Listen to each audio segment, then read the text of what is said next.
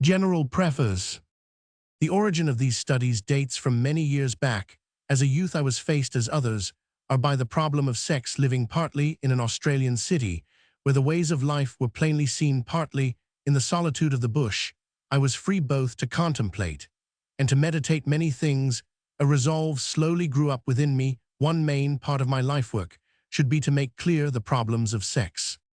That was more than 20 years ago. Since then, I can honestly say that in all that I have done, that resolve has never been very far from my thoughts. I have always been slowly working up to this central problem. And in a book published some 3 years ago, Man and Woman, a study of human secondary sexual characters, I put forward what was in my own eyes an introduction to the study of the primary questions of sexual psychology. Now that I have at length reached the time for beginning to publish my results, these results scarcely seem to me large. As a youth, I had hoped to settle problems for those who came after. Now, I am quietly content if I do little more than state them, for even that I now think is much. It is at least the half of knowledge in this particular field. The evil of ignorance is magnified by our efforts to suppress that which never can be suppressed, though in the effort of suppression it may become perverted. I have at least tried to find out what are the facts among normal people as well as among abnormal people, for while it seems to me that the physician's training is necessary in order to ascertain the facts, the physician for the most part only obtains the abnormal facts, which alone bring little light. I have tried to get at the facts, and having got at the facts, to look them simply and squarely in the face. If I cannot perhaps turn the lock myself, I bring the key which can alone in the end rightly open the door, the key of sincerity. That is my one panacea, sincerity.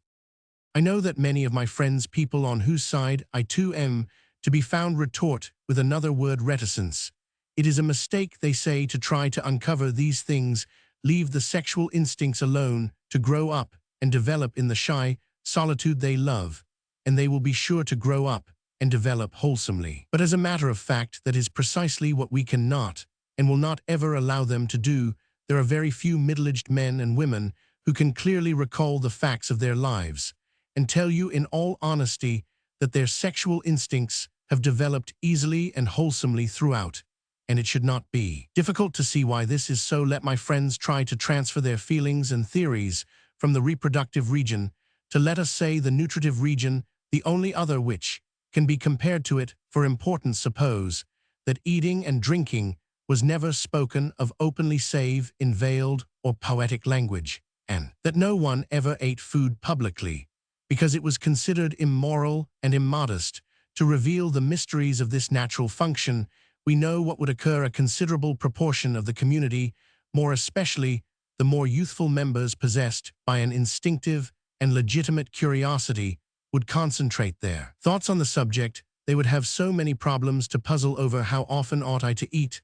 What ought I to eat? Is it wrong to eat fruit, which I like? Ought I to eat grass, which I don't like? Instinct notwithstanding, we may be quite sure that only a small minority would succeed in eating reasonably and wholesomely. The sexual secrecy of life is even more disastrous than such a nutritive secrecy would be, partly because we expend such a wealth of moral energy in directing or misdirecting it, partly because the sexual impulse normally develops at the same time as the intellectual impulse, not in the early years of life, when wholesome instinctive habits might be formed, and there is always some ignorant and foolish friend who is prepared still further to muddle things. Eat a meal every other day, eat 12 meals a day, never eat fruit, always eat grass.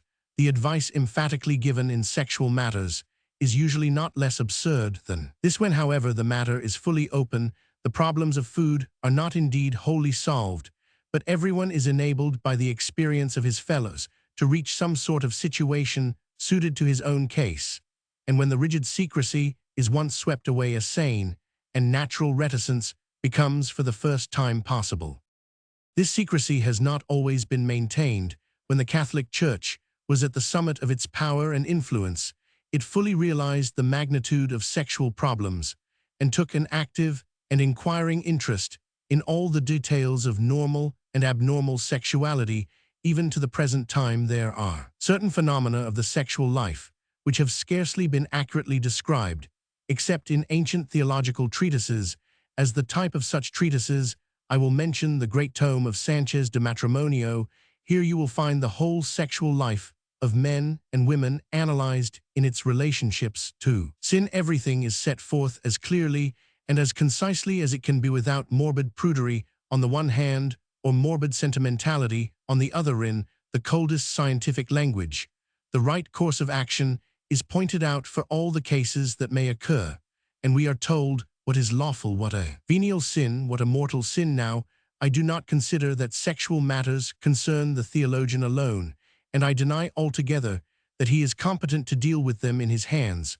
Also, undoubtedly, they sometimes become prurient, as they can scarcely fail to become on the non-natural and unwholesome basis of asceticism, and as they with difficulty become in the open-air light of science.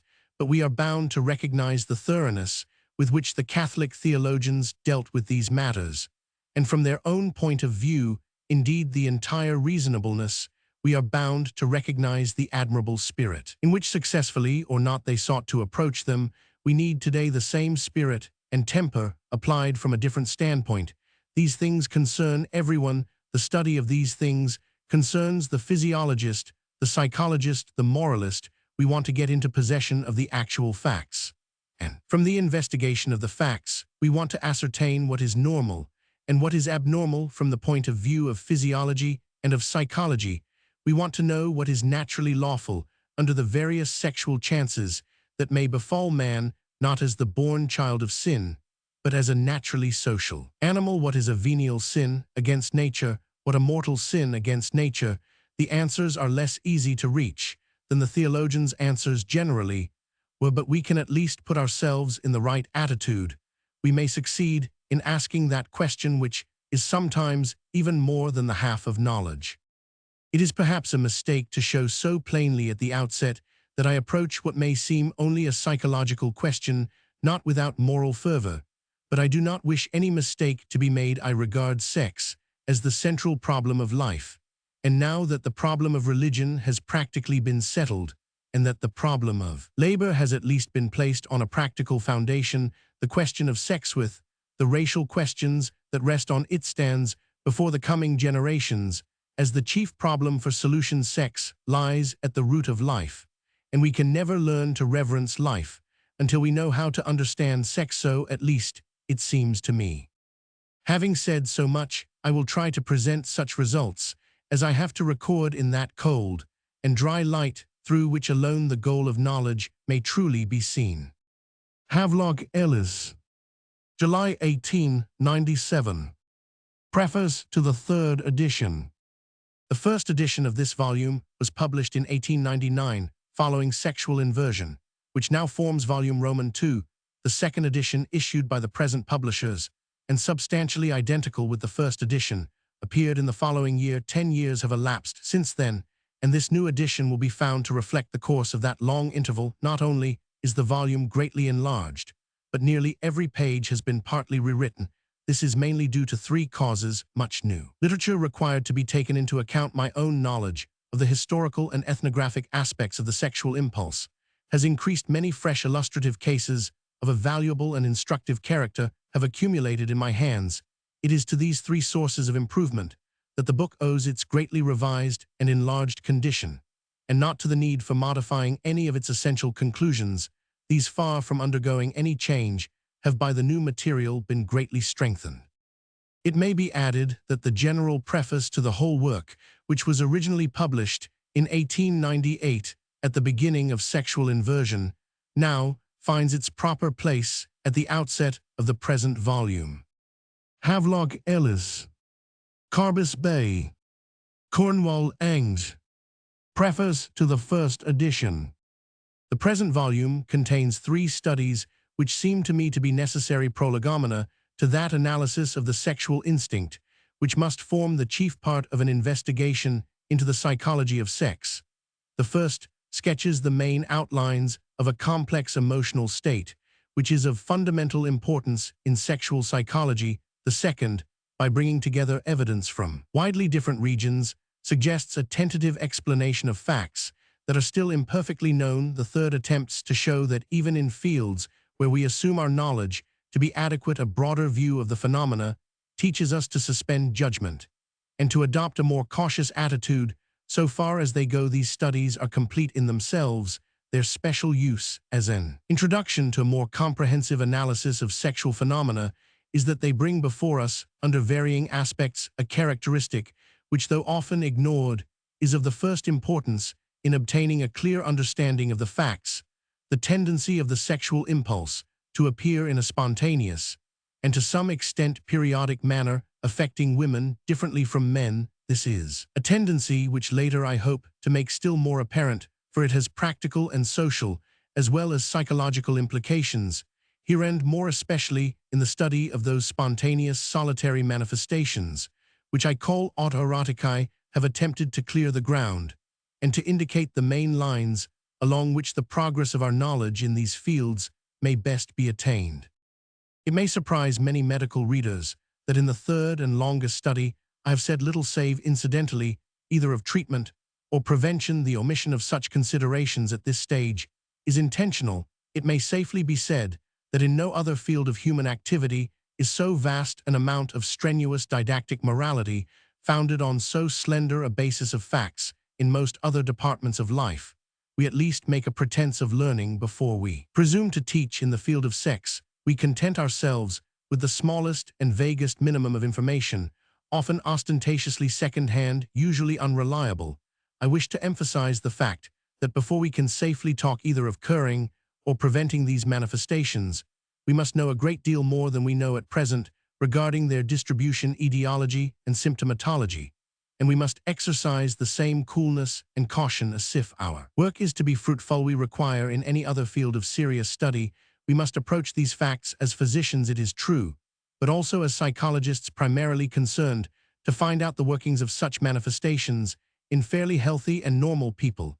If we found a divorce court judge writing a treatise on marriage, we should smile, but it is equally absurd for the physician, so long as his knowledge is confined to disease, to write regarding sex. At large, valuable as the facts he brings forward may be, he can never be in a position to generalize concerning them. And to me, at all events, it seems that we have had more than enough pictures of gross sexual perversity, whether furnished by the asylum or the brothel. They are only really instructive when they are seen in their proper perspective, as the rare and ultimate extremes of a chain of phenomena, which we may more profitably study nearer home. Yet although we are on every hand surrounded by the normal manifestations of sex, conscious or unconscious, these manifestations are extremely difficult to observe, and in those cases in which we are best able to observe them, it frequently happens that we are unable to make any use of our knowledge. Moreover, even when we have obtained our data, the difficulties, at all events for an English investigator, by no means overcome. He may take for granted that any serious and precise study of the sexual instinct will not meet with general approval. His work will be misunderstood. His motives will be called in question among those for whom he is chiefly working. He will find indifference. Indeed, the pioneer in this field may well count himself happy if he meets with nothing worse than indifference. Hence, it is that the present volume will not be published in England, but that, availing myself of the generous sympathy with which my work has been received in America, I have sought the wider medical and scientific audience of the United States. In matters of faith, liberty of prophesying was centuries since eloquently vindicated. For Englishmen, the liberty of investigating facts is still called in question under one pretense or another, and to seek out the most vital facts of life is still in England a perilous task. I desire most heartily to thank the numerous friends and correspondents, some living in remote parts of the world, who have freely assisted me in my work with valuable information and personal histories. To Mr. F. H. Perry Cost I owe an appendix, which is by far the most elaborate attempt yet made to find evidence of periodicity in the spontaneous sexual manifestations of sleep. My debts to various medical and other correspondents are duly stated in the text. To many women friends and correspondents, I may here express my gratitude for the manner in which they have furnished me with intimate personal records, and for the cross-examination to which they have allowed me to subject them. I may already say here what I shall have occasion to say more emphatically in subsequent volumes, that without the assistance I have received from women of fine intelligence, and high character my work would be impossible. I regret that I cannot make my thanks more specific. Havelock, Ellis. Contents. General Preface. Preface to the third edition. Preface to the first edition. The evolution of modesty. Roman 1. The definition of modesty. The significance of modesty. Difficulties in the way of its analysis. The varying phenomena of modesty among different peoples and in different ages. Roman 2. Modesty, an agglomeration of fierce children.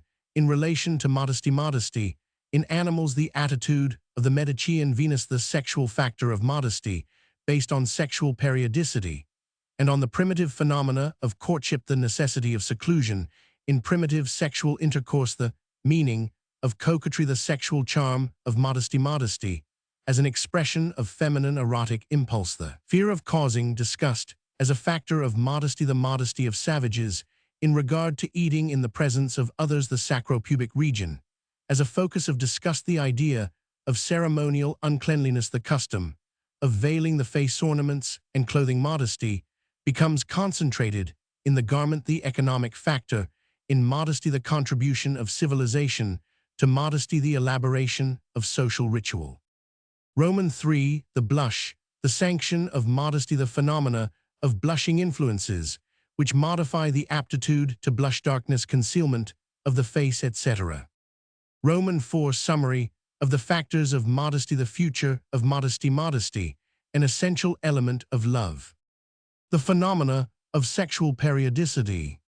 Roman 1. The various physiological and psychological rhythms. Menstruation, the alleged influence of the moon. Frequent suppression of menstruation among primitive races. Mittelschmer's possible tendency to a future intermenstrual cycle. Menstruation among animals. Menstruating monkeys and apes. What is menstruation? Its primary cause still obscure. The relation of menstruation to ovulation. The occasional absence of menstruation in health. The relation of menstruation to heat. The prohibition of intercourse during menstruation. The predominance of sexual excitement at and around the menstrual period. Its absence during the period, frequently apparent only. Roman 2. The question of a monthly sexual cycle in men. The earliest suggestions of a general physiological cycle in men. Periodicity in disease. Insanity, heart disease, etc. The alleged 23 days cycle. The physiological periodicity of seminal emissions during sleep. Original observations. Fortnightly and weekly rhythms. Roman 3. The annual sexual rhythm in animals. In man, tendency of the sexual impulse to become heightened in spring and autumn. The prevalence of seasonal erotic festivals. The Feast of Fools, the Easter and Midsummer bonfires. The seasonal variations in birth rate. The causes of those variations. The typical conception rate curve for Europe. The seasonal periodicity of seminal emissions during sleep. Original observations. Spring and autumn, the chief periods of involuntary sexual excitement. The seasonal periodicity of rapes. Of outbreaks among prisoners. The seasonal curves of insanity and suicide. The growth of children according to season. The annual curve of bread consumption in prisons. Seasonal periodicity of scarlet fever. The underlying causes of these seasonal phenomena. Autoerotism, a study of the spontaneous manifestations of the sexual impulse. Roman 1. Definition of autoerotism. Masturbation only covers a small portion of the autoerotic field. The importance of this study, especially today. Autoerotic phenomena in animals among savage and barbaric races. The Japanese rinatama and other special instruments for obtaining autoerotic gratification. Abuse of the ordinary implements and objects of daily life. The frequency of hairpin. The bladder. The influence of horse exercise and railway traveling. The sewing machine and the bicycle. Spontaneous passive sexual excitement. Delectatio morosa, daydreaming. Palludio, sexual excitement during sleep. Erotic dreams. The analogy of nocturnal enuresis. Differences in the erotic dreams of men and women. The autoerotic phenomena of sleep in the hysterical. Their frequently painful character. Roman 2. Hysteria and the question of its relation to the sexual emotions. The early Greek theories of its nature and causation. The gradual rise of modern views.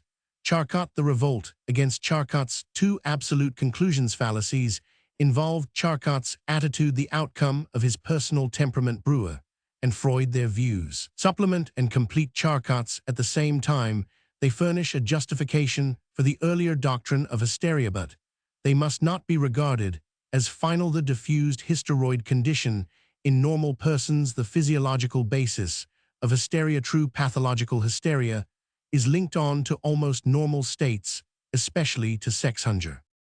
Roman 3, the prevalence of masturbation, its occurrence in infancy and childhood, is it more frequent in males or females after adolescence, apparently more frequent in women. Reasons for the sexual distribution of masturbation, the alleged evils of masturbation, historical sketch of the views held on this point, the symptoms and results of masturbation, its alleged influence in causing eye disorders, its relation to insanity and nervous disorders. The evil effects of masturbation usually occur on the basis of a congenitally morbid nervous system neurasthenia, probably the commonest accompaniment of excessive masturbation. Precocious masturbation tends to produce aversion to coitus. Psychic results of habitual masturbation in men of genius masturbation as nervous sedative. Typical cases: the Greek attitude toward masturbation, attitude of the Catholic theologians, the Mohammedan attitude, the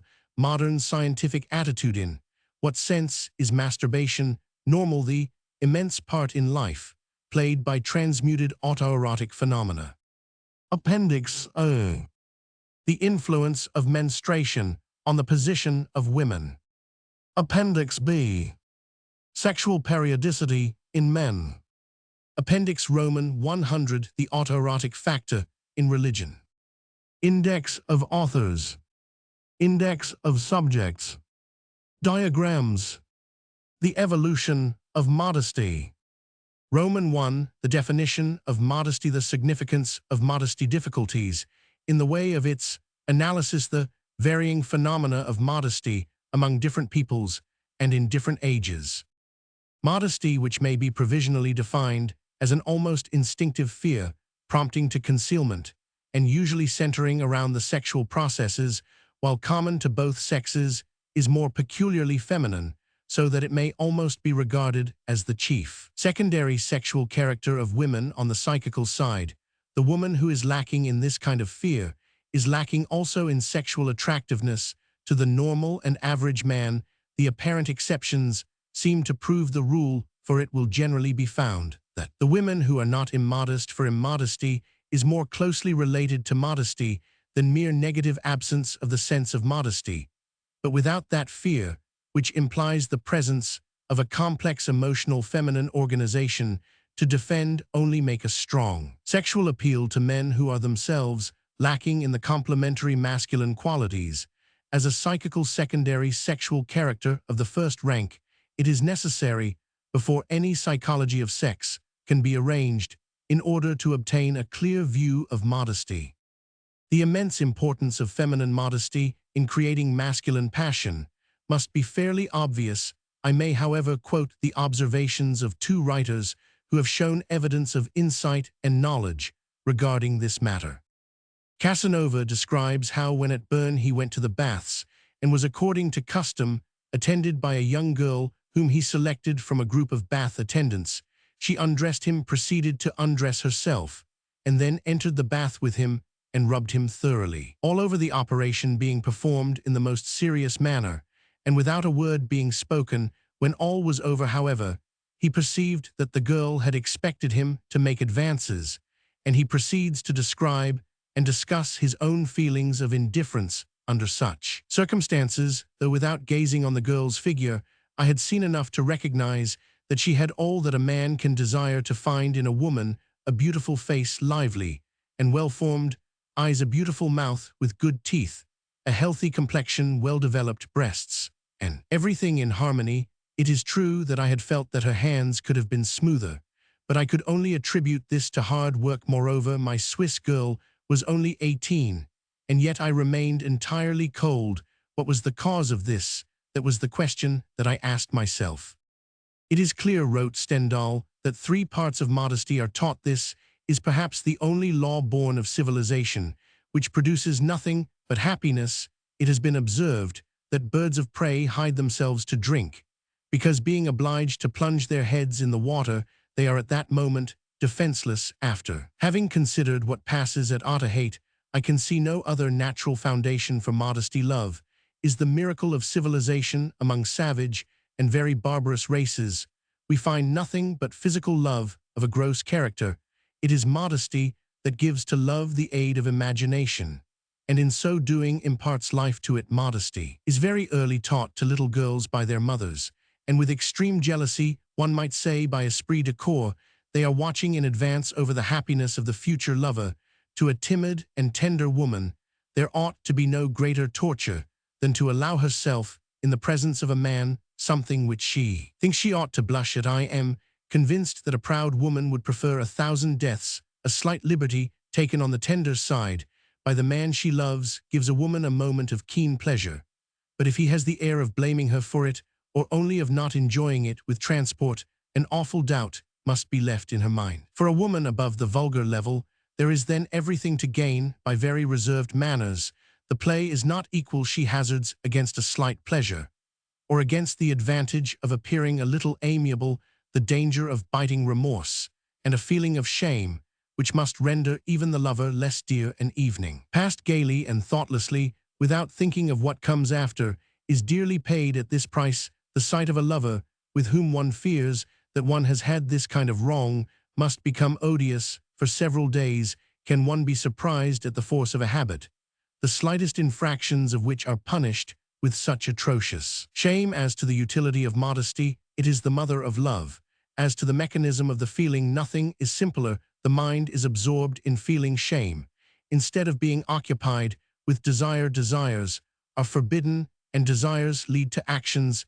It is evident that every tender and proud woman, and these two things being cause and effect, naturally go together, must contract habits of coldness, which the people whom she disconcerts call prudery. The power of modesty is so great that a tender woman betrays herself with her lover rather by deeds than by words. The evil of modesty is that it constantly leads to falsehood. Stendhal de Elimour, chapter 24.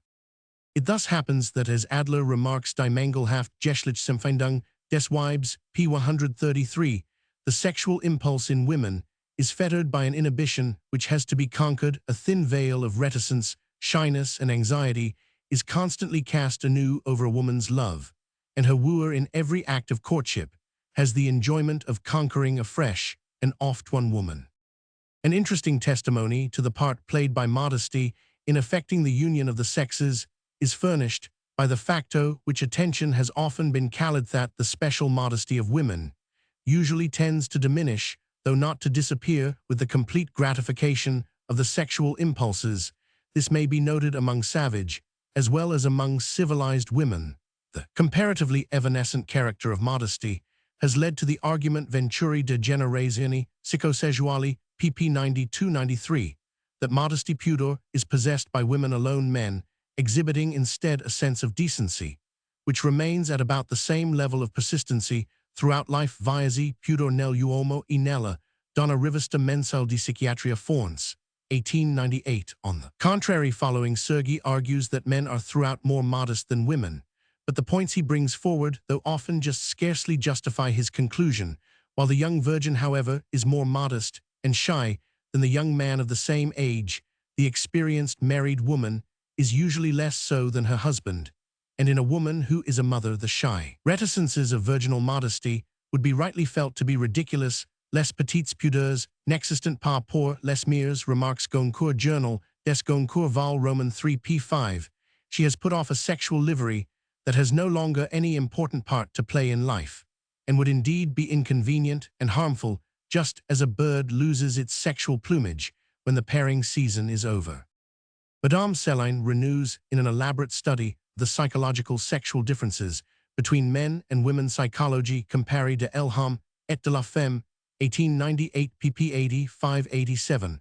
Also believes that modesty is not really a feminine characteristic. Modesty, she argues, is masculine shame attributed to women for two reasons. First, because man believes that woman is subject to the same laws as himself. Secondly, because the course of human evolution has reversed the psychology of the sexes, attributing to women the psychological results of masculine sexuality. This is the origin of the conventional lies, which by a sort of social suggestion have intimidated women. They have in appearance at least accepted the rule of shame imposed on them by men. But only custom inspires the modesty for which they are praised. It is really an outrage to their sex. This reversal of psychological laws has, however, only been accepted by women, with a struggle. Primitive woman, proud of her womanhood, for a long time defended her nakedness, which ancient art has always represented. And in the actual life of the young girl today, there is a moment when by a secret atavism she feels the pride of her sex, the intuition of her moral superiority, and cannot understand why she must hide its cause at this moment, wavering between the laws of nature and social conventions. She scarcely knows if nakedness should or should not affright her. A sort of confused atavistic memory recalls to her a period before clothing was known, and reveals to her, as a paradisiacal ideal, the customs of that human epoch. In support of this view, the authoress proceeds to point out that the décolleté constantly reappears in feminine clothing, never in male, that missionaries experience great difficulty in persuading women to cover themselves, that while women accept with facility an examination by male doctors, men cannot force themselves to accept examination by a woman doctor, etc. These and similar points had already been independently brought forward by Sergi Archivio di Psichiatria, Vol. Roman 13, 1892. It cannot be said that Madame Renou's arguments will all bear examination, if only on the ground that nakedness by no means involves absence of modesty, but the point of view which she expresses is one which usually fails to gain recognition, though it probably contains an important element of truth. It is quite true, as Stendhal said, that modesty is very largely taught from the earliest years. A girl child is trained to show a modesty which she quickly begins really to feel. This fact cannot fail to strike anyone who reads the histories of pseudo-hermaphroditic persons, really males, who have from infancy been brought up in the belief that they are girls, and who show and feel all the shrinking reticence and blushing modesty of their supposed sex. But when the error is discovered, and they are restored to their proper sex, this is quickly changed, and they exhibit all the boldness of masculinity. See, for example, Nugebauer Beabachtunjen, aus dem Gebet des Schainswittertums, Jobach first Sexual Zwischenstufen, Jahrgang Roman 4 1902, sp. 92. At the same time, this is only one thread in the tangled skein with which we are here concerned. The mass of facts which meets us when we turn to the study of modesty in women cannot be dismissed as a group of artificially imposed customs. They gain rather than lose in importance if we have to realize that the organic sexual demands of women calling for coyness in courtship lead to the temporary suppression of another feminine instinct of opposite, though doubtless allied nature. But these somewhat conflicting, though not really contradictory statements serve to bring out the fact that a woman's modesty is often an incalculable element. The woman who under some circumstances, and at some times, is extreme in her reticences under other circumstances, or at other times may be extreme in her abandonment, not that her modesty is an artificial garment, which she throws off or on at will. It is organic, but like the snail's shell, it sometimes forms an impenetrable covering, and sometimes glides off almost altogether. A man's modesty is more rigid, with little tendency to deviate toward either extreme.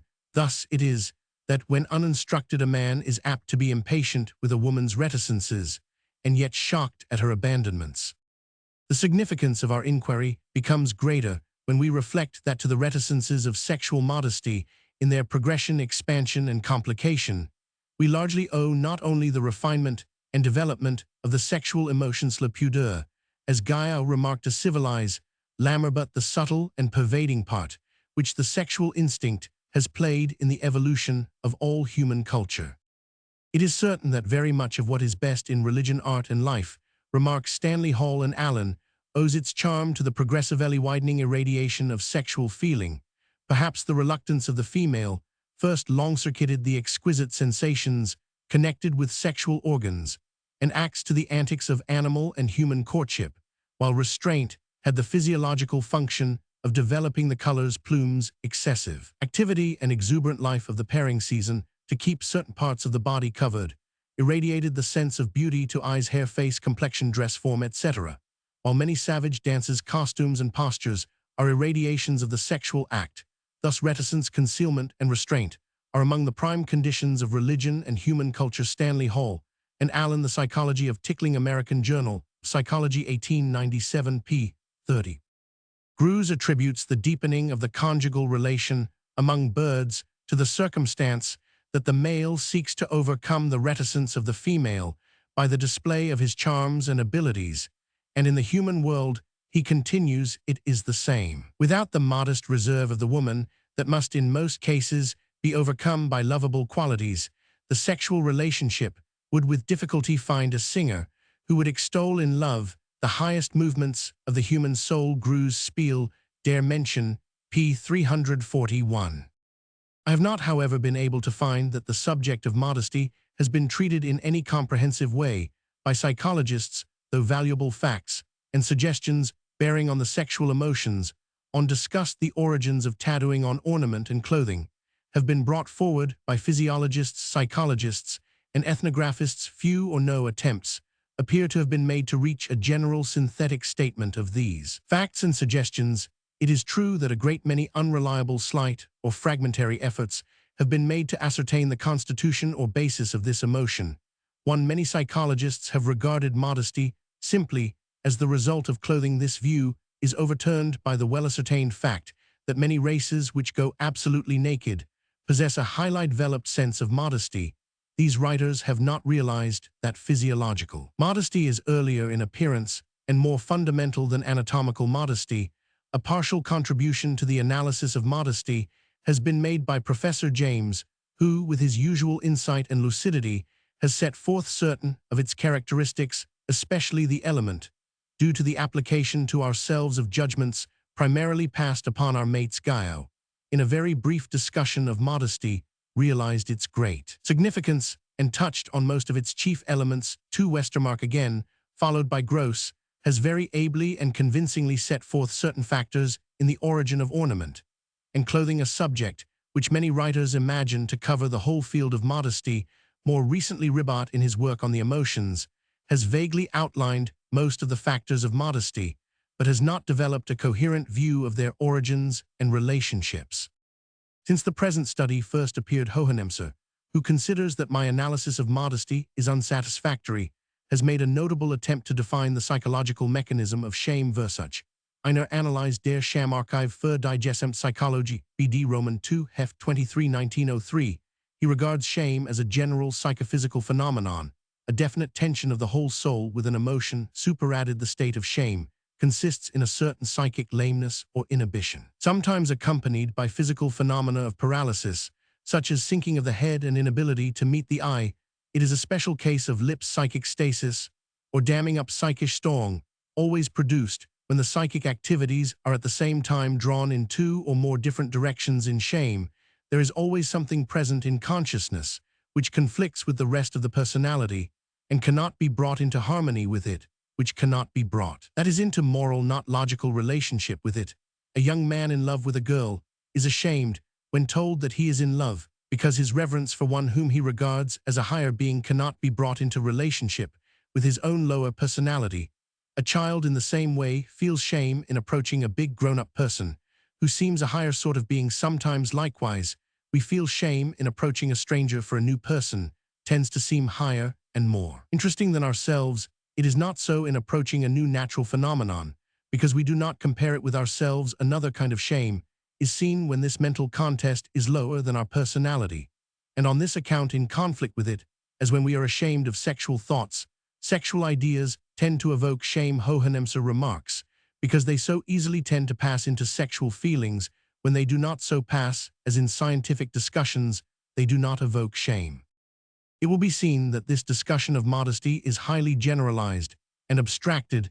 It deals simply with the formal mechanism of the process. Hohenemser admits that fear is a form of psychic stasis, and I have sought to show that modesty is a complexus of fears. We may very well accept the conception of psychic stasis at the outset. The analysis of modesty has still to be carried very much further. The discussion of modesty is complicated by the difficulty and even impossibility of excluding closely-linked emotions shame, shyness, bashfulness, timidity, etc., of which indeed, however defined, adjoin or overlap modesty. 3. It is not, however, impossible to isolate the main body of the emotion of modesty on account of its special connection on the whole with the consciousness of sex. I here attempt, however imperfectly, to sketch out a fairly complete analysis of its constitution and to trace its development. In entering upon this investigation, a few facts with regard to the various manifestations of modesty may be helpful to us. I have selected these from scattered original sources and have sought to bring out the variety and complexity of the problems with which we are here concerned. The New Georgians of the Solomon Islands, so low a race that they are ignorant both of pottery and weaving, and wear only a loin-cloth, have the same ideas of what is decent with regard to certain acts and exposures that we ourselves have, so that it is difficult to observe whether they practice circumcision. Somerville Journal of the Anthropological Institute, 1897, p. 394. In the New Hebrides, the closest secrecy is adopted with regard to the penis, not at all from a sense of decency, but to avoid narak, the sight even of that of another man being considered most dangerous.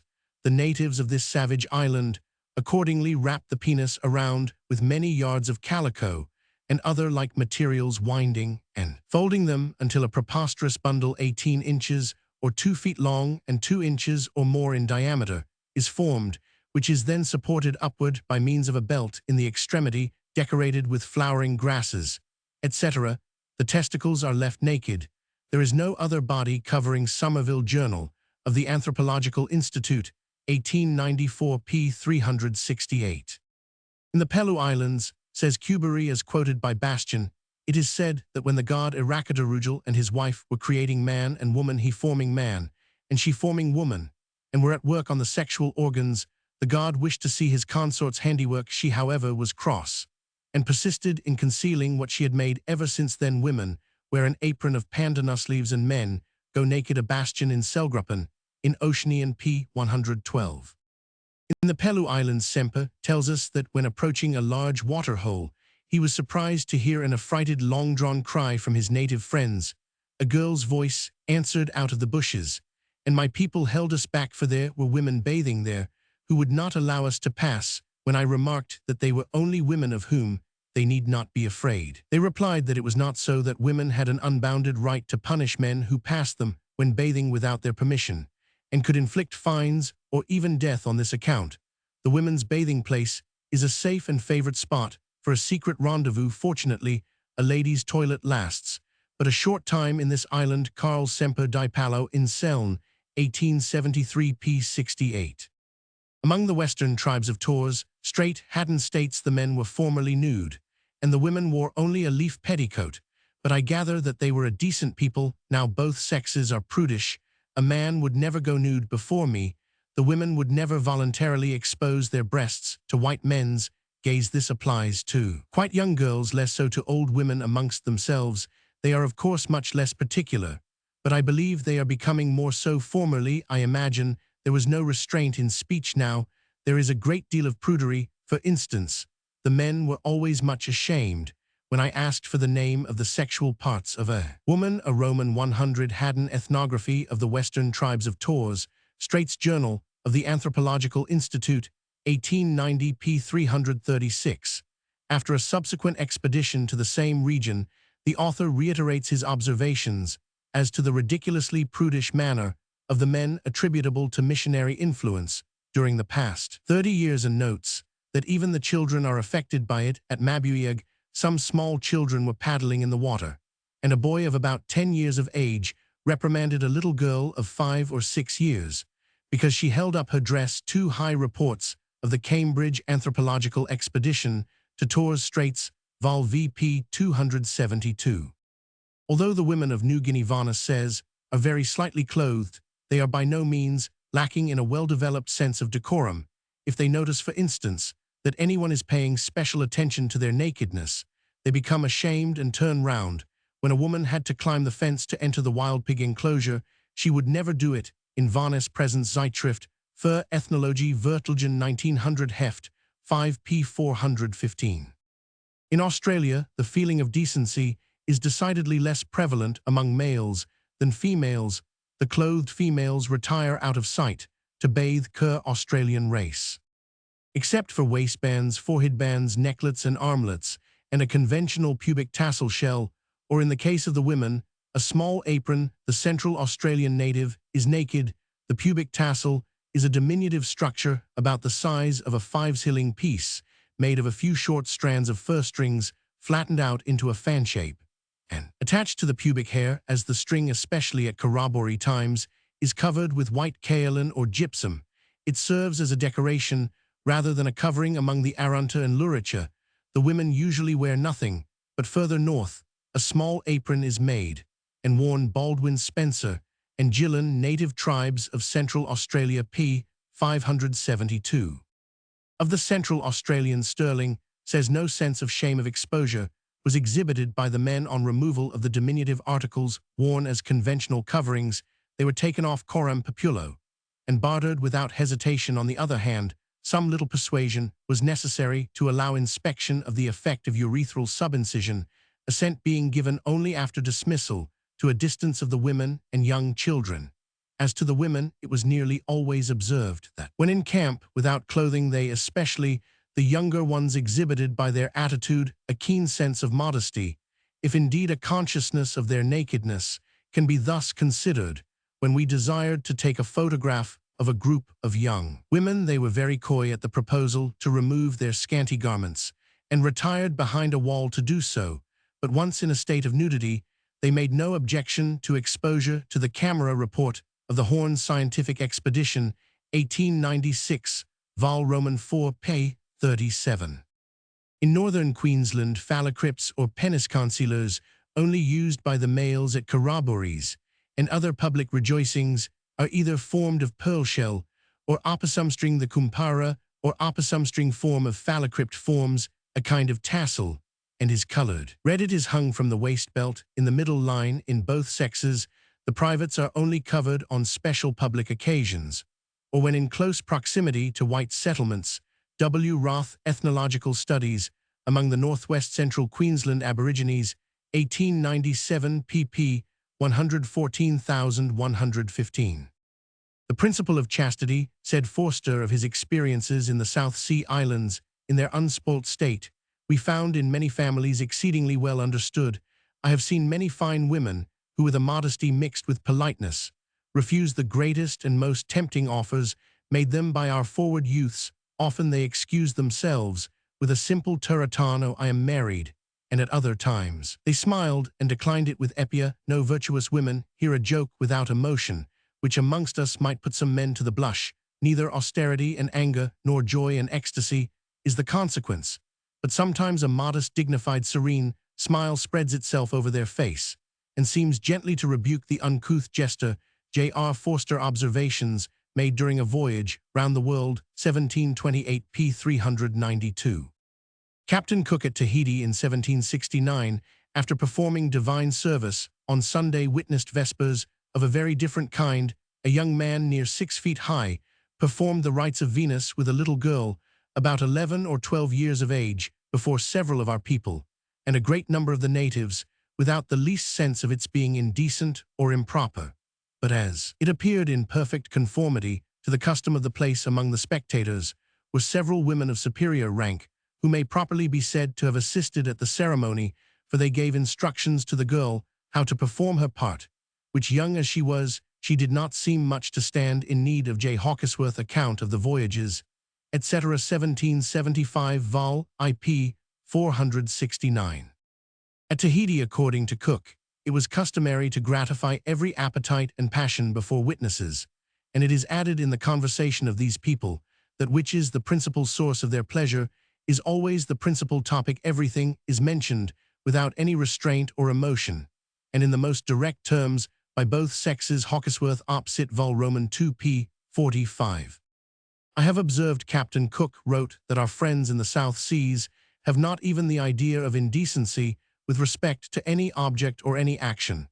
But this was by no means the case with the inhabitants of New Zealand, in whose carriage and conversation there was as much modest reserve and decorum with respect to actions which yet in their opinion were not criminal, as are to be found among the politest people in Europe, the women were not impregnable, but the terms and manner of compliance were as decent as those in marriage among us, and according to their notions, the agreement was as innocent. When any of our people made an overture to any of their young women, he was given to understand that the consent of her friends was necessary, and by the influence of a proper present it was generally obtained. But when these preliminaries were settled, it was also necessary to treat the wife for a night with the same delicacy that is here required by the wife for life, and the lover, who presumed to take any liberties by which this was violated, was sure to be disappointed. Hawkesworth op. Cit. Vol. Roman 2, p. 254. Cook found that the people of New Zealand bring the prepuce over the gland, and to prevent it from being drawn back by contraction of the part, they tie the string which hangs from the girdle round the end of it. The glands, indeed, seemed to be the only part of their body which they were solicitous to conceal, for they frequently threw off all their dress, but the belt and string with the most careless indifference, but showed manifest signs of confusion, when to gratify our curiosity they were requested to untie the string, and never consented, but with the utmost reluctance and shame. The women's lower garment was always bound fast round them, except when they went into the water to catch lobsters, and then they took great care not to be seen by the men. We surprised several of them at this employment, and the chaste Diana with her nymphs could not have discovered more confusion and distress at the sight of Acton than these women expressed upon our approach. Some of them hid themselves among the rocks, and the rest crouched down in the sea, till they had made themselves a girdle and apron of such weeds as they could find. And when they came out even with this veil, we could see that their modesty suffered much pain by our presence. Hawkesworth op. Cit. Vol. Roman 2, pp. 257,258.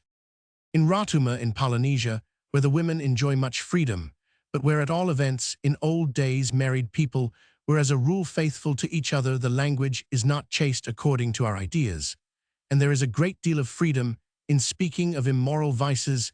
In this connection, a man and his wife will speak freely to one another before their friends. I am informed, though by European traders well conversant with the language, that there are grades of language, and that certain coarse phrases would never be used to any decent woman, so that probably in their way they have much modesty, only we cannot appreciate it. J. Stanley Gardiner, The Natives of Rotuma, Journal of the Anthropological Institute, May 1898, p. 481.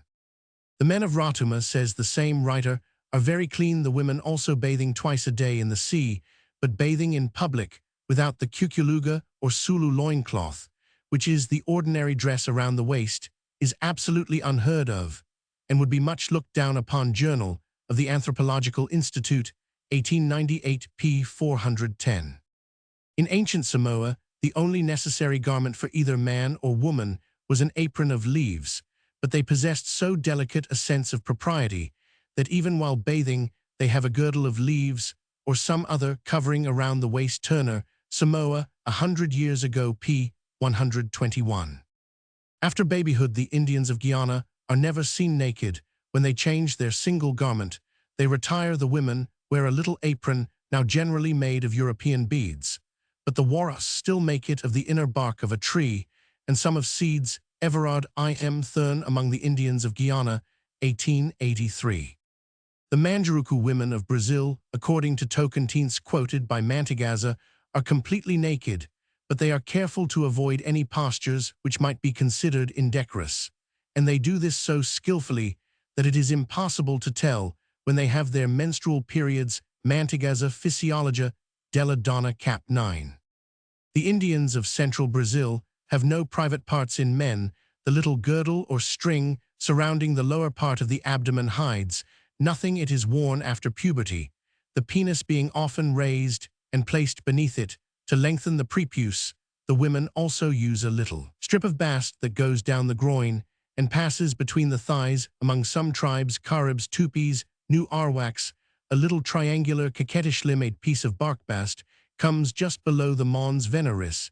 It is only a few centimeters in width, and is called the ulari in both sexes. Concealment of the sexual mucous membrane is attained. These articles cannot be called clothing. The red thread of the trumai, the elegant ulari, and the variegated flag of the Bororo attract attention like ornaments instead of drawing attention away. Von den Steinen thinks this, preceding a necessary protection against the attacks of insects, which are often serious in Brazil.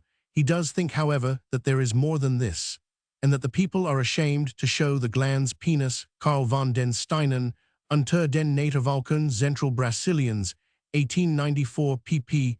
190 et seq. Other travelers mention that on the Amazon among some tribes the women are clothed, and the men naked, among others the women naked, and the men clothed. Thus among the Guayqueras the men are quite naked, while the women wear a short petticoat. Among the Yuapas the men always wear a loincloth, while the women are quite naked. The feeling of modesty is very developed among the Fuegians, who are accustomed to live naked.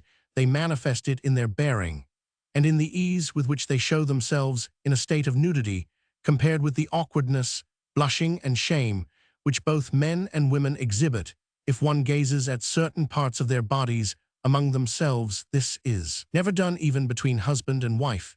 There is no Fuegian word for modesty, perhaps, because the feeling is universal among them.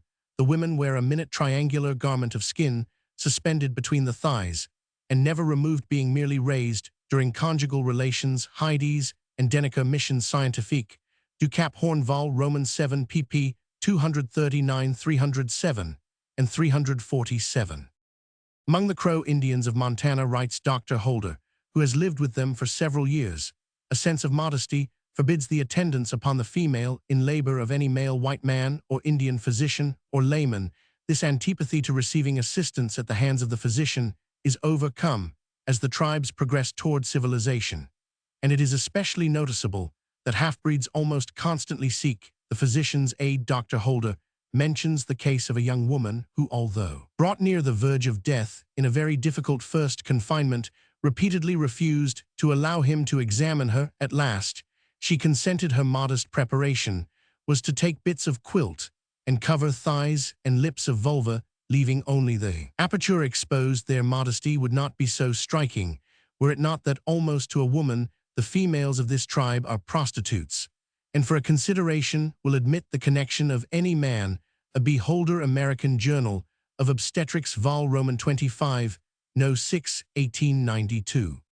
In every North American tribe, from the most northern to the most southern, the skirt of the woman is longer than that of the men. In Esquimau land, the parka of deerskin and sealskin reaches to the knees. Throughout central North America, the buckskin dress of the women reached quite to the ankles.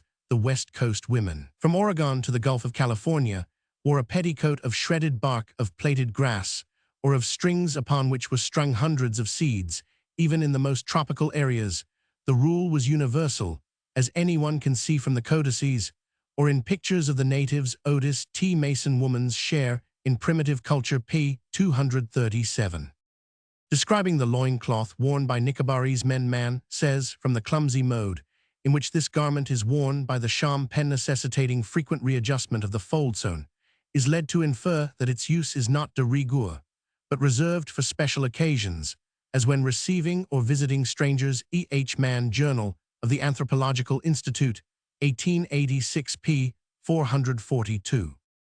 The seminude natives of the island of Nias in the Indian Ocean are modest by nature, paying no attention to their own nudity or that of others, and much scandalized by any attempt to go beyond the limits ordained by custom when they pass near places where women are bathing, raise their voices in order to warn them of their presence, and even although any bold youth addressed the women, and the latter replied, no attempt would be made to approach them. Any such attempt would be severely punished by the head man of the village. Modigliani, Unviagio, Aeneas, p. 460.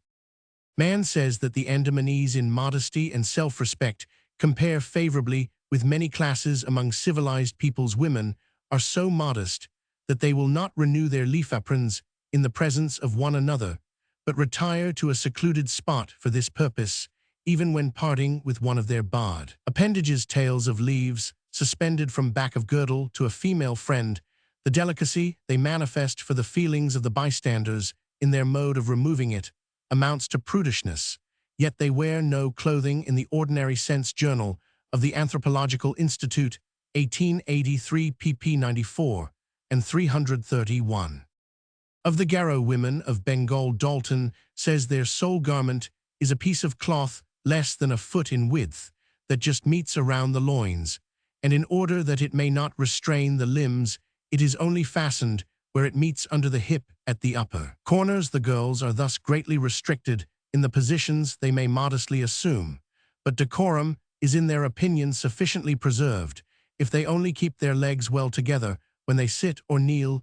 E.T. Dalton, Ethnology of Bengal, 1872, p. 66. Of the Naga women of Assam, it is said of clothing there was not much to see, but in spite of this, I doubt whether we could excel them in true decency and modesty.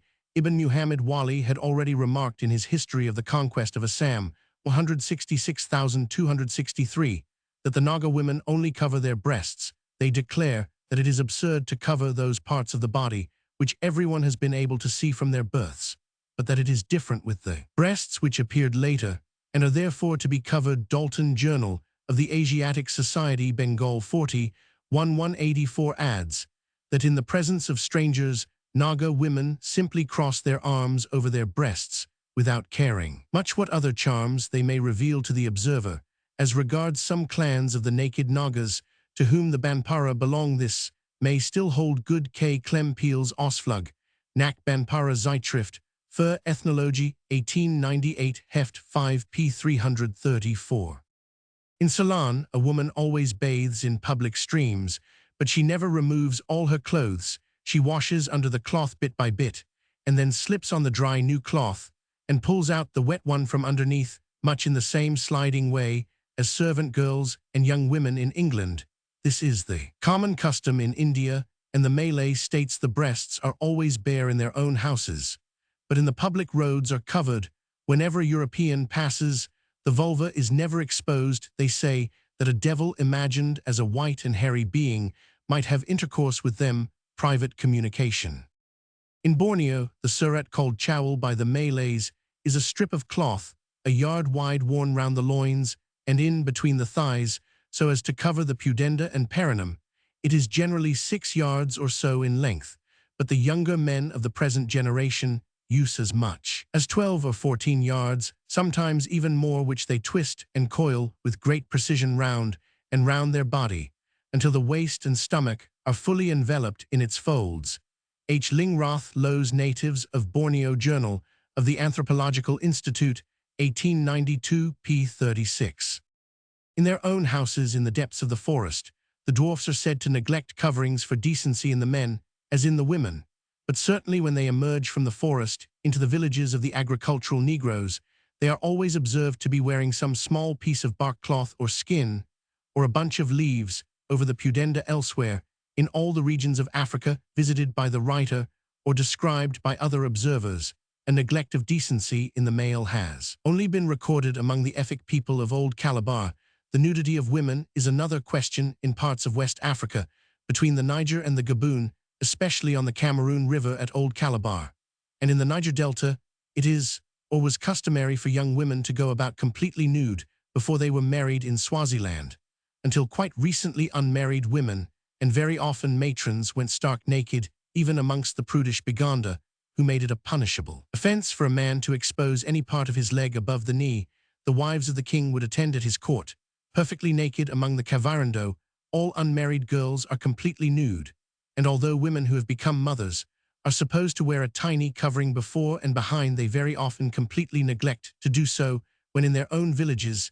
Yet as a general rule among the Nile Negroes, and still more markedly among the Hamites and people of Mas stock, the women are particular about concealing the pudenda, whereas the men are ostentatiously naked. The Baganda hold nudity in the male to be such an abhorrent thing that for centuries they have referred with scorn and disgust to the Nile Negroes, as the naked people. Male nudity extends northwest to within some 200 miles of Khartoum, or in fact wherever the Nile Negroes of the Dinka Choli stock inhabit the country. Sir H. H. Johnston, Uganda Protectorate, Vol. Roman 2, pp. 669,672.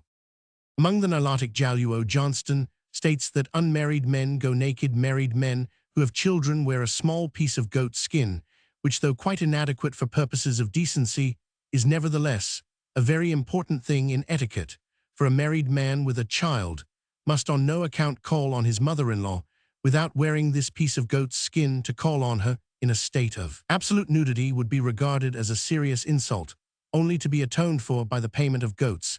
Even if under the new dispensation he wears European trousers, he must have a piece of goat's skin underneath. Married women, where a tail of strings behind it is very bad manners for a woman to serve food to her husband without putting on this tail. Sir H. H. Johnston, Uganda Protectorate Vol. Roman II, p. 781.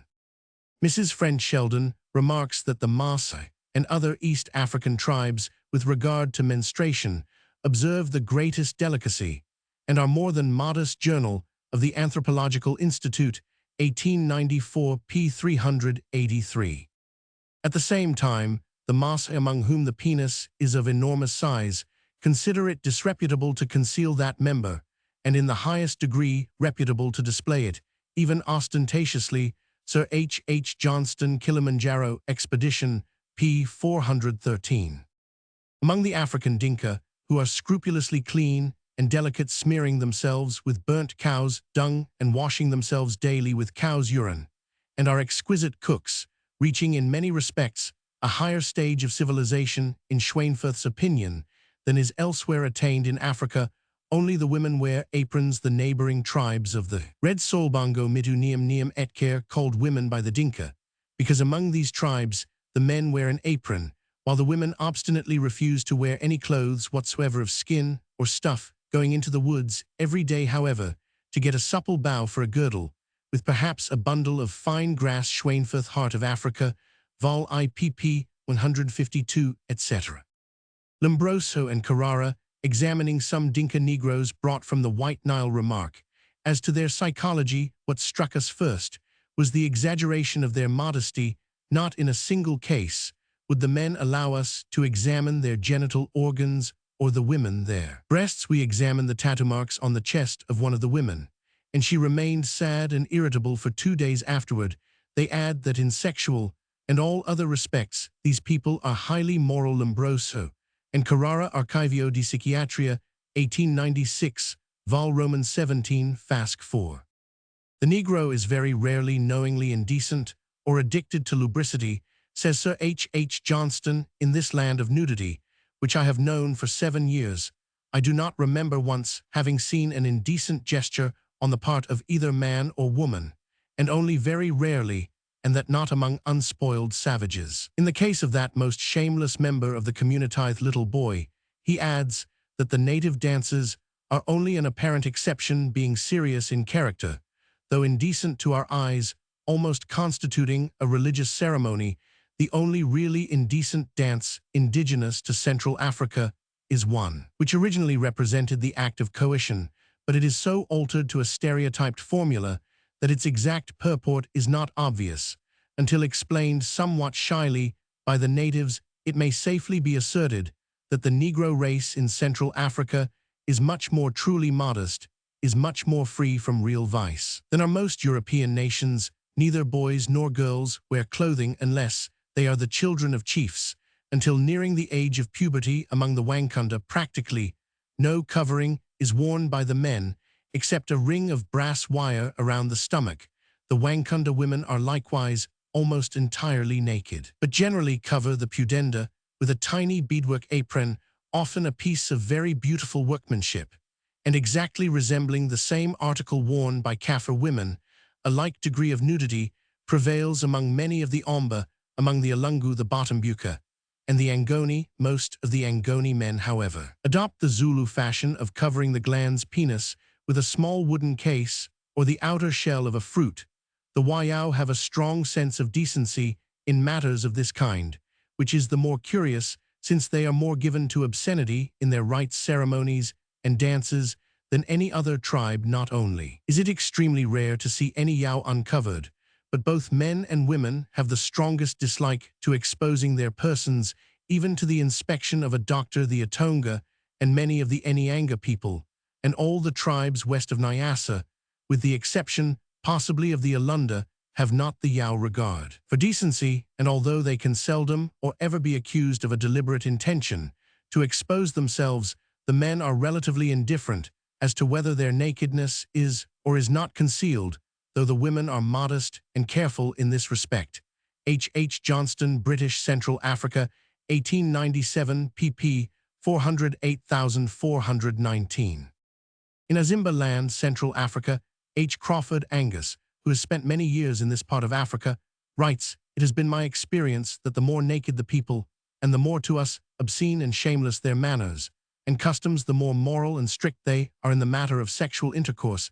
He proceeds to give a description of the Chensamwali or initiation ceremony of girls at puberty, a season of rejoicing when the girl is initiated into all the secrets of marriage. Songs and dances referring to the act of coition, the whole matter is looked upon as a matter of course, and not as a thing to be ashamed of or to hide, and being thus openly treated of, and no secrecy made about it, you find in this tribe that the women are very virtuous, they know from the first all that is to be known, and cannot see any reason for secrecy concerning natural laws or the powers and senses that have been given them from birth. Zeitschrift für Ethnologie 1898 Heft 6 p. 479.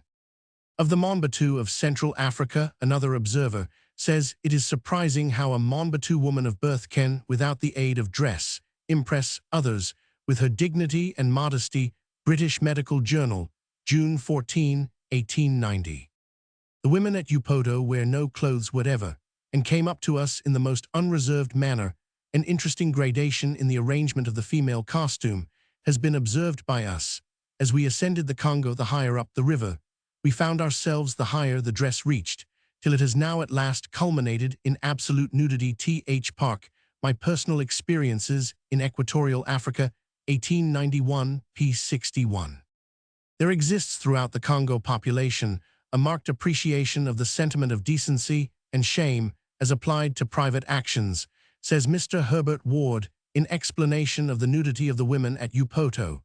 A chief remarked to Ward that concealment is food for the inquisitive Journal of the Anthropological Institute, 1895, p. 293. In the Gold Coast and surrounding countries, complete nudity is extremely rare, except when circumstances make it desirable. On occasion, clothing is abandoned with unconcern. I have on several occasions, says Dr. Freeman, seen women at a craw walk from the beach, where they have been bathing, across the road to their houses, where they would proceed to dry themselves and resume their garments, and women may not infrequently be seen bathing in pools by the wayside, conversing quite unconstrainedly with their male acquaintances who are seated on the bank. The mere unclothed body conveys to their minds no idea of indecency, immodesty, and indelicacy of manner are practically unknown. He adds that the excessive zeal of missionaries in urging their converts to adopt European dress, which they are only too ready to do, is much to be regretted, since the close-fitting thin garments are really less modest than the loose clothes they replace. Besides being much less cleanly are a Freeman Travels and Life in Ashanti and Jamman, 1898, p. 379. Alongo says Petuel Loche, the well-bred negress, likes to cover her bosom and is sensitive to critical male eyes. If she meets a European when without her overgarment, she instinctively, though not without coquetry, takes the attitude of the Medicean Venus. Men and women bathe separately and hide themselves from each other. When naked, the women also exhibit shame when discovered suckling their babies. Zeitschrift für Ethnologie, 1878, pp. 2731. The Quran, Surah Roman 24, forbids showing the pudenda as well as the face, yet a veiled Mohammedan woman, stern remarks, even in the streets of Constantinople, will stand still and pull up her clothes to scratch her private parts. And in Beirut, he saw Turkish prostitutes, still veiled, place themselves in the position for coitus. B. Stern Medicine, etc. in Der Turke Vol. Roman 2, p. 162. An Englishman surprised a woman while bathing in the Euphrates. She held her hands over her face, without troubling as to what else the stranger might see. In Egypt, I have myself seen quite naked young peasant girls who hastened to see us, after covering their faces. Roman 100 Nibua, Reisebeshrebung nach Arabian, 1774, Vol. IP 165. When Helfer was taken to visit the ladies in the palace of the Imam of Muscat at Bushehr, He found that their faces were covered with black masks, though the rest of the body might be clothed in a transparent sort of crepe. To look at a naked face was very painful to the ladies themselves. Even a mother never lifts the mask from the face of her daughter after the age of 12, that is reserved for her lord and husband. I observed that the ladies looked at me with a certain confusion, and after they had glanced into my face, lowered their eyes, ashamed on making inquiries. I found that my uncovered face was indecent, as a naked person would be to us. They begged me to assume a mask, and when a waiting woman had bound a splendidly decorated one round my head, they all exclaimed, "Tahip, tahip, beautiful, beautiful, J.W. Helfer, Reisen in Vorderasian, und Indian Val Roman 2 p. 12. In Algerian, the provinces of Constantine in Biskra, even Oris among the women, especially not one, is restrained by any modesty in unfastening her girdle to any comer, when a search was being made for tattoo marks on the lower extremities, in spite of the great licentiousness of the manners. The same writer continues, the Arab and the Kabyle possess great personal modesty and with difficulty are persuaded to exhibit the body nude. Is it the result of real modesty or of their inveterate habits of active pederasty? Whatever the cause, they always hide the sexual organs with their hands or their handkerchiefs, and are disagreeably affected even by the slightest touch of the Dr. Batut Archives d'Anthropologie Criminelle, January 15, 1893. Moslem modesty, remarks Wellhausen, was carried to great lengths, insufficient clothing being forbidden. It was marked even among the heathen Arabs, as among Semites and old civilizations generally. We must not be deceived by the occasional examples of immodesty in individual cases. The Sunnah prescribes that a man shall not uncover himself even to himself, and shall not wash naked from fear of God and of spirits. Job did so and atoned for it heavily. When in Arab antiquity grown-up persons showed themselves naked, it was only under extraordinary circumstances, and to attain unusual ends. Women, when mourning, uncovered not only the face and bosom, but also tore all their garments. The messenger who brought bad news tore his garments. A mother desiring to bring pressure to bear on her son took off her clothes. A man to whom vengeance is forbidden showed his despair and disapproval by uncovering his posterior and strewing earth on his head, or by raising his garment behind and covering his head with it. This was done also in fulfilling natural necessities. Wellhausen, Reste Arabischen Heidentums, 1897 pp. 173, 195,196. Mantegazza mentions that a Lapland woman refused, even for the sum of 150 francs, to allow him to photograph her naked, though the men placed themselves before the camera in the costume of Adam, for a much smaller sum. In the same book, Mantegazza remarks that in the 18th century travelers found it extremely difficult to persuade Samoyed women to show themselves naked among the same people. He says the newly married wife must conceal her face from her husband for 2 months after marriage, and only then yield to his embraces. Mantegazza, La Donna Cap, Roman 4. The beauty of a Chinese woman, says Dr. Matignon, resides largely in her foot. A foot which is not deformed is a dishonor, says a poet, for the husband. The foot is more interesting than the face. Only the husband may see his wife's foot naked. A Chinese woman is as reticent in showing her feet to a man as a European woman her breasts.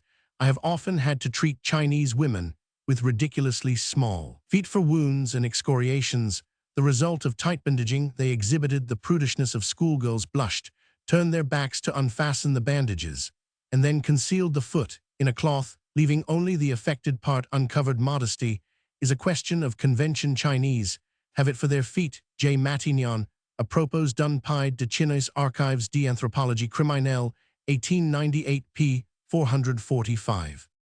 Among the Yakuts of northeast Siberia, there was a well-known custom according to which a bride should avoid showing herself or her uncovered body to her father-in-law.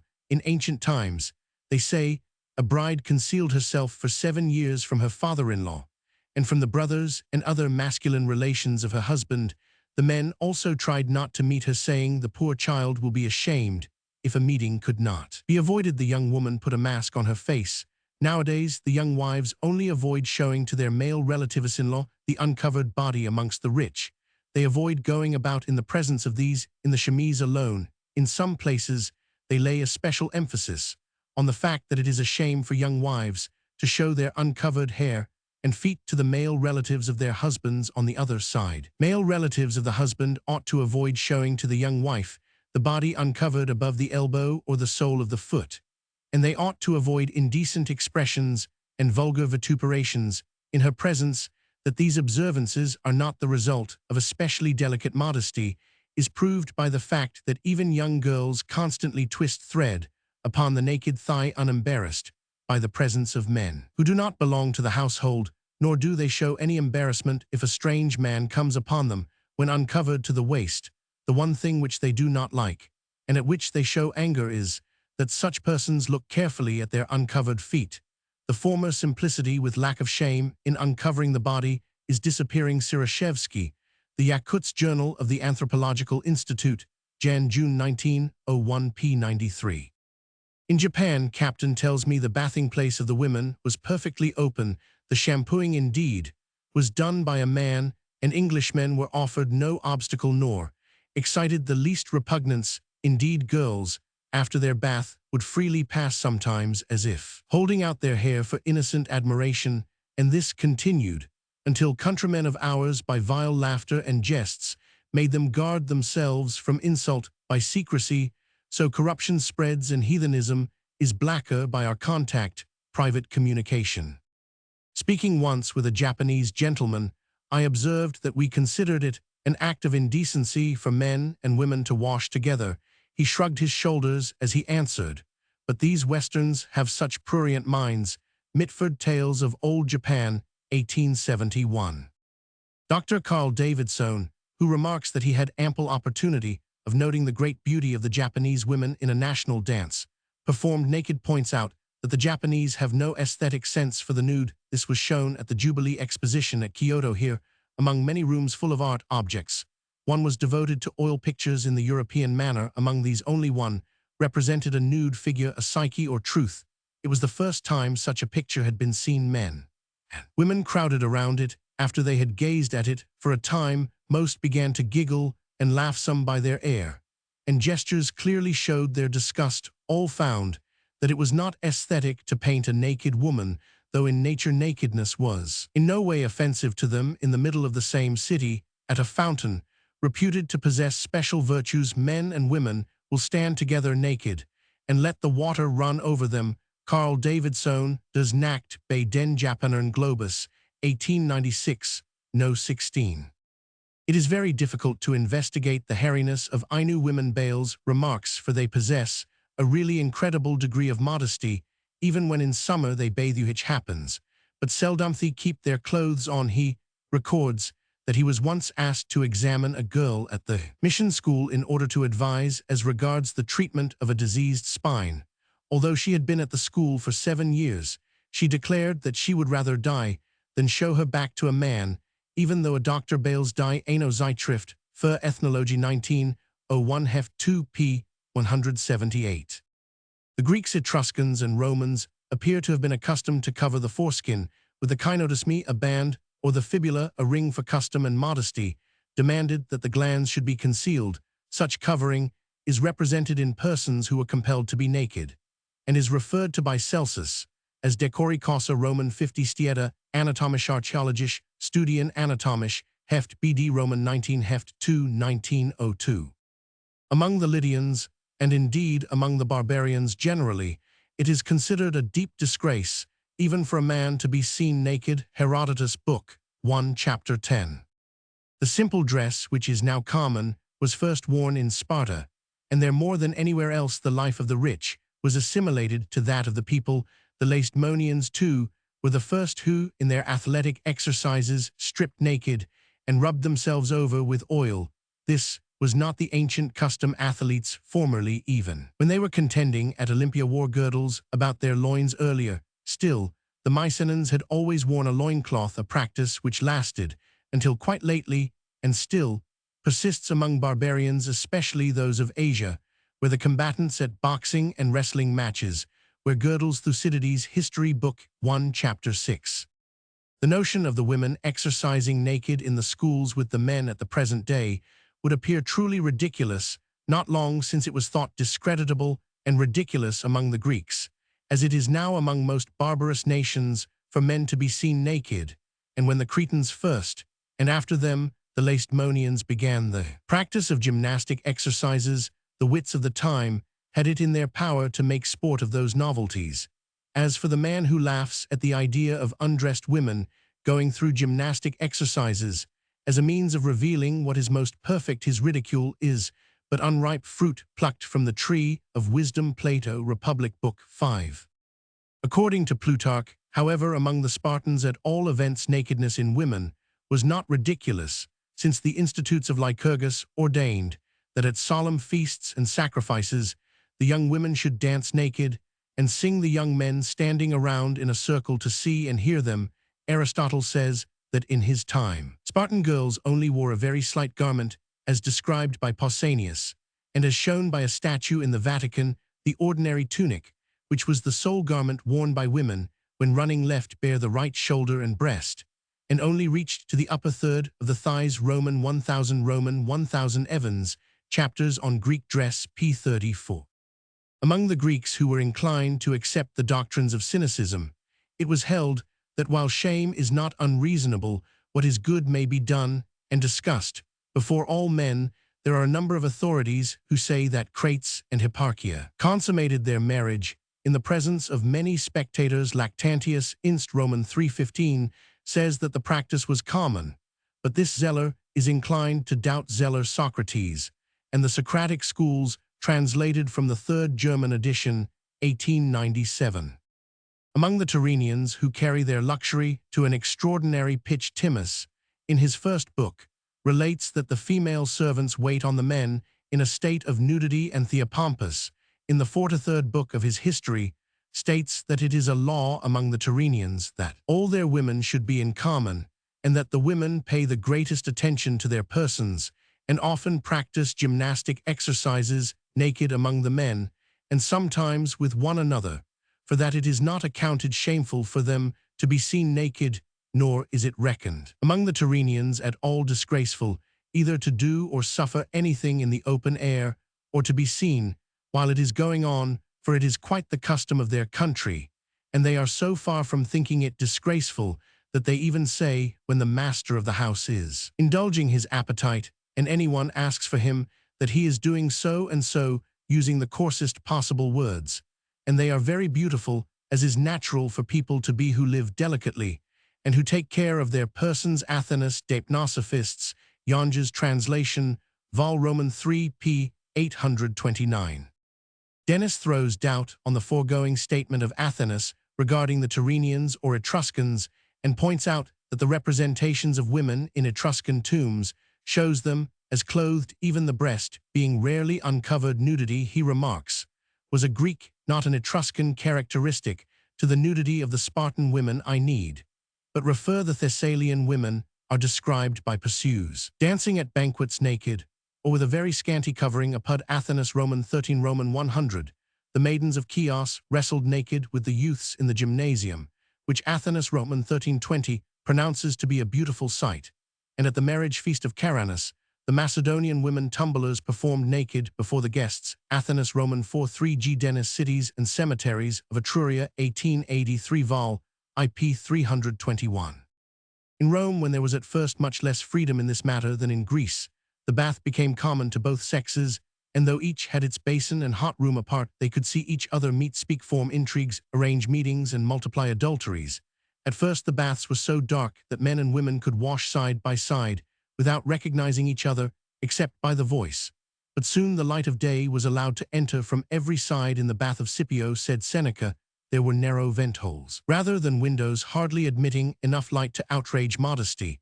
But nowadays baths are called caves, if they do not receive the sun's rays through large windows. Hadrian severely prohibited this mingling of men and women, and ordained separate lavora for the sexes. Marcus Aurelius and Alexander Severus renewed this edict, but in the interval Heliogabalus had authorized the sexes to meet in the baths. Dufa, Histoire de la Prostitution, Vol. Roman 2, ch. Roman 18. Cf. Smith's Dictionary of Greek and Roman Antiquities, Art Balney. In Rome, according to ancient custom, actors were compelled to wear drawers subligaculum on the stage, in order to safeguard the modesty of Roman matrons, respectable women. It seems also always wore some sort of subligaculum, even sometimes, when bathing. The name was also applied to a leathern girdle, laced behind, which they were occasionally made to wear as a girdle of chastity. Dufer op sit Val Roman 2, p. 150. Greek women also wore a cloth round the loins when taking the bath, as did the men who bathed there, and a woman is represented bathing and wearing a sort of thin combinations reaching to the middle of the thigh. Smith's Dictionary lock sit. At a later period, St. Augustine refers to the compestria, the drawers or apron worn by young men who stripped for exercise, in the Campus de Civitate de BK, Roman 14 ch. Roman 17. Lecky History of Morals Vol. Roman 2 p. 318 brings together instances of women in both pagan and early Christian times who showed their modesty by drawing their garments around them, even at the moment that they were being brutally killed. Plutarch, in his essay on the virtues of women, moralizing on the well-known story of the young women of Milesia, among whom an epidemic of suicide was only brought to an end by the decree that in future women who hanged themselves should be carried naked through the marketplace, observes, they who had no dread of the most terrible things in the world, death and pain, could not abide the imagination of dishonor and exposure to shame even after death. In the 2nd century, the physician Aretas, writing at Rome, remarks, in many cases, owing to involuntary restraint from modesty at assemblies and at banquets, the bladder becomes distended, and from the consequent loss of its contractile power, it no longer evacuates the urine. On the Causes and Symptoms of Acute Diseases, Book 2, Chapter 10.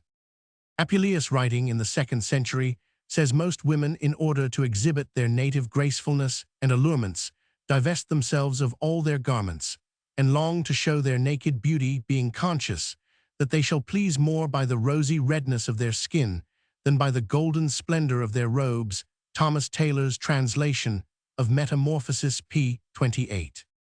Christianity seems to have profoundly affected habits of thought and feeling by uniting together the merely natural emotion of sexual reserve with, on the one hand, the masculine virtue of modesty, and, on the other, the prescription of sexual abstinence. Tertullian admirably illustrates this confusion, and his treatises De Pudicitia and De Cultu Feminarum are instructive from the present point of view. In the latter, he remarks, Book 2, Chapter 1, salvation, and, not of women only, but likewise of men, consists in the exhibition principally of modesty, since we are all the temple of God. Modesty is the sacristan and priestess of that temple, who is to suffer nothing unclean or profane to enter it, for fear that the God who inhabits it should be offended. Most women, either from simple ignorance or from dissimulation, have the hardihood so to walk as if modesty consisted only in the integrity of the flesh and in turning away from fornication,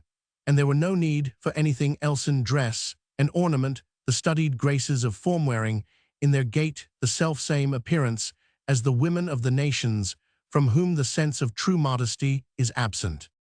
The earliest Christian ideal of modesty, not long maintained, is well shown in an epistle which there is some reason to suppose was written by Clement of Rome, and if we see it to be requisite to stand and pray for the sake of the woman, and to speak words of exhortation and edification, we call the brethren and all the holy sisters and maidens, likewise all the other women who are there, with all modesty and becoming behavior, to come and feast on the truth, and those among us who are skilled in speaking speak to them and exhort them in those words which God has given us, and then we pray and salute one another. The men, but the women and the maidens will wrap their hands in their garments. We also, with circumspection and with all purity, our eyes looking upward, shall wrap our right hand in our garments, and then they will come and give us the salutation on our right hand, wrapped in our garments.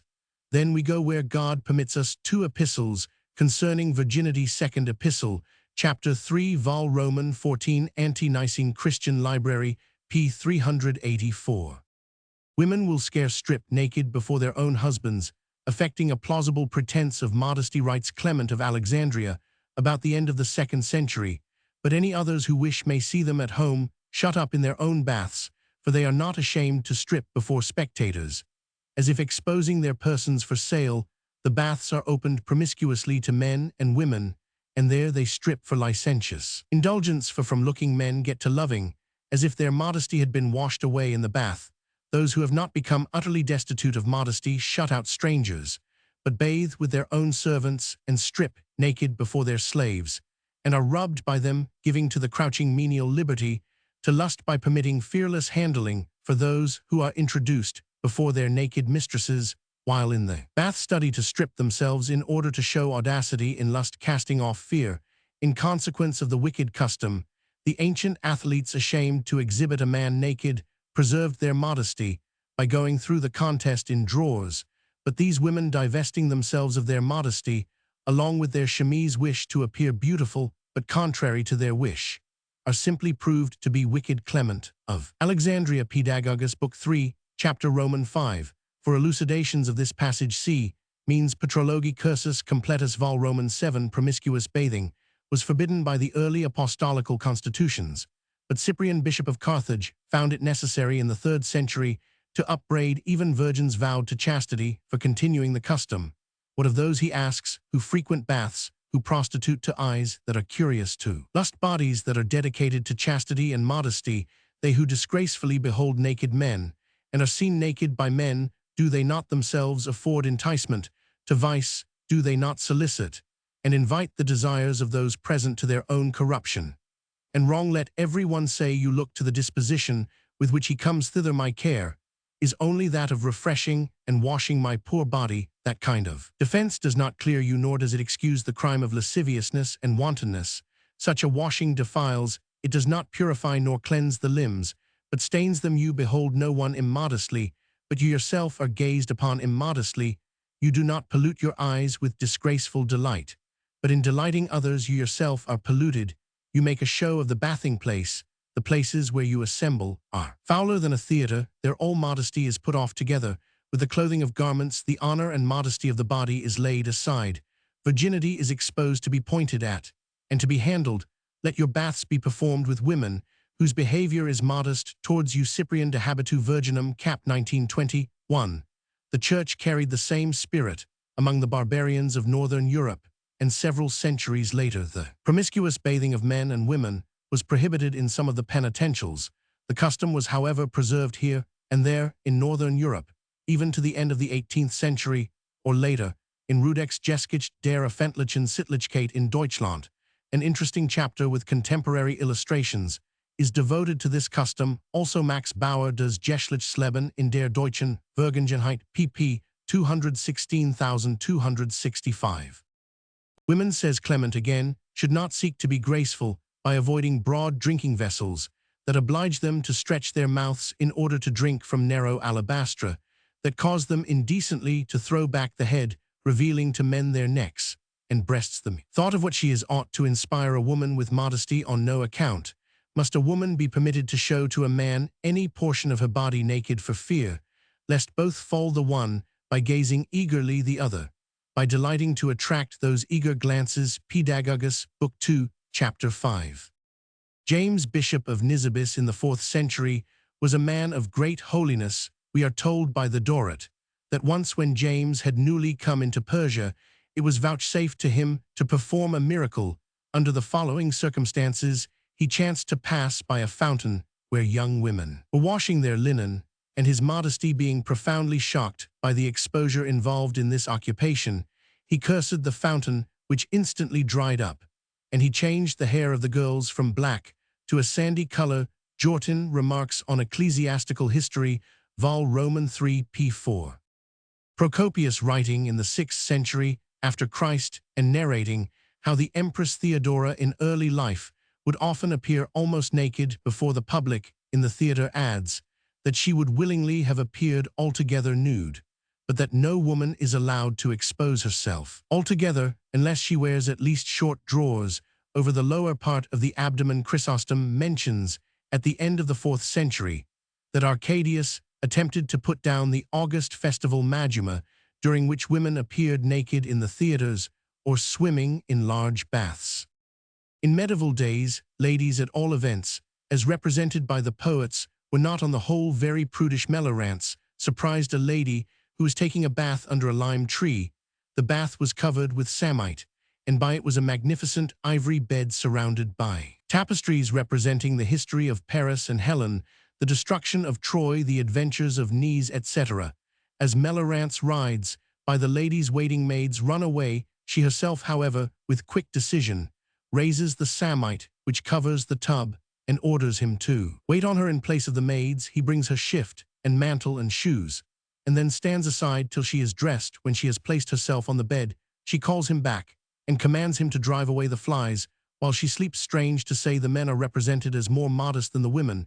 When two maidens prepared a bath for Parzival, and proposed to bathe him according to custom, the inexperienced young knight was shy, and would not enter the bath until they had gone. On another occasion, he jumped quickly into bed. When the maidens entered the room when Wolfdietrich was about to undress, he had to ask the ladies who pressed around him to leave him alone for a short time, as he was ashamed they should see him naked. When Amphons of Spain, bewitched by his stepmother into a werewolf, was at last restored, and stood suddenly naked before her, he was greatly ashamed. The maiden who healed Ewine was tender of his modesty. In his love-madness, the hero wanders for a time, naked, through the wood. 3 women find him asleep, and send a waiting maid to anoint him with salve. When he came to himself, the maiden hid herself on the hole. However, the ladies were not so delicate. They had no hesitation in bathing with gentlemen, and on these occasions would put their finest ornaments on their heads. I know no pictures of the 12th and 13th centuries representing such a scene, but such baths in common are clearly represented in miniatures of the 15th century. A Schultz des Hoffisch Leben zur Zeit der Minnesänger, Vol. IP 225. In the years 145,070, the use of the codpiece was introduced, whereby the attributes of manhood were accentuated in the most shameless manner.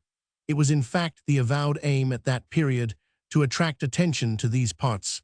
The codpiece was sometimes colored differently from the rest of the garments, often stuffed out to enlarge it artificially, and decorated with ribbons. Rudek Geschichte der öffentlichen Sittlichkeit, in Deutschland pp. 45-48, Dufa Histoire de la Prostitution, Vol. Roman 6 pp. 21-23. Greuze refers to the significance of this fashion. Spiel der Menschen, p. 337. The first shirt began to be worn in Germany in the 16th century. From this fact, as well as from the custom of public bathing, we reach the remarkable result that for the German people, the sight of complete nakedness was the daily rule. Up to the 16th century, everyone undressed completely before going to bed, and in the vapor baths, no covering was used. Again, the dances, both of the peasants and the townspeople, were characterized by very high leaps into the air. It was the chief delight of the dancers for the male to raise his partner as high as possible in the air, so that her dress flew up. That feminine modesty was in this respect very indifferent. We know from countless references made in the 15th and 16th centuries. It must not be forgotten that throughout the Middle Ages women wore no underclothes, and even in the 17th century, the wearing of drawers by Italian women was regarded as singular. That with the disappearance of the baths and the use of bodylinen, a powerful influence was exerted on the creation of modesty. There can be little doubt. Rudek op. Cit. pp. 57, 399, etc. In 1461, when Louis I entered Paris, 3 very beautiful maidens, quite naked, represented the sirens and declaimed poems before him. They were greatly admired by the public. In 1468, when Charles the Bold entered Lille, he was specially pleased among the various festivities with a representation of the Judgment of Paris, in which the 3 goddesses were nude. When Charles V entered Antwerp, the most beautiful maidens of the city danced before him in nothing but gauze, and were closely contemplated by Dürer, as he told his friend Melanchthon B. Ritter Nuditaten im Mittelalter Jahrbucher für Wissenschaft und Kunst, 1855 p. 227. This writer shows how luxury, fashion, poverty, certain festivals all combined to make nudity familiar. Cf. von der Carnival, p. 249. Dürer quotes many old writers concerning the important part played by nude persons in ancient festivals. Des Divinités, Generatrices, chapter 14. Pasek, a Polish officer who wrote an account of his campaigns, admired the ladies of Denmark in 1658, but considered their customs immodest. Everyone sleeps naked as at birth, and none consider it shameful to dress or undress, before others no notice even is taken of the guest. And in the light one garment is taken off after another, even the chemise is hung on the hook. Then the door is bolted, the light blown out, and one goes to bed, as we blamed their ways, saying that among us a woman would not act so even in the presence of her husband alone. They replied that they knew nothing of such shame, and that there was no need to be ashamed of limbs, which God had created. Moreover, to sleep without a shift was good, because like the other garments, it sufficiently served the body during the day. Also, why take fleas and other insects to bed with one? Although our men teased them in various ways, they would not change their habits. Passek Denkwedigkeit, German translation, p. 14. Until late in the 17th century, women in England, as well as France, suffered much in childbirth from the ignorance and superstition of incompetent midwives, owing to the prevailing conceptions of modesty, which rendered it impossible, as it is still to some extent in some semi-civilized lands, for male physicians to attend them. Dr. Willoughby of Derby tells how in 1658 he had to creep into the chamber of a lying-in woman on his hands and knees in order to examine her unperceived. In France, Clement was employed secretly to attend the mistresses of Louis Roman XIV in their confinements. To the first he was conducted blindfold, while the king was concealed among the bed curtains, and the face of the lady was enveloped in a network of lace. E. Malin's Midwifery and Midwives, British Medical Journal, June 22, 1901. Witkowski, Histoire des accouchements, 1887, pp. 689, et seq. Even until the Revolution, the examination of women in France in cases of rape or attempted outrage was left to a jury of matrons. In old English manuals of midwifery, even in the early 19th century, we still find much insistence on the demands of modesty.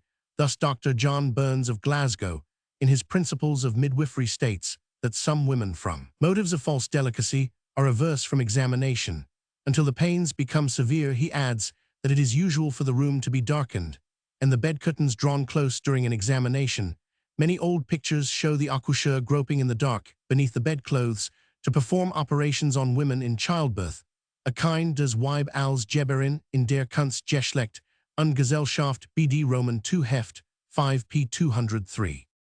In Iceland, Winkler stated in 1861 that he sometimes slept in the same room as a whole family. It is often the custom for 10 or more persons to use the same room for living in and sleeping, young and old, master and servant, male and female. And from motives of economy, all the clothes without exception are removed. G. Winkler, Island Sen, Bewohner, etc. pp. 107, 110. At Corksay finds Morrison in 1617, I have seen with these eyes young maids stark naked grinding corn with certain stones to make cakes. Thereof Morrison Itinerary Part 3, Book 3, Chapter 5. In the more remote parts of Ireland, Morrison elsewhere says, where the English laws and manners are unknown, the very chief of the Irish men, as well as women, go naked, in very winter time, only having their privy parts covered with a rag of linen, and their bodies with a loose mantle. This I speak of my own experience. He goes on to tell of a Bohemian baron just come from the north of Ireland, who told me in great earnestness that he, coming to the house of Achane, a great lord among them, was met at the door with 16 women all naked, excepting their loose mantles, whereof 8 or 10 were very fair, and 2 seemed very nymphs, with which strange sight his eyes being dazzled, they led him into the house, and then sitting down by the fire with crossed legs like tailors, and so low as could not but offend chaste eyes, desired him to sit down with them. Soon after Achane, the lord of the country, came in all naked, excepting a loose mantle and shoes, which he put off as soon as he came in, and entertaining the baron, after his best manner in the Latin tongue, desired him to put off his apparel, which he thought to be a burthen to him, and to sit naked by the fire with this naked company. But the baron for shame durst not put off his apparel. Ib. Part 3, Book 4, Chapter 2. Coriat, when travelling in Italy in the early part of the 17th century, found that in Lombardy many of the women and children wore only smocks or shirts. In the hot weather at Venice and Padua, he found that wives, widows, and maids walk with naked breasts, many with backs also naked almost to the middle. Coriat, Crudities, 1611. The fashion of décolleté garments, it may be remarked, only began in the 14th century. Previously, the women of Europe generally covered themselves up to the neck. In northern Italy some years ago, a fire occurred at night in a house in which two girls were sleeping naked. According to the custom, one threw herself out and was saved, the other returned for a garment and was burnt to death. The narrator of the incident, a man, expressed strong approval of the more modest girl's action. Private communication. It may be added that the custom of sleeping naked is still preserved, also according to Lippert and Stratz in Jutland in Iceland, in some parts of Norway, and sometimes even in Berlin. Lady Mary Wortley Montagu writes in 1717 of the Turkish ladies at the baths at Sofia, the first sofas were covered with cushions and rich carpets on which sat the ladies, and on the second their slaves behind them, but without any distinction of rank in their dress, all being in a state of nature, that is, in plain English, stark naked, without any beauty or defect concealed. Yet there was not the least wanton smile or immodest gesture among them. They walked and moved with the same majestic grace which Milton describes of our General Mother. I am here convinced of the truth of a reflection I had often made, that if it was the fashion to go naked, the face would be hardly observed. Letters and Works, 1866 vol. IP 285. At St. Petersburg in 1774, Sir Nicholas Wraxall observed the promiscuous bathing of not less than 200 persons of both sexes. There are several of these public bagnios, he adds, in Petersburg, and every one pays a few kopecks for admittance. There are indeed separate spaces for the men and women, but they seem quite regardless of this distinction, and sit or bathe in a state of absolute nudity among each other. Sir N. Wraxall, A Tour through some of the northern parts of Europe, 3d ed. 1776, p. 248. It is still usual for women in the country parts of Russia to bathe naked in the streams. In 1790, Wedgwood wrote to Flaxman, "The nude is so general in the work of the ancients that it will be very difficult to avoid the introduction of naked figures. On the other hand, it is absolutely necessary to do so, or to keep the pieces for our own use, for none, either male or female of the present generation, will take or apply them as furniture if the figures are naked." Meeting Life of Wedgwood vol. Roman 2, p. 589. Mary Wollstonecraft quotes for reprobation, and not for approval, the following remarks: "The lady who asked the question whether women may be instructed in the modern system of botany was accused of ridiculous prudery. Nevertheless, if she had proposed the question to me, I should certainly have answered, they cannot." She further quotes from an educational book: "It would be needless to caution you against putting your hand by chance under your neckerchief, for a modest woman never did so." Mary Wollstonecraft, The Rights of Woman, 1792, pp. 277-289. At the present time, a knowledge of the physiology of plants is not usually considered inconsistent with modesty, but a knowledge of animal physiology is still so considered by many. Dr. H.R. Hopkins of New York wrote in 1895, regarding the teaching of physiology, "How can we teach growing girls the functions of the various parts of the human body, and still leave them their modesty? That is the practical question that has puzzled me for years." In England, the use of drawers was almost unknown among women half a century ago, and was considered immodest and unfeminine. Tilt, a distinguished gynecologist of that period, advocated such garments made of fine calico, and not to descend below the knee on hygienic grounds. Thus understood, he added, the adoption of drawers will doubtless become more general in this country, as being worn without the knowledge of the general observer, they will be robbed of the prejudice usually attached to an appendage deemed masculine. Tilt, Elements of Health, 1852, p. 193. Drawers came into general use among women during the third quarter of the 19th century. Drawers are an oriental garment, and seem to have reached Europe through Venice, the great channel of communication with the East. Like many other refinements of decency and cleanliness, they were at first chiefly cultivated by prostitutes, and on this account there was long a prejudice against them. At the present day, it is said that in France, a young peasant girl will exclaim, if asked whether she wears drawers, "I wear drawers, madame." A respectable girl, drawers, however, quickly became acclimatized in France, and Duffer op Sit vol. Roman 6, p. 28, even regards them as essentially a French garment. They were introduced at the court towards the end of the 14th century, and in the 16th century were rendered almost necessary by the new fashion of the vertugale or farthingale in 1615, a lady's calicans are referred to as apparently an ordinary garment. It is noteworthy that in London, in the middle of the same century, young Mrs. Pepys, who was the daughter of French parents, usually wore drawers, which were seemingly of the closed kind. Diary of S. Pepys, Ed Wheatley, May 15, 1663, Vol. Roman 3. They were probably not worn by Englishwomen, and even in France, with the decay of the farthingale, they seem to have dropped out of use during the 17th century. In a technical and very complete book, L'Art de la Lingerie, published in 1771, women's drawers are not even mentioned, and Mercier Tableau de Paris, 1783, Vol. Roman 7, p. 54, says that except actresses, Parisian women do not wear drawers, even by ballet dancers and actresses on the stage. They were not invariably worn. Camargo, the famous dancer, who first shortened the skirt in dancing early in the 18th century, always observed great decorum, never showing the leg above the knee. When appealed to as to whether she wore drawers, she replied that she could not possibly appear without such a precaution, but they were not necessarily worn by dancers. And in 1727, a young ballerina, having had her skirt accidentally torn away by a piece of stage machinery, the police issued an order that in future no actress or dancer should appear on the stage without drawers. This regulation does not appear, however, to have been long strictly maintained, though Schulz über Paris, und die Pariser, p. 145, refers to it as in force in 1791. The obscure origin and history of feminine drawers have been discussed from time to time in the Intermédiaire des Chaussures et Curia, especially vols Roman 25 lire and Roman 53. Prof. Irving Ross of Washington refers to New England prudishness and the colossal modesty of some New York policemen who in certain cases want to give written rather than oral testimony.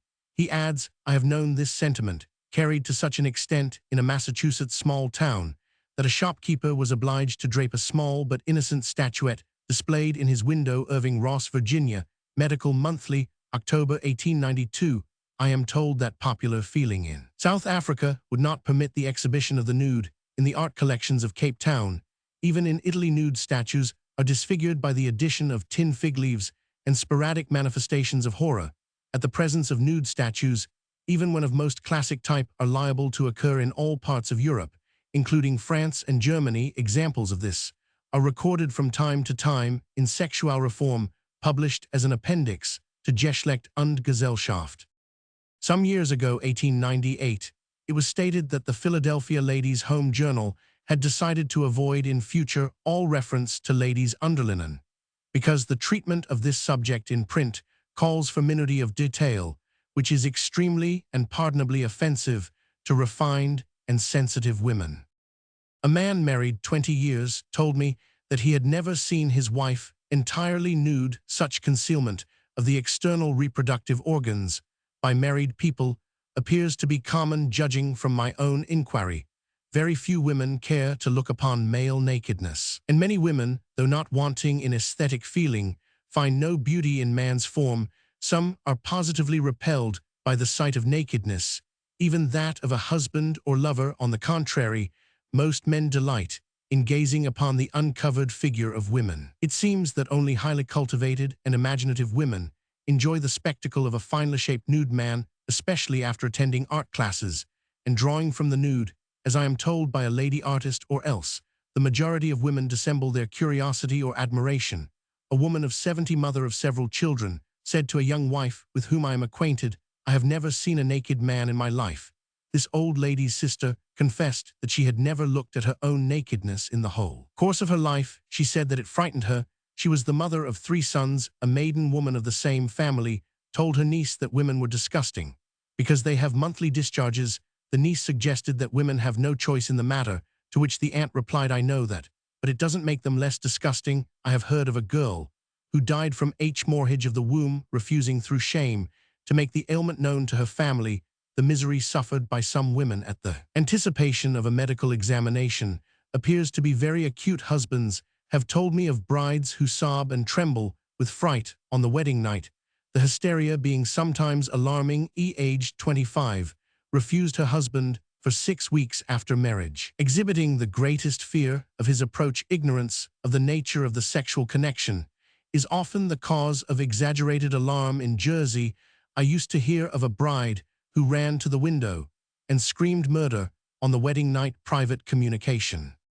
At the present day, it is not regarded as incompatible with modesty to exhibit the lower part of the thigh when in swimming costume, but it is immodest to exhibit the upper part of the thigh in swimming competitions. A minimum of clothing must be combined with the demands of modesty. In England, the regulations of the swimming clubs affiliated to the Amateur Swimming Association require that the male swimmer's costume shall extend not less than 8 inches from the bifurcation downward, and that the female swimmer's costume shall extend to within not more than 3 inches from the knee. A prolonged discussion, we are told, arose as to whether the costume should come to 1, 2, or 3 inches from the knee, and the proposal of the youngest lady swimmer present that the costume ought to be very scanty met with little approval. The modesty of women is thus seen to be greater than that of men by, roughly speaking, about 2 inches. The same difference may be seen in the sleeves. The male sleeve must extend for 2 inches, the female sleeve 4 inches down the arm. Daily Papers, September 26, 1898. At bathing in a state of nature was de rigueur for the elite of the bathers, while our Sunday visitors from the slums frequently made a great point of wearing bathing costumes. It was frequently noticed that those who were most anxious to avoid exposing their persons were distinguished by the foulness of their language. My impression was that their foul-mindedness deprived them of the consciousness of safety from coarse jests. If I were bathing alone among blackguards, I should probably feel uncomfortable myself, if without costume. Private communication. A lady in a little city of the south of Italy told Paola Lombroso that young middle-class girls there are not allowed to go out except to mass, and cannot even show themselves at the window, except under their mother's eye, yet they do not think it necessary to have a cabin when sea-bathing, and even dispense with a bathing costume, without consciousness of immodesty. P. Lombroso, Archivio di Psichiatria 1901 p. 306. A woman mentioned to me that a man came to her and told her in confidence his distress of mind. He feared he had corrupted his wife, because she got into a bath in his presence with her baby, and enjoyed his looking at her splashing about. He was deeply distressed, thinking he must have done her harm and destroyed her modesty. The woman to whom this was said felt naturally indignant, but also it gave her the feeling as if every man may secretly despise a woman for the very things he teaches her, and only meets her confiding delight with regret or dislike. Private communication. Women will occasionally be found to hide diseases and symptoms from a bashfulness and modesty so great and perverse as to be hardly credible. Writes Dr. W. Wynne Westcott, an experienced coroner, I have known several cases of female deaths reported as sudden and of cause unknown, when the medical man called in during the latter hours of life has been quite unaware that his lady patient was dying of gangrene of a strangulated femoral hernia, or was bleeding to death from the bowel, or from ruptured varices of the vulva. British Medical Journal, Feb. 29, 1908. The foregoing selection of facts might of course be indefinitely enlarged, since I have not generally quoted from any previous collection of facts bearing on the question of modesty. Such collections may be found in Ploss and Max Bartels' Des Weiber work that is constantly appearing in new and enlarged editions. Herbert Spencer, Descriptive Sociology, especially under such headings as clothing, moral sentiments, and aesthetic products. W. G. Sumner Folkways, ch. Dimantigaza Amori digli Uomini, Chapter 2, Westermark Marriage, Chapter 9, L'Eterno e l'Evolution de la Morale, pp. 126, et Sec. G. Mortimer, Chapters on Human Love, Chapter 4, and in the general anthropological works of Waits, Gerland, Peschel, Ratzel, and others. The earliest theory I have met with is that of St. Augustine, who states de civitate de bk Roman 14 ch Roman 17, that erections of the penis never occurred until after the fall of man. It was the occurrence of this shameless novelty which made nakedness indecent. This theory fails to account for modesty in women. Gaio Religion de l'avenir ch Roman 73. Timidity, as understood by Dugas in his interesting essay on that subject, is probably most remote. Dr. H. Campbell's Morbid Shyness, British Medical Journal, September 26, 1896, is in part identical with timidity, in part with modesty. The matter is further complicated by the fact that modesty itself has in English, like virtue, two distinct meanings in its original form. It has no special connection with sex or women, but may rather be considered as a masculine virtue. Cicero regards modestia as the equivalent of the Greek. This is the modesty which Mary Wollstonecraft eulogized in the last century, the outcome of knowledge and reflection, soberness of mind, the graceful, calm virtue of maturity in French.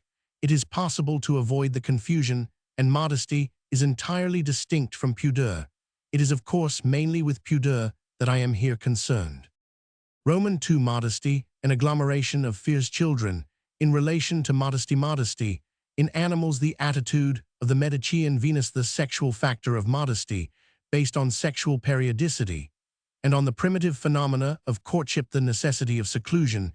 In primitive sexual intercourse, the meaning of coquetry, the sexual charm of modesty, as an expression of feminine erotic impulse, the fear of causing disgust, as a factor of modesty, the modesty of savages, in regard to eating in the presence of others, the sacropubic region, as a focus of disgust, the idea of ceremonial uncleanliness, the custom of veiling the face, ornaments, and clothing. Modesty becomes concentrated in the garment, the economic factor. In modesty, the contribution of civilization to modesty, the elaboration of social ritual.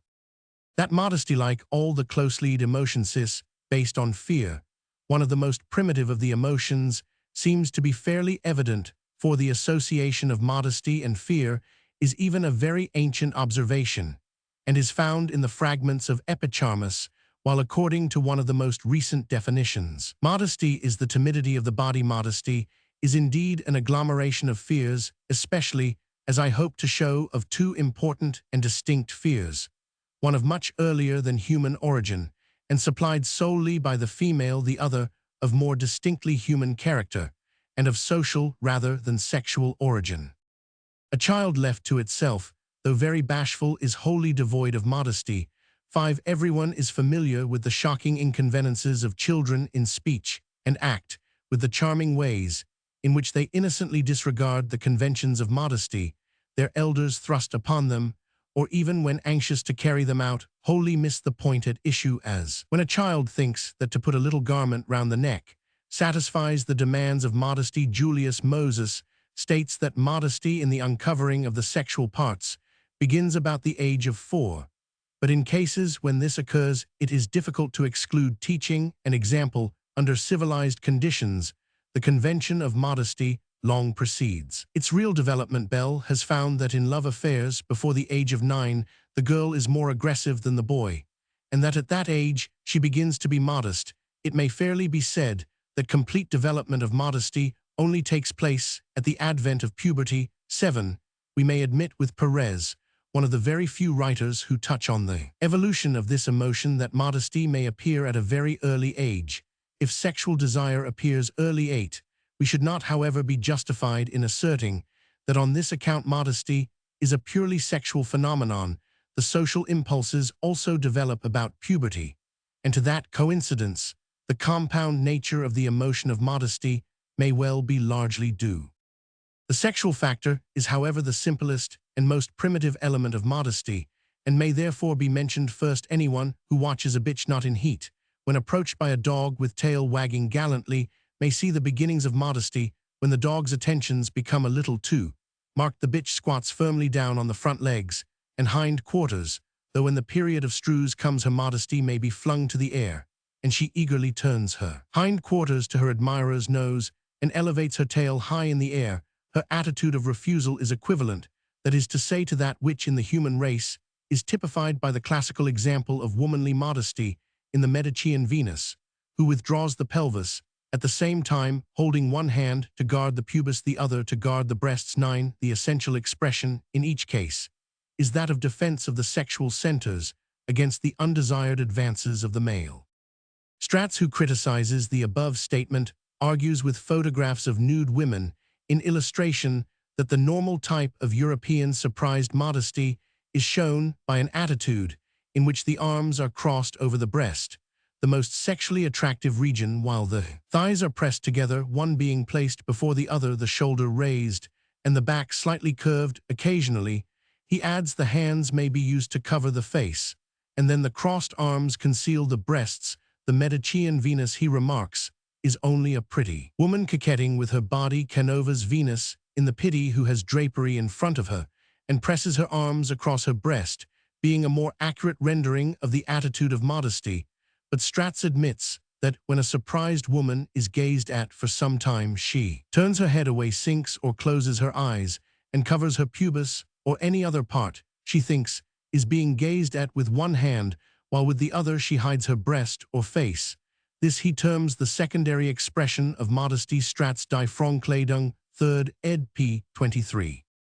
It is certainly true that the Medicean Venus merely represents an artistic convention, a generalized tradition not founded on exact and precise observation of the gestures of modesty, and it is equally true that all the instinctive movements noted by Stratz are commonly resorted to by a woman whose nakedness is surprised, but in the absence of any series of carefully recorded observations, one may doubt whether the distinction drawn by Stratz between the primary and the secondary expression of modesty can be upheld as the general rule, while it is most certainly not true for every case when a young woman is surprised in a state of nakedness by a person of the opposite or even of the same sex.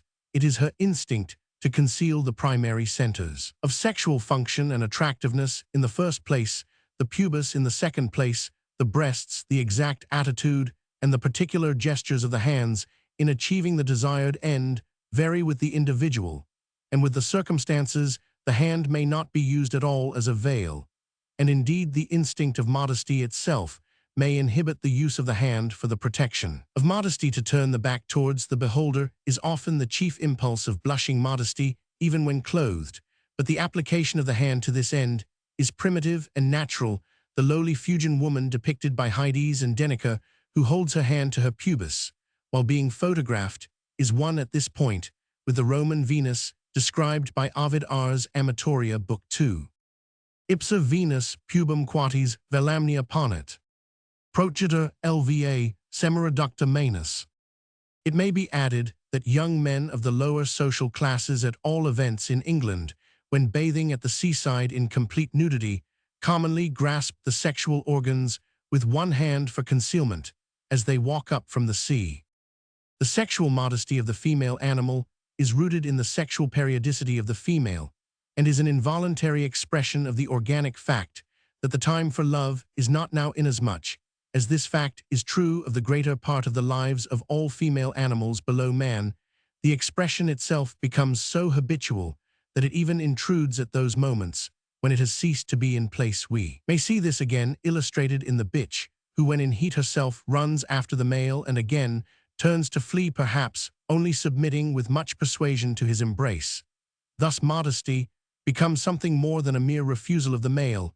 It becomes an invitation to the male, and is mixed up with his ideas of what is sexually desirable in the female. This would alone serve to account for the existence of modesty as a psychical secondary sexual character in this sense, and in this sense only we may say with Colin Scott that the feeling of shame is made to be overcome, and is thus correlated with its physical representative, the hymen, in the rupture of which, as Greuze remarks, there is in some degree a disruption also of modesty.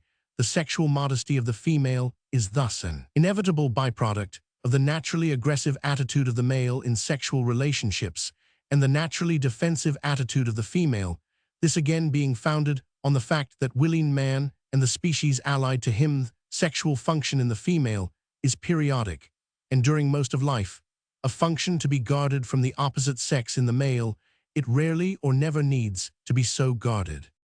Both male and female, however, need to guard themselves during the exercise of their sexual activities from jealous rivals, as well as from enemies who might take advantage of their position to attack them. It is highly probable that this is one important sexual factor in the constitution of modesty, and it helps to explain how the male, not less than the female, cultivates modesty and shuns publicity in the exercise of sexual functions. Northcote has especially emphasized this element in modesty as originating in the fear of rivals, that from this seeking after secrecy from motives of fear should arise an instinctive feeling that the sexual act must always be hidden is a natural enough sequence. And since it is not a long step between thinking of an act as needing concealment and thinking of it as wrong, it is easily conceivable that sexual intercourse comes to be regarded as a stolen, and therefore in some degree a sinful pleasure. Animals in a state of nature usually appear to seek seclusion for sexual intercourse. Although this instinct is lost under domestication, even the lowest savages, also if uncorrupted by civilized influences, seek the solitude of the forest or the protection of their huts for the same purpose. The rare cases in which coitus is public seem usually to involve a ceremonial or social observance rather than mere personal gratification. At Longo, for instance, it would be highly improper to have intercourse in an exposed spot. It must only be performed inside the hut, with closed doors at night, when no one is present. It is on the sexual factor of modesty, existing in a well-marked form, even among animals, that coquetry is founded. I am glad to find myself on this point in agreement with Professor Greuze, who, in his elaborate study of the play instinct, has reached the same conclusion so far. From being the mere heartless play by which a woman shows her power over a man, Greuze points out that coquetry possesses high biological and psychological significance, being rooted in the antagonism between the sexual instinct and inborn modesty. He refers to the roe who runs away from the stag, but in a circle. Greuze Die Spiel der Menschen, 1899, p. 339. Also the same author's Die Spiel der Thier, pp. 288, et seq. Another example of coquetry is furnished by the female kingfisher Alcedo ispida, which will spend all the morning in teasing and flying away from the male, but is careful constantly to look back and never to let him out of her sight. Many examples are given by Buchner in Liebe und Liebesleben, in Der Tierwelt. Robert Muller's Sexual Biology, p. 302, emphasizes the importance of coquetry as a lure to the male. It is quite true, a lady writes to me in a private letter, that coquetry is a poor thing, and that every milkmaid can assume it, but a woman uses it principally in self-defense, while she is finding out what the man himself is like. This is in accordance with the remark of Marot, that modesty enables a woman to put lovers to the test in order to select him who is best able to serve the natural ends of love. It is doubtless the necessity for this probationary period as a test of masculine qualities, which usually leads a woman to repel instinctively a too hasty and impatient suitor. For as Arthur MacDonald remarks, it seems to be instinctive in young women to reject the impetuous lover without the least consideration of his character, ability, and fitness. This essential element in courtship, this fundamental attitude of pursuer and pursued, is clearly to be seen even in animals and savages. It is equally pronounced in the most civilized men and women, manifesting itself in crude and subtle ways, like Shakespeare's Angelo, whose virtue had always resisted the temptations of vice, discovered at last that modesty may more betray our sense than woman's lightness. What, asked the wise Montaigne, is the object of that virginal shame, that sedate coldness, that severe countenance, that pretense of not knowing things which they understand better than we who teach them, except to increase in us the desire to conquer and curb, to trample under our appetite all that ceremony and those obstacles? For there is not only matter for pleasure, but for pride also in ruffling and debauching, that soft sweetness and infantine modesty, the masculine attitude in the face of feminine coyness, may easily pass into a kind of sadism, but is nevertheless in its origin an innocent and instinctive impulse. Restif de la Bretonne, describing his own shame and timidity as a pretty boy whom the girls would run after and kiss, adds, "It is surprising that at the same time I would imagine the pleasure I should have in embracing a girl who resisted in inspiring her with timidity, in making her flee, and in pursuing her. That was a part which I burned to play. It is the instinct of the sophisticated and the unsophisticated alike. The Arabs have developed an erotic ideal of sensuality, but they emphasize the importance of feminine modesty and declare that the best woman is she who sees not men, and whom they see not. This deep-rooted modesty of women towards men in courtship is intimately interwoven with the marriage customs and magic rites of even the most primitive peoples, and has survived in many civilized practices. Today, the prostitute must be able to simulate the modesty she may often be far from feeling, and the immense erotic advantage of the innocent over the vicious woman lies largely in the fact that in her, the exquisite reactions of modesty are fresh and vigorous. I cannot imagine anything that is more sexually exciting, remarks Hans Menjago, than to observe a person of the opposite sex, who by some external or internal force is compelled to fight against her physical modesty. The more modest she is, the more sexually exciting is the picture she presents. It is notable that even in abnormal as well as in normal erotic passion, the desire is for innocent and not for vicious women, and in association with this, the desired favor to be keenly relished must often be gained by sudden surprise, and not by mutual agreement. A foot fetishist writes to me, "It is the stolen glimpse of a pretty foot or ankle which produces the greatest effect on me." A urolagnic symbolist was chiefly excited by the act of urination when he caught a young woman unawares in the act. A fetichistic admirer of the nates only desired to see this region in innocent girls, not in prostitutes. The exhibitionist almost invariably only exposes himself to apparently respectable girls. A Russian correspondent who feels this charm of women in a particularly strong degree is inclined to think that there is an element of perversity in it, in the erotic action of the idea of feminine enjoyment. He writes, "I think there are traces of a certain perversity, in fact owing to the impressions of early youth. Woman, even if we feel contempt for her in theory, is placed above us on a certain pedestal as an almost sacred being, and the more so because mysterious now sensuality and sexual desire are considered as rather vulgar and a little dirty, even ridiculous, and degrading, not to say bestial. The woman who enjoys it is therefore rather like profaned altar, or at least like a divinity who has descended onto the earth to give enjoyment to a woman, is therefore like perpetrating a sacrilege, or at least like taking a liberty with a god. The feelings bequeathed to us by a long social civilization maintain themselves, in spite of our rational and deliberate opinions. Reason tells us that there is nothing evil in sexual enjoyment, whether in man or woman, but an unconscious feeling directs our emotions, and this feeling, having a germ that was placed in modern men by Christianity and perhaps by still older religions, says that woman ought to be an absolutely pure being with ethereal sensations, that in her sexual enjoyment is out of place, improper, scandalous. To arouse sexual emotions in a woman, if not to profane a sacred host, is at all events the staining of an immaculate peplos.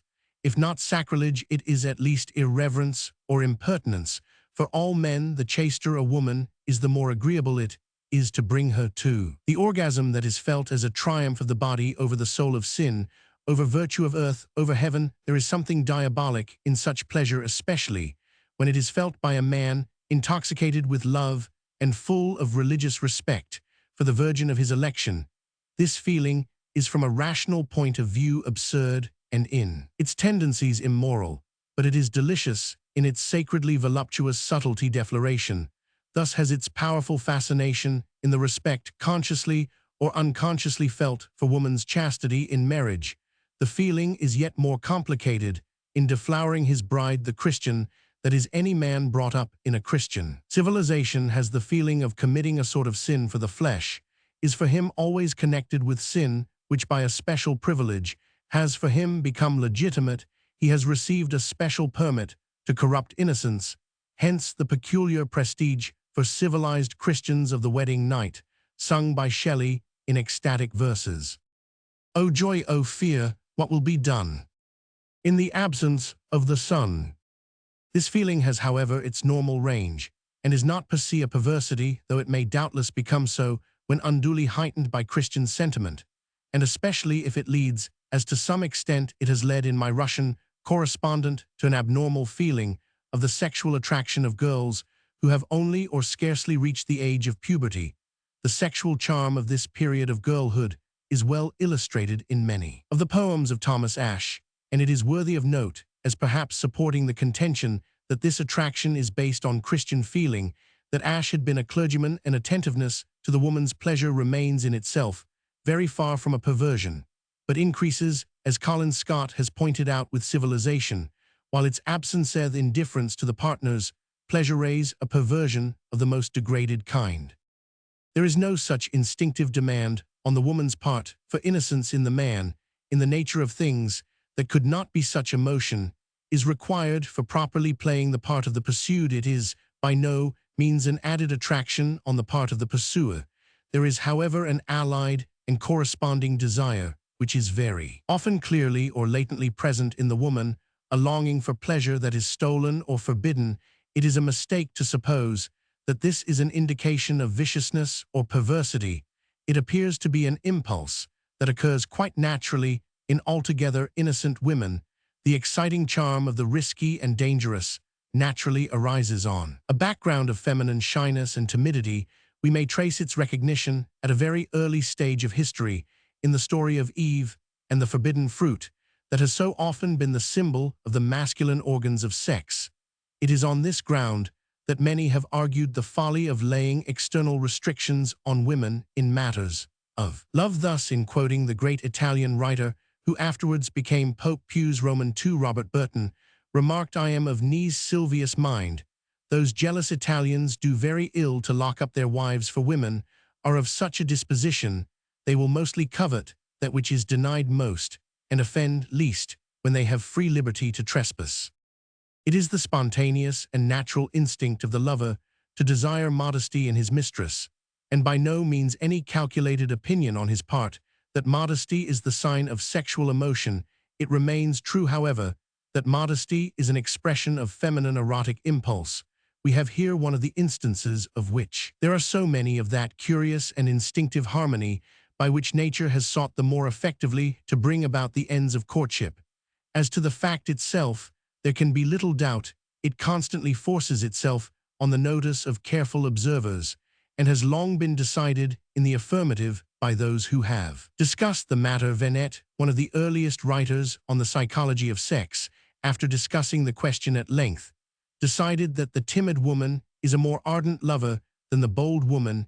It is the most prudent girl, remarked Restif de la Bretonne, whose experience of women was so extensive. The girl who blushes most, who is most disposed to the pleasures of love. He adds that in girls and boys alike shyness is a premature consciousness of sex. This observation has even become embodied in popular proverbs. Do as the lasses do say no, but take it is a Scotch saying to which corresponds the Welsh saying, the more prudish, the more unchaste. It is not at first quite clear why an excessively shy and modest woman should be the most apt for intimate relationships with a man, and in such a case the woman is often charged with hypocrisy. There is, however, no hypocrisy in the matter. The shy and reserved woman holds herself aloof from intimacy in ordinary friendship, because she is acutely sensitive to the judgments of others and fears that any seemingly immodest action may make an unfavorable opinion with a lover, however, in whose eyes she feels assured that her actions cannot be viewed unfavorably. These barriers of modesty fall down, and the resulting intimacy becomes all the more fascinating to the woman because of its contrast with the extreme reserve she is impelled to maintain in other relationships. It thus happens that many modest women who, in non-sexual relationships with their own sex, are not able to act with the physical unreserve not uncommon with women among themselves, yet feel no such reserve with a man when they are once confident of his good opinion. Much the same is true of modest and sensitive men in their relations with women. This fundamental animal factor of modesty, rooted in the natural facts of the sexual life of the higher mammals, and especially man, obviously will not explain all the phenomena of modesty. We must turn to the other great primary element of modesty, the social factor.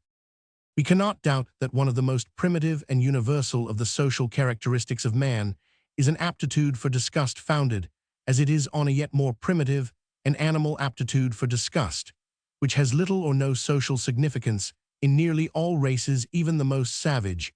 We seem to find distinct traces of this aptitude for disgust in the presence of certain actions of others, an emotion naturally reflected in the individual's own actions, and hence a guide to conduct. Notwithstanding our gastric community of disgust, with lower animals, it is only in man that this disgust seems to become transformed and developed to possess a distinctly social character, and to serve as a guide to social conduct. The objects of disgust vary infinitely according to the circumstances and habits of particular races, but the reaction of disgust is fundamental throughout.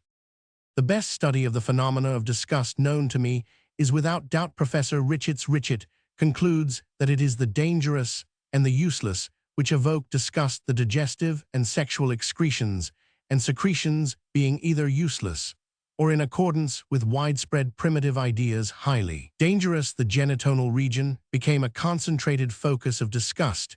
It is largely for this reason, no doubt, that savage men exhibit modesty not only toward women, but toward their own sex, and that so many of the lowest savages take great precautions in obtaining seclusion for the fulfillment of natural functions. The statement now so often made that the primary object of clothes is to accentuate rather than to conceal has in it, I shall point out latter, a large element of truth. But it is by no means a complete account of the matter. It seems difficult not to admit that alongside the impulse to accentuate sexual differences, there is also in both men and women a genuine impulse to concealment among the most primitive peoples, and the invincible repugnance often felt by savages to remove the girdle or apron is scarcely accounted for by the theory that it is solely a sexual lure. In this connection, it seems to me instructive to consider a special form of modesty very strongly marked among savages in some parts of the world. I refer to the feeling of immodesty in eating. Where this feeling exists, modesty is offended. When one eats in public, the modest man retires to eat in decency. Said cook was utterly unknown among the Tahitians, but they would not eat together. Even brothers and sisters had their separate baskets of provisions, and generally sat some yards apart with their backs to each other when they ate. The warrior of Central Africa, Cameron, found, when offered a drink, put up a cloth before their faces while they swallowed it, and would not allow anyone to see them eat or drink, so that every man or woman must have his own fire and cook for himself.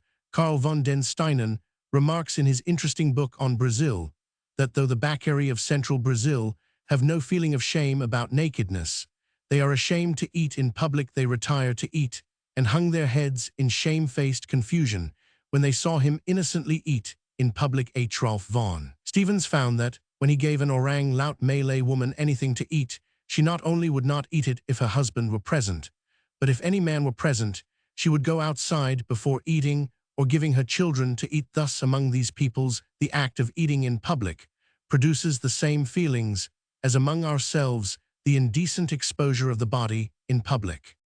It is quite easy to understand how this arises whenever there is any pressure on the means of subsistence, as among savages at some time or another there nearly always is. It must necessarily arouse a profound and mixed emotion of desire and disgust to see another person putting into his stomach what one might just as well have put into one's own. The special secrecy sometimes observed by women is probably due to the fact that women would be less able to resist the emotions that the act of eating would arouse in onlookers. As social feeling develops, a man desires not only to eat in safety, but also to avoid being an object of disgust, and to spare his friends all unpleasant emotions. Hence, it becomes a requirement of ordinary decency to eat in private. A man who eats in public becomes like the man who in our cities exposes his person in public, an object of disgust and contempt. Long ago, when a hospital student on midwifery duty in London's slums, I had occasion to observe that among the women of the poor, and more especially in those who had lost the first bloom of youth, modesty consisted chiefly in the fear of being disgusting. There was an almost pathetic anxiety in the face of pain and discomfort not to be disgusting in the doctor's eyes. This anxiety expressed itself in the ordinary symptoms of modesty, but as soon as the woman realized that I found nothing disgusting in whatever was proper and necessary to be done under the circumstances, it almost invariably happened that every sign of modesty at once disappeared. In the special and elementary conditions of parturition, modesty is reduced to this one fear of causing disgust, so that when that is negated, the emotion is non-existent, and the subject becomes without effort as direct and natural as a little child. A fellow student on similar duty, who also discovered for himself the same character of modesty, that, if he was careful to guard her modesty, the woman was careful also, and that if he was not, the woman was not. Remarked on it to me with sadness. It seemed to him derogatory to womanhood that what he had been accustomed to consider its supreme grace should be so superficial that he could at will set limits to it. I thought then, as I think still, that that was rather a perversion of the matter, and that nothing becomes degrading because we happen to have learned something about its operations. But I am more convinced than ever that the fear of causing disgust, a fear quite distinct from that of losing a sexual lure or breaking a rule of social etiquette, plays a very large part in the modesty of the more modest sex. And in modesty, generally our Venuses, as Lucretius long since remarked and Montaigne after him, are careful to conceal from their lovers the vita postscenia, and that fantastic fate which placed so near together the supreme foci of physical attraction and physical repugnance has immensely contributed to build up all the subtlest coquetries of courtship, whatever stimulates self-confidence, and lulls the fear of evoking disgust, whether it is the presence of a beloved person in whose good opinion complete confidence is felt, or whether it is merely the grosser narcotizing influence of a slight degree of intoxicational ways, automatically lulls the emotion of modesty together with the animal factor of sexual refusal. This social fear of evoking disgust seems to me the most fundamental element in modesty. It is of course impossible to argue that the fact of the sacropubic region of the body being the chief focus of concealment proves the importance of this factor of modesty, but it may fairly be argued that it owes this position not merely to being the sexual center, but also as being the excretory center even among many lower mammals, as well as among birds and insects. There is a well-marked horror of dirt somewhat disguised by the varying ways in which an animal may be said to define dirt. Many animals spend more time and energy in the duties of cleanliness than human beings, and they often show well-marked anxiety to remove their own excrement or to keep away from it. Thus, this element of modesty also may be said to have an animal basis. It is on this animal basis that the human and social fear of arousing disgust has developed its probably wide extension, is indicated not only by the strong feeling attached to the constant presence of clothing on this part of the body, such constant presence being quite uncalled, for if the garment or ornament is merely a sort of sexual warping, but by the repugnance felt by many savages very low down in the scale to the public satisfaction of natural needs, and to their more than civilized cleanliness. In this connection, it is further of interest to note that in some parts of the world the covering is not in front, but behind. Though of this fact there are probably other explanations among civilized people. Also it may be added the final and invincible seat of modesty is sometimes not around the pubis, but the anus, that is to say, that in such cases the fear of arousing disgust is the ultimate and most fundamental element of modesty. The concentration of modesty around the anus is sometimes very marked. Many women feel so high a degree of shame and reserve with regard to this region that they are comparatively indifferent to an anterior examination of the sexual organs. A similar feeling is not seldom found in men. I would permit of an examination of my genitals by a medical man without any feeling of discomfort, a correspondent writes, but I think I would rather die than submit to any rectal examination. Even physicians have been known to endure painful rectal disorders for years rather than undergo examination. Among ordinary English girls, a medical correspondent writes, I have often noticed that the dislike and shame of allowing a man to have sexual intercourse with them when newly married is simply due to the fact that the sexual aperture is so closely opposed to the anus and bladder. If the vulva and vagina were situated between a woman's shoulder blades, and a man had a separate instrument for coitus not used for any excretory purpose, I do not think women would feel about intercourse, as they sometimes do. Again, in their ignorance of anatomy, women often look upon the vagina and womb as part of the bowel and its exit of discharge, and sometimes say, for instance, inflammation of the bowel, when they mean womb. Again, many, perhaps most women, believe that they pass water through the vagina, and are ignorant of the existence of the separate urethral orifice. Again, women associate the vulva with the anus, and so feel ashamed of it even when speaking to their husbands or to a doctor or among themselves. They have absolutely no name for the vulva, I mean among the upper classes and people of gentle birth, but speak of it as down below, low down, etc. Even though this feeling is largely based on wrong and ignorant ideas, it must still be recognized that it is to some extent natural and inevitable. How much is risked, exclaims Dugas, in the privacies of love. The results may be disillusion, disgust, the consciousness of physical imperfection, of brutality or coldness, of aesthetic disenchantment, of a sentimental shock scene, or divine to be without modesty, that is to say, to have no fear of the ordeals of love. One must be sure of one's self, of one's grace, of one's physical emotions, of one's feelings, and be sure, moreover, of the effect of all these on the nerves, the imagination, and the heart of another person. Let us suppose modesty reduced to aesthetic discomfort, to a woman's fear of displeasing, or of not seeming beautiful enough. Even thus defined, how can modesty avoid being always awake and restless? What woman could repeat without risk the tranquil action of Phryne? And even in that action, who knows how much may not have been due to mere professional insolence?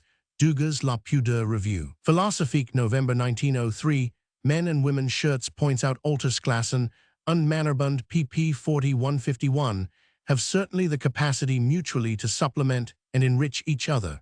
But when this completion fails, or is not sought, the difference may easily become a strong antipathy, and he proceeds to develop the wide-reaching significance of this psychic fact. I have emphasized the proximity of the excretory centers to the sexual focus in discussing this important factor of modesty, because, in analyzing so complex and elusive an emotion as modesty, it is desirable to keep as near as possible to the essential and fundamental facts on which it is based. It is scarcely necessary to point out that in ordinary civilized society, these fundamental facts are not usually present at the surface of consciousness, and may even be absent altogether. On the foundation of them may arise all sorts of idealized fears, of delicate reserves, of aesthetic refinements, as the emotions of love become more complex and more subtle, and the crude simplicity of the basis on which they finally rest becomes inevitably concealed.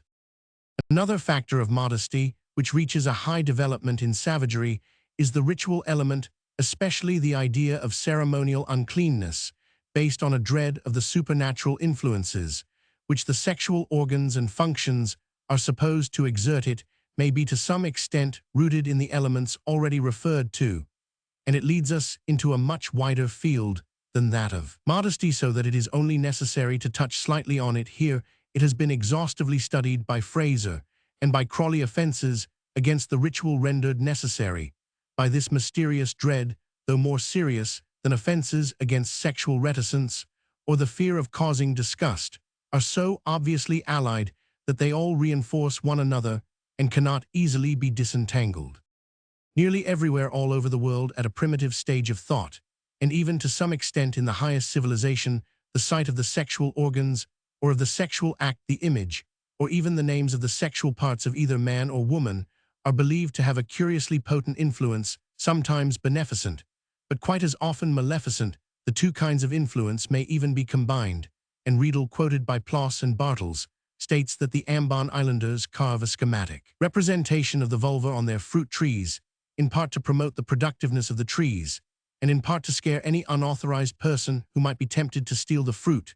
The precautions prescribed as regards coitus at Longo are evidently associated with religious fears in Ceylon. Again, as a medical correspondent, there informs me where the penis is worshipped and held sacred, a native never allows it to be seen except under compulsion by a doctor, and even a wife must neither see it nor touch it nor ask for coitus, though she must grant as much as the husband desires. All savage and barbarous peoples who have attained any high degree of ceremonialism have included the functions not only of sex, but also of excretion more or less stringently within the bounds of that ceremonialism. It is only necessary to refer to the Jewish ritual books of the Old Testament, to Hesiod, and to the customs prevalent among Mohammedan peoples. Modesty in eating also has its roots, by no means only in the fear of causing disgust, but very largely in this kind of ritual, and Crawley has shown how numerous and frequent among primitive peoples are the religious implications of eating and drinking so profound.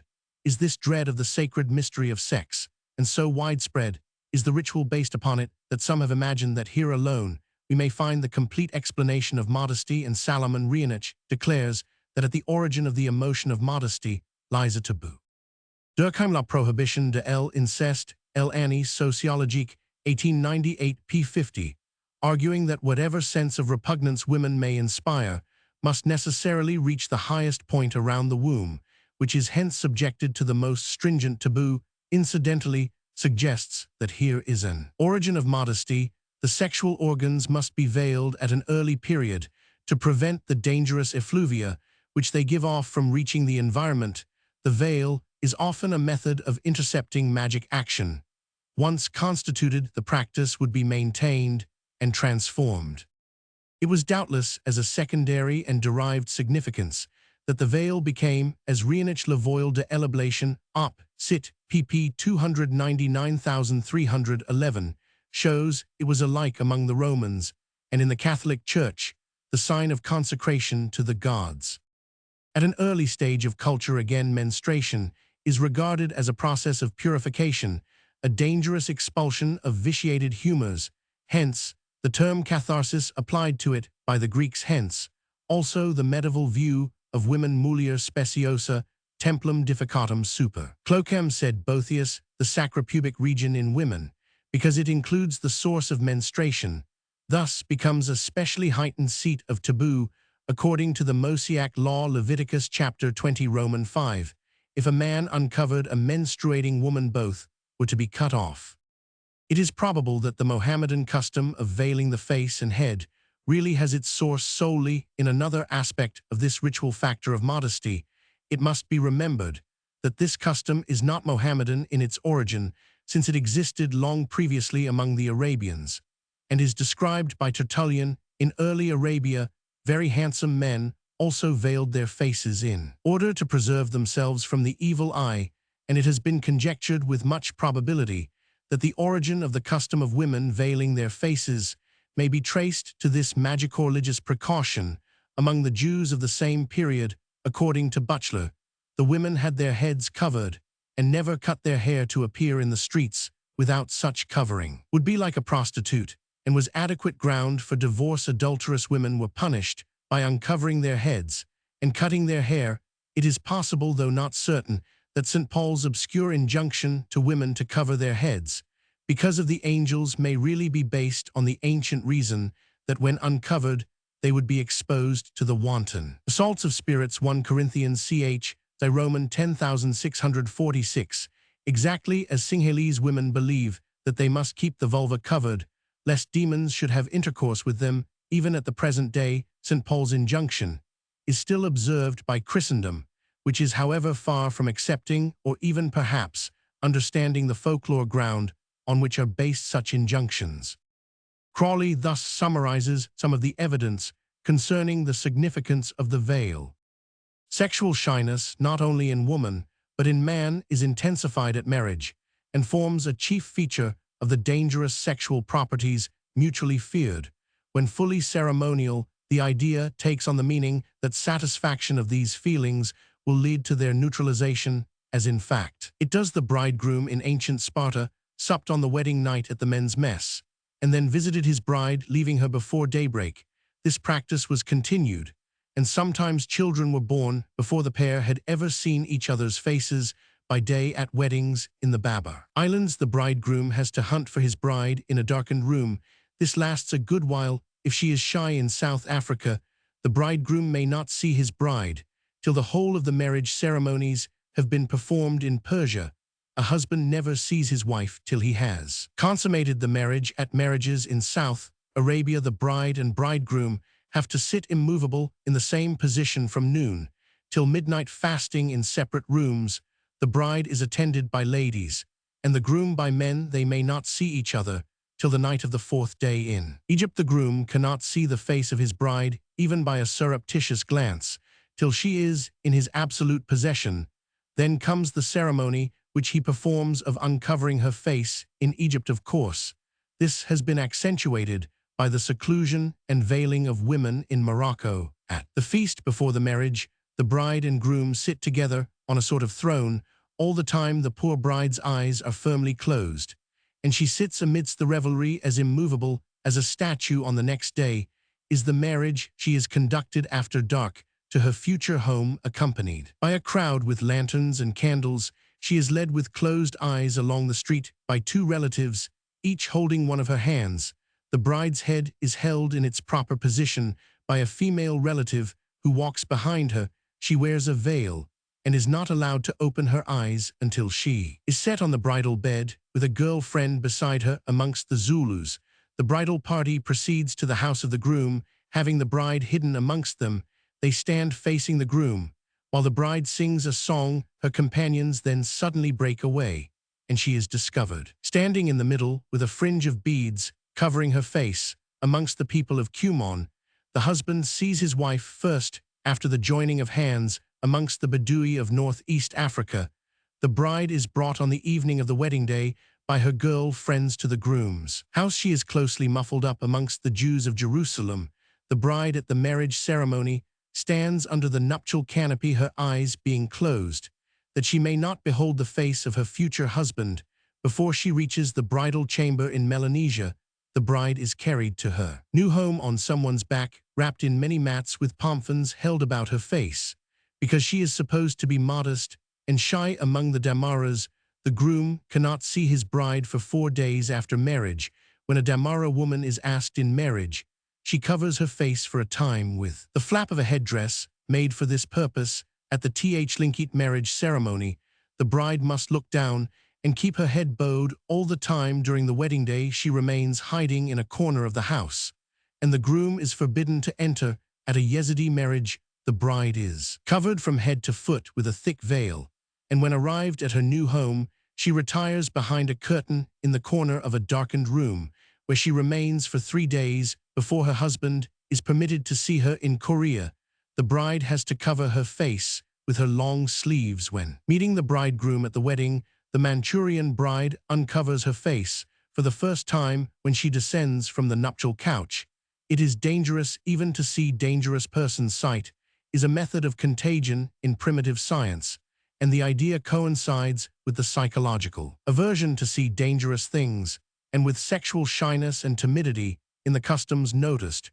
We can distinguish the feeling that it is dangerous to the bride for her husband's eyes to be upon her, and the feeling of bashfulness in her which induces her neither to see him nor to be seen by him. These ideas explain the origin of the bridal veil and similar concealments. The bridal veil is used to take a few instances in China, Burma, Korea, Russia, Bulgaria, Manchuria, and Persia, and in all these cases, it conceals the face entirely. E. Crawley, The Mystic Rose, pp. 328 et seq. Alexander Walker, writing in 1846, remarks among old-fashioned people, of whom a good example may be found in old country people of the middle class in England. It is indecent to be seen with the head unclothed. Such a woman is terrified at the chance of being seen in that condition, and if intruded on at that time, she shrieks with terror and flies to conceal herself. A Walker Beauty, p. 15. This fear of being seen with the head uncovered exists still. Roman 1000 Van Gennep informs me in some regions of France, as in Brittany. So far it has only been necessary to refer incidentally to the connection of modesty with clothing. I have sought to emphasize the unquestionable but often forgotten fact that modesty is in its origin independent of clothing, that physiological modesty takes precedence of anatomical modesty, and that the primary factors of modesty were certainly developed long before the discovery of either ornament or garments. The rise of clothing probably had its first psychical basis on an emotion of modesty, already compositely formed of the elements. We have traced both the main elementary factors, it must be noted, must naturally tend to develop and unite in a more complex, though it may well be much less intense emotion, the impulse which leads the female animal, as it leads some African women, when found without their girdles, to squat firmly down on the earth, becomes a more refined and extended play of gesture and ornament, and garment. A very notable advance, I may remark, is made when this primary attitude of defense against the action of the male becomes a defense against his eyes, We may thus explain the spread of modesty to various parts of the body, even when we exclude the more special influence of the evil. The breasts very early become a focus of modesty in women. This may be observed among many naked or nearly naked Negro races, the tendency of the nates to become the chief seat of modesty in many parts of Africa may probably be in large part thus explained, since the full development of the gluteal regions is often the greatest attraction. An African woman can possess the same cause, contributes doubtless to the face becoming in some races the center of modesty. We see the influence of this defense against strange eyes in the special precautions in gesture or clothing taken by the women in various parts of the world against the more offensive eyes of civilized Europeans. But in thus becoming directed only against sight and not against action, the gestures of modesty are at once free to become merely those of coquetry. When there is no real danger of offensive action, there is no need for more than playful defense, and no serious anxiety should that defense be taken as a disguised invitation. Thus the road is at once fully open toward the most civilized manifestations of the comedy of courtship.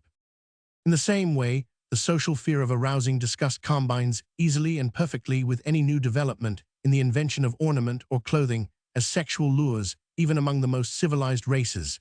It has often been noted that the fashion of feminine garments, as also sometimes the use of scents, has the double object of concealing and attracting. It is so with the little apron of the young savage belle. The heightening of the attraction is indeed a logical outcome of the fear of evoking disgust. It is possible, as some ethnographists have observed, that intercrural cords and other primitive garments have a physical ground inasmuch as they protect the most sensitive and unprotected part of the body, especially in women.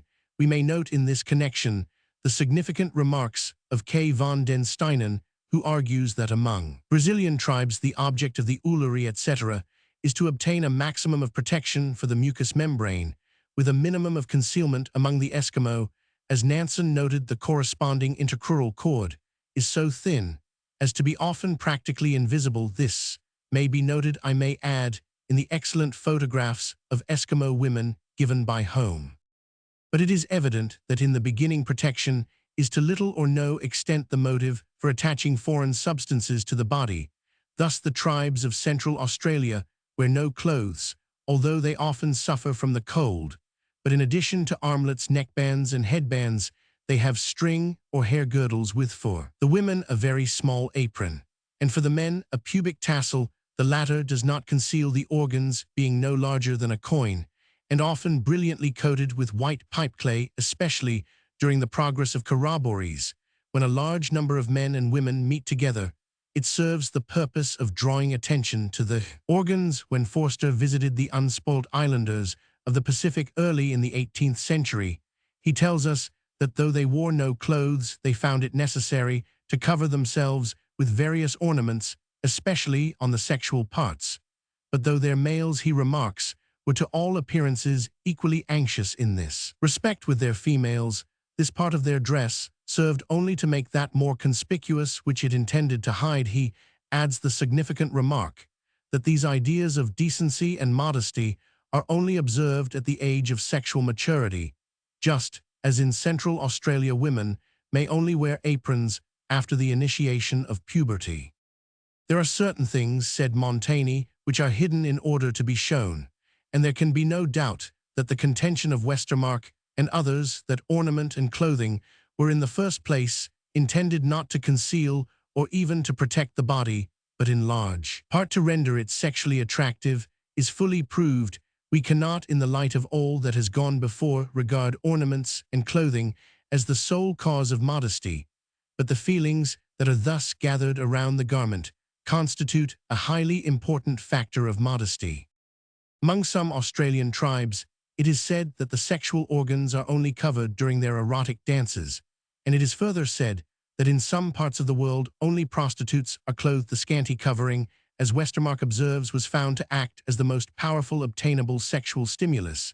It is undoubtedly true that this statement may be made not merely of the savage, but of the most civilized world. All observers agree that the complete nudity of savages, unlike the civilized décolleté or détrousse, has no suggestion of sexual allurement. Westermarck quotes numerous testimonies On this point op. cit. pp. 192, et seq. Dr. R. W. Felkin remarks concerning Central Africa that he has never met more indecency than in Uganda, where the penalty of death is inflicted on an adult found naked. In the Street Edinburgh Medical Journal, April 18, 84, a study of pictures or statuary will alone serve to demonstrate that nakedness is always chaster in its effects than partial clothing. As a well-known artist Du Maurier has remarked in Trilby, it is a fact well known to all painters and sculptors who have used the nude model, except a few shady pretenders whose purity not being of the right sort has gone rank from too much watching, that nothing is so chaste as nudity. Venus herself, as she drops her garments and steps on to the model throne, leaves behind her on the floor every weapon in her armory by which she can pierce to the grosser passions of men. Burton, in the Anatomy of Melancholy, Part 3, Sect Roman 2, Subsect 3, deals at length with the allurements of love, and concludes that the greatest provocations of lust are from our apparel. The artist's model, as one informs me, is much less exposed to liberties from men when nude than when she is partially clothed, and it may be noted that in Paris studios the model who poses naked undresses behind a screen. An admirable poetic rendering of this element in the philosophy of clothing has been given by Herrick, that master of erotic psychology, in A Lily in Crystal, where he argues that a lily in crystal and amber in a stream and strawberries in cream gain an added delight from semi-concealment, and so he concludes we obtain a rule how far to teach. Your nakedness must reach. In this connection, also, it is worth noting that Stanley Hall, in a report based on returns from nearly 1,000 persons, mostly teachers, the Early Sense of Self, American Journal of Psychology, 1898, p. 366, finds that of the three functions of clothes, protection, ornament, and Lotzian self-feeling, second, is by far the most conspicuous in childhood. The attitude of children is testimony to the primitive attitude toward clothing. It cannot, however, be said that the use of clothing for the sake of showing the natural forms of the body has everywhere been developed. In Japan, where nakedness is accepted without shame, clothes are worn to cover and conceal, and not to reveal the body. It is so also in China. A distinguished Chinese gentleman who had long resided in Europe once told Bales that he had gradually learnt to grasp the European point of view, but that it would be impossible to persuade his fellow countrymen that a woman who used her clothes to show off her figure could possibly possess the least trace of modesty. Bales, Zeitschrift für Ethnologie, 1901, Heft 2, p. 179. The great artistic elaboration often displayed by articles of ornament or clothing, even when very small, and the factors shown by Carl von den Steinen regarding the Brazilian Ullarith that they may serve as common motives in general decoration, sufficiently prove that such objects attract rather than avoid attention. And while there is an invincible repugnance among some peoples to remove these articles, such repugnance being often strongest when the adornment is most minute, others have no such repugnance, or are quite indifferent whether or not their aprons are accurately adjusted. The mere presence or possession of the article gives the required sense of self-respect, of human dignity, of sexual desirability. Thus it is that to unclothe a person is to humiliate him. This was so even in Homeric times, for we may recall the threat of Ulysses to strip Thyestes. When clothing is once established, another element, this time a social-economic element, often comes in to emphasize its importance and increase the anatomical modesty of women. I mean the growth of the conception of women as property weights, followed by Schurz and Letourneau, has insisted that the jealousy of husbands is the primary origin of clothing and indirectly of modesty. Diderot in the 18th century had already given clear expression to the same view. It is undoubtedly true that only married women are among some peoples clothed, the unmarried women, though full-grown, remaining naked in many parts of the world. Also, as Mantegazza and others have shown, where the men are naked and the women covered, clothing is regarded as a sort of disgrace, and men can only with difficulty be persuaded to adopt it. Before marriage, a woman was often free and not bound to chastity, and at the same time was often naked after marriage. She was clothed and no longer free to the husband's mind. The garment appears psychologically, though naturally, a moral and physical protection against any attack on his property. Thus a new motive was furnished, this time somewhat artificially, for making nakedness in women at all events disgraceful, as the conception of property also extended to the father's right over his daughters, and the appreciation of female chastity developed. This motive spread to unmarried as married women. A woman on the west coast of Africa must always be chaste, because she is first the property of her parents and afterwards of her husband.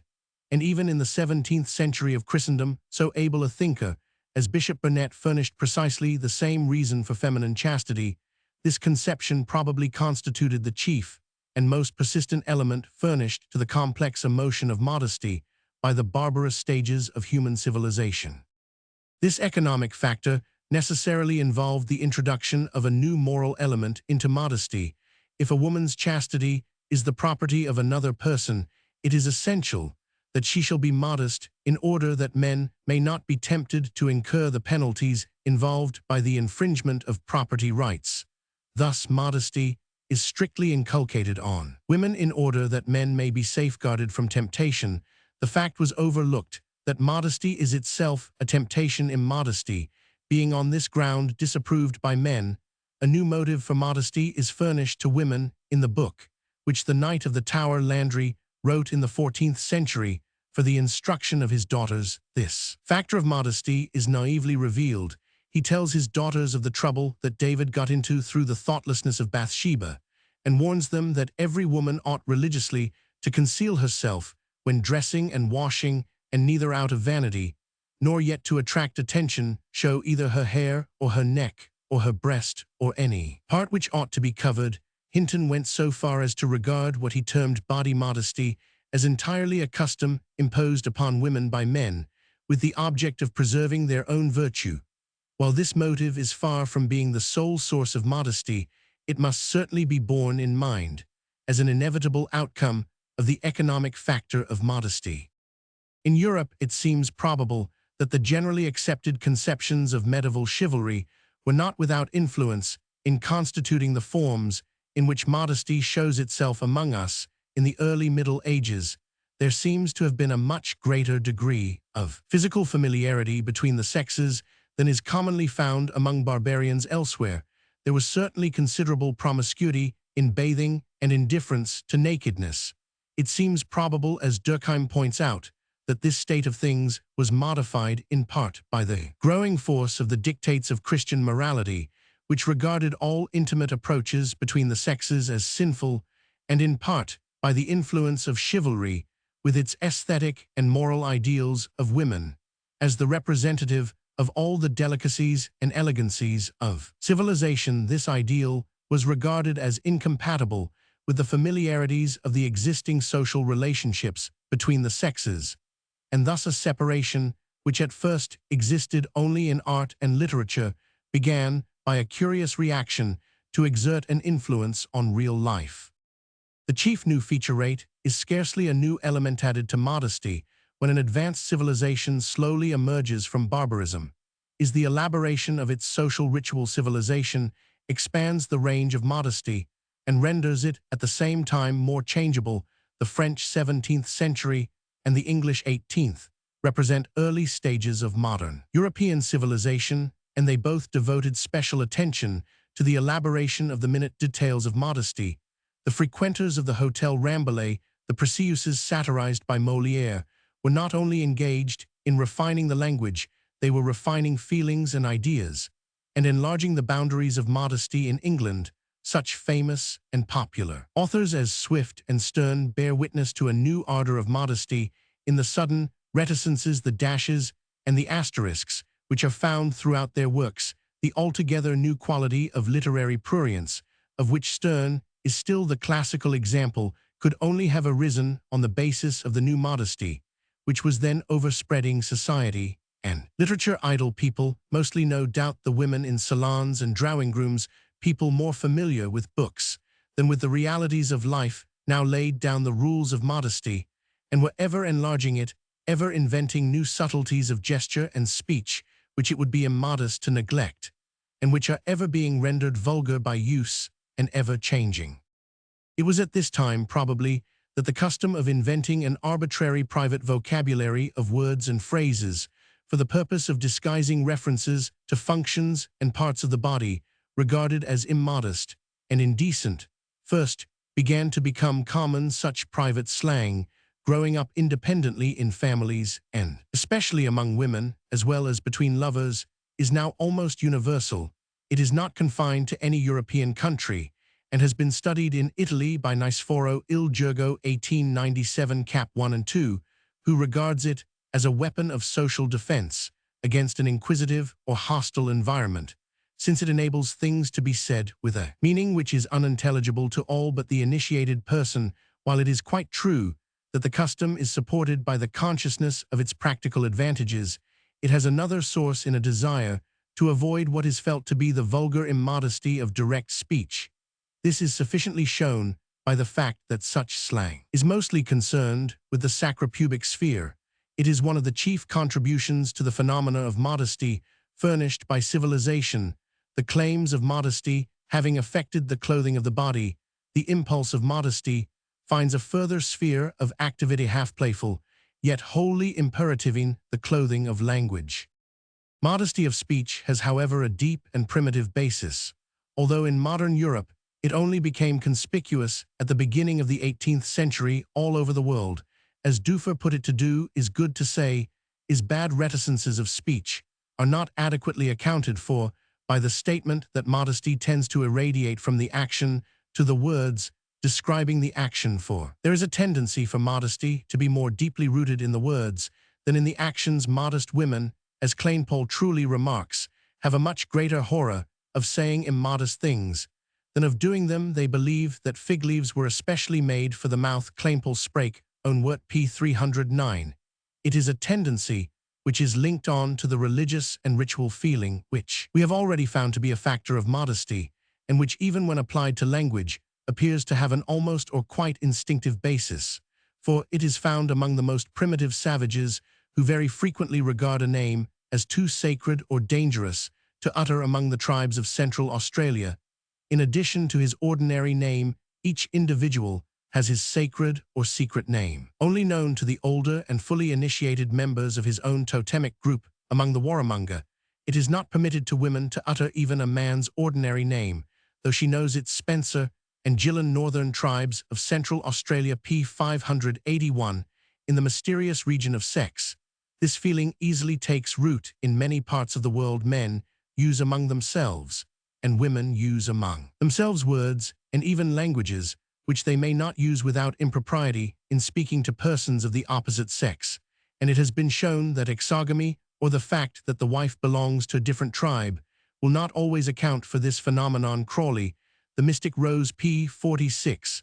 A special vocabulary for the generative organs and functions is very widespread. Thus, in northwest central Queensland, there is both a decent and an indecent vocabulary for the sexual parts in Mitakudi language. For instance, mean may be used for the vulva in the best Aboriginal society, but kunya and pakil, which are names for the same parts, are the most blackguardly words known to the natives. W. Roth, Ethnological Studies among the Queensland Aborigines, p. 184. Among the Malays, puki is also a name for the vulva, which it is very indecent to utter, and it is only used in public by people under the influence of an obsessive nervous disorder. W. Gilman Ellis, Latter Journal of Mental Science, Jan. 1897. The Swahili women of Africa have a private metaphorical language of their own referring to sexual matters. Zash Zeitschrift für Ethnologie, 1899, Heft 23, pp. 70. Et sec. And in Samoa again, young girls have a euphemistic name for the penis or luma, which is not that in common use. Zeitschrift für Ethnologie, 1899, Heft 1, p. 31. Exactly the same thing is found in Europe today, and is sometimes more marked among young peasant women than among those of better social class, who often avoid under all circumstances the necessity for using any definite name.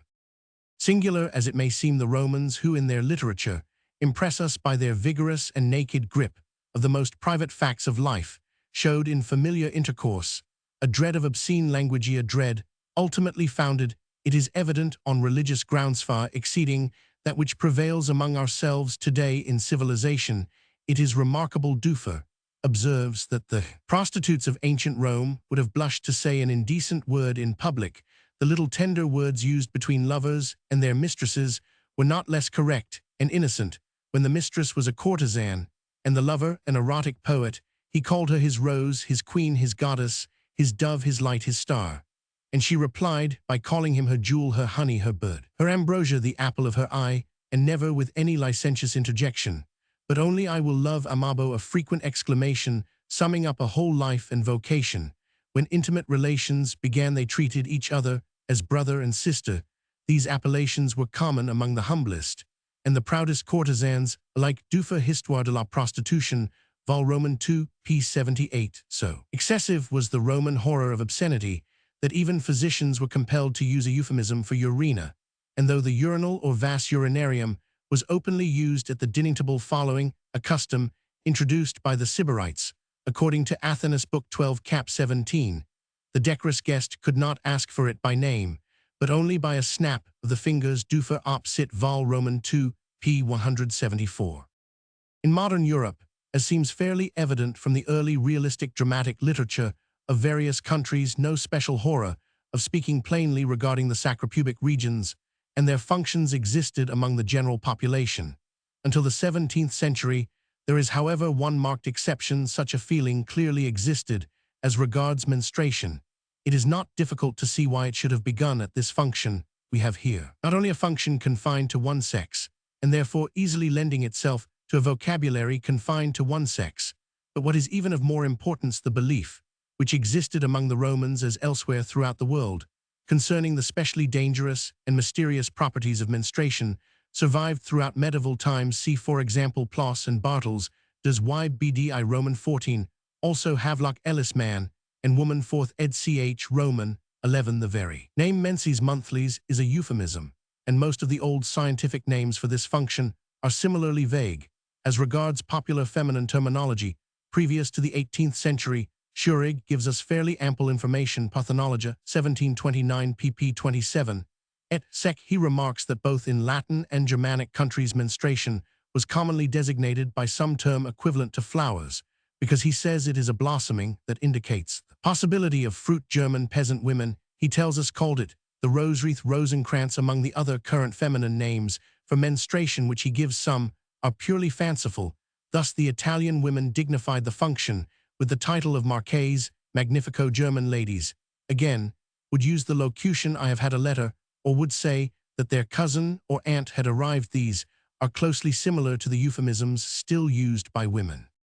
It should be added that euphemisms for menstruation are not confined to Europe and are found among savages, according to Hill Tout Journal of the Anthropological Institute, 1904 p. 320 and 1905 p. 130.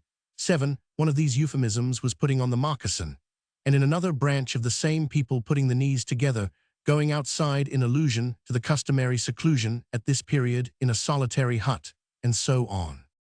It would, however, be a mistake to suppose that this process is an intensification of modesty. It is, on the contrary, an attenuation of it.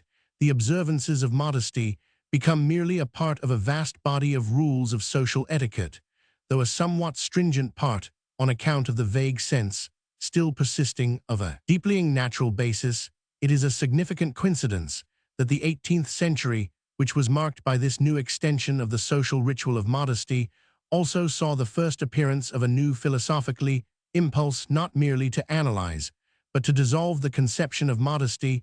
This took place more especially in France. The swift rise to supremacy during the 17th century of logical and rational methods of thinking, in conjunction with the new development of geometrical and mathematical science, led in the 18th century to a widespread belief in France that human customs and human society ought to be founded on a strictly logical and rational basis.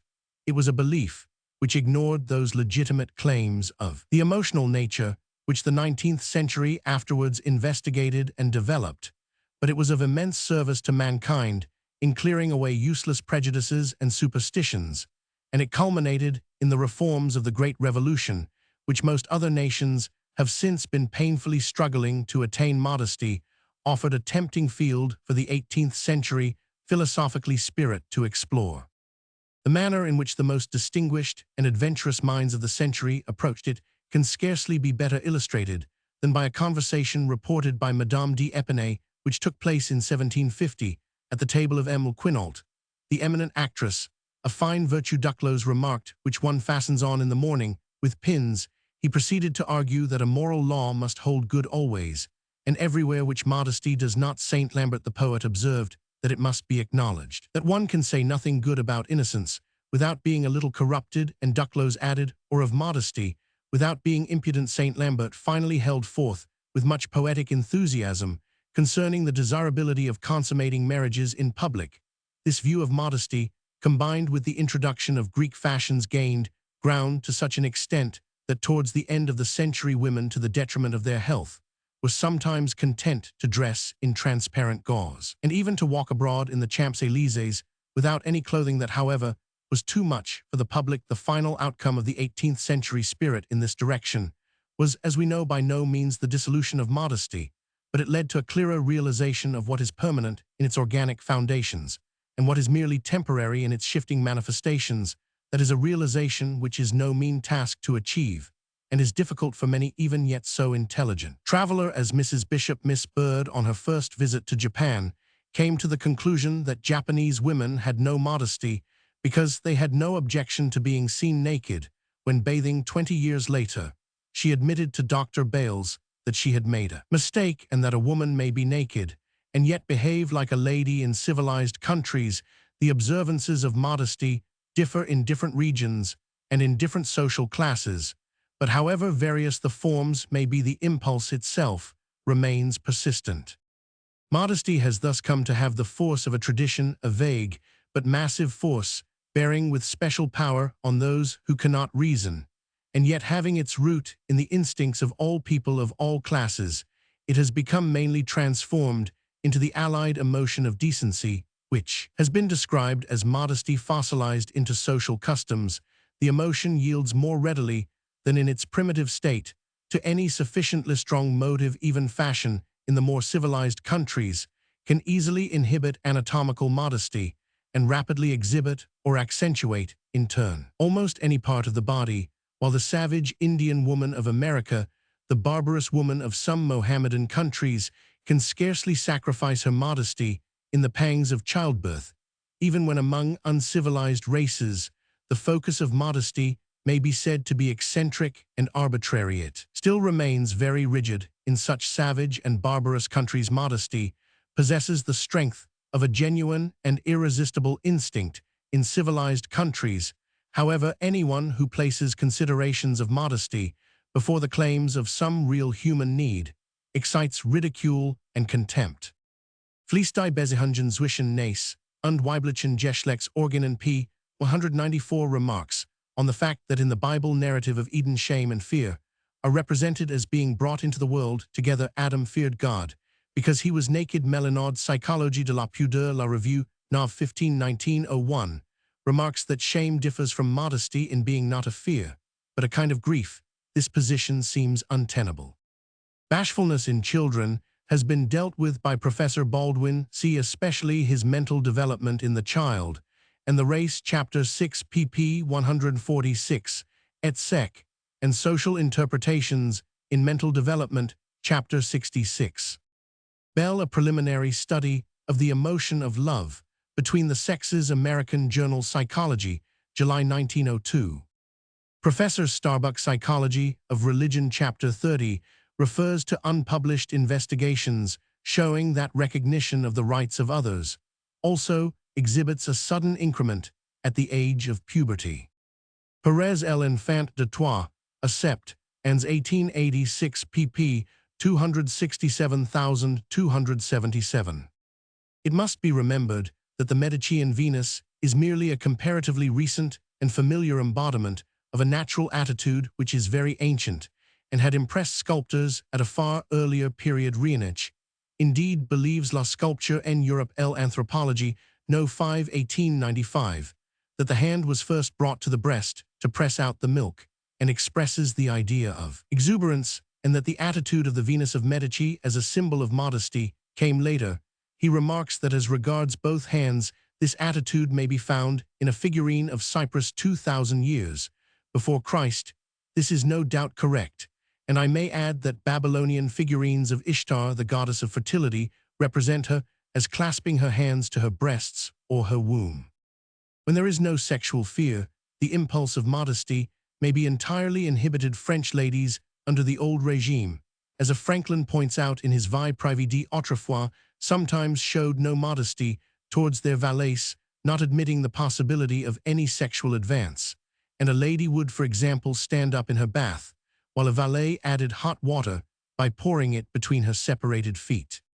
I do not hereby mean to deny a certain degree of normal periodicity even to the human male, but such periodicity scarcely involves any element of sexual fear or attitude of sexual defense in man, because it is too slight to involve complete latency of the sexual functions in other species, because latency of sexual function in the male is always accompanied by corresponding latency in the female.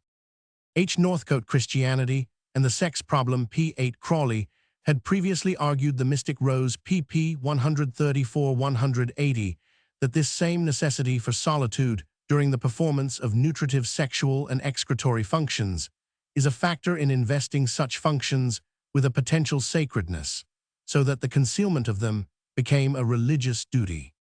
Zeitschrift für Ethnologie, 1878 p. 26.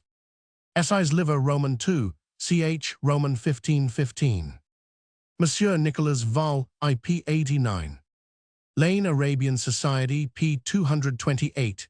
The Arab insistence on the value of virginal modesty is well brought out in one of the most charming stories of the Arabian Nights, The History of the Mirror of Virginity. This has especially been emphasized by Crawley, The Mystic Rose, pp. 181-324, et sec. 353. Geschlecht und Gesellschaft, BD Roman 2 Heft, 8 p. 358. This, however, is not always or altogether true of experienced women.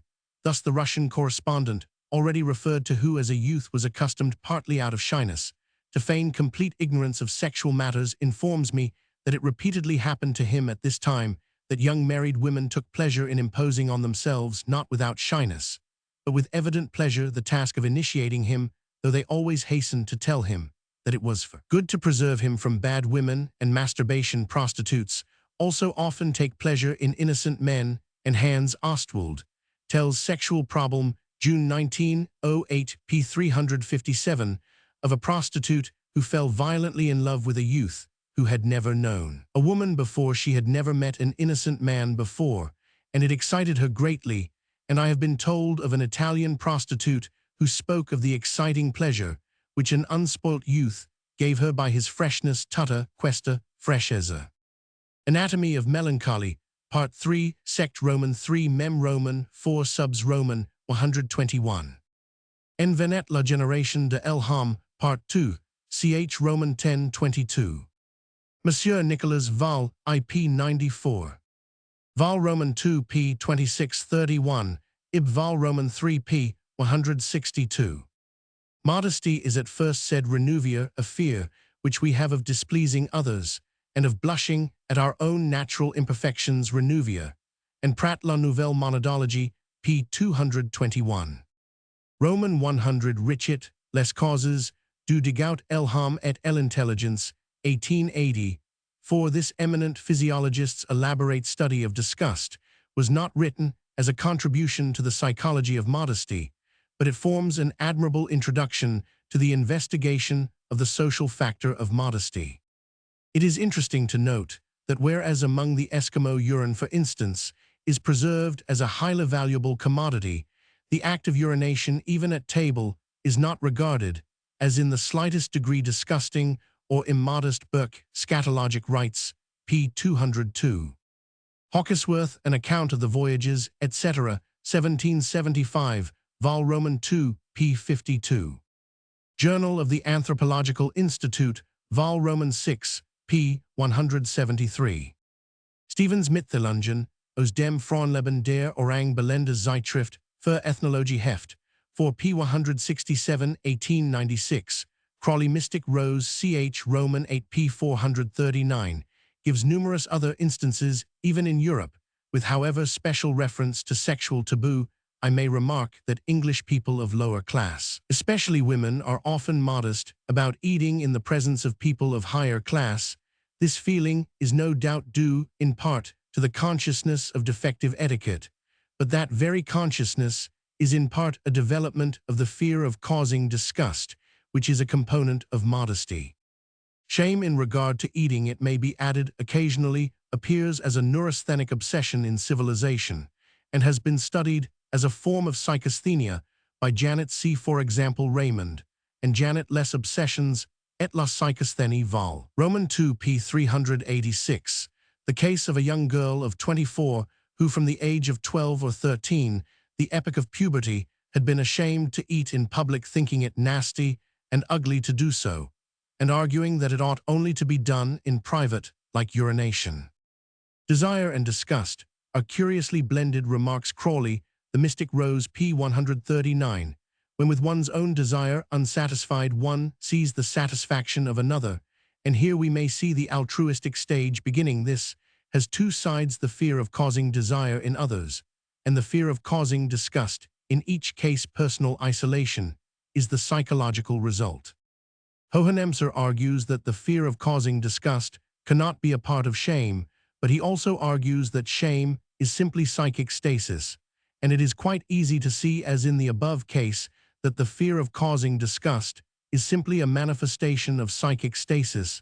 There is a conflict in the woman's mind between the idea of herself, which she has already given, and the more degraded idea of herself, which she fears she is likely to give, and this conflict is settled when she is made to feel that the first idea may still be maintained under the new circumstances.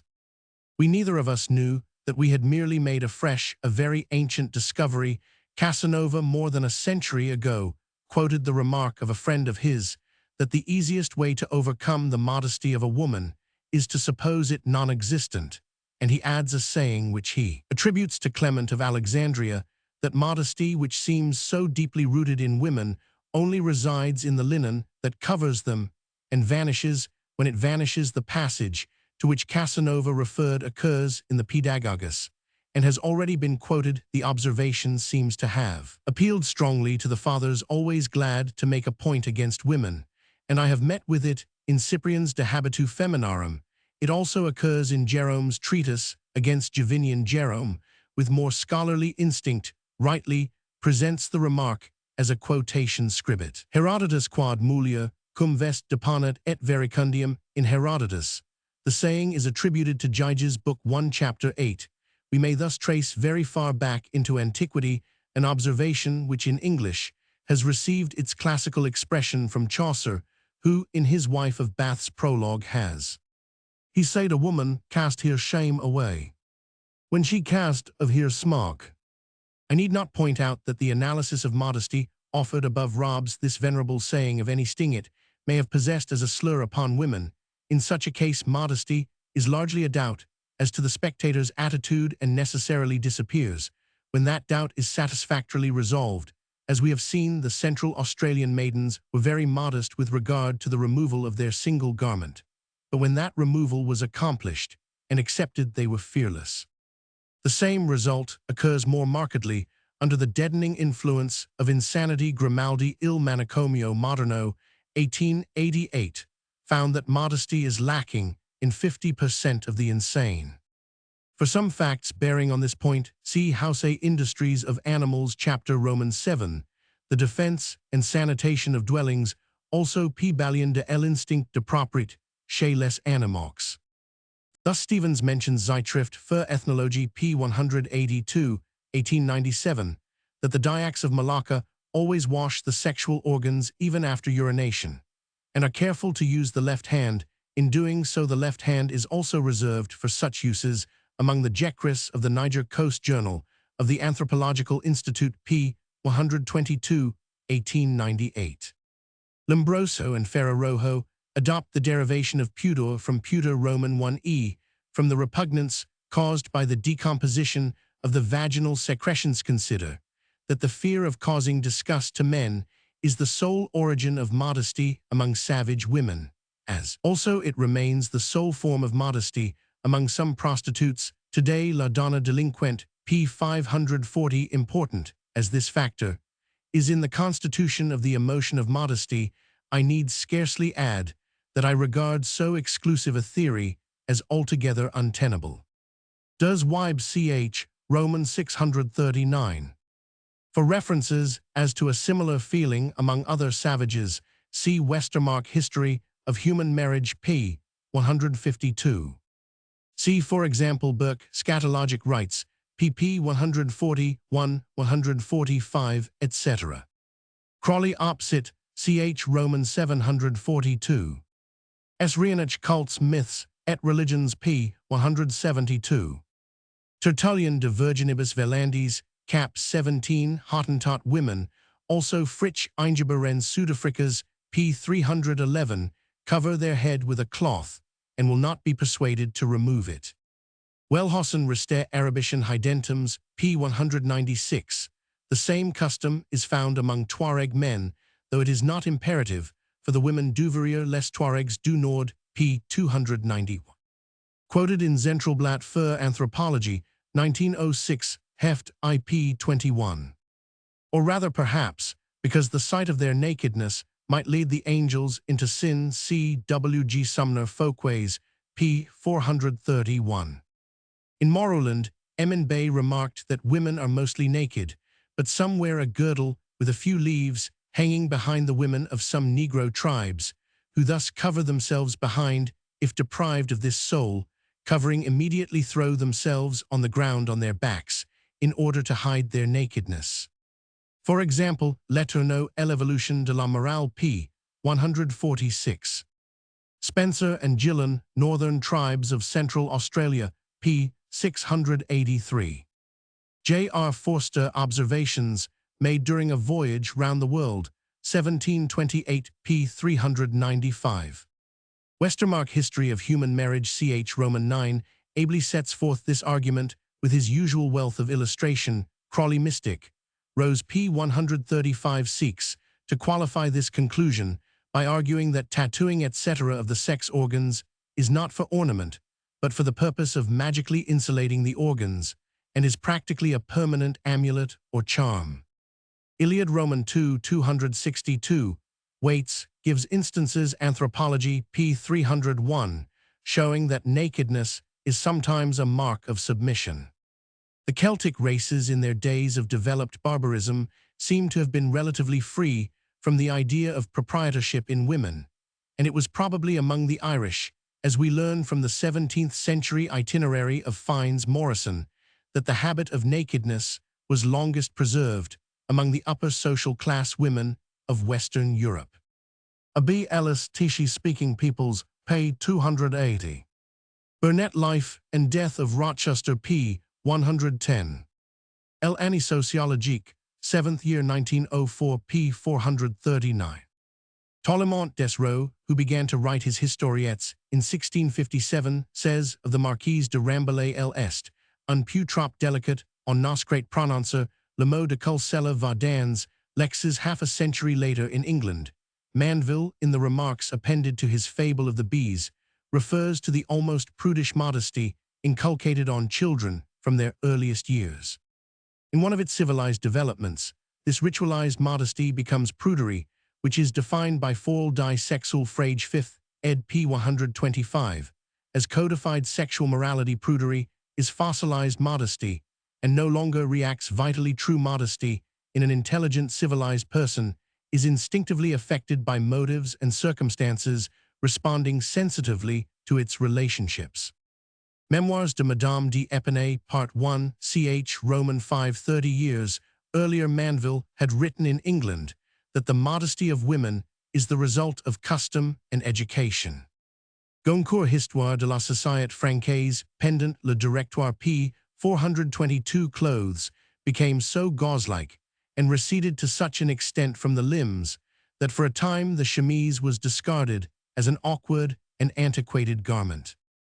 Zeitschrift für Ethnologie 1901 Heft 2 p. 179.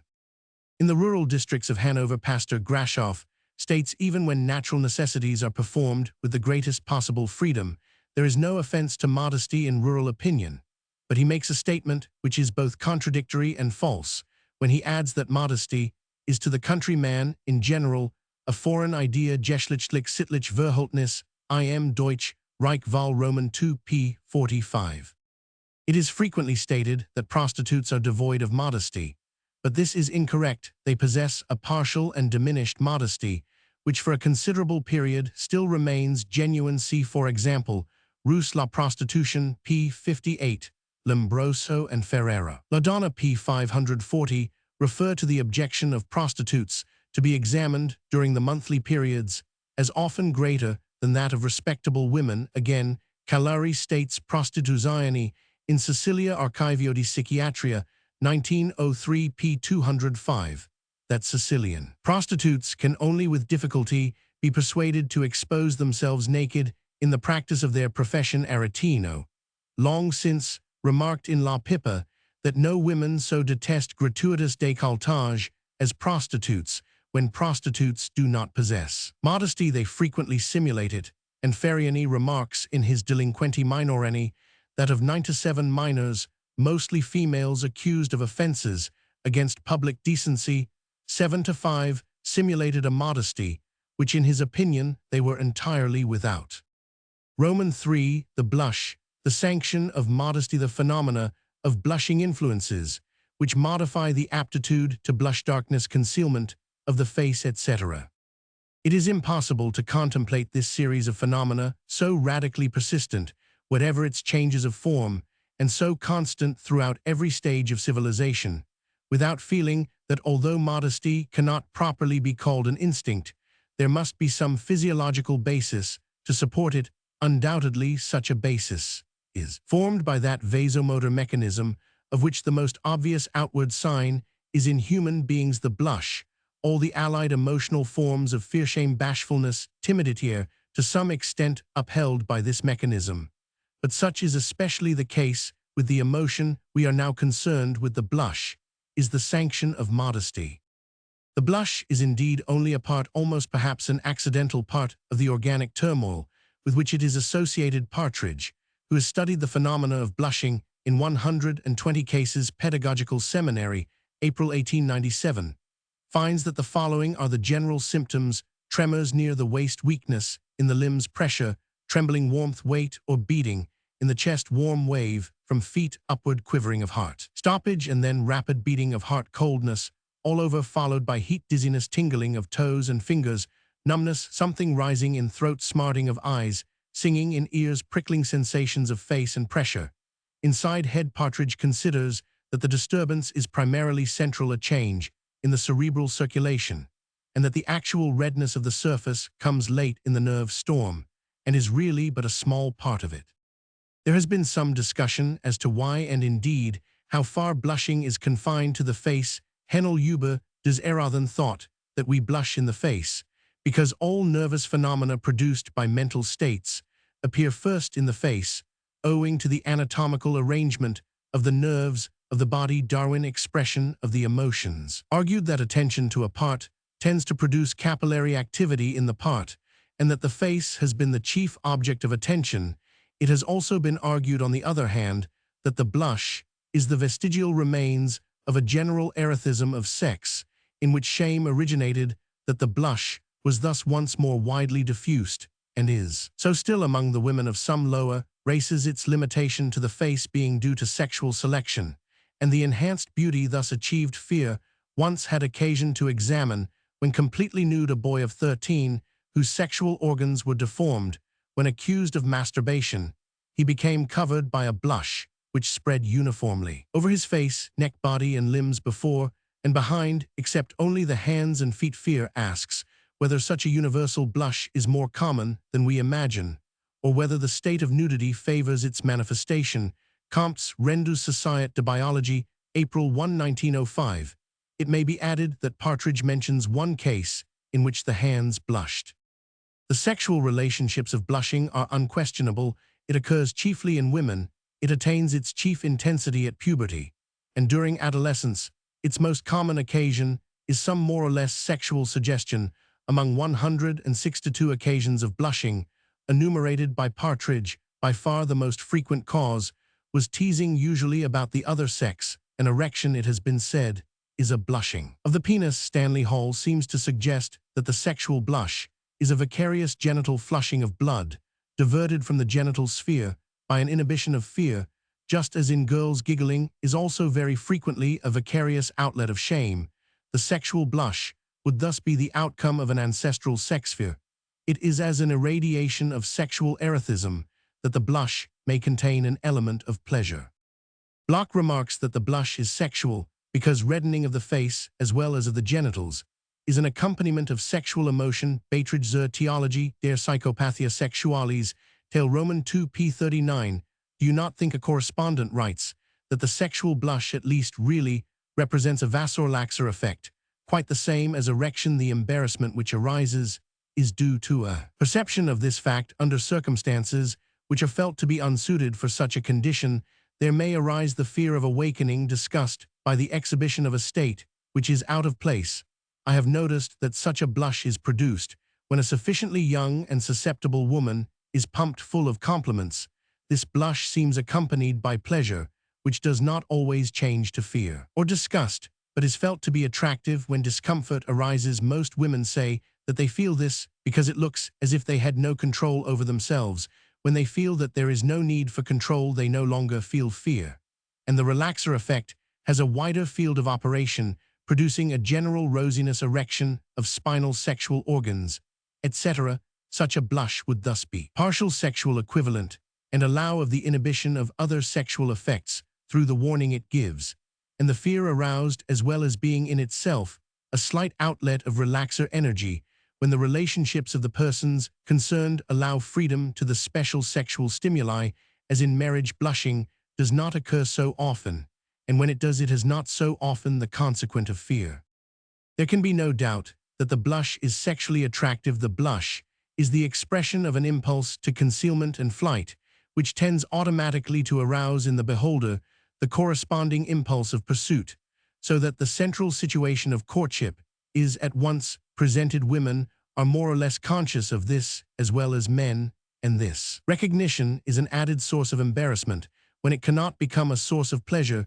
The ancient use of rouge testifies to the beauty of the blush, and Darwin stated that in Turkish slave markets the girls who readily blushed fetched the highest prices. To evoke a blush, even by producing embarrassment, is very commonly a cause of masculine gratification. Savages, both men and women, blush, even beneath a dusky skin.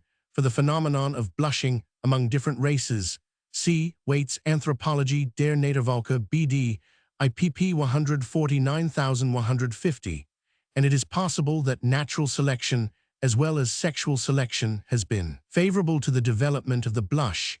It is scarcely an accident that, as has been often observed, criminals or the antisocial element of the community, whether by the habits of their lives or by congenital abnormality, blush less easily than normal persons. Kroner des Körperlich Gefühl 1887 p. 130 remarks the origin of a specific connection between shame and blushing is the work of a social selection.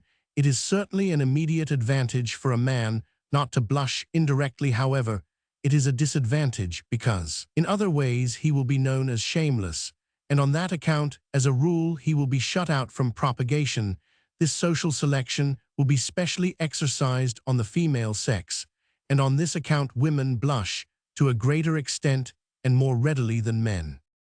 The importance of the blush and the emotional confusion behind it, as the sanction of modesty, is shown by the significant fact that by lulling emotional confusion, it is possible to inhibit the sense of modesty. In other words, we are here in the presence of a fear to a large extent, a sex fear impelling to concealment and dreading self-attention. This fear naturally disappears, even though its ostensible cause remains, when it becomes apparent that there is no reason for. That is the reason why nakedness in itself has nothing to do with modesty or immodesty. It is the conditions under which the nakedness occurs which determine whether or not modesty will be roused. If none of the factors of modesty are violated, if no embarrassing self-attention is excited, if there is a consciousness of perfect propriety alike in the subject and in the spectator, nakedness is entirely compatible with the most scrupulous modesty.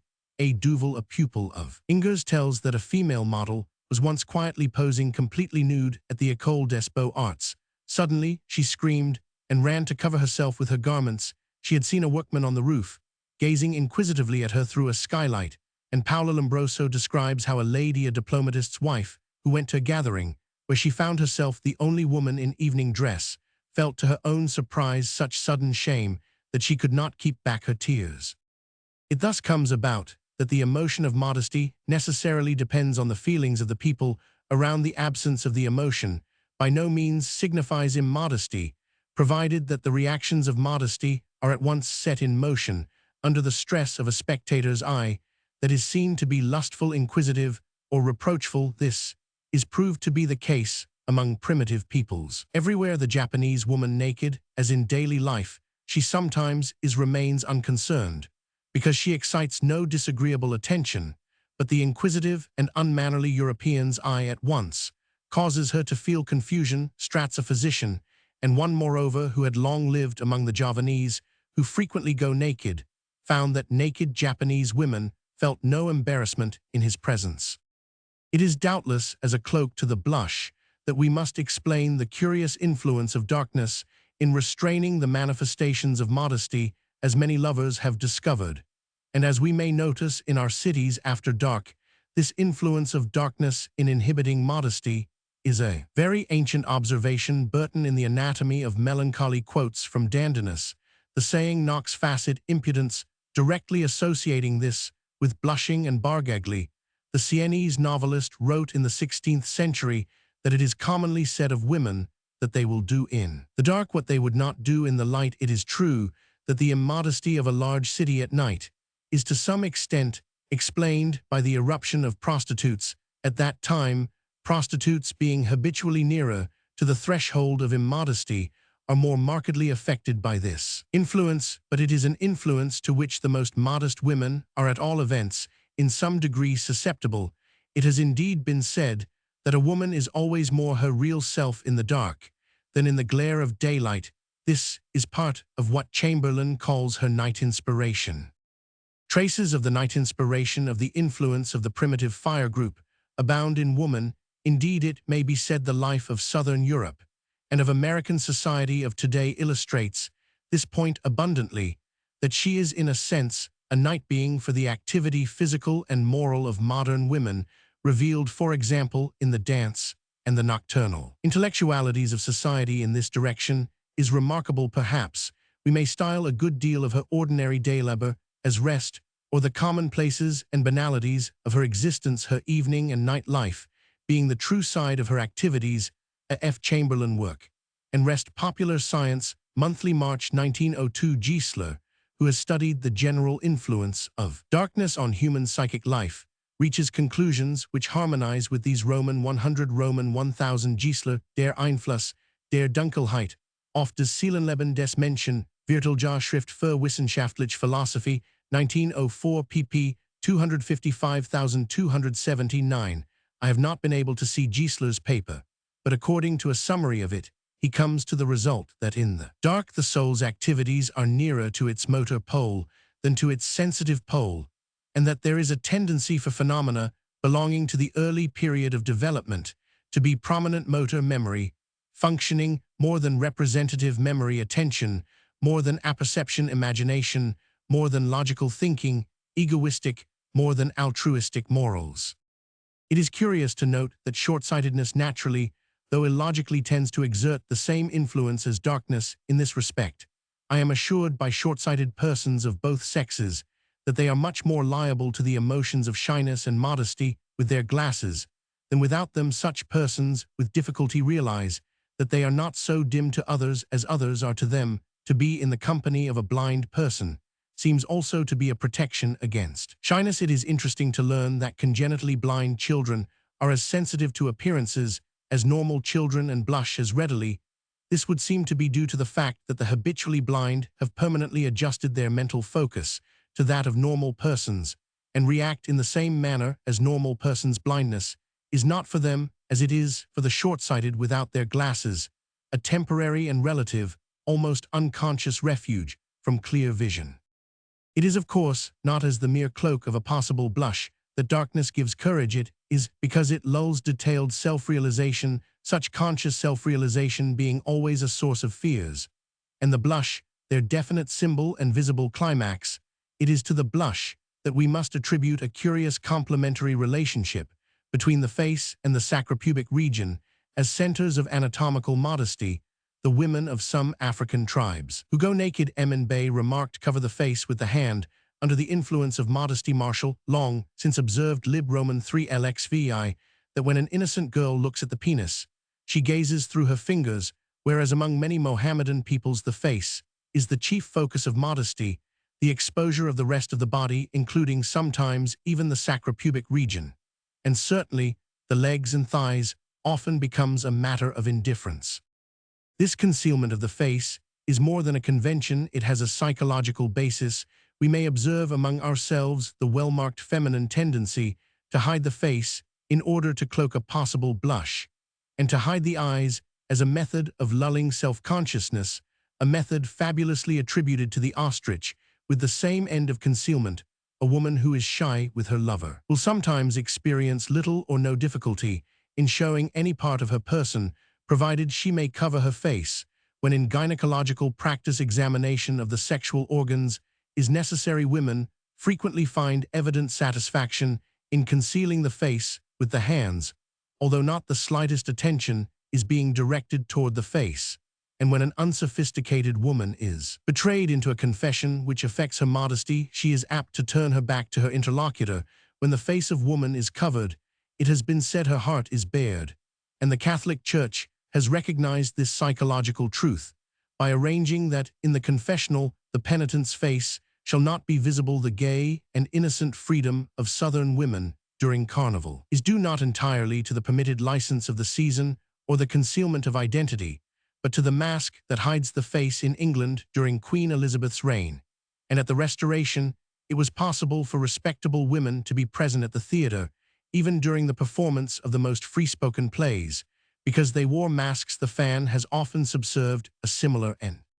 All such facts serve to show that though the forms of modesty may change, it is yet a very radical constituent of human nature in all stages of civilization, and that it is to a large extent maintained by the mechanism of blushing.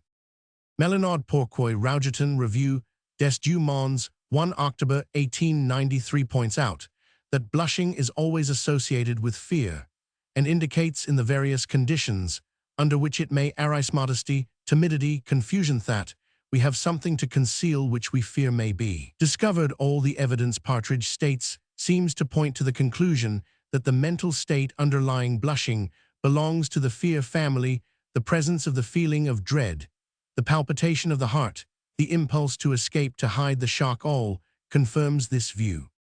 G. Stanley Hall, A Study of Fears, American Journal Psychology, 1897. Men are also very sensitive to any such inquisitiveness on the part of the opposite sex. To this cause perhaps, and possibly also to the fear of causing disgust, may be ascribed the objection of men to undress before women artists and women doctors. I am told there is often difficulty in getting men to pose nude to women artists. Sir Jonathan Hutchinson was compelled some years ago to exclude lady members of the medical profession from the instructive demonstrations at his museum on account of the unwillingness of male patients to undress before them. A similar unwillingness is not found among women patients, but it must be remembered that while women are accustomed to men as doctors, men in England are not yet accustomed to women as doctors. I am acquainted with the case of a shy man, writes Dr. Harry Campbell in his interesting study of morbid shyness, British Medical Journal, September 26, 1896, who will make himself quite at home in the house of a blind person and help himself to wine with the utmost confidence, whereas if a member of the family who can see comes into the room, all his old shyness returns, and he wishes himself far away. Stanley Hall, Showing Off and Bashfulness, Pedagogical Seminary, June 1903, quotes Dr. Anagnos of the Perkins Institute for the Blind to this effect. Thus Cennini in the 18th century noted that the country women in Egypt only wore a single garment open from the armpits to the knees on each side, so that it revealed the body at every movement. But this troubles the women little, provided the face is not exposed. Voyage dans la Haute et Basse, Egypt 1779 vol. IP 289. When Casanova was at Constantinople, the Comte de Bonneville, a convert to Islam, assured him that he was mistaken in trying to see a woman's face, when he might easily obtain greater favors from her, the most reserved of Turkish women, the Kant assured him only carries her modesty in her face, and as soon as her veil is on, she is sure that she will never blush at anything. Memoirs, Vol. IP 429. It is worth noting that this impulse is rooted in the natural instinctive acts and ideas of childhood. Stanley Hall, dealing with the early sense of self in the report already mentioned, refers to the eyes, as perhaps even more than the hands, feet, and mouth, the centers of that kind of self-consciousness, which is always mindful of how the self appears to others, and proceeds to mention the very common impression of young children, that if the eyes are covered or closed, they cannot be seen. Some think the entire body thus vanishes from sight of others, some that the head also ceases to be visible, and a still higher form of this curious psychosis is that when they are closed the soul cannot be seen. American Journal of Psychology, Vol. Roman 9, No. 3, 1898. The instinctive and unreasoned character of this act is further shown by its occurrence in Idiots. Naki mentions that he once had occasion to examine the abdomen of an idiot who thereupon attempted to draw down his shirt with the left hand, while with the right he covered his eyes. Cf. Stanley Hall and T. Smith, Showing Off and Bashfulness. American Journal of Psychology, June 1903. Roman 4 Summary of the Factors of Modesty. The future of modesty. Modesty, an essential element of love. We have seen that the factors of modesty are numerous. To attempt to explain modesty by dismissing it as merely an example of psychic paralysis of Stong is to elude the problem by the statement of what is little more than a truism. Modesty is a complexus of emotions with their concomitant ideas, which we must unravel to comprehend. We have found among the factors of modesty, 1. The primitive animal gesture of sexual refusal on the part of the female, when she is not at that moment of her generative life, at which she desires the male's advances. 2. The fear of arousing, discussed a fear primarily due to the close proximity of the sexual center to the points of exit of those excretions, which are useless and unpleasant even in many cases to animals. 3. The fear of the magic influence of sexual phenomena and the ceremonial and ritual practices primarily based on this fear, and ultimately passing into simple rules of decorum, which are signs and guardians of modesty. 4. The development of ornament and clothing concomitantly fostering alike the modesty which represses male sexual desire, and the coquetry which seeks to allure it. 5. The conception of women as property imparting a new and powerful sanction to an emotion already based on more natural and primitive facts. It must always be remembered that these factors do not usually occur separately very often. They are all of them implied in a single impulse of modesty. We unravel the cord in order to investigate its construction, but in real life, the strands are more or less indistinguishably twisted together. It may still be asked, finally, whether on the whole modesty really becomes a more prominent emotion as civilization advances. I do not think this position can be maintained. It is a great mistake, as we have seen, to suppose that in becoming extended modesty also becomes intensified. On the contrary, this very extension is a sign of weakness among savages. Modesty is far more radical and invincible than among the civilized. Of the Araucanian women of Chile, Trutler has remarked that they are distinctly more modest than the Christian white population, and such observations might be indefinitely extended. It is, as we have already noted, in a new and crude civilization eager to mark its separation from a barbarism it has yet scarcely escaped that we find an extravagant and fantastic anxiety to extend the limits of modesty in life and art and literature in older and more mature civilizations. In classical antiquity, in old Japan, in France, modesty, while still a very real influence, becomes a much less predominant and all-pervading influence in life. It becomes subservient to human use in art, to beauty in literature, to expression. Among ourselves, we may note that modesty is a much more invincible motive among the lower social classes than among the more cultivated classes. This is so even when we should expect the influence of occupation to induce familiarity. Thus, I have been told of a ballet girl who thinks it immodest to bathe in the fashion customary at the seaside and cannot make up her mind to do so. But she appears on the stage every night in tights, as a matter of course, while Fanny Kemble in her reminiscences tells of an actress accustomed to appear in tights, who died a martyr to modesty, rather than allow a surgeon to see her inflamed knee. Modesty is indeed a part of self-respect, but in the fully developed human being, self-respect itself holds in check any excessive modesty. We must remember, moreover, that there are more definite grounds for the subordination of modesty. With the development of civilization, we have seen that the factors of modesty are many, and that most of them are based on emotions, which make little urgent appeal save to races in a savage or barbarous condition. Thus disgust, as Richard has truly pointed out, necessarily decreases as knowledge increases. As we analyze and understand our experiences better, so they cause us less disgust. A rotten egg is disgusting, but the chemist feels no disgust towards sulfurated hydrogen, while a solution of propylamine does not produce the disgusting impression of that human physical uncleanliness of which it is an odorous constituent. As disgust becomes analyzed, and as self-respect tends to increased physical purity, so the factor of disgust in modesty is minimized. The factor of ceremonial uncleanness, again, which plays so urgent a part in modesty at certain stages of culture, is today without influence, except in so far as it survives in etiquette. In the same way, the social-economic factor of modesty, based on the conception of women as property, belongs to a stage of human development which is wholly alien to an advanced civilization. Even the most fundamental impulse of all, the gesture of sexual refusal, is normally only imperative among animals and savages.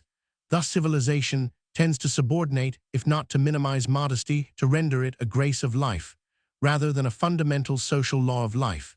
But an essential grace of life it still remains, and whatever delicate variations it may assume, we can scarcely conceive of its disappearance. In the art of love, however, it is more than a grace, it must always be fundamental. Modesty is not indeed the last word of love, but it is the necessary foundation for all love's most exquisite audacities, the foundation which alone gives worth and sweetness to what Seneca calls its delicious impudence. Without modesty, we could not have nor rightly value at its true worth that bold and pure candor, which is at once the final revelation of love and the seal of its sincerity. Even Hohenemser, who argues that for the perfect man there could be no shame, because shame rests on an inner conflict in one's own personality, and the perfect man knows no inner conflict, believes that since humanity is imperfect, modesty possesses a high and indeed symptomatic value, for its presence shows that according to the measure of a man's ideal personality, his valuations are established. Dugas goes further and asserts that the ideals of modesty develop with human development and forever take on new and finer forms. There is, he declares, a very close relationship between naturalness or sincerity and modesty, for in love naturalness is the ideal attained, and modesty is only the fear of coming short of that ideal. Naturalness is the sign and the test of perfect love. It is the sign of it, for when love can show itself natural and true, one may conclude that it is purified of its unavowable imperfections or defects, of its alloy of wretched and petty passions, its grossness, its chimerical notions, that it has become strong and healthy and vigorous. It is the ordeal of it, for to show itself natural, to be always true without shrinking, it must have all the lovable qualities, and have them without seeking as a second nature. What we call natural is, indeed, really acquired.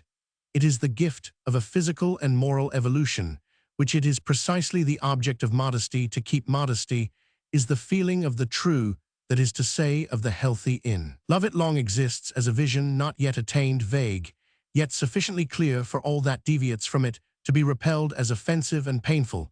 At first a remote and seemingly inaccessible ideal, as it comes nearer, it grows human and individual, and emerges from the region of dream, ceasing not to be loved as ideal, even when it is possessed as real. At first sight, it seems paradoxical to define modesty as an aspiration towards truth in love.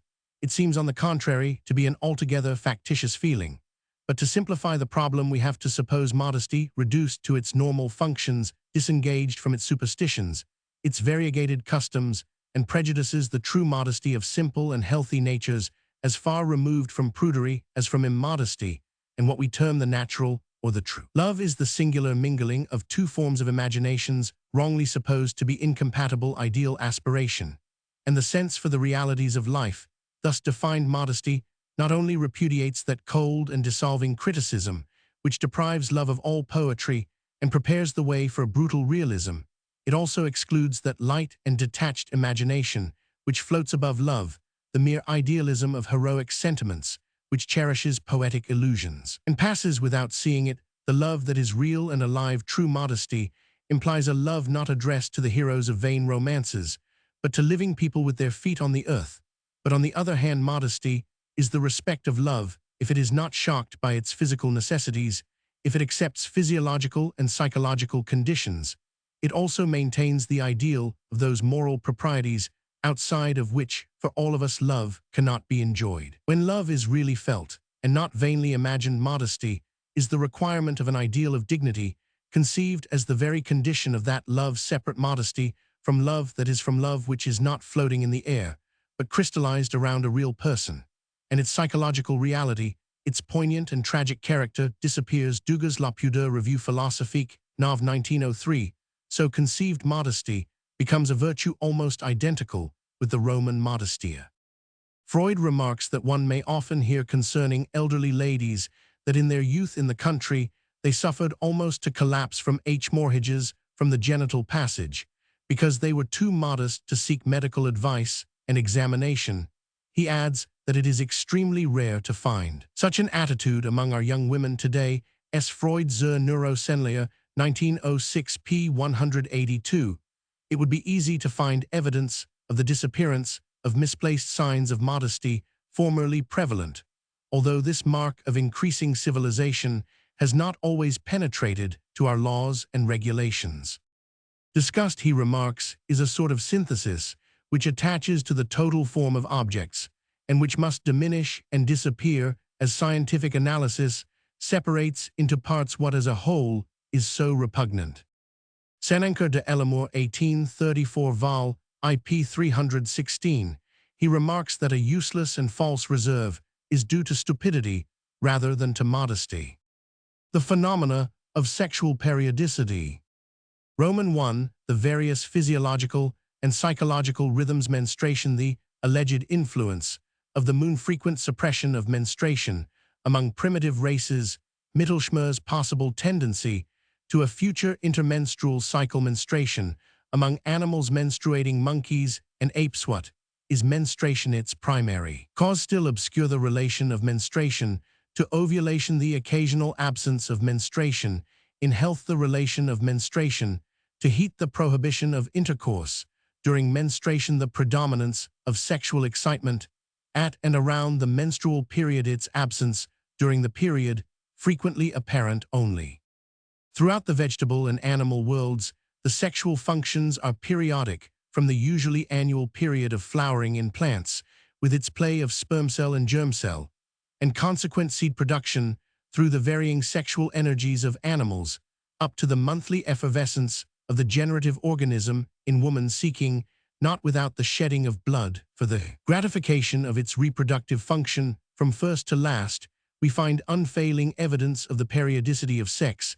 At first the sun, and then, as some have thought, the moon, have marked throughout a rhythmic impress on the phenomena of sex. To understand these phenomena, we have not only to recognize the bare existence of that periodic fact, but to realize its implications.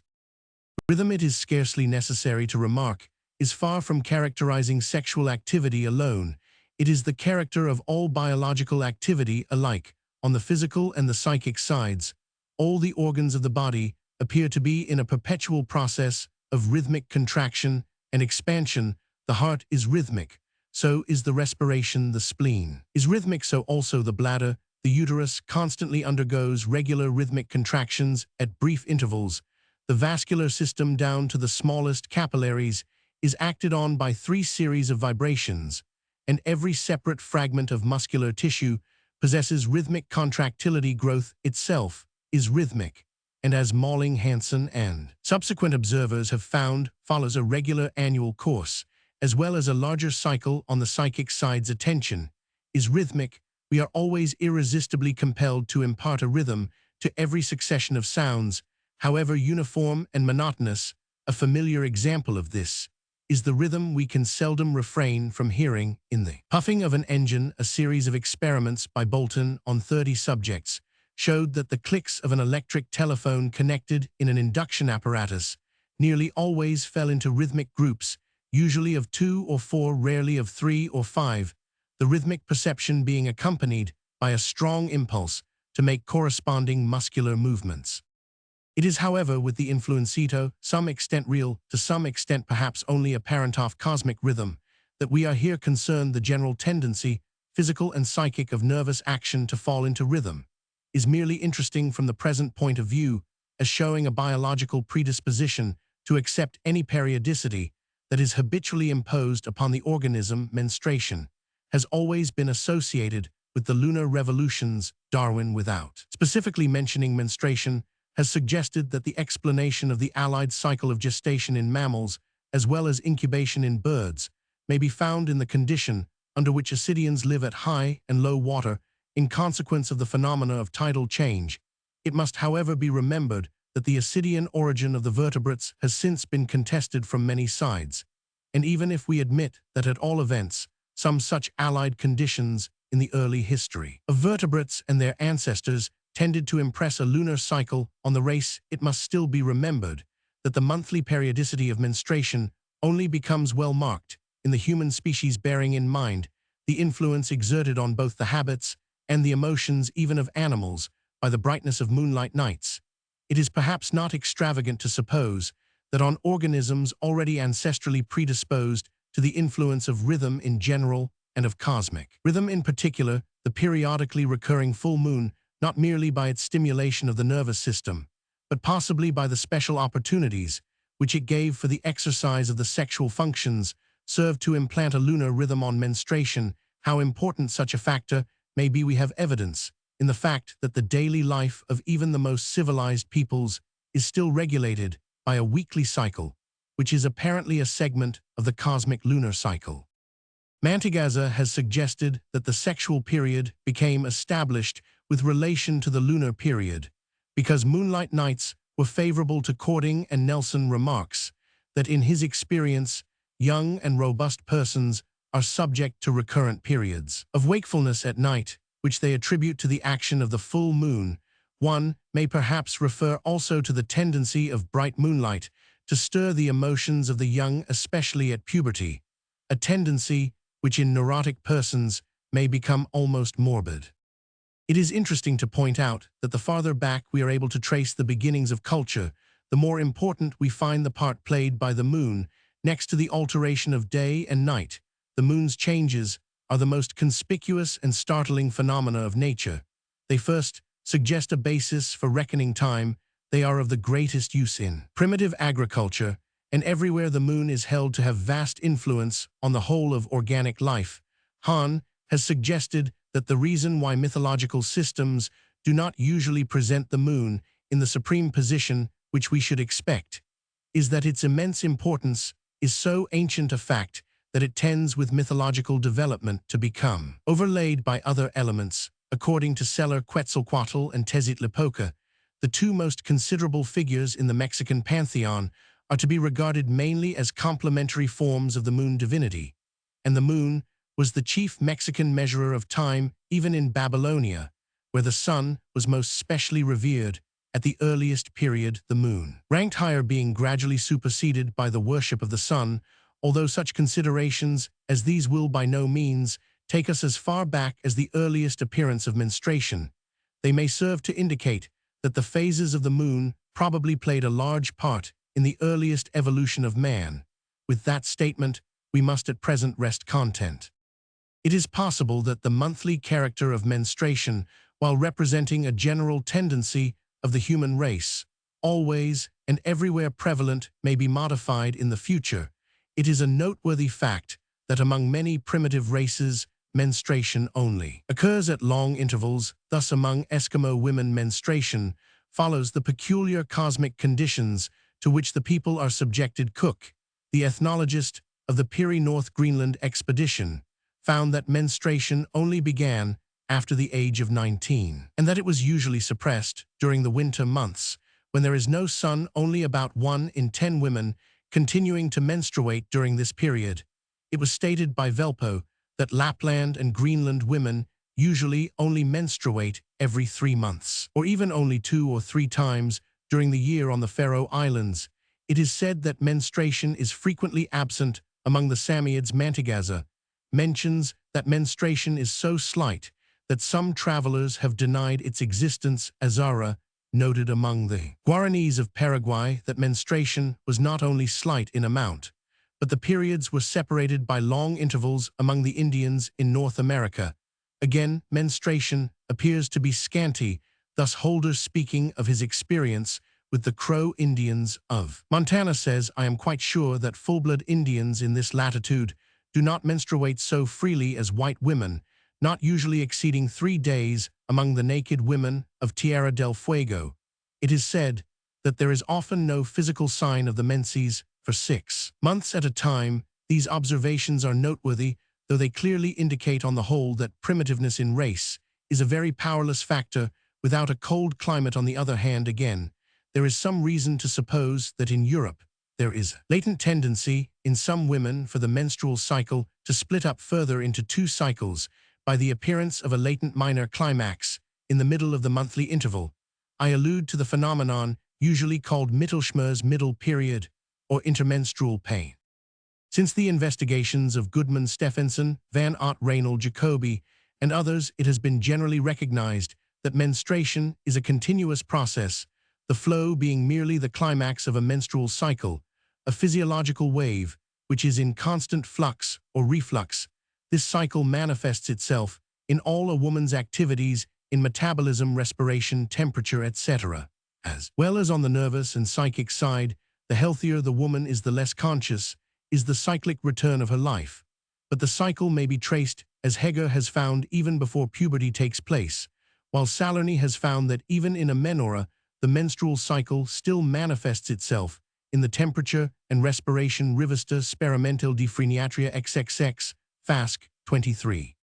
For a summary of the phenomena of the menstrual cycle, see Havelock, Ellis, Man and Woman, 4th ed., revised and enlarged, ch. The Functional Periodicity of Women, cf. Keller, Archives Generales de Medicine, May 1897, Heger, Allgemeine Zeitschrift für Psychiatrie, 1901, Heft 2 and 3, Helen McMurtry, Lancet, Oct. 5, 1901. A. E. Giles, Transactions, Obstetrical Society, London, Vol. Roman 39, p. 115, etc. Mittelschmerz is a condition of pain occurring about the middle of the intermenstrual period, either alone or accompanied by a slight sanguineous discharge, or more frequently, a non-sanguineous discharge. In a case described by Van Voornveld, the manifestation was confined to a regularly occurring rise of temperature. The phenomenon varies, but seems usually to occur about the 14th day and to last 2 or 3 days. Laycock in 1840, Nervous Diseases of Women, p. 46, gave instances of women with an intermenstrual period. De Paul and Geniet Dictionnaire Encyclopédique des Sciences Médicales Art Menstruation, p. 694, speak of intermenstrual symptoms, and even actual flow as occurring in women who are in a perfect state of health and constituting genuine regles surnumeraries. The condition is, however, said to have been first fully described by Valaix, then in 18,725, by Sir William Priestley, and subsequently by Failing, Fassbender, Sorel, Halliday, Krum, Findlay, Adensell, and others. See, for instance, Mittelschmerz, by J. Halliday, Krum. Transactions of Edinburgh Obstetrical Society, Vol. Roman 21, 1896. Also Krieger Menstruation, pp. 68-69, Fleece die Besihungen zwischen Nace und Weiblichen Geschlechts Organen, p. 118, goes so far as to assert that an intermenstrual period of menstrual symptoms, which he terms Nebenmenstruationis, a phenomenon well known to most healthy women. Observations are at present too few to allow any definite conclusions, and in some of the cases so far recorded a pathological condition of the sexual organs has been found to exist. Rossner of Krakow, however, found that only in 1 case out of 12 was there any disease present. La Gynecologie, June 1905, and Storer, who has met with 20 cases, insists on the remarkable and definite regularity of the manifestations, wholly unlike those of neuralgia. Boston Medical and Surgical Journal, April 19, 1900. There is no agreement as to the cause of Mittelschmerz. Adensell attributed it to disease of the fallopian tubes.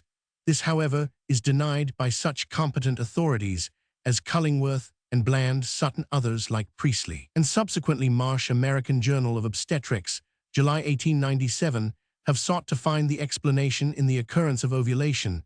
This theory is, however, unsupported by facts, and eventually rests on the exploded belief that ovulation is the cause of menstruation. Rossner, following Richelieu, vaguely attributes it to the diffused hyperemia, which is generally present. Van de Velde also attributes it to an abnormal fall of vascular tone, causing passive congestion of the pelvic viscera. Others again, like Armand Routh and Maclean, in the course of an interesting discussion on Mittelschmerz at the Obstetric Society of London on the 2nd day of March 1898, believe that we may trace here a double menstruation, and would explain the phenomenon by assuming that in certain cases there is an intermenstrual as well as a menstrual cycle. The question is not yet ripe for settlement, though it is fully evident that looking broadly at the phenomena of rut and menstruation, the main basis of their increasing frequency as we rise towards civilized man is increase of nutrition, heat, and sunlight being factors of nutrition.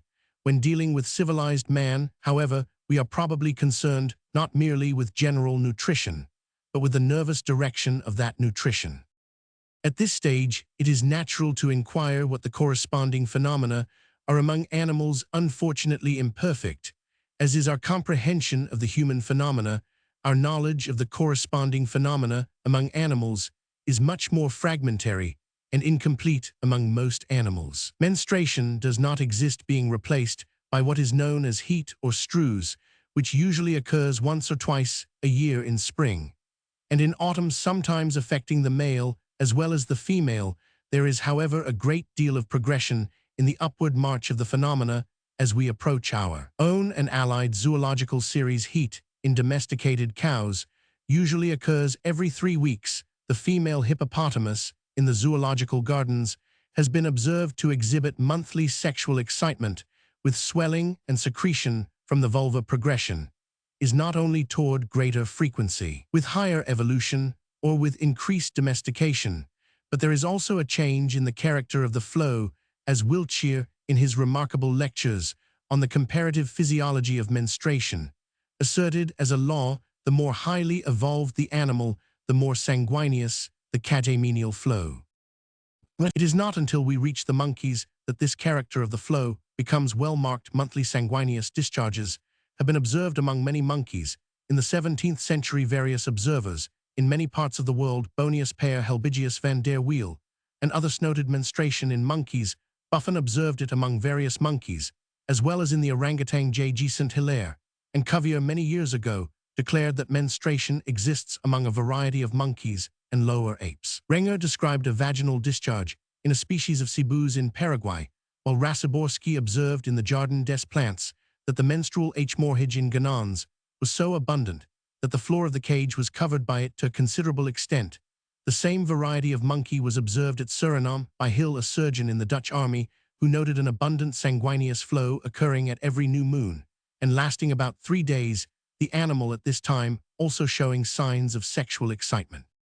The macaque and the baboon appear to be the non-human animals in which menstruation has been most carefully observed. In the former, besides the flow, Bland Sutton remarks that all the naked or pale-colored parts of the body, such as the face, neck, and ischial regions, assume a lively pink color. In some cases, it is a vivid red. The flow is slight, but the coloring lasts several days, and in warm weather the labia are much swollen.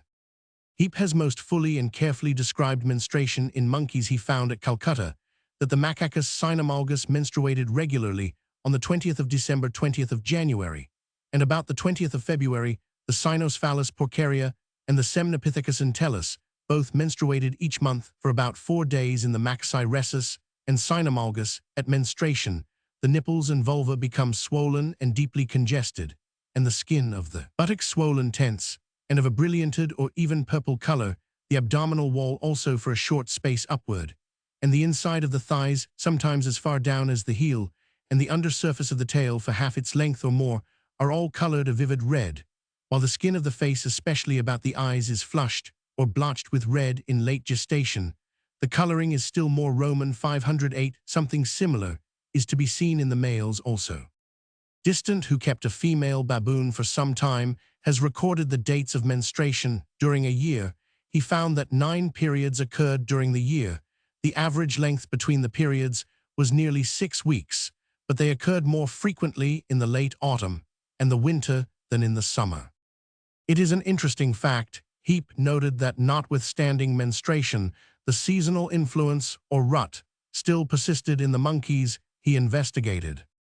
In the anthropoid apes, Hartman remarks that several observers have recorded periodic menstruation in the chimpanzee, with flushing and enlargement of the external parts and protrusion of the external lips, which are not usually visible, while there is often excessive enlargement and reddening of these parts and of the posterior callosities during sexual excitement. Very little, however, appears to be definitely known regarding any form of menstruation in the higher apes. Roman 1000 Denica, who has made a special study of the anthropoid apes, informs me that he has so far been unable to make definite observations regarding the existence of menstruation. Mal remarks that he received information regarding such a phenomenon. The orangutan, a pair of orangutans, was kept in the Berlin Zoological Gardens some years ago, and the female was stated to have at intervals a menstrual flow resembling that of women, and during this period to refrain from sexual congress, which was otherwise usually exercised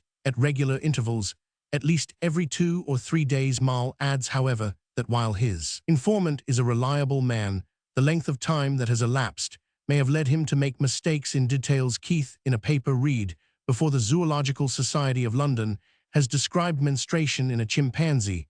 It occurred every 23rd or 24th day and lasted for 3 days. The discharge was profuse and first appeared in about the 9th or 10th year. What is menstruation? It is easy to describe it by its obvious symptoms as a monthly discharge of blood from the uterus, but nearly as much as that was known in the infancy of the world. When we seek to probe more intimately into the nature of menstruation, we are still baffled, not merely as regards its cause, but even as regards its precise mechanism. The primary cause of menstruation remains unexplained. The cause of menstruation remains as obscure as ever, so conclude 2 of the most thorough and cautious investigators into this subject. It is, however, widely accepted that the main cause of menstruation is a rhythmic contraction of the uterus, result of a disappointed preparation for impregnation, a kind of miniature childbirth. This seems to be the most reasonable view of menstruation. Roman 1e, as an abortion of a decidua birdach, according to Beard, was the first who described menstruation as an abortive parturition. The hypothesis Marshall and Jolly conclude that the entire prostrus process is of the nature of a preparation for the lodgment of the ovum, is in accordance with the facts. Fortunately, since we are here primarily concerned with its psychological aspects, the precise biological cause and physiological nature of menstruation do not greatly concern us. There is, however, one point which of late years has been definitely determined, and which should not be passed without mention: the relation of menstruation to ovulation. It was once supposed that the maturation of an ovule in the ovaries was the necessary accompaniment and even cause of menstruation. We now know that ovulation proceeds throughout the whole of life, even before birth and during gestation, and that removal of the ovaries by no means necessarily involves a cessation of menstruation. It has been shown that regular and even excessive menstruation may take place in the congenital absence of a trace of ovaries or fallopian tubes. On the other hand, a rudimentary state of the uterus and a complete absence of menstruation may exist with well-developed ovaries and normal ovulation. We must regard the uterus as to some extent an independent organ, and menstruation as a process which arose, no doubt, with the object, teleologically speaking, of cooperating more effectively with ovulation, but has become largely independent. It is sometimes stated that menstruation may be entirely absent in perfect health. Few cases of this condition have, however, been recorded with the detail necessary to prove the assertion. One such case was investigated by Dr. H.W. Mitchell and described in a paper read to the New York County Medical Society, February 22, 1892, to be found in Medical Reprints, June 1892.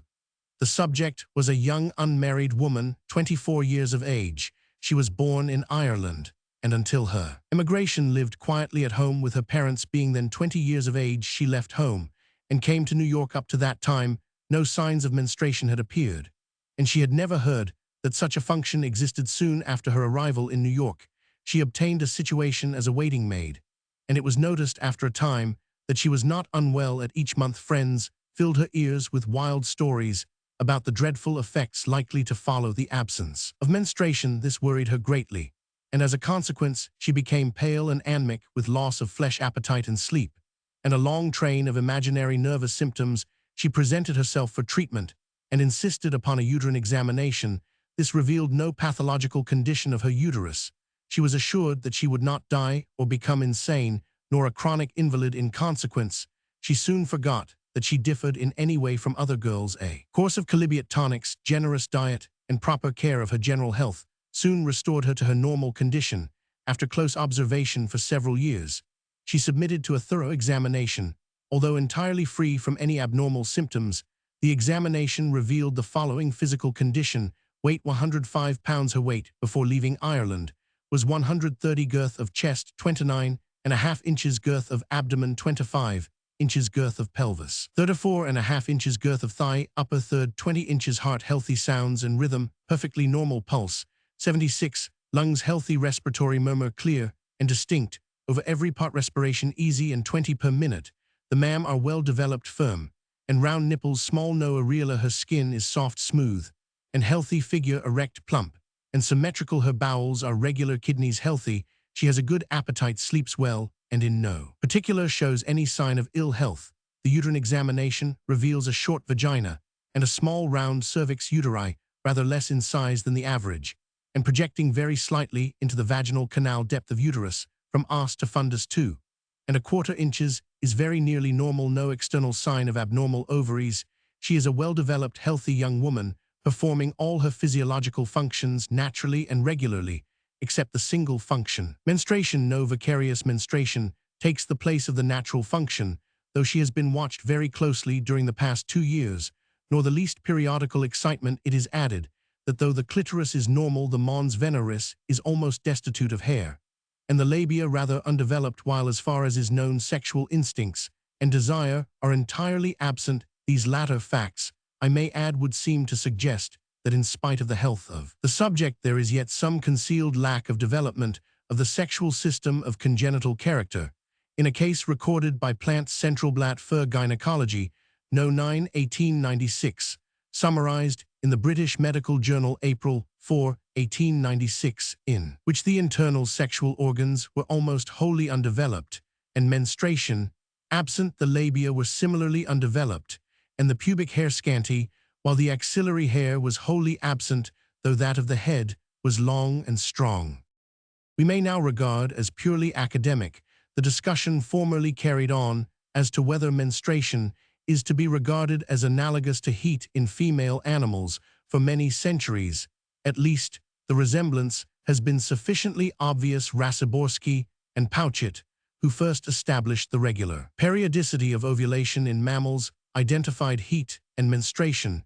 During the past century, there was, notwithstanding an occasional tendency to deny any real connection. No satisfactory grounds for this denial have, however, been brought forward. Lawson Tate, indeed, and more recently Beard, have stated that menstruation cannot be the period of heat because women have a disinclination to the approach of the male at that time. But as we shall see later, this statement is unfounded. An argument which might indeed be brought forward is the very remarkable fact that while in animals the period of heat is the only period for sexual intercourse among all human races, from the very lowest, the period of menstruation is the one period during which sexual intercourse is strictly prohibited, sometimes under severe penalties, even life itself. This, however, is a social, not a physiological fact. Ploss and Bartels call attention to the curious contrast in this respect between heat and menstruation. The same authors also mention that in the Middle Ages, however, preachers found it necessary to warn their hearers against the sin of intercourse during the menstrual period.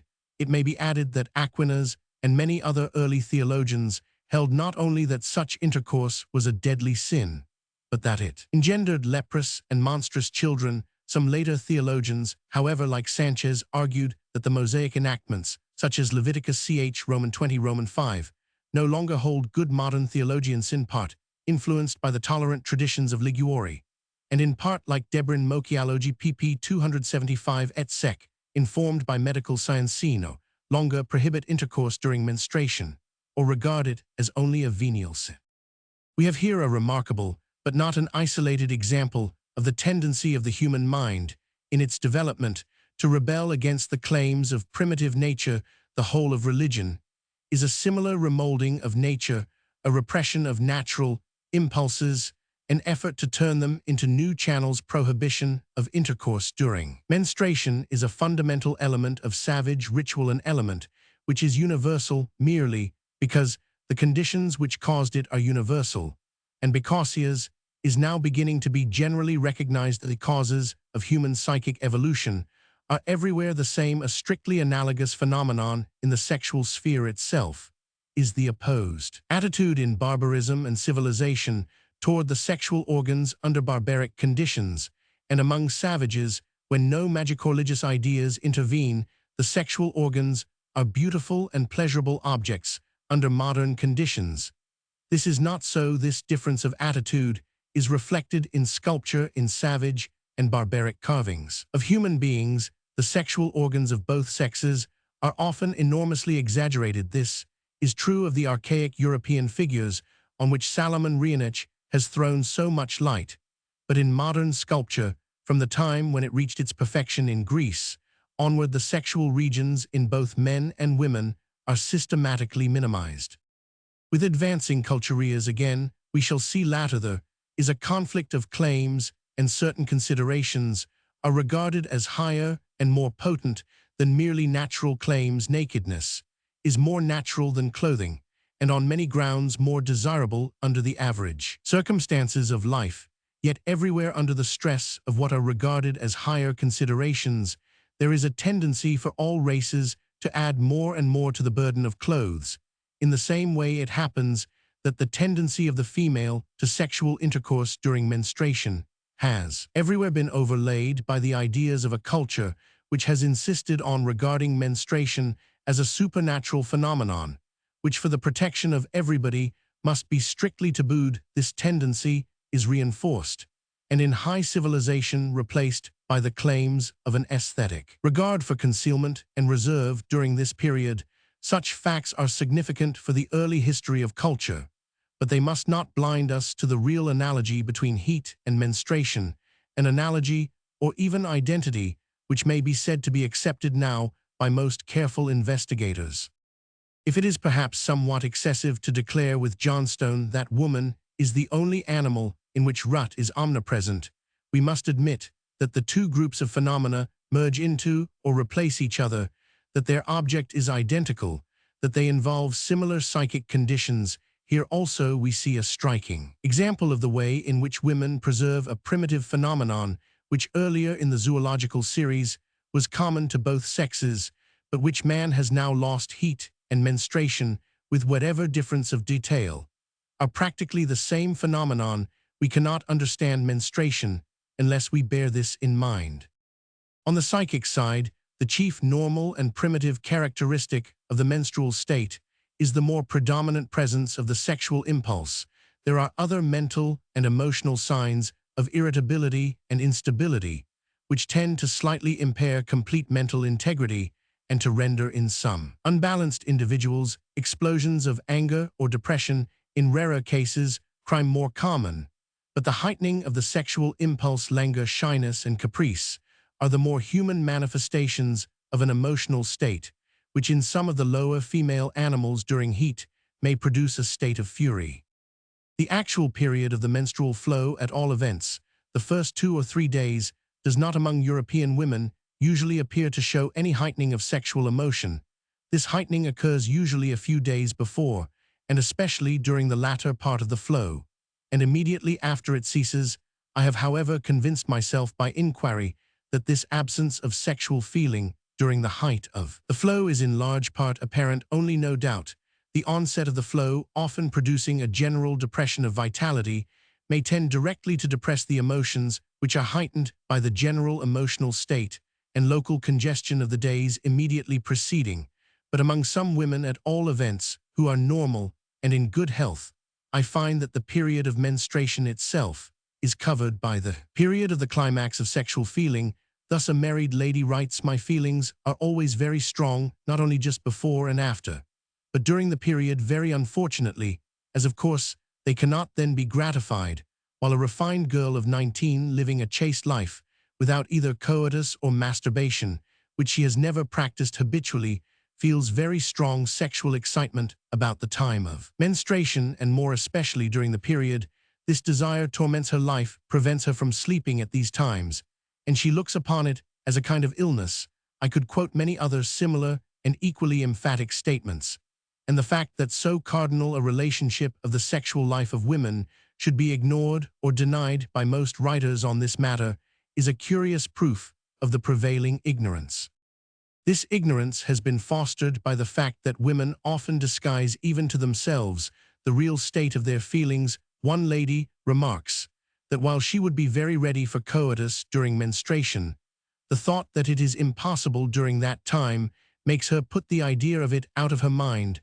I have reason to think that this statement may be taken to represent the real feelings of very many women. The aversion to coitus is real, but it is often due not to failure of sexual desire, but to the inhibitory action of powerful extraneous causes. The absence of active sexual desire in women during the height of the flow may thus be regarded as in part physiological fact following from the correspondence of the actual menstrual flow to the period of prostrum, and in part a psychological fact due to the aesthetic repugnance to union when in such a condition, and to the unquestioned acceptance of the general belief that at such a period intercourse is out of the question. Some of the strongest factors of modesty, especially the fear of causing disgust and the sense of the demands of ceremonial ritual, would thus help to hold in check the sexual emotions during this period.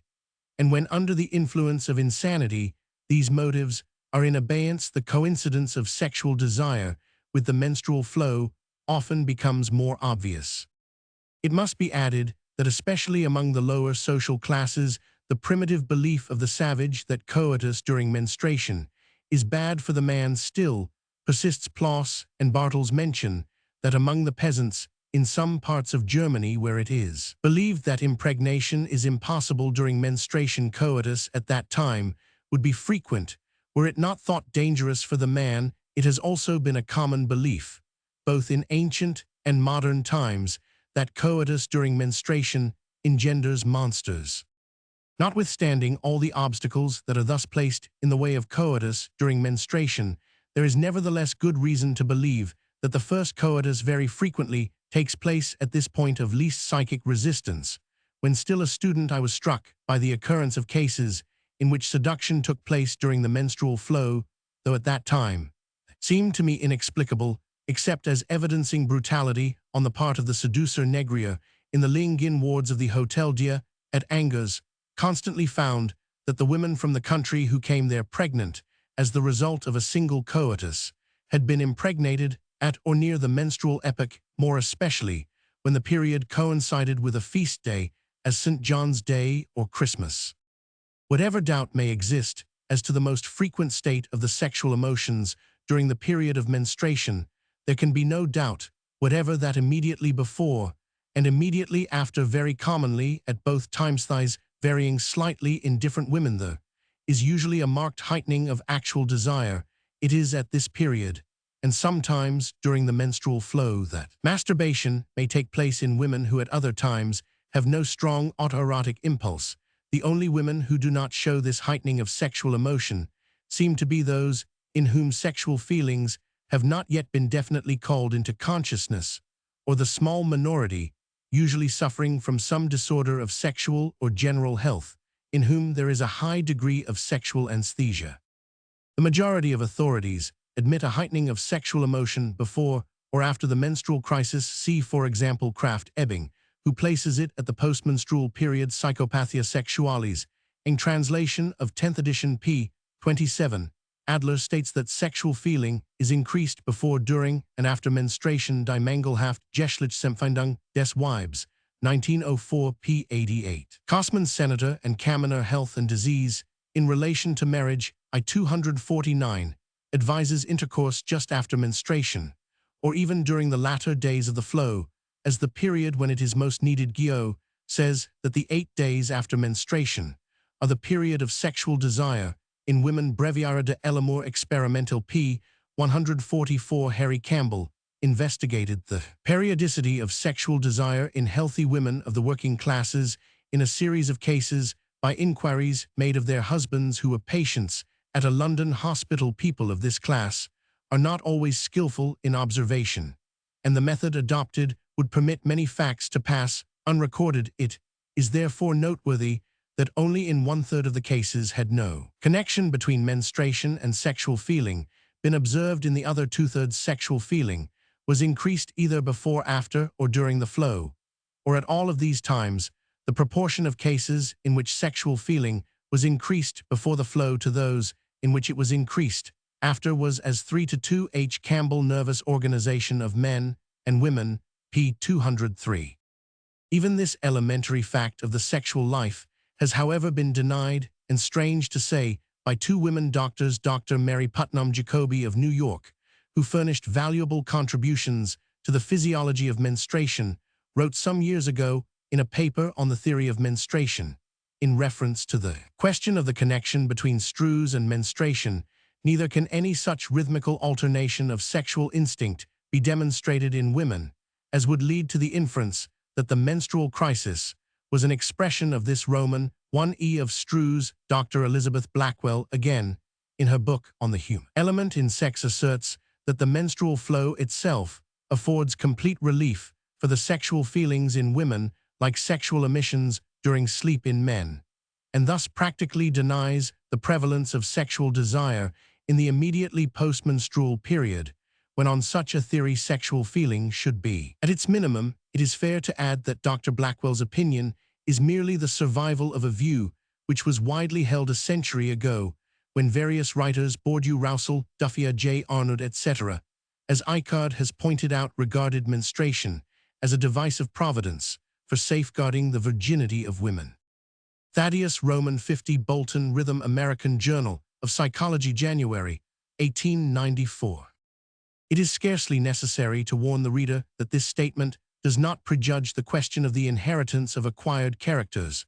Although it fits in with Semon's mnemic theory, we can, however, very well suppose that the organism became adjusted to the rhythms of its environment by a series of congenital variations, or it might be held on the basis of Weismann's doctrine that the germplasm has been directly modified by the environment. Thus the Papuans in some districts believe that the first menstruation is due to an actual connection during sleep with the moon, in the shape of a man, the girl dreaming that a real man is embracing her, reports Cambridge Expedition to Torres Straits, Vol. V. p. 206. Darwin, Descent of Man, p. 164.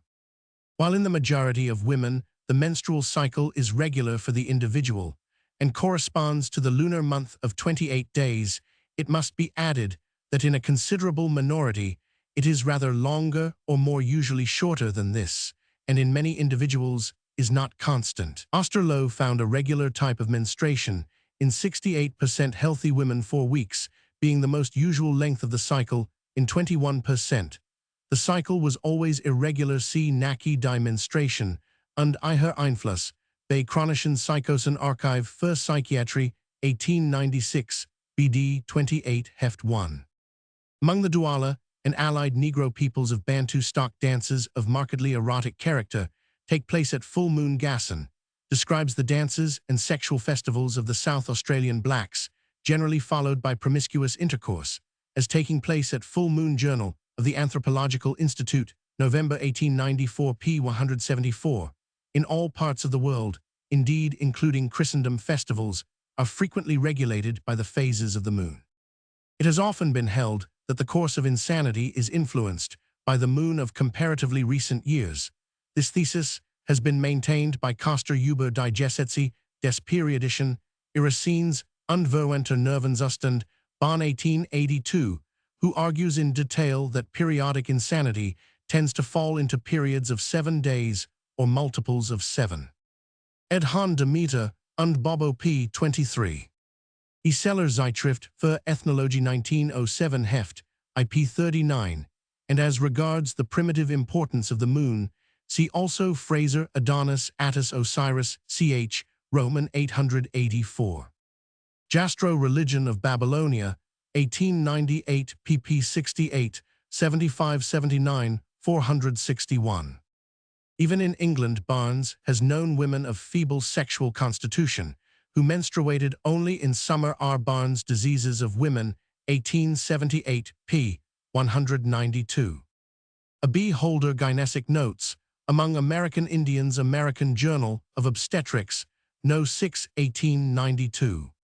In the male, the phenomenon is termed rut, and is most familiar in the stag. I quote from Marshall and Jolly some remarks on the infrequency of rut. The male wild cat, Mr. Cox, informs us, like the stag has a rutting season, calls loudly almost day and night, making far more noise than the female. This information is of interest inasmuch as the males of most carnivores, although they undoubtedly show signs of increased sexual activity at some times more than at others, are not known to have anything of the nature of a regularly recurrent rutting season. Nothing of the kind is known in the dog, nor so far as we are aware in the males of the domestic cat, or the ferret, all of which seem to be capable of copulation at any time of the year. On the other hand, the males of seals appear to have a rutting season at the same time as the sexual season of the female. Marshall and Jolly, Contributions to the Physiology of Mammalian Reproduction, Philosophical Transactions, 1905 b.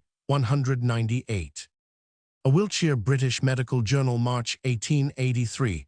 The best account of heat known to me is contained in Ellenberger's Vergleichende Physiologie der Hausgetiere, 1892, Band 4 Thale 2, pp.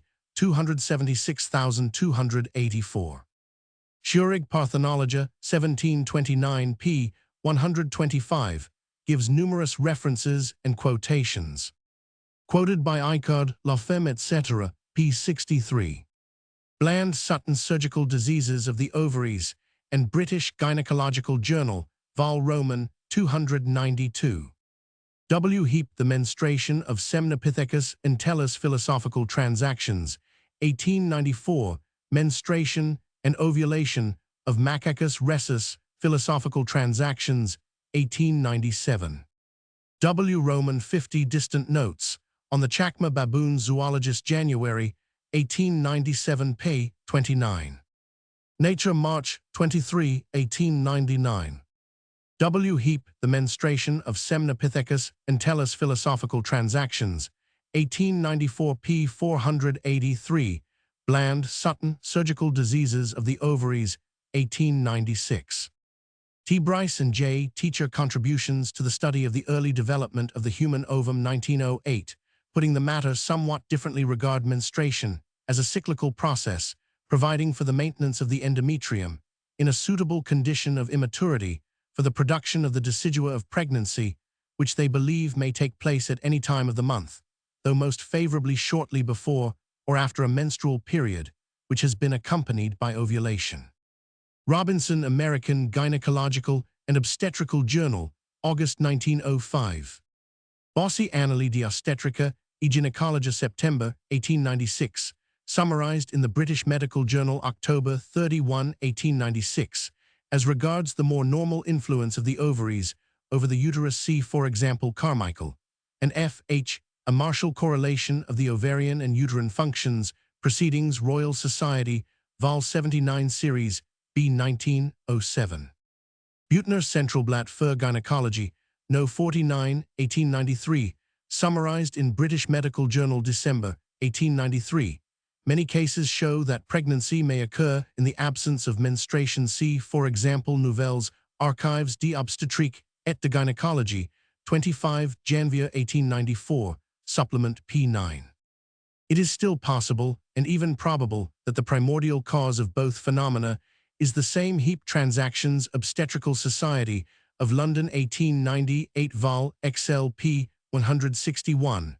argues that both menstruation and ovulation are closely connected with and influenced by congestion, and that in the primitive condition they are largely due to the same cause. This primary cause he is inclined to regard as a ferment, due to a change in the constitution of the blood, brought about by climatic influences and food, which he proposes to call gonadin. W. Heap Proceedings of Royal Society, 1905 Vol. B. 76 p. 266 Marshall, who has found that in the ferret and other animals ovulation may be dependent upon copulation, also considers that ovulation and menstruation, though connected and able to react on each other, may both be dependent upon a common cause.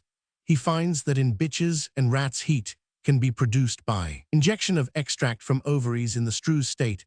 F.H. A Marshall Philosophical Transactions, 1903 Vol. B. 196. Also Marshall and Jolly Roman 499, 1905 B. 198 cf. Roman 100 J. Bond an inquiry into some points in uterine and ovarian physiology and pathology in Rabbitt's British Medical Journal, July 21, 1906. Pouchet Theory de l'Ovulation Spontanée 1847, as Blair Bell and Pontland Hick remark. Menstruation, British Medical Journal, March 6, 1909. The repeated strews of unimpregnated animals once a fortnight in rabbits is surely comparable to menstruation. Tate Provincial Medical Journal, May 1891. J. Beard The Span of Gestation, 1897 p. 69. Lawson Tate is reduced to the assertion that ovulation and menstruation are identical. As Moll points out, even the secondary sexual characters have undergone a somewhat similar change. The beard was once an important sexual attraction, but men can now afford to dispense with it without fear of loss. In Attractiveness, Libido Sexualis Band, IP 387, these points are discussed at greater length in the fourth volume of these studies, Sexual Selection in Man. It is not absolutely established that in menstruating animals, the period of menstruation is always a period of sexual congress, probably not the influence of menstruation being diminished by the more fundamental influence of breeding seasons, which affect the male. Also, monkeys have a breeding season, though they menstruate regularly all the year round. See Appendix A. Bland Sutton Locke Sit, p. 896. C. H. Ellis Man and Woman Chapter 11108. This is by no means true of European women, only thus we read in an Arabic book, The Perfumed Garden, that women have an aversion to coitus during menstruation. On the other hand, the old Hindu physician Susruta appears to have stated that a tendency to run after men is one of the signs of menstruation. The actual period of the menstrual flow corresponds in Heap's terminology to the congestive stage or prostrum in female animals. The strews or period of sexual desire immediately follows the prostrum and is the direct result of it. See Heap, The Sexual Season of Mammals, Quarterly Journal of Microscopical Science, 1900 Vol. Roman 40, 4 Part, 1110.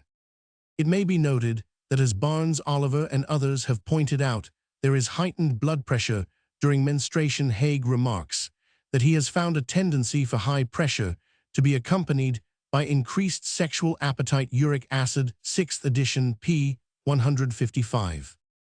Sir W. F. Wade, however, remarked some years ago in his Ingleby Lectures, Lancet, June 5, 1886, it is far from exceptional to find that there is an extreme enhancement of concupiscence in the immediate precagenial period, and adds, I am satisfied that evidence is obtainable that in some instances ardor is at its maximum during the actual period, and suspect that cases occur in which it is almost, if not entirely, limited to that time. Long ago, however, the genius of Haller had noted the same fact. More recently, Icard, La Femme, Chapter 6, and elsewhere, for example, p. 125, has brought forward much evidence in confirmation of this view.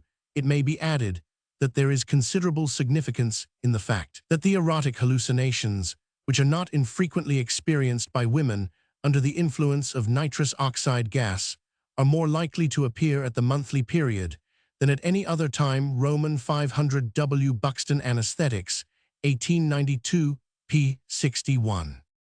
Gerung considers that in healthy young girls amorous sensations are normal during menstruation, and in some women persist during this period throughout life, more usually, however, as menstrual period.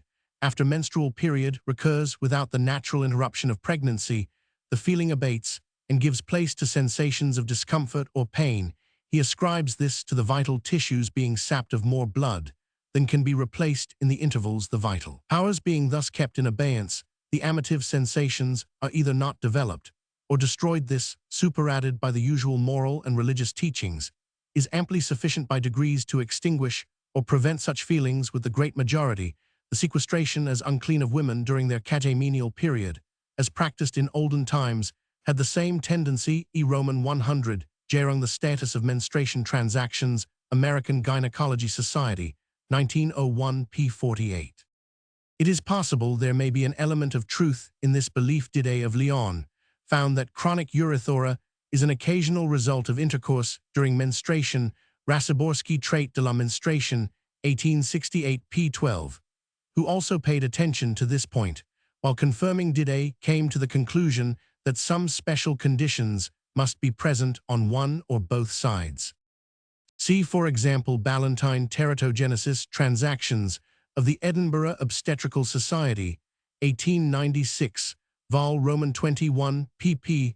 30, 2425.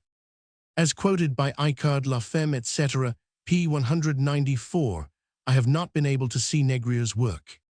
I deal with the question of sexual anesthesia in women in the third volume of these studies, The Sexual Impulse in Women.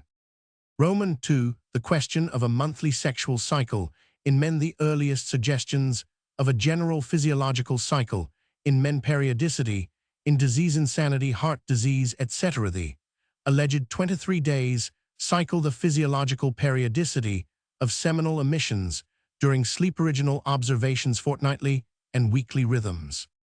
For some centuries, at least, inquisitive observers here and there have thought they found reason to believe that men as well as women present various signs of a menstrual physiological cycle.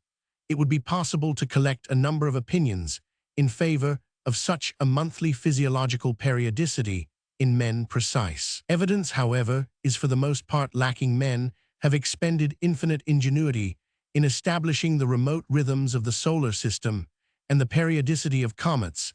They have disdained to trouble about the simpler task of proving or disproving the cycles of their own organisms. It is over half a century since Laycock wrote that the scientific observation and treatment of disease are impossible without a knowledge of the mysterious revolutions continually taking place in the system. Yet the task of summarizing the whole of our knowledge regarding these mysterious revolutions is even today no heavy one. As to the existence of a monthly cycle in the sexual instincts of men, with a single exception, I am not aware that any attempt has been made to bring forward definite evidence. A certain interest and novelty attaches, therefore, to the evidence I am able to produce, although that evidence will not suffice to settle the question finally. The great Italian physician Sanctorius, who was in so many ways the precursor of our modern methods of physiological research by the means of instruments of precision, was the first, so far as I am aware, to suggest a monthly cycle of the organism. In men, he had carefully studied the weight of the body with reference to the amount of excretions, and believed that a monthly increase in weight to the amount of 1 or 2 pounds occurred in men, followed by a critical discharge of urine, this crisis being preceded by feelings of heaviness and lassitude. Gall, another great initiator of modern views, likewise asserted a monthly cycle in men. He insisted that there is a monthly critical period more marked in nervous people than in others, and that at this time the complexion becomes dull, the breath stronger, digestion more laborious, while there is sometimes disturbance of the urine together with general malaise in which the temper takes part. Ideas are formed with more difficulty, and there is a tendency to melancholy with unusual irascibility and mental inertia, lasting a few days. More recently, Stephenson, who established the cyclical wave theory of menstruation, argued that it exists in men also, and is really a general law of vital energy. Sanctorius does not appear to have published the data on which his belief was founded. Cale, an English follower of Sanctorius, in his Medicina Statica Britannica, 1718, published a series of daily morning and evening bodyweights for the year without referring to the question of a monthly cycle. A period of maximum weight is shown usually by Cale's figures to occur about once a month, but it is generally irregular and cannot usually be shown to occur at definite intervals. Monthly discharges of blood from the sexual organs and other parts of the body in men have been recorded in ancient and modern times, and were treated of by the older medical writers as an affliction peculiar to men with a feminine system. Laycock, Nervous Diseases of Women, p. 79a. Summary of such cases will be found in Good and Pyle Anomalies and Curiosities of Medicine, 1897, pp. 27-28. Laycock, Lancet, 184,243 vols. Iron Roman II, brought forward cases of monthly and fortnightly cycles in disease, and asserted the general principle that there are greater and less cycles of movements going on in the system involving each other and closely connected with the organization of the individual. He was inclined to accept lunar influence and believed that the physiological cycle is made up of definite fractions and multiples of a period of 7 days, especially a unit of 3.5 days. Albrecht, a somewhat erratic zoologist, put forth the view a few years ago that there are menstrual periods in men, giving the following reasons: 1. Males. Rudimentary females. 2. In all males of mammals, a rudimentary masculine uterus. Muller's ducts. Still persists 3 totally hypospatic male individuals menstruate, and believed that he had shown that in man there is a rudimentary menstruation consisting in an almost monthly periodic appearance, lasting for 3 or 4 days of white corpuscles in the urine. Anomalo, February 1890. Dr. Campbell Clark some years since made observations on asylum attendants in regard to the temperature during 5 weeks, which tended to show that the normal male temperature varies considerably within certain limits, and that so far as I have been able to observe, there is one marked and prolonged rise every month of 5 weeks, averaging 3 days, occasional lesser rises appearing irregularly and of shorter duration. These observations are only made in 3 cases, and I have no proof that they refer to the sexual appetite. Campbell Clark, The Sexual Reproductive Functions, Psychological Section, British Medical Association, Glasgow, 1888. Also Private Letters, Hammond Treatise on Insanity, p. 114, says, I have certainly noted in some of my friends the tendency to some monthly periodic abnormal manifestations. This may be in the form of a headache, or a nasal hemorrhage, or diarrhea, or abundant discharge of uric acid, or some other unusual occurrence. I think, he adds, this is much more common than is ordinarily supposed, and a careful examination or inquiry will generally, if not invariably, establish the existence of a periodicity of the character referred to. Dr. Harry Campbell, in his book on Differences in the Nervous Organization of Men and Women, deals fully with the monthly rhythm, pp. 270 et seq., and devotes a short chapter to the question, is the menstrual rhythm peculiar to the female sex? He brings forward a few pathological cases indicating such a rhythm.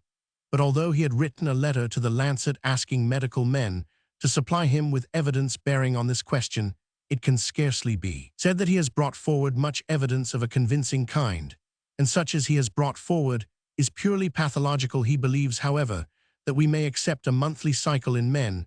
We may, he concludes, regard the human being, both male and female, as the subject of a monthly pulsation, which begins with the beginning of life and continues till death, menstruation being regarded as a function accidentally engrafted upon this primordial rhythm.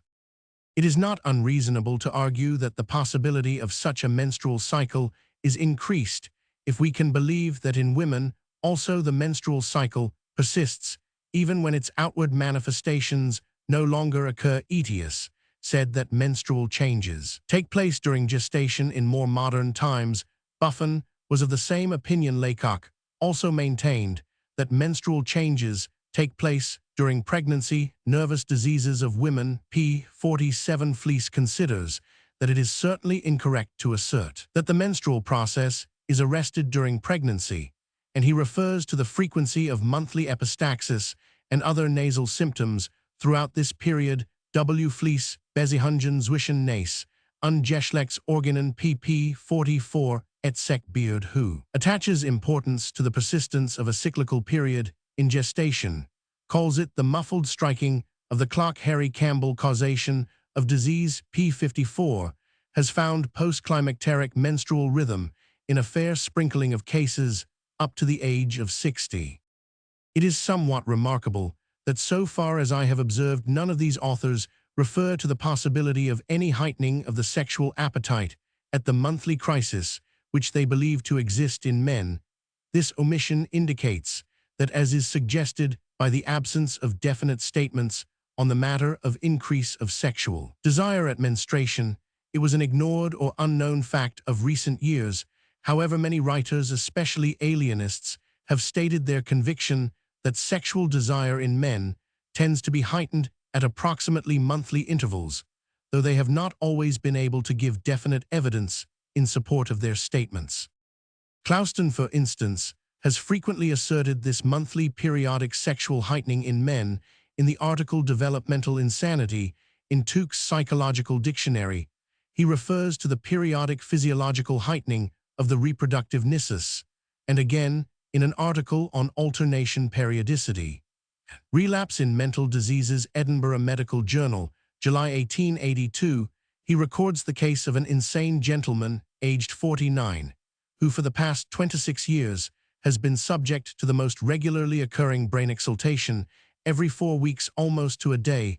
It sometimes passes off without becoming acutely maniacal or even showing itself in outward acts. At other times it becomes so and lasts for periods of from 1 to 4 weeks.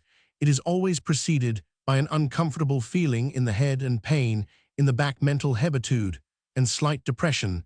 The nisus generativus is greatly increased, and he says that if in that condition he has full and free seminal emissions during sleep, the excitement passes off. If not, it goes on a full dose of bromide or iodide of potassium often, but not always, has the effect of stopping the excitement, and a very long walk sometimes does the same. When the excitement gets to a height, it is always followed by about a week of stupid depression. In the same article, Clouston remarks, "I have for a long time been impressed with the relationship of the mental and bodily alternations and periodicities in insanity to the great physiological alternations and periodicities, and I have generally been led to the conclusion that they are the same in all essential respects, and only differ in degree of intensity or duration.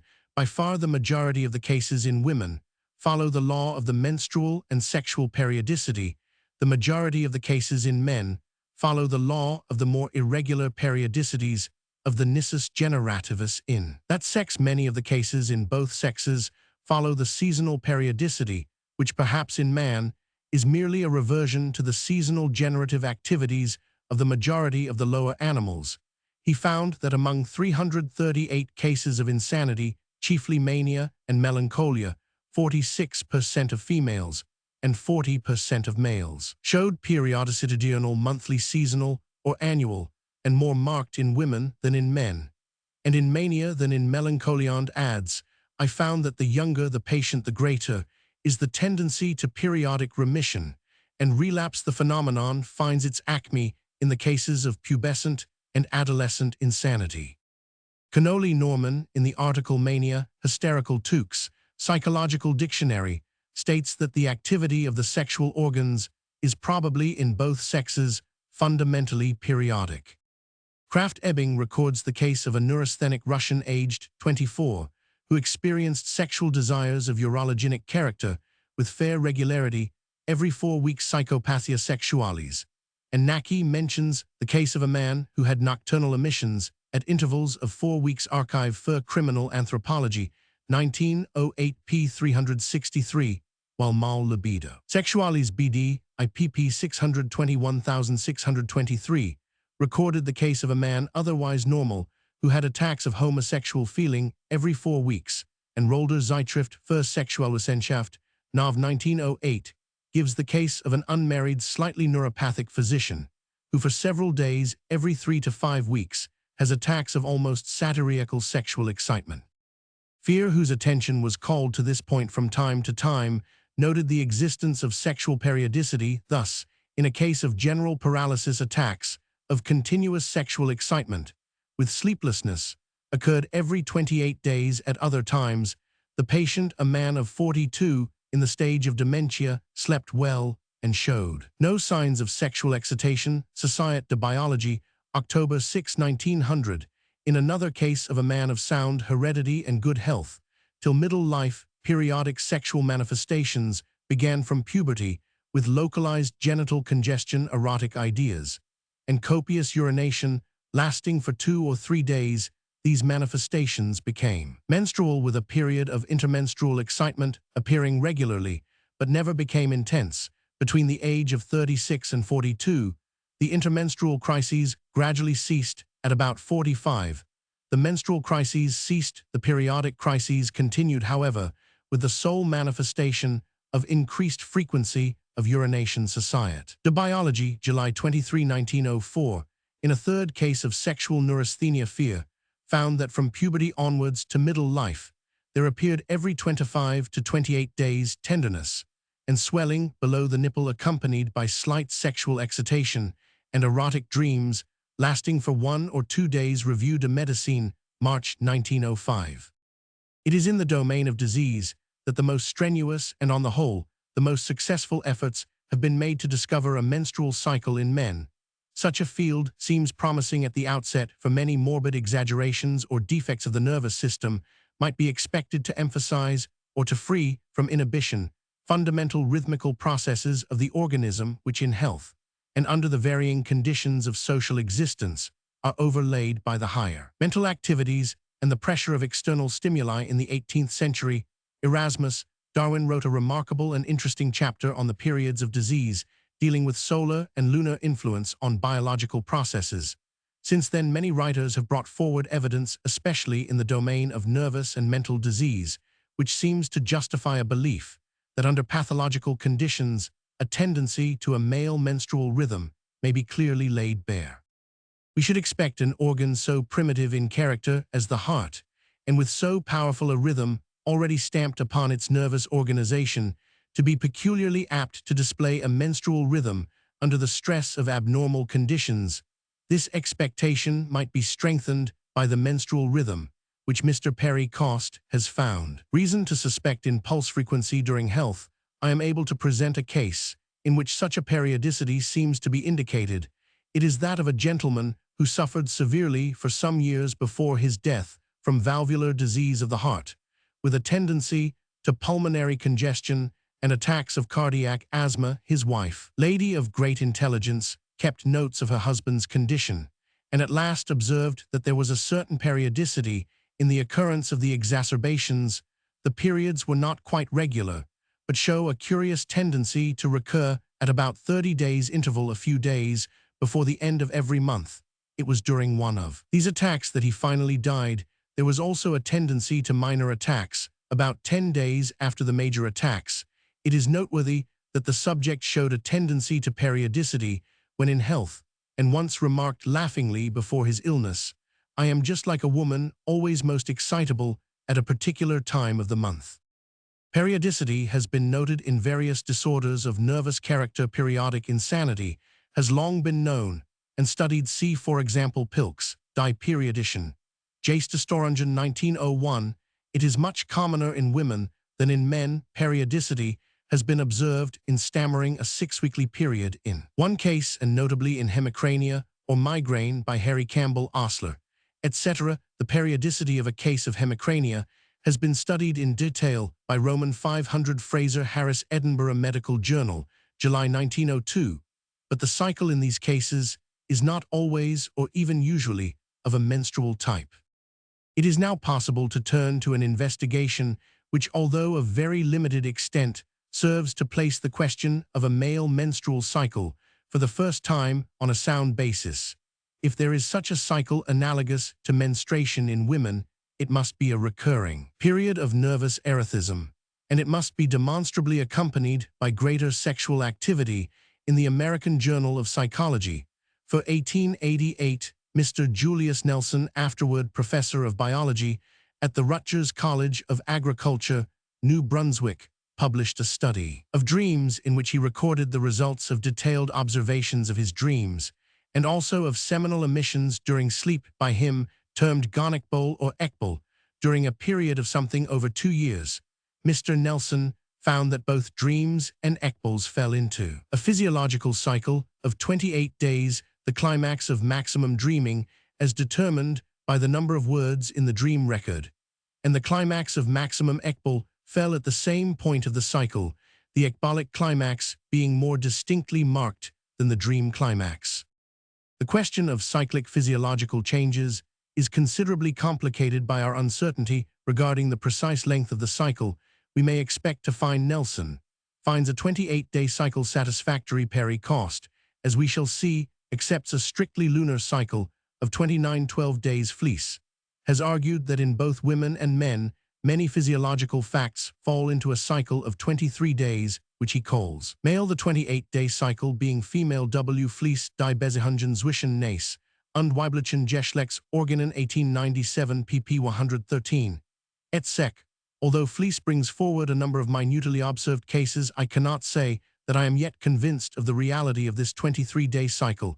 It is somewhat curious, however, that at the same time as Fleece, though in apparent independence, and from a different point of view, another worker also suggested that there is a 23-day physiological cycle. John Beard, The Span of Gestation and the Cause of Birth, Jena 1897. Beard approaches the question from the embryological standpoint and argues that there is what he terms an ovulation unit of about 23-12 days in the interval from the end of one menstruation to the beginning of the next 2 ovulation units make up one critical unit, and the length of pregnancy, according to Beard, is always a multiple of the critical unit in man. The gestation period amounts to 6 critical units. These attempts to prove a new physiological cycle deserve careful study and further investigation. The possibility of such a cycle should be borne in mind, but at present we are scarcely entitled to accept it.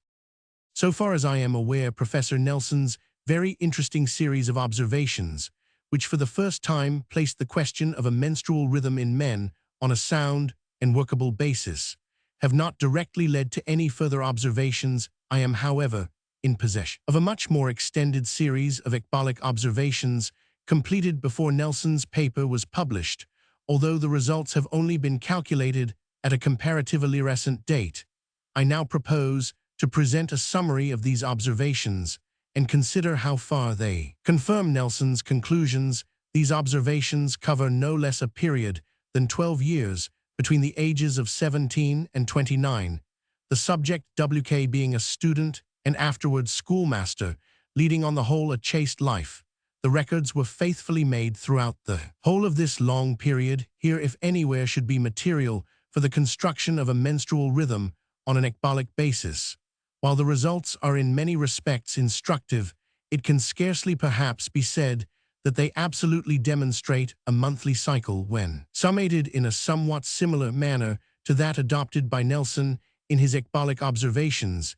It is not difficult to regard the maximum which is reached on the 19th to 21st days of the summated physiological month as a real menstrual ecbolic climax, for no other 3 consecutive days at all approach these in number of ecboles, while there is a marked depression occurring 4 days earlier on the 16th day of the month. If, however, we split up the curve by dividing the period of 12 years into 2 nearly equal periods, the earlier of about 7 years and the latter of about 4 years, and summate these separately, the 2 curves do not present any parallel as regards the menstrual cycle. It scarcely seems to me, therefore, that these curves present any convincing evidence in this case of a monthly ecbolic cycle, and therefore I refrain from reproducing them, although they seem to suggest such a cycle. Nor is there any reason to suppose that by adopting a different cycle of 30 days or of 23 days, any more conclusive results would be obtained.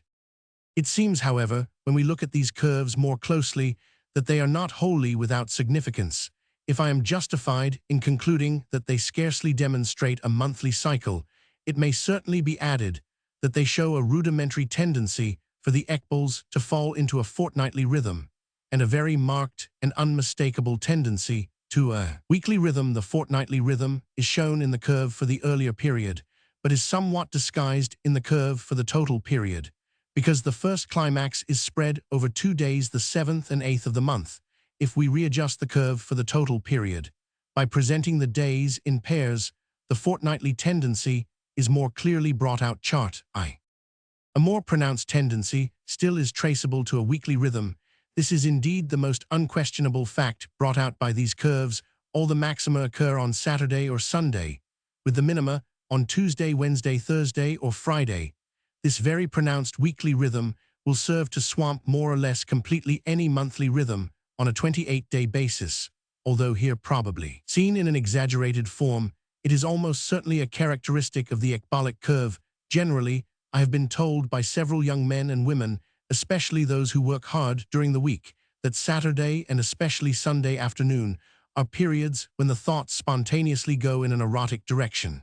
And at this time, there is a special tendency to masturbation or to spontaneous sexual excitement.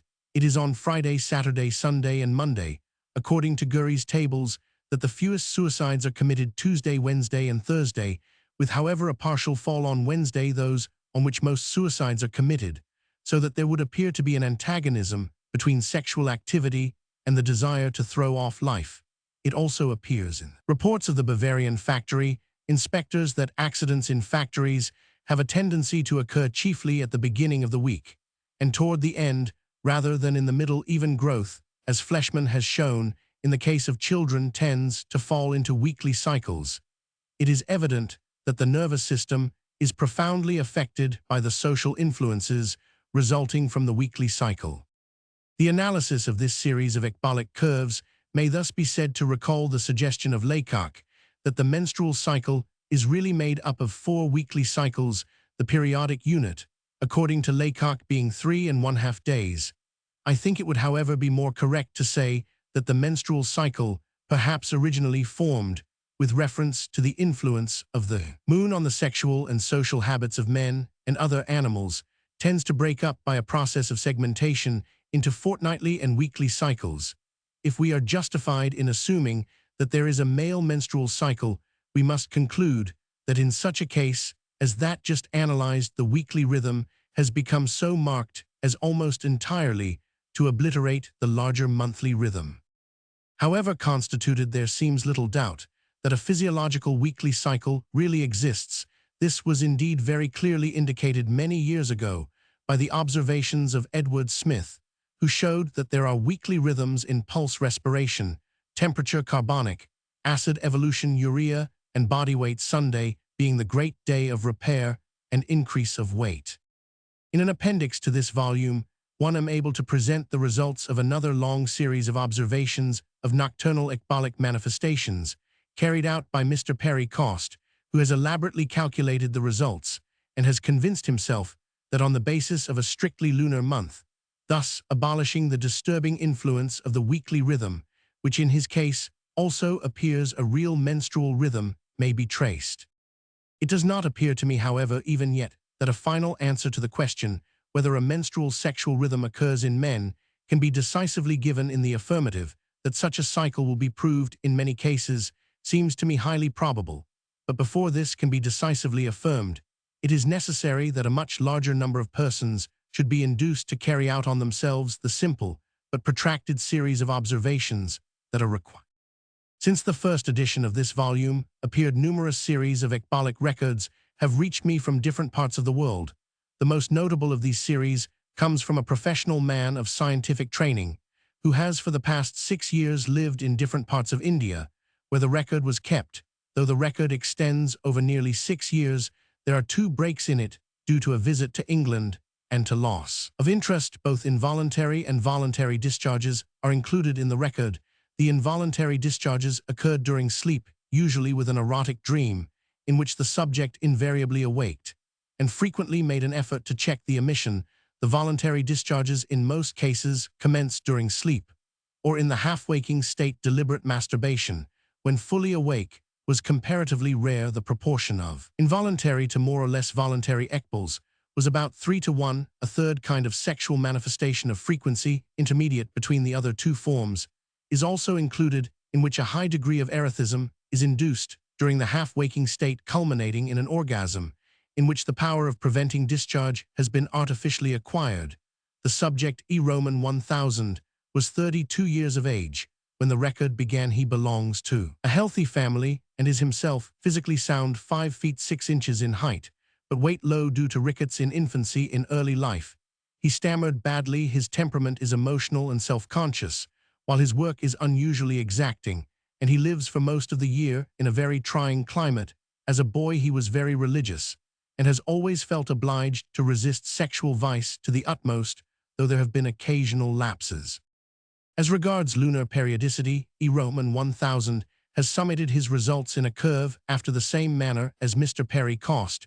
Beginning with the new moon, the periods covered include 54 lunar months, and the total number of discharges is 176. The average frequency is about 3 per month of 28 days. The curve, for the most part, zigzags between a frequency of 4 and 9. On the 25th day, it falls to 1, and then rises uninterruptedly to a height of 11 on the 27th day, falling to 2 on the next day. Whether a really menstrual rhythm is thus indicated, I do not undertake to decide, but I am inclined to agree with E. Roman 1000 himself that there is no definite evidence of it. It looks to me, he writes, as if the only real rhythm, putting aside the annual cycle, will be found to be the average period between the ecboles, varying in different persons. But in my case, about 9 1/8 days. May not the ecbolic period in men be compared to the menstrual period in women, and be an example of the greater catabolic activity of men? There is the period of tumescence, and the ecbole constituting detumescence. The weekend holiday would hasten the detumescence, but about every third weekend there would tend to be delay to enable the system to get back into its regulation 9 or 10 days stride. This might possibly be the explanation of the curves. The recent emissions were nearly all involuntary during sleep age, may have something to do with the change in character. E. Roman 1000's curves frequently show the influence of weekly periodicity in the tendency to ecbole on Sunday, or sometimes on Saturday or Monday. In recent years, there has been some tendency for this climax to be thrown towards the middle of the week, but on the whole Wednesday is the point of lowest frequency. In another case, the subject A.N., who has spent nearly all his life in the state of Indiana, has kept a record of sexual manifestations between the ages of 30 and 30. For the data, which cover 4 years, have not been sent to me in a form which enables the possibility of a monthly curve to be estimated, but A.N., who has himself arranged the data on a lunar monthly basis, considers that a monthly curve is thus revealed. My memoranda, he writes, show that discharges occur most frequently on the 1st, 2nd, and 3rd days after new moon. There is also another period on the 14th and 15th, which might indicate a semilunar rhythm. The days of minimum discharge are the 7th, 8th, 22nd, and 23rd. It may be added that the yearly average of ecbolic manifestations, varying between 50 and 55, comes out as 52, or exactly 1 per week. A weekly periodicity is very definitely shown by a NS data. Sunday once more stands at the head of the week. As regards frequency, in this case, very decisively, the figures are as follows. Sun Moon 2s, Wed Thurs Frysat. 48, 21, 24, 35, 28, 26, 27. In another case, which has reached me from the United States, the data are slighter, but deserve note, as the subject is a trained psychologist, and I quote the case in his own words here. It will be seen there appears to be a tendency for the ecbolic cycle to cover a period of about 6 weeks in this case. Also, there is a tendency for the climax to occur about Saturday or Sunday. Roman 10 is 38 years old. Unmarried, fair health, pretty good heredity, university trained, and engaged in academic pursuits. He thinks he may have completed puberty at about 13, though he has no proof that he was in the full possession of his sex powers until he was 15 years 3 months old. When he had his first emission, his sex life has been normal. He masturbated somewhat when he slept with other boys or men during early manhood, but not to excess. During the autumn of 1889, when 28 years of age, he observed that at certain times he had an itching feeling about the testicles, that he felt slightly irritable, that the penis erected with the slightest provocation, and that this peculiar feeling usually passed away with a nightly emission. Indeed, so regular was the matter that he usually wore a loin garment at these times to prevent the semen getting on the bedding. This peculiar feeling ordinarily continued for 2 or 3 days. He recalls at these times that he felt that he would like to wrestle with someone, for there seemed to be a muscular tension. These states returned with apparent regularity, and the intervals seemed to be about 6 weeks, though no effort was made to measure the periods, until 1893. The following notes are taken from the diaries of Roman 10. Thursday, December 29, 1892, the peculiar feeling. This is the only entry. Thursday, February 9, 1893, the peculiar feeling. The diary notes that Roman 10 awoke nights to find erections and that the feeling continued until Sunday night following when there was an emission. Friday, March 27, 1893, the peculiar feeling. The diary notes that there was an emission the next night, and that the feeling disappeared. Wednesday, May 3, 1893, the peculiar feeling. The diary notes that it continued until Saturday night when Roman 10 had sexual relations, and that it then disappeared. Wednesday, June 14, 1893, the peculiar feeling. The diary states that the next night Roman 10 had an emission, and the disappearance of the feeling. Thursday, July 27, 1893, the peculiar feeling. The diary notes that it was apparent at about 3 o'clock. That afternoon, that night at 10 o'clock Roman 10 had sexual intercourse, and the feeling was not noted the next day. Friday, September 8, 1893, the peculiar feeling. Continued until Tuesday the 11th, and then disappeared. No sexual intercourse and no nightly emission. Wednesday, October 25, 1893, the peculiar feeling. Continued until Saturday night, when there was a nightly emission. Saturday, December 9, 1893, the peculiar feeling. Continued until Monday night, when there was sexual relations. It will be noted that the intervals observed were of about 6 weeks' duration, excepting one that from September to October, when it was nearly 7 weeks. These observations were not recorded after 1893. Roman 10 thinks that in 1894, the intervals were longer, an opinion which is based on the fact that for a period of 6 months, he had no sexual intercourse and no nightly emissions. The times during this 6 months, when he had the peculiar feeling, the sensation was so slight as to be scarcely noted. In 1895, the feeling seemed more pronounced than ever before, and Roman 10 thinks that it may have recurred as often as once a month in 1896, 1897, and 1898. The intervals he thinks lengthened. At times he thought wholly disappeared during 1899. While they did not recur often, when they did come, the sensation was pronounced, although the emission was less common. There was a peculiar heavy feeling about the testicles and a marked tendency towards erection of the penis, especially at night time. While sleeping, Roman 10 often awoke to find a tense erection. Moreover, these feelings usually continued a week. In general, Roman 10 is of the opinion that as he grows older these intervals lengthen, though this inference is not based on recorded data.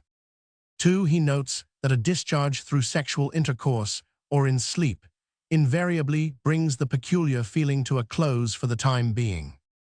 3. He notes that sexual intercourse at the time stops it, but when there has been sexual intercourse within a week or 10 days of the time, based upon the observations of 1893, that it had no tendency to check the feeling.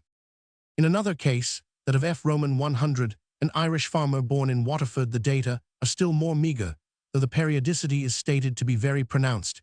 He is chaste steady, with occasional lapses from strict sobriety, healthy and mentally normal living, a regular open-air life far from the artificial stimuli of towns. The observations refer to a period when he was from 20 to 27 years of age. During this period, nocturnal emissions occurred at regular intervals of exactly a month. They were ushered in by fits of irritability and depression, and usually occurred in dreamless sleep. The discharges were abundant and physically weakening, but they relieved the psychic symptoms, though they occasioned mental distress. Since F. Roman 100 is scrupulous in a religious sense, and also apprehensive of bad constitutional effects, the result of reading alarmist quack pamphlets.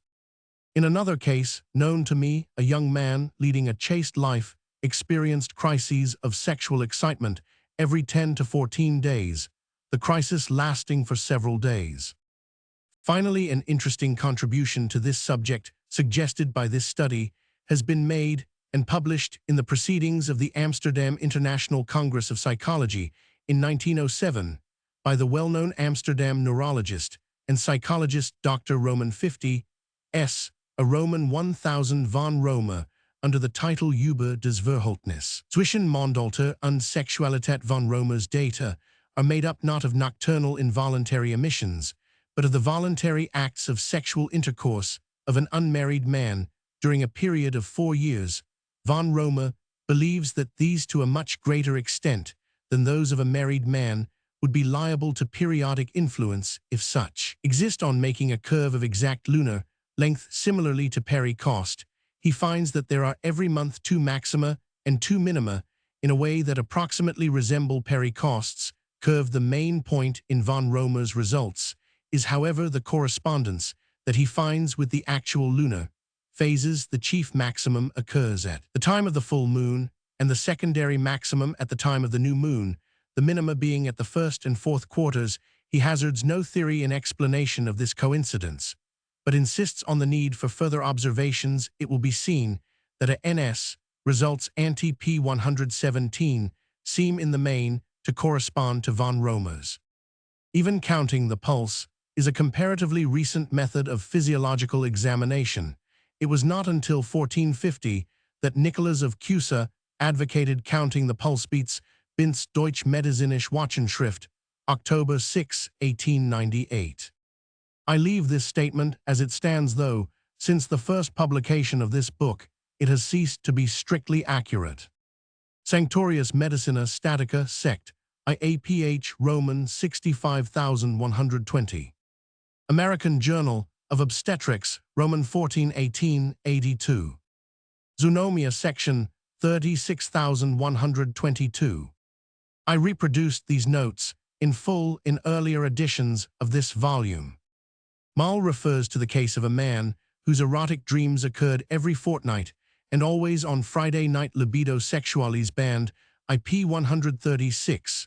One is inclined to suspect an element of autosuggestion in such a case. Still, the coincidence is noteworthy.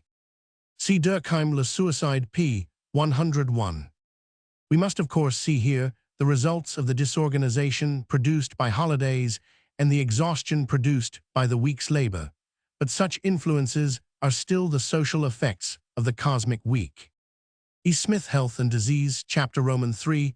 I may remark that according to Kemso's Deutsche Medizinische Wochenschrift, January 2019, 08, and British Medical Journal, January 29, 1898, schoolchildren work best on Monday and Tuesday.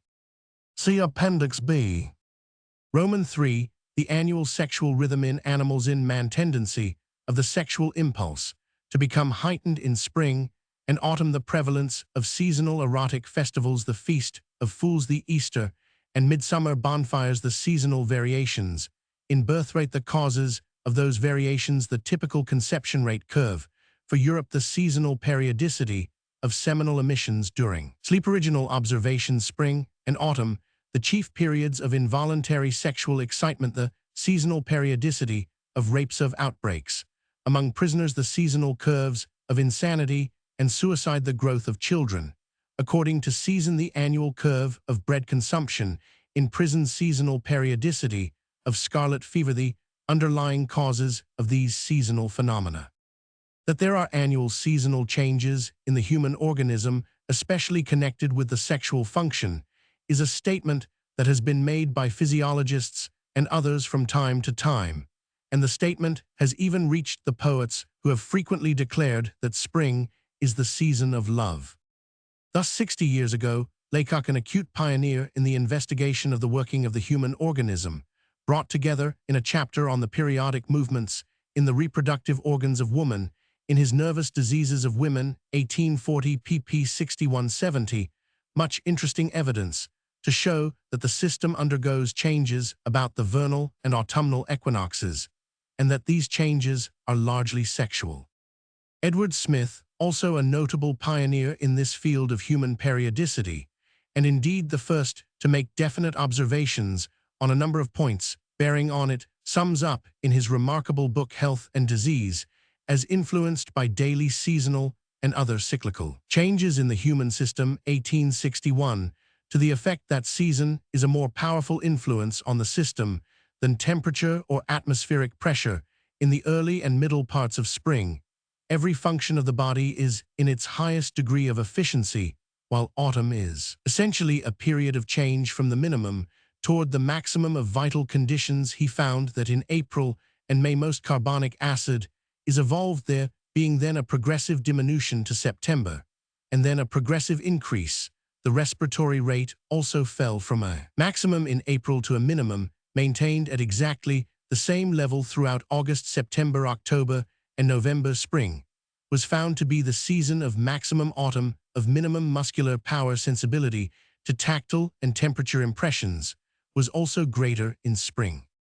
Kulischer, studying the sexual customs of various human races, concluded that in primitive times only at two special seasons, at spring and in harvest time, did pairing take place, and that when pairing ceased to be strictly confined to these periods, its symbolical representation was still so confined even among the civilized nations of Europe. He further argued that the physiological impulse was only felt at these periods. Kulischer, die Geschlechtliche Zuchtwahl bei den Menschen in der Urzeitschrift für Ethnologie, 1876, pp. 152 and 157. Cohnstein über Produktionszeit bei Schwangerschaft Archive für Gynecology, 1879, also suggested that women sometimes only conceive at certain periods of the year. Wiltshire, who made various interesting observations regarding the physiology of menstruation, wrote many years ago, "I concluded that every woman had a law peculiar to herself, which governed the times of her bringing forth, and conceiving that she was more prone to bring forth at certain epochs than at others, and subsequent researches have established the accuracy of the forecast." He further stated his belief in a primordial seasonal aptitude for procreation, the impress of which still remains, and to some extent governs the breeding times of humanity. A Wiltshire Lectures on the Comparative Physiology of Menstruation, British Medical Journal, March 1883, pp. 502, etc. Westermarck, in a chapter of his History of Human Marriage, dealing with the question of a human pairing season in primitive times, brings forward evidence showing that spring, or rather early summer, is the time for increase of the sexual instinct, and argues that this is a survival of an ancient pairing season. Spring, he points out, is a season of want rather than abundance for a frugivorous species, but when men took to herbs, roots, and animal food, spring became a time of abundance and suitable for the birth of children. He thus considers that in man, as in lower animals, the times of conception are governed by the times most suitable for birth. Rosenstadt, as we shall see later, also believes that men today have inherited a physiological custom of procreating at a certain epoch, and he thus accounts for the seasonal changes in the birth rate.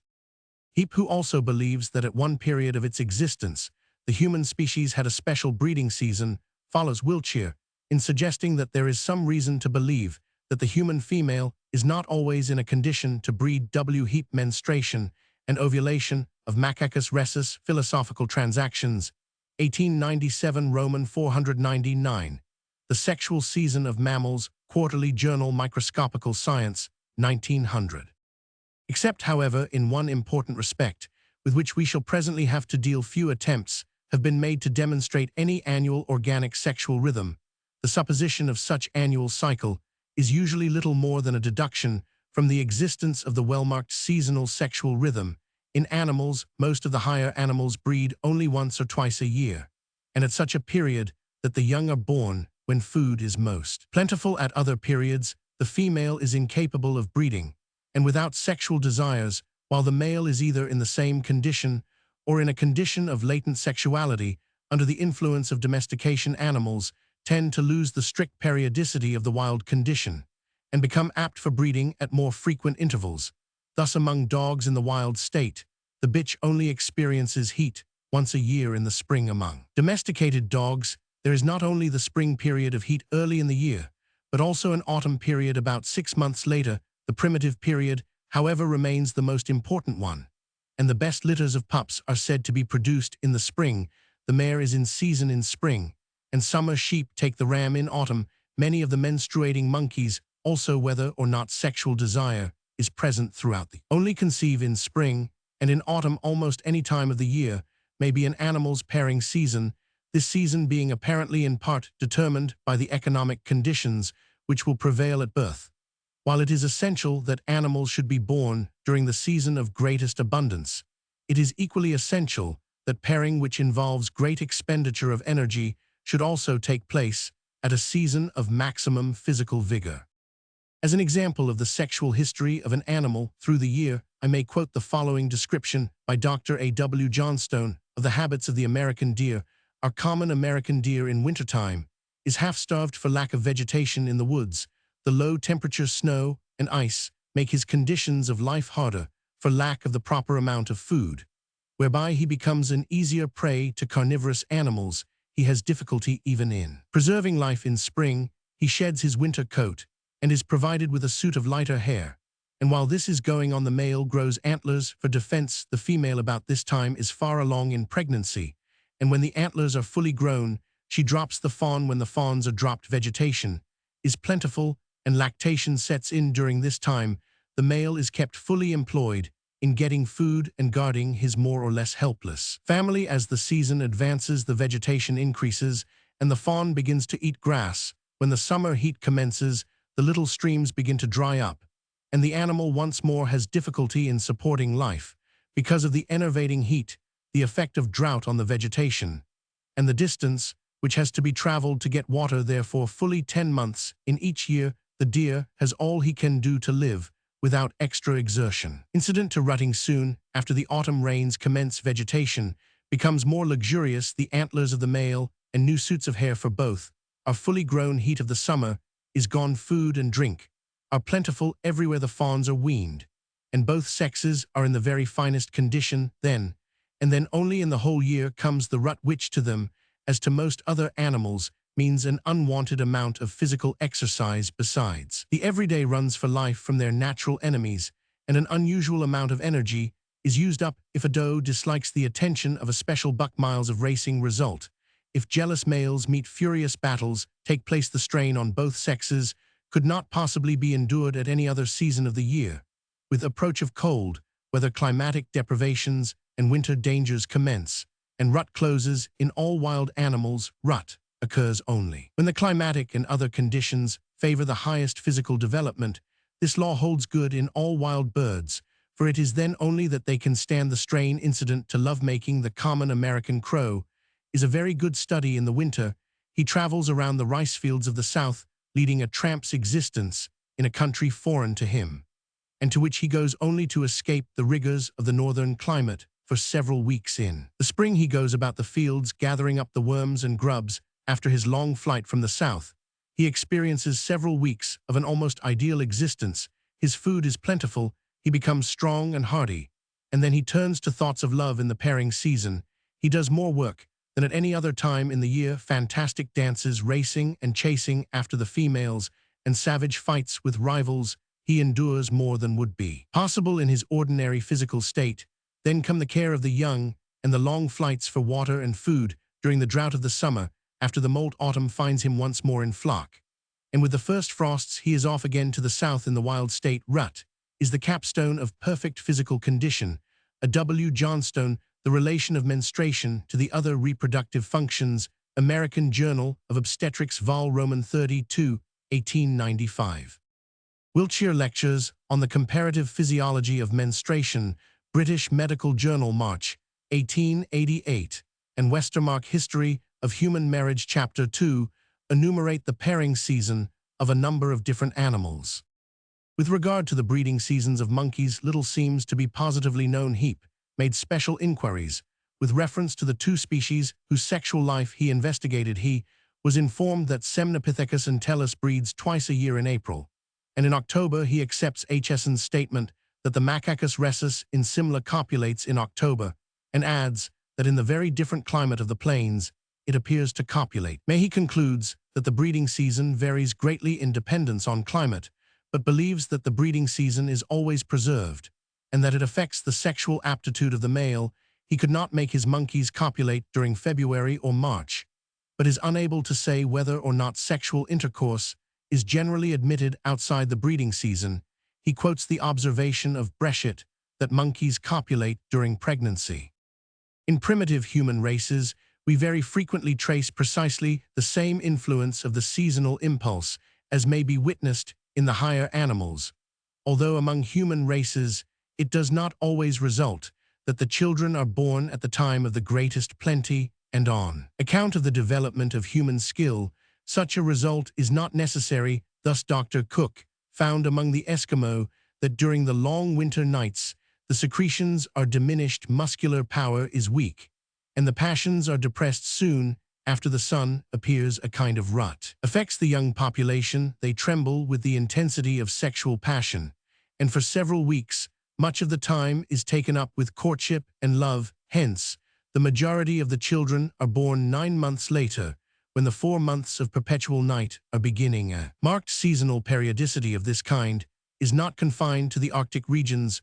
We may also find it in the tropics. In Cambodia, Mondière has found that twice a year in April and September men seem to experience a veritable rut, and will sometimes even kill women who resist them. These two periods, spring and autumn, season for greeting the appearance of life, and the season for reveling in its final fruition, seem to be everywhere throughout the world. The most usual seasons for erotic festivals in classical Greece and Rome. In India, among the Indians of North and South America, spring is the most usual season, while in Africa, the yam harvest of autumn is the season chiefly selected. There are, of course, numerous exceptions to this rule, and it is common to find both seasons observed taking. Indeed, a broad view of festivals throughout the world, we may say that there are 4 seasons when they are held: the winter solstice, when the days begin to lengthen and primitive man rejoices in the lengthening and seeks to assist it; the vernal equinox, the period of germination and the return of life; the summer solstice, when the sun reaches its height; and autumn, the period of fruition, of thankfulness, and of repose. But it is rarely that we find a people seriously celebrating more than 2 of these festival seasons. In Australia, according to Muller, as quoted by Ploss and Bartels, marriage and conception take place during the warm season, when there is greatest abundance of food, and to some extent is even confined to that period. Oldfield and others state that the Australian erotic festivals take place only in spring among some tribes. Muller adds, such as the Watchandi's conception is inaugurated by a festival called Karo, which takes place in the warm season at the first new moon after the yams are ripe. The leading feature of this festival is a moonlight dance, representing the sexual act symbolically, with their spears regarded as the symbols of the male organ. The men attack bushes, which represent the female organs. They thus work themselves up to a state of extreme sexual excitement. Among the Papuans of New Guinea, also according to McClutcher-MacLeay, conceptions chiefly occur at the end of harvest, and Guise describes the great annual festival of the year, which takes place at the time of the yam and banana harvest, when the girls undergo a ceremony of initiation and marriages are effected in Central Africa. Says Sir H. H. Johnston in his Central Africa, sexual orgies are seriously entered into at certain seasons of the year, but he neglects to mention what these seasons are. The people of New Britain, according to Weiser, as quoted by Ploss and Bartels, carefully guard their young girls from the young men at certain times. However, a loud trumpet is blown in the evening, and the girls are then allowed to go away into the bush to mix freely with the young men. In ancient Peru, according to an account derived from a pastoral letter of Archbishop Villagomez of Lima, in December, when the fruit of the paltay is ripe, a festival was held, preceded by a 5 days fast. During the festival, which lasted 6 days and 6 nights, men and women met together in a state of complete nudity at a certain spot among the gardens, and all raced toward a certain hill. Every man who caught up with a woman in the race was bound at once to have intercourse with her. Very instructive from our present point of view is the account given by Dalton of the festivals of the various Bengal races. Thus the Hos, a Kolarian tribe of Bengal, are a purely agricultural people, and the chief festival of the year with them is the Magh Para. It is held in the month of January, when the granaries are full of grain, and the people, to use their own expression, full of devilry. It is the festival of the harvestome, the termination of the year's toil, and is always held at full moon. The festival is a Saturnalia, when all rules of duty and decorum are forgotten, and the utmost liberty is allowed to women and girls, who become like bacchantes. The people believe that at this time both men and women become overcharged with vitality, and that a safety valve is absolutely necessary. The festival begins with a religious sacrifice made by the village priest or elders, and with prayers for the departed and for the vouchsafing of seasonable rain and good crops. The religious ceremonies over the people give themselves up to feasting and to drinking the homemade beer, the preparation of which from fermented rice is one of a girl's chief accomplishments. The whole population, wrote Dalton, are at other seasons quiet and reserved in manner, and in their demeanor toward women gentle and decorous. Even in their flirtations they never transcend the bounds of decency. The girls, though full of spirits and somewhat saucy, have innate notions of propriety that make them modest in demeanor, though devoid of all prudery and of the obscene abuse so frequently heard from the lips of common women in Bengal. They appear to have no knowledge. They are delicately sensitive under harsh language of any kind, and never use it to others. And since their adoption of clothing, they are careful to drape themselves decently as well as gracefully. But they throw all this aside during the Mog feast. Their nature appears to undergo a temporary change. Sons and daughters revile their parents in gross language, and parents their children. Men and women become almost like animals in the indulgence of their amorous propensities. They enact all that was ever portrayed by prurient artists in a bacchanalian festival or Pandean orgy. And as the light of the sun they adore, and the presence of numerous spectators seems to be no restraint on their indulgence, it cannot be expected that chastity is preserved when the shades of night fall on such a scene of licentiousness and debauchery. While however thus representing the festival as a mere debauch, Dalton adds that relationships formed at this time generally end in marriage. There is also a flower festival in April and May of religious nature, but the dances at this festival are quieter in character. In Burma, the great festival of the year is the full moon of October, following the Buddhist Lent season, which is also the wet season, during which there is no sexual intercourse. The other great festival is the New Year in March. In classical times, the great festivals were held at the same time as in northern and modern Europe. The Brumalia took place in midwinter, when the days were shortest, and the Rosalia, according to early custom, in May or June, and at a later time about Easter. After the establishment of Christianity, the Church made constant efforts to suppress this latter festival, and it was referred to by an 8th century council as a wicked and reprehensible holiday-making. These festivals appear to be intimately associated with Dionysus worship, and the flower festival of Dionysus, as well as the Roman liberals in honor of Bacchus, was celebrated in March, with worship of Priapus. The festivals of the Delian Apollo and of Artemis both took place during the first week in May, and the Roman Bacchanals in October. The medieval Feast of Fools was to a large extent a seasonal orgy licensed by the Church. It may be traced directly back through the barbatories of the Lower Empire to the Roman Saturnalia, and at Sens, the ancient ecclesiastical metropolis of France, it was held at about the same time as the Saturnalia on the Feast of the Circumcision, Roman 1 New Year's Day. It was not, however, always held at this time. Thus, at Evreux it took place on the 1st of May. The Easter bonfires of northern Central Europe, the Midsummer St. John's Eve fires of southern Central Europe, still bear witness to the ancient festivals. There is certainly a connection between these bonfires and erotic festivals.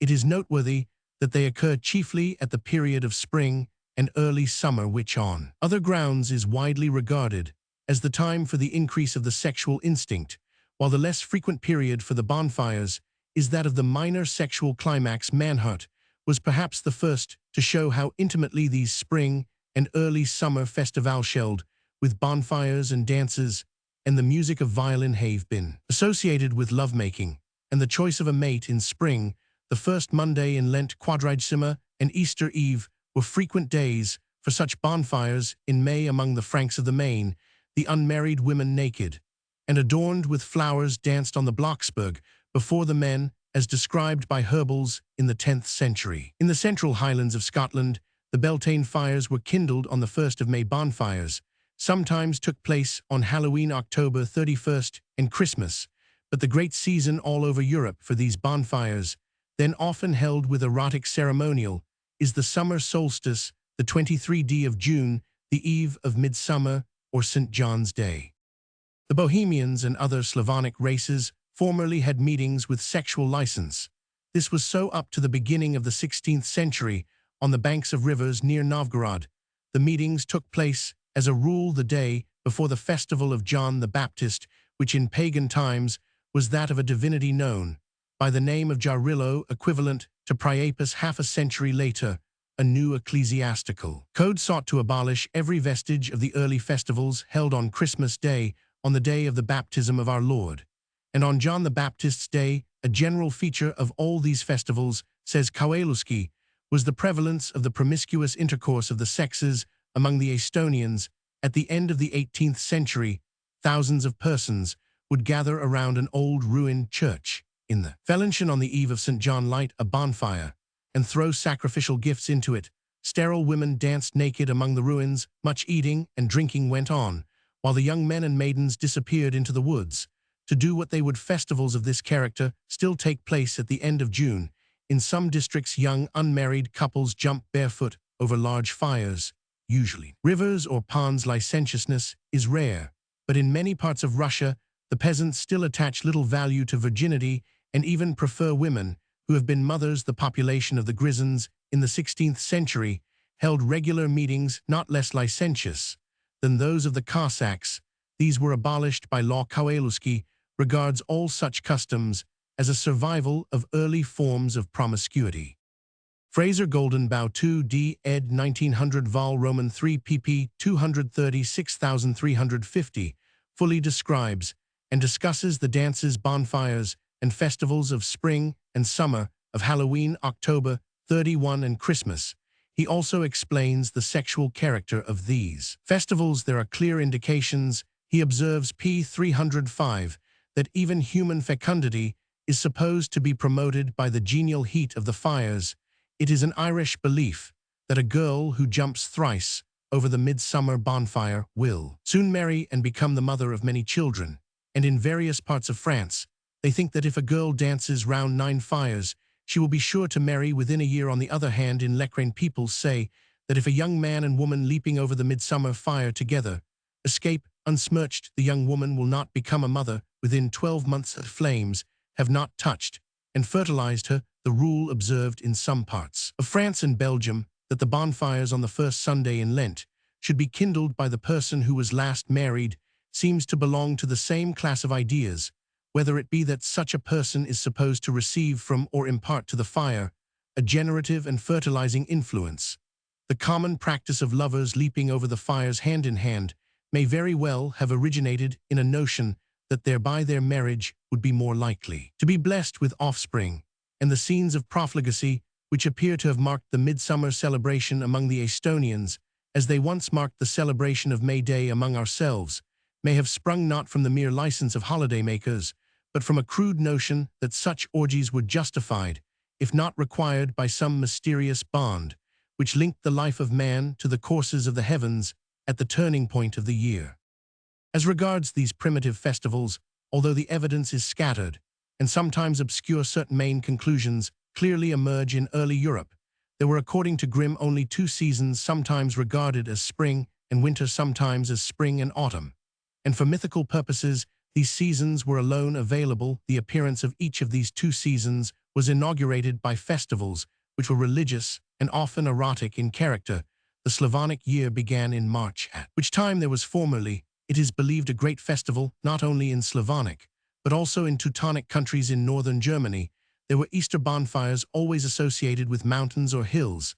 The Celtic bonfires were held at the beginning of May, while the Teutonic May Day or Walpurgisnacht is a very ancient sacred festival associated with erotic ceremonial, and regarded by Grimm as having a common origin with the Roman Floralia and the Greek Dionysia. Thus, in Europe, Grimm concludes, there are 4 different ways of welcoming summer in Sweden and Gothland: a battle of winter, and summer a triumphal entry of the latter in Skåne, Denmark, Lower Saxony and England, simply Meriding or fetching of the Maywagon on the Rhine, merely a battle of winter and summer without immersion, without the pomp of an entry in Franconia, Thuringia, Meissen, Silesia and Bohemia, only the carrying out of wintry death, no battle, no formal introduction of summer of these festivals, the first and second. Fall in May, the third and fourth in March, in the first two, the whole population take part with unabated enthusiasm, in the last two, only the lower poorer class. Everything goes to prove that the approach of summer was to our forefathers a holy tide welcomed by sacrifice, feast and dance, and largely governing and brightening the people's life.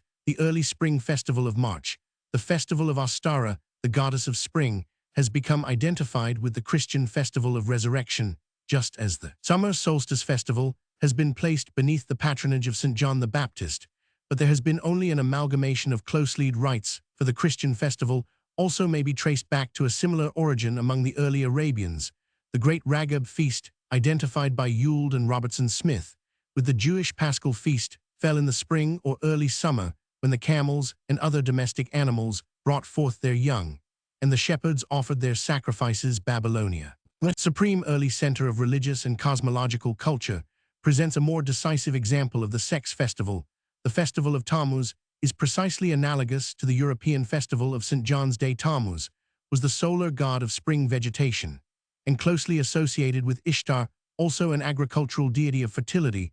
The Tammuz festival was in the earliest times held toward the summer solstice at the time of the first wheat and barley harvest in Babylonia, as in primitive Europe. There were only two seasons, the festival of Tammuz coming at the end of winter and the beginning of summer, was a fast followed by a feast, a time of mourning for winter, of rejoicing for summer. It is part of the primitive function of sacred ritual to be symbolical of natural processes, a mysterious representation of natural processes, with the object of bringing them about. The Tammuz festival was an appeal to the powers of nature to exhibit their generative functions.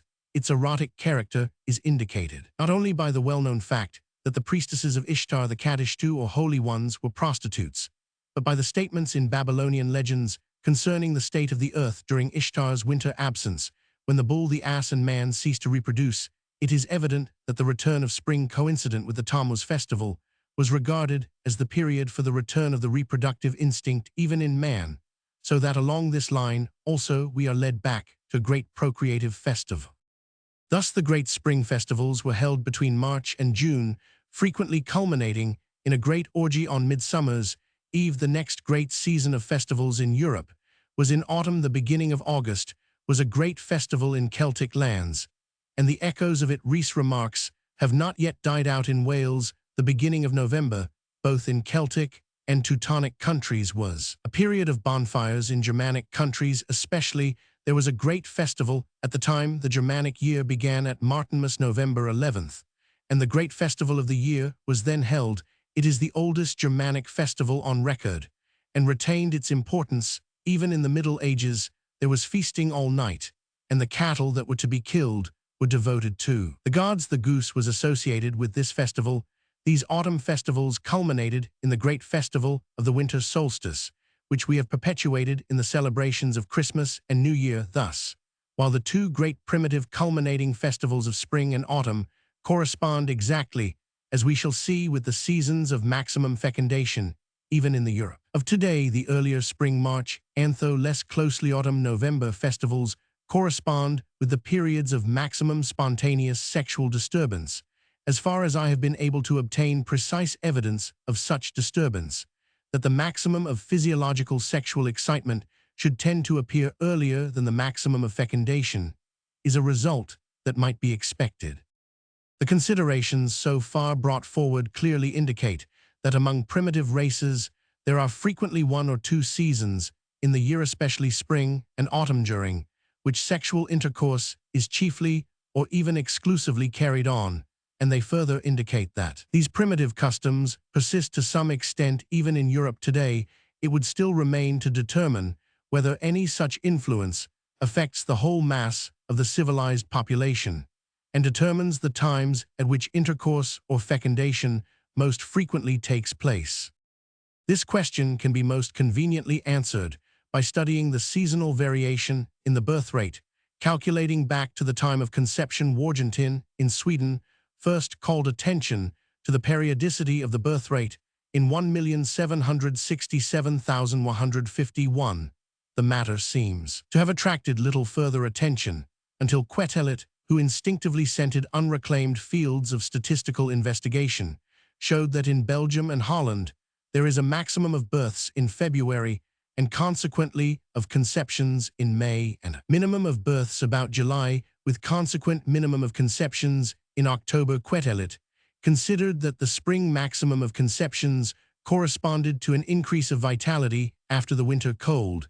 He pointed out that this sexual climax was better marked in the country than in towns, and accounted for this by the consideration that in the country the winter cold is more keenly felt later. Wapphaus investigated the matter in various parts of northern and southern Europe, as well as in Chile, and found that there was a maximum of conceptions in May and June attributable to season, and in Catholic countries strengthened by customs connected with ecclesiastical seasons.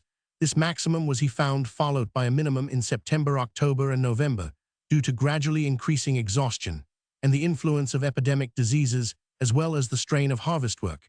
The minimum is reached in the south earlier than in the north about November. Conceptions, again, become more frequent and reach the second maximum at about Christmas and New Year. This second maximum is very slightly marked in southern countries, but strongly marked in northern countries. In Sweden, the absolute maximum of conceptions is reached in December and is due, in the opinion of Wapphaus, solely to social causes. Wilhelm reached somewhat similar results, founding his study on 17 million births. He showed that in France it was in April, May, and June, or from the spring equinox to the summer solstice, and nearer to the solstice than the equinox, that the maximum of fecundations takes place, while the minimum of births is normally in July, but is retarded by a wet and cold summer in such a manner that in August there are scarcely more births than in July, and on the other hand, a very hot summer accelerating the minimum of births causes it to fall in June instead of in July.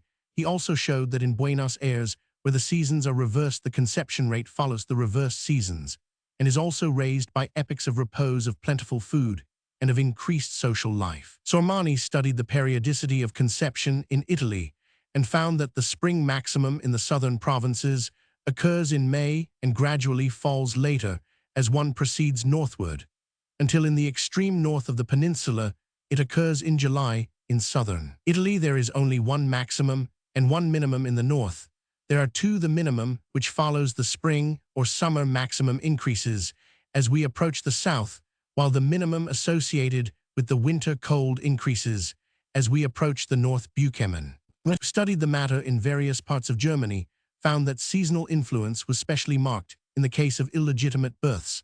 The maximum of conceptions of illegitimate children takes place in the spring and summer of Europe. Generally in Russia, it takes place in the autumn and winter, when the harvest-working months for the population are over, and the period of rest, and also of minimum death rate. September, October, and November comes round. In Russia, the general conception rate has been studied by various investigators. Here the maximum number of conceptions is in winter, the minimum varying among different elements of the population. Looked at more closely, there are maxima of conceptions in Russia in January and in April in Russian towns. However, the maximum number of conceptions occurs in the autumn. The special characteristics of the Russian conception rate are held to be due to the prevalence of marriages in autumn, and winter to the severely observed fasts of spring, and to the exhausting harvest work of summer.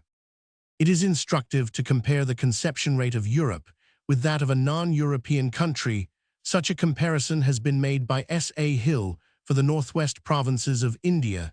Here the holy and other erotic festivals take place in spring, but spring is not the period when conceptions chiefly take place. Indeed, the prevalence of erotic festivals in spring appears to Hill an argument in favor of those festivals having originated in a colder climate. The conceptions show a rise through October and November to a maximum, December and January, followed by a steady and prolonged fall to a minimum in September. This curve can be accounted for by climatic and economic conditions. September is near the end of the long and depressing hot season, when malarial influences are rapidly increasing to a maximum. The food supply is nearly exhausted, and there is the greatest tendency to suicide. With October, it forms the period of greatest mortality. December, on the other hand, is the month when food is most abundant, and it is also a very healthy month. For a summary of the chief researches into this question, see Ploss and Bartels, des Weib, also Rosenstadt zur Frage nach den Ursachen welche die Zahl der Konzeptionen etc. Mitteilungen aus den Embryologischen Institut Universität Wien 2nd Series Fask for 1890. Rosenstadt concludes that man has inherited from animal ancestors a physiological custom which has probably been further favored by climatic and social conditions. Primitive man, he proceeds, had inherited from his ancestors the faculty of only reproducing himself at determined epochs. On the arrival of this period of rut fecundation took place on a large scale, this being very easy thanks to the promiscuity in which primitive man lived. With the development of civilization, men give themselves up to sexual relations all the year around, but the physiological custom of procreating at a certain epoch has not completely disappeared.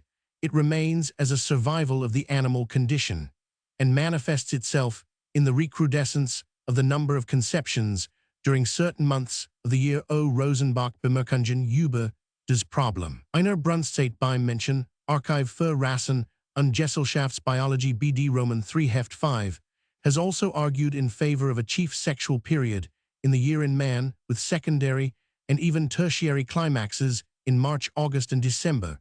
He finds that in some families for several generations, birthdays tend to fall in the same months, but his paper is on the whole inconclusive. Some years ago, Prof. J.B. Haycraft argued on the basis of data furnished by Scotland that the conception rate corresponds to the temperature of Haycraft physiological results of temperature variation transactions of the Royal Society of Edinburgh Vol. Roman 29, 1880. Temperature, he concluded, is the main factor regulating the variations in the number of conceptions which occur during the year. It increases their number with its elevation, and this on an average of 0% for an elevation of 1f. Whether or not this theory may fit the facts as regards Scotland, it is certainly altogether untenable when we take a broader view of the phenomena. Recently, Dr. Paul Giedeken of Copenhagen has argued in a detailed statistical study La réaction de l'organisme sous l'influence physico-chimiques des agents météorologiques archives d'anthropologie criminelle Feb 1909, that the conception rate, as well as the periodicity of suicide and allied phenomena, is due to the action of the chemical rays on the unpigmented skin in early spring. This action being physiologically similar to that of alcohol, he seeks thus to account for the marked and early occurrence of such periodic phenomena in Greenland and other northern countries, where there is much chemical action owing to the clear air in early spring, but little heat. This explanation would not cover an autumnal climax, the existence of which Giedeken denies. In order to obtain a fairly typical conception curve for Europe, and to allow the variations of local habit and custom to some extent to annihilate each other, I have summated the figures given by Mayer for about 250,000 births in Germany, France, and Italy, obtaining a curve chart Roman 2 of the conception rate, which may be said roughly to be that of Europe generally. If we begin at September, as the lowest point, we find an autumn rise culminating in the lesser maximum of Christmas, followed by a minor depression in January and February. Then comes the great spring rise culminating in May, and followed after June by a rapid descent to the minimum. In Canada, see for example report of the Registrar General of the Province of Ontario for 1904. The maximum and minimum of conceptions alike fall later than in Europe. The months of maximum conception are June, July, and August. Of minimum conception, January, February, and March. June is the favorite month for marriage. It would be of some interest to know the conception curve for the well-to-do classes, who are largely free from the industrial and social influences, which evidently to a great extent control the conception rate. It seems probable that the seasonal influence would here be specially well shown. The only attempt I have made in this direction is to examine a well-filled birthday book. The entries show a very high and equally maintained maximum of conceptions throughout April, May, and June, followed by a marked minimum during the next 3 months. and an autumn rise very strongly marked in November. There is no December rise. As will be seen, there is here a fairly exact resemblance to the yearly ecbolic curve of people of the same class. The inquiry needs, however, to be extended to a very much larger number of cases. Mr. John Douglas Brown of Philadelphia has kindly prepared and sent me, since the above was written, a series of curves showing the annual periodicity of births among the educated classes in the state of Pennsylvania, using the statistics as to 4066 births contained in the biographical catalog of matriculates of the College of the University of Pennsylvania. Mr. Brown prepared 4 curves. The first, covering the earliest period, 17,571,859. The second, the period, 18,601,876. The third, 18,771,893, while the fourth presented the summated results for the whole period. The dates named are those of the entry to classes and not of actual occurrence of birth. A very definite and well-marked curve is shown, and the average number of births, not conceptions, per day for the whole period is as follows: Jan, Feb, Mar, April, May, June, July, August, Sept, Oct, Nov, Dec. 11, 11, 8, 10, 10, 11, 12, 12, 11, 12, 11. There is thus a well-marked minimum of conceptions, a depression appearing here in each of the 3 periods, separately about the month of July. In the second period, however, which contains the smallest number of births, the minimum occurs in September. From that low minimum, there is steady and unbroken rise up to the chief maximum in November. In the first period, however, the maximum is delayed till January, and in the second period, it is somewhat diffused. There is a tendency to a minor maximum in February, specially well marked in the third and most important period, and in the first period delayed until March. A very curious, and perhaps not accidental, coincidence might be briefly pointed out before we leave this part of the subject. It is found, by taking 3,000 cases of children dying under 1 year, that among the general population, children born in February and September, and therefore conceived in May and December, appear to possess the greatest vitality, and those born in June, and therefore conceived in September, the least vitality. As we have seen, May and December are precisely the periods when conceptions in Europe generally are at a maximum, and September is precisely the period when they are at a minimum, so that if this coincidence is not accidental, the strongest children are conceived when there is the strongest tendency to procreate, and the feeblest children when that tendency is feeblest. Nelson, in his study of dreams and their relation to seasonal ecbolic manifestations, does not present any yearly ecbolic curve, as the 2 years and a half over which his observations extend scarcely supply a sufficient basis. On examining his figures, however, I find there is a certain amount of evidence of a yearly rhythm. There are spring and autumn climaxes throughout in February, and in November there is no December rise. During 1 year there is a marked minimum from May to September, though it is but slightly traceable in the succeeding year. These figures are too uncertain to prove anything, but as far as they go, they are in fair agreement with the much more extensive record, that of W.K. Ante p. 113, which I have already made use of in discussing the question of a monthly rhythm. This record, covering nearly 12 years, shows a general tendency when the year is divided into 4 periods: November, January, February, April, May, July, August, October, and the results summated to rise steadily throughout, from the minimum in the winter period to the maximum in the autumn period. This steady upward progress is not seen in each year taken separately. In 3 years, there is a fall in passing from the November-January to the February-April quarter, always followed by a rise in the subsequent quarter. In 3 cases, there is a fall in passing from the second to the third quarter, again, always followed by a rise in the following quarter. And in 2 successive years, there is a fall in passing from the third to the fourth quarter.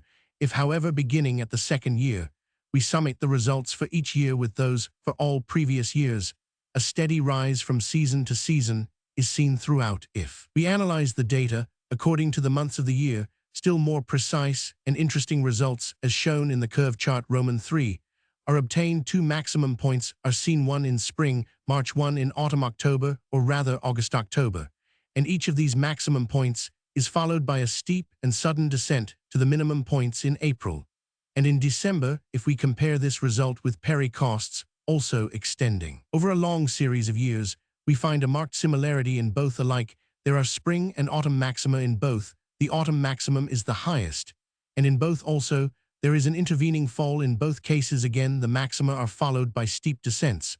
But while in both the spring maximum occurs in March in pericost's case, the second maximum, though of precisely similar shape, occurs earlier in June-September instead of August-October in pericost's case. Also, there is an apparently abnormal tendency, only shown in the more recent years of the record, to an additional maximum in January. The records certainly show far more points of agreement than of discrepancy, and by their harmony as well with each other as with themselves when the years are taken separately certainly go far to prove that there is a very marked annual rhythm in the phenomena of seminal emissions during sleep, or as Nelson has termed it, the ecbolic curve. We see also that the great yearly organic climax of sexual effervescence corresponds with the period following harvest, which throughout the primitive world has been a season of sexual erethism and orgy. Though those customs have died out of our waking lives, they are still imprinted on our nervous texture and become manifest during sleep. The fresh records that have reached me since the first edition of this book was published show well-marked annual curves, though each curve always has some slight personal peculiarities of its own. The most interesting and significant is that of E Roman 1000 C ante P 116, covering 4 years. It is indicated by the following monthly frequencies summated for the 4 years. Jan Feb Mar April May June July Aug Sept Oct Nov Dec 16 13 14 22 19 19 12 12 14 14 12 24. E Roman 1000 lives in India. April, May and June are hot months, but not unhealthy, and during this season moreover he lives in the hills under favorable conditions, getting plenty of outdoor exercise. July, August and September are nearly as hot but much damper and more trying during these months. E Roman 1000 is living in the city, and his work is then also more exacting than at other times. September is the worst month of all. He has a short holiday at the end of it during December, January and February. The climate is very fine, and E Roman 1000's work is easier. It will be seen that his ecbolic curve corresponds to his circumstances and environment, although, until he analyzed the record, he had no idea that any such relationship existed. Unfavorable climatic conditions and hard work, favorable conditions and lighter work happen to coincide in his life, and the former depress the frequency of seminal emissions, the latter increase their frequency. At the same time, the curve is not out of harmony with the northern curves. There is what corresponds to a late spring April climax, and another still higher late autumn December climax. A very interesting point is the general resemblance of the ecbolic curves to the Indian conception curves as set forth by Hill ante P 140. The conception curve is at its lowest point in September and at its highest point in December-January, and this ecbolic curve follows it, except that both the minimum and the maximum are reached a little earlier when compared with the English annual ecbolic curves WK and pericost. Both spring and autumn maxima fall rather later, but all agree in representing the autumn rise as the chief climax. The annual curve of a N ante P 117, who lives in Indiana, USA, also covers 4 years. It presents the usual spring, May, June in this case, and autumn, September, October climaxes. The exact monthly results summated for the 4 years are given below in order to allow for the irregular lengths of the months. I have reduced them to daily averages for convenience, treating the 4 years as 1. Jan Feb Mar April May June July Aug Sept Oct Nov Dec 13 9 13 2023 22 2020 21 23 9 16 42 32 42 66 74 73 64 64 70 74 30 52. In his book on adolescence, Stanley Hall refers to 3 ecbolic records in his possession, all made by men who were doctors of philosophy, and all considering themselves normal. The best of these records, made by a virtuous, active and able man, covered nearly 8 years. Stanley Hall thus summarizes the records, which are not presented in detail. The best of these records averages about 3.5 such experiences per month, the most frequent being 5 for July, and the least frequent 2 for September. For all the years taken together, There appears also a slight rise in April and another in November, with a fall in December. The frequency varies in the different individuals. There was no tendency to a monthly cycle in the best case.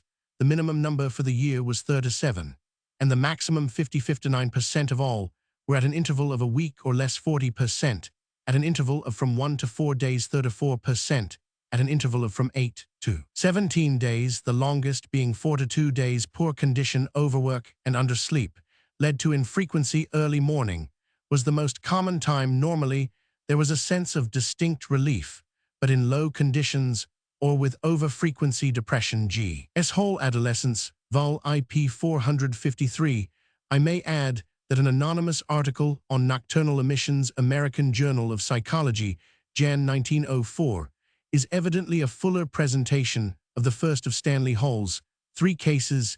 It is the history of a healthy unmarried man who kept a record of his nocturnal emissions and their accompanying dreams from the age of 30 to 38. In what American state he lived is not mentioned. He was ignorant of the existence of any previous records. The yearly average was 37 to 50, remaining fairly constant. The monthly average was 3. I reproduced the total results summated for the months separately, and I have worked out the daily average for each month for convenience, counting the summated 8 years as 1 year. Jan, Feb, Mar, April, May, June, July, Aug, Sept, Oct, Nov, Dec. 27, 27, 27, 31, 29, 28, 36, 25, 18, 27, 30, 24. 87, 94, 87, 193, 93, 180, 160, 87, 177. Here, as in all the other curves we have been able to consider, we may see the usual 2 points of climax in spring, and in autumn the major climax covers April, May, June, and July. The minor autumnal climax is confined to November. In the light of the evidence which has thus accumulated, we may conclude that the existence of an annual ecbolic curve with its spring and autumn climaxes, as described in the first edition of this book, is now definitely established. If we are to believe, as these records tend to show, that the nocturnal and involuntary voice of the sexual impulse usually speaks at least as loudly in autumn as in spring, we are confronted by a certain divergence of the sleeping sexual impulse from the waking sexual instinct, as witnessed by the conception curve, and also, it may be added, by the general voice of tradition and indeed of individual feeling, which concur on the whole in placing the chief epoch of sexual activity in spring and early summer, more especially as regards women. It is not impossible to reconcile the contradiction, assuming it to be real, but I will refrain here from suggesting the various explanations which arise. We need a broader basis of facts. There are many facts to show that early spring, and to a certain extent autumn, are periods of visible excitement, mainly sexual in character. We have already seen that among the Eskimo, menstruation and sexual desire occur chiefly in spring, but cases are known of healthy women in temperate climes who only menstruate twice a year, and in such cases the menstrual epochs appear to be usually in spring and autumn. Such, at all events, was the case in a girl of 20 whose history has been recorded by Dr. Mary Wenck of Philadelphia. She menstruated first when 15 years old. 6 months later, the flow again appeared for the second time and lasted 3 weeks without cessation. Since then, for 5 years, she menstruated during March and September, only each time for 3 weeks, the flow being profuse, but not exhaustingly so. Without pain or systemic disturbance, examination revealed perfectly normal uterus and ovarian organs. Treatment, accompanied by sitz baths during the time of month, the flow should appear accomplished. Nothing. The semi-annual flow continued, and the girl seemed in excellent health. It is a remarkable fact that, as noted by Dr. Hamilton Way et Elmira, sexual outbursts among prisoners appear to occur at about March and October, beginning with the middle of February, writes Dr. Way in a private letter, and continuing for about 2 months, is a season of ascending sexual wave. Also the latter half of September and the month of October. We are now March 30th, in the midst of a wave. According to Chinese medicine, it is the spring which awakens human passions. In early Greek traditions, spring and summer were noted as the time of greatest wantonness. In the season of toilsome summer, says Hesiod, works and days, Xi 56,990, The goats are fattest, wine is best. Women most wanton and men weakest. It was so also in the experience of the Romans. Pliny Natural History, BK Roman 12 ch. Roman 43 states that when the asparagus blooms and the cicada sings loudest is the season when women are most amorous, but men least inclined to pleasure. Paulus Ginetta said that hysteria specially abounds during spring and autumn in lascivious girls and sterile women, while more recent observers have believed that hysteria is particularly difficult to treat in autumn. Oribasius Synopsis Lib I, cap 6 quotes from Rufus to the effect that sexual feeling is most strong in spring and least so in summer. Rabelais said that it was in March that the sexual impulse is strongest, referring this to the early warmth of spring, and that August is the month least favorable to sexual activity. Pantagruel, Roman 54 VCH, Roman 29. Nifo, in his book on love dedicated to Joan of Aragon, discussed the reasons why women are more lustful and amorous in summer, and men in winter. Vignettes, in his Generation de l'Homme, harmonized somewhat conflicting statements with the observation that spring is the season of love for both men and women. In summer, women are more amorous than men. In autumn, men revive to some extent, but are still oppressed by the heat, which sexually has a less depressing effect on women. There is probably a real element of truth in this view, and both extremes of heat and cold may be regarded as unfavorable to masculine virility. It is highly probable that the well-recognized tendency of piles to become troublesome in spring and in autumn is due to increased sexual activity. Piles are favored by congestion, and sexual excitement is the most powerful cause of sudden congestion in the genital region. Erasmus Darwin called attention to the tendency of piles to recur about the equinoxes. Zoonomia, section 36. And since his days, Gant, Bonavia, and Cullimore have correlated this periodicity with sexual activity.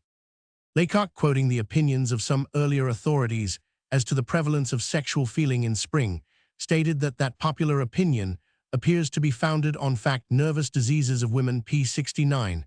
I find that many people, and perhaps especially women, confirm from their own experience the statement that sexual feeling is strongest in spring and summer. Wichman states that pollutions are most common in spring, being perhaps the first to make that statement, and also nymphomania in the 18th century. Schurig recorded a case of extreme and lifelong sexual desire in a woman whose salacity was always at its height towards the festival of St. John Ginecologia, p. 16.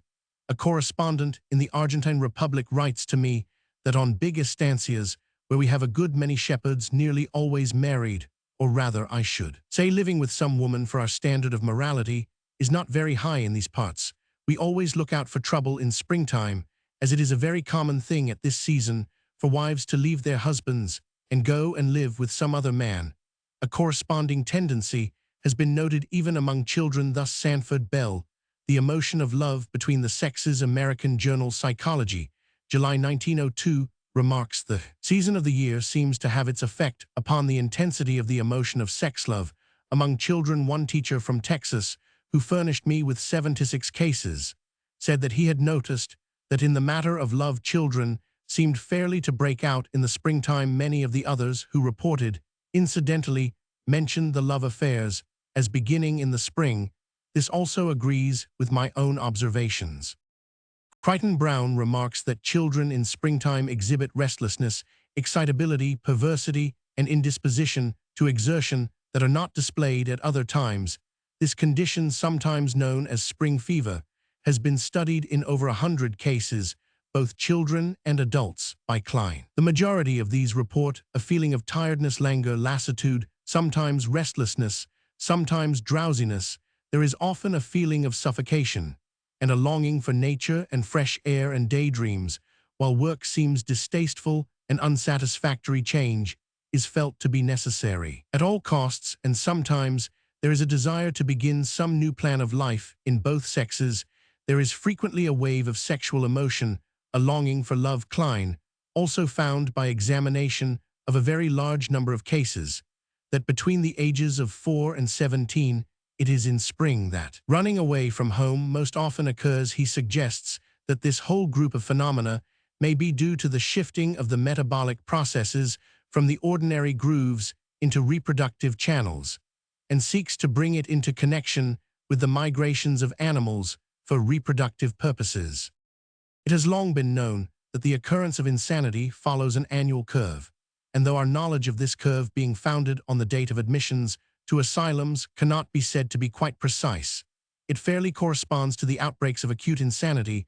The curve presented in Chart Roman 4 shows the admissions to the London County Council lunatic asylums during the years 1893 to 1897, inclusive. I have arranged it in 2-month periods to neutralize unimportant oscillations in order to show that this curve is not due to local or accidental circumstances. We may turn to France and take a special and chronic form of mental disease. Garnier, in his Folie à Paris, presents an almost exactly similar curve of the admissions of cases of general paralysis to the infirmary special at Paris during the years 188,688. Chart v. Both curves alike show a major climax in spring and a minor climax in autumn. Crime in general in temperate climates tends to reach its maximum at the beginning of the hot season, usually in June. Thus in Belgium, the minimum is in February, the maximum in June, thence gradually diminishing. Lents, Bulletin Société Médecine Mentale Belgique, March 1901. In France, Lacassagne has summated the data extending over more than 40 years and finds that for all crimes June is the maximum month, the minimum being reached in November. He also gives the figures for each class of crimes separately, and every crime is found to have its own yearly curve. Poisonings show a chief maximum in May with slow fall, and a minor climax in December. Assassinations have a February and a November climax. Parricides culminate in May-June, and in October. Lacassagne's tables are given by Laurent Les Habitudes des Prisons de Paris, ch. 1.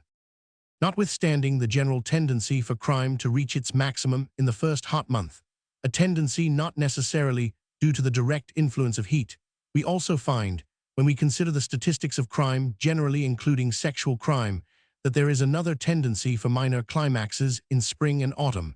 Thus in Italy, Penta, taking the statistics of nearly 4,000 crimes, murder, highway robbery, and sexual offenses, found the maximum in the first summer months, but there were also minor climaxes in spring and in August and September. Penta, Rivista Mensile di Psichiatria, 1899, in nearly all Europe, as is shown by a diagram given by Lombroso and Lascaux at the end of the first volume of Le Crime Politique.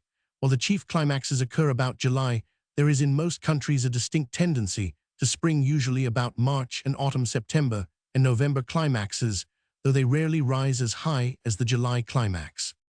If we consider the separate periodicity of sexual offenses, we find that they follow the rule for crimes generally, and usually show a chief maximum in early summer. Aschaffenburg finds that the annual periodicity of the sexual impulse appears more strongly marked the more abnormal its manifestations, which he places in the following order of increasing periodicity: conceptions in marriage, conceptions out of marriage, offenses against decency, rape, assaults on children. Centralblatt für Nervenheilkunde, January 1903.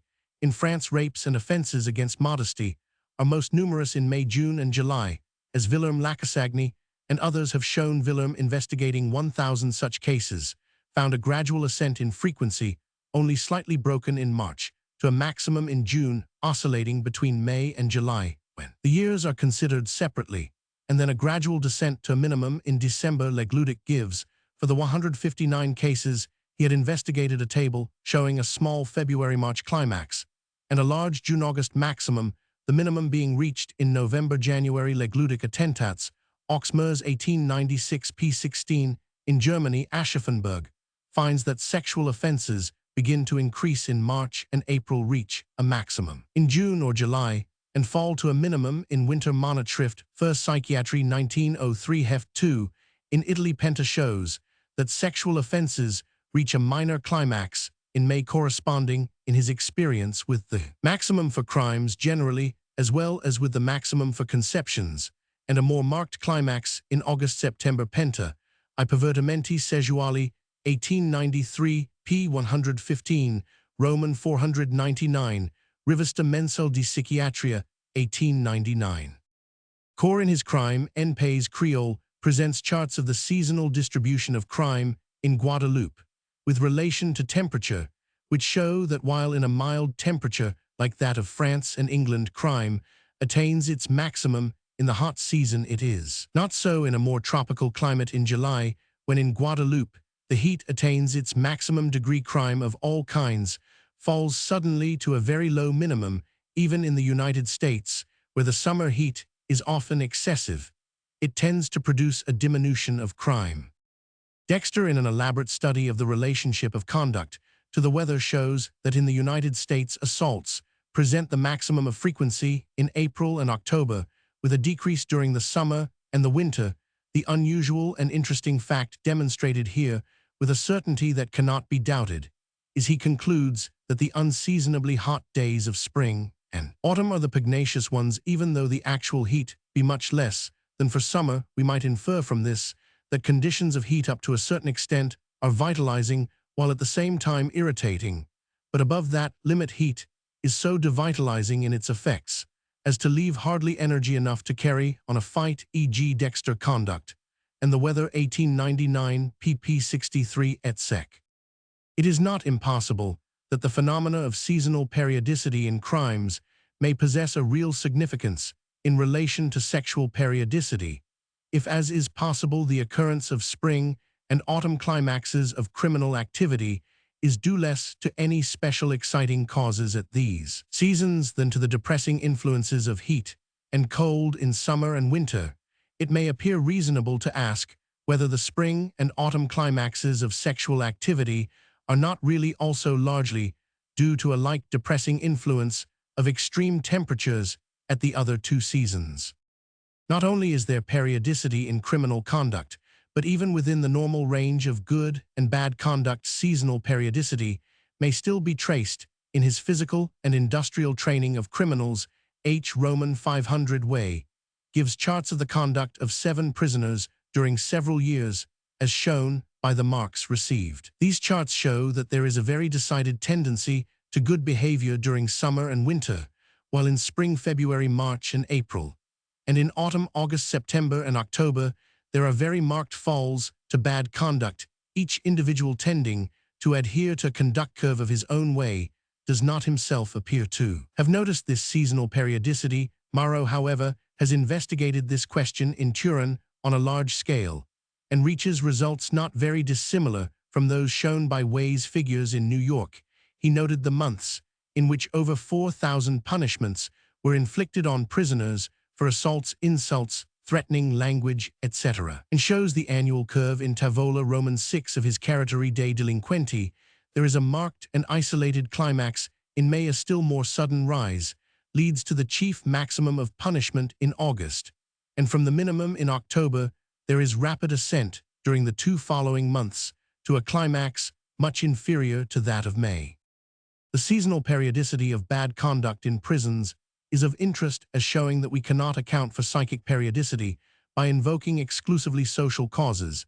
This theory of psychic periodicity has been seriously put forward, but has been investigated and dismissed so far as crime in Holland is concerned by J.R.B. de Roos in the Transactions of the 6th Congress of Criminal Anthropology at Turin in 1906, Archivio di Psichiatria Fasc. 3 1906.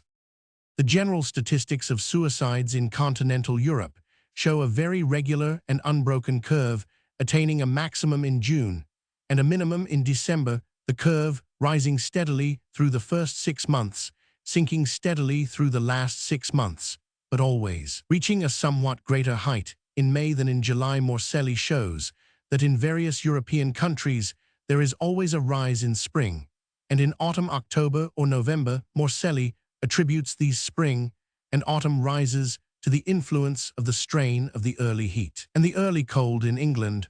Also, if we take a very large number of statistics, for instance the figures for London during the 20 years between 1865 and 1884, as given by Ogle in a paper read before the Statistical Society in 1886, we find that although the general curve has the same maximum and minimum points, it is interrupted by a break on each side of the maximum, and these 2 breaks occur precisely at about March and October. This is shown in the curve in chart Roman 6, which presents the daily average for the different months.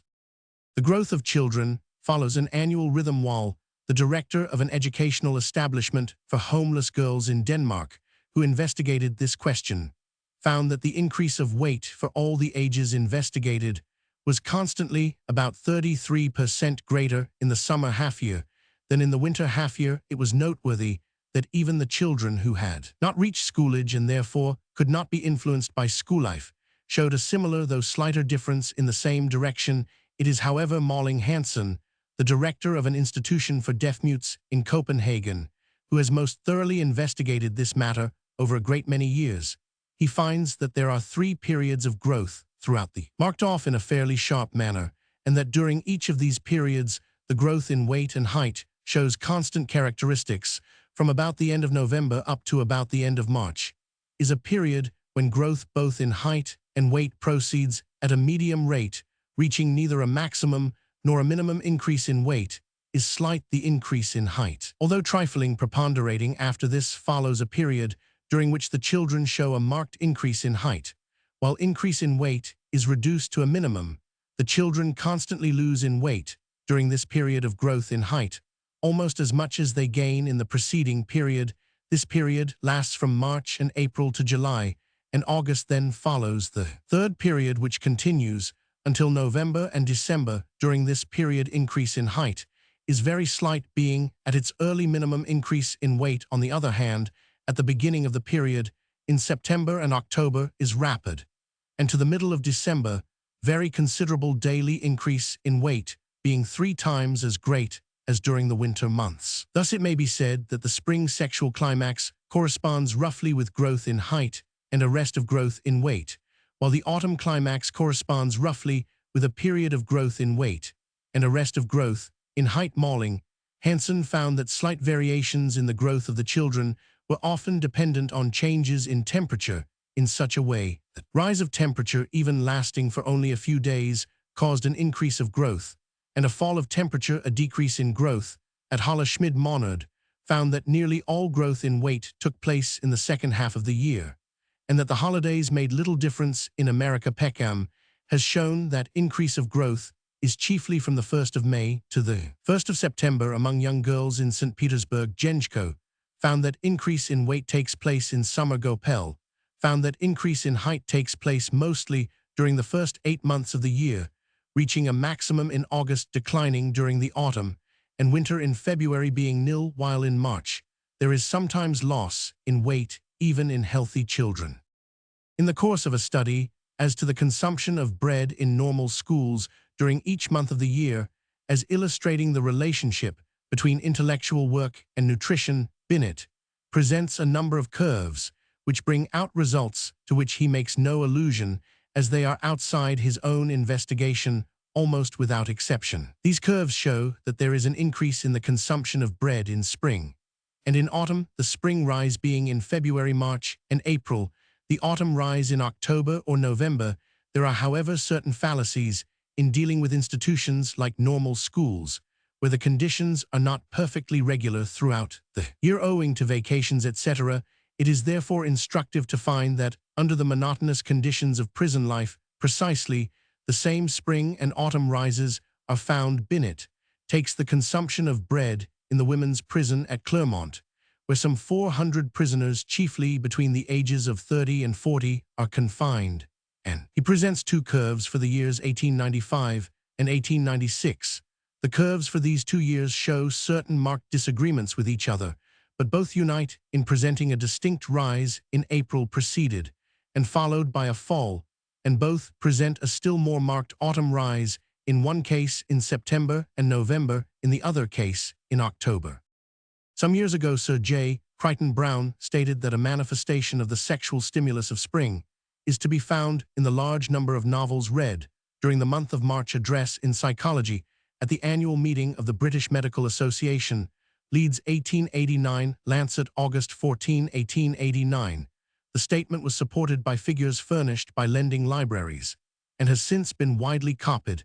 It would certainly be interesting if we could so simply show the connection between love and season by proving that when the birds began to sing their notes, the young person's fancy naturally turns to brood over the pictures of mating in novels, I accordingly applied to Mr. Capel Shaw, Chief Librarian of the Birmingham Free Libraries, specially referred to by Sir J. Crichton Browne, who furnished me with the reports for 1896 and 189,790.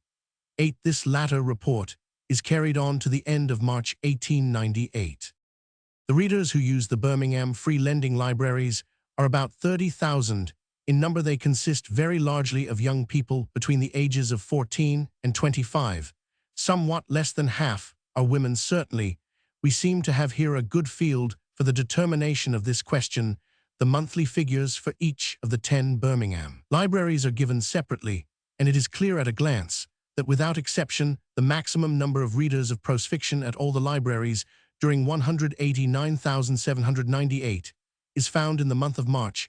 I have chiefly taken into consideration the figures for 189,798.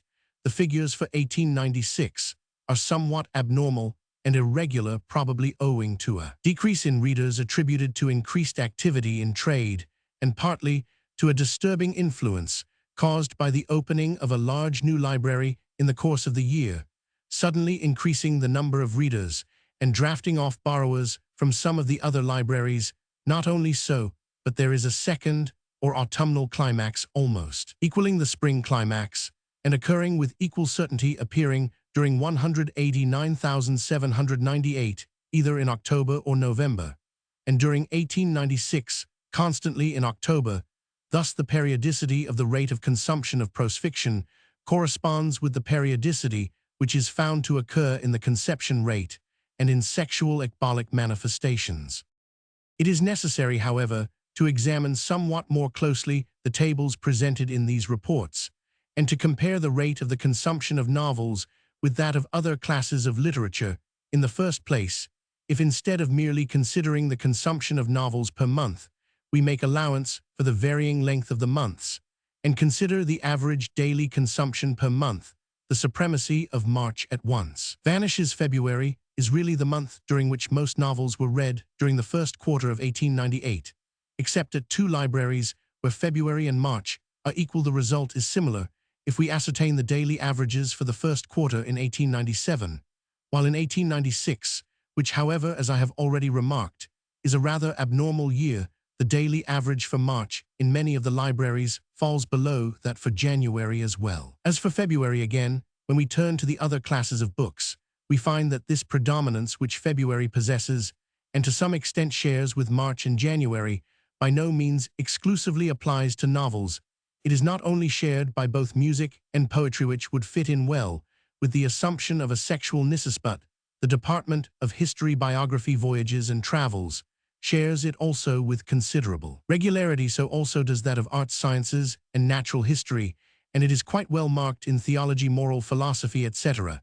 And in juvenile literature, we even have to admit that the promptings of the sexual instinct bring an increased body of visitors to the reference library, where there are no novels. For here, also both the spring and autumnal climaxes are quite distinct. Certainly, this theory carries us a little too far.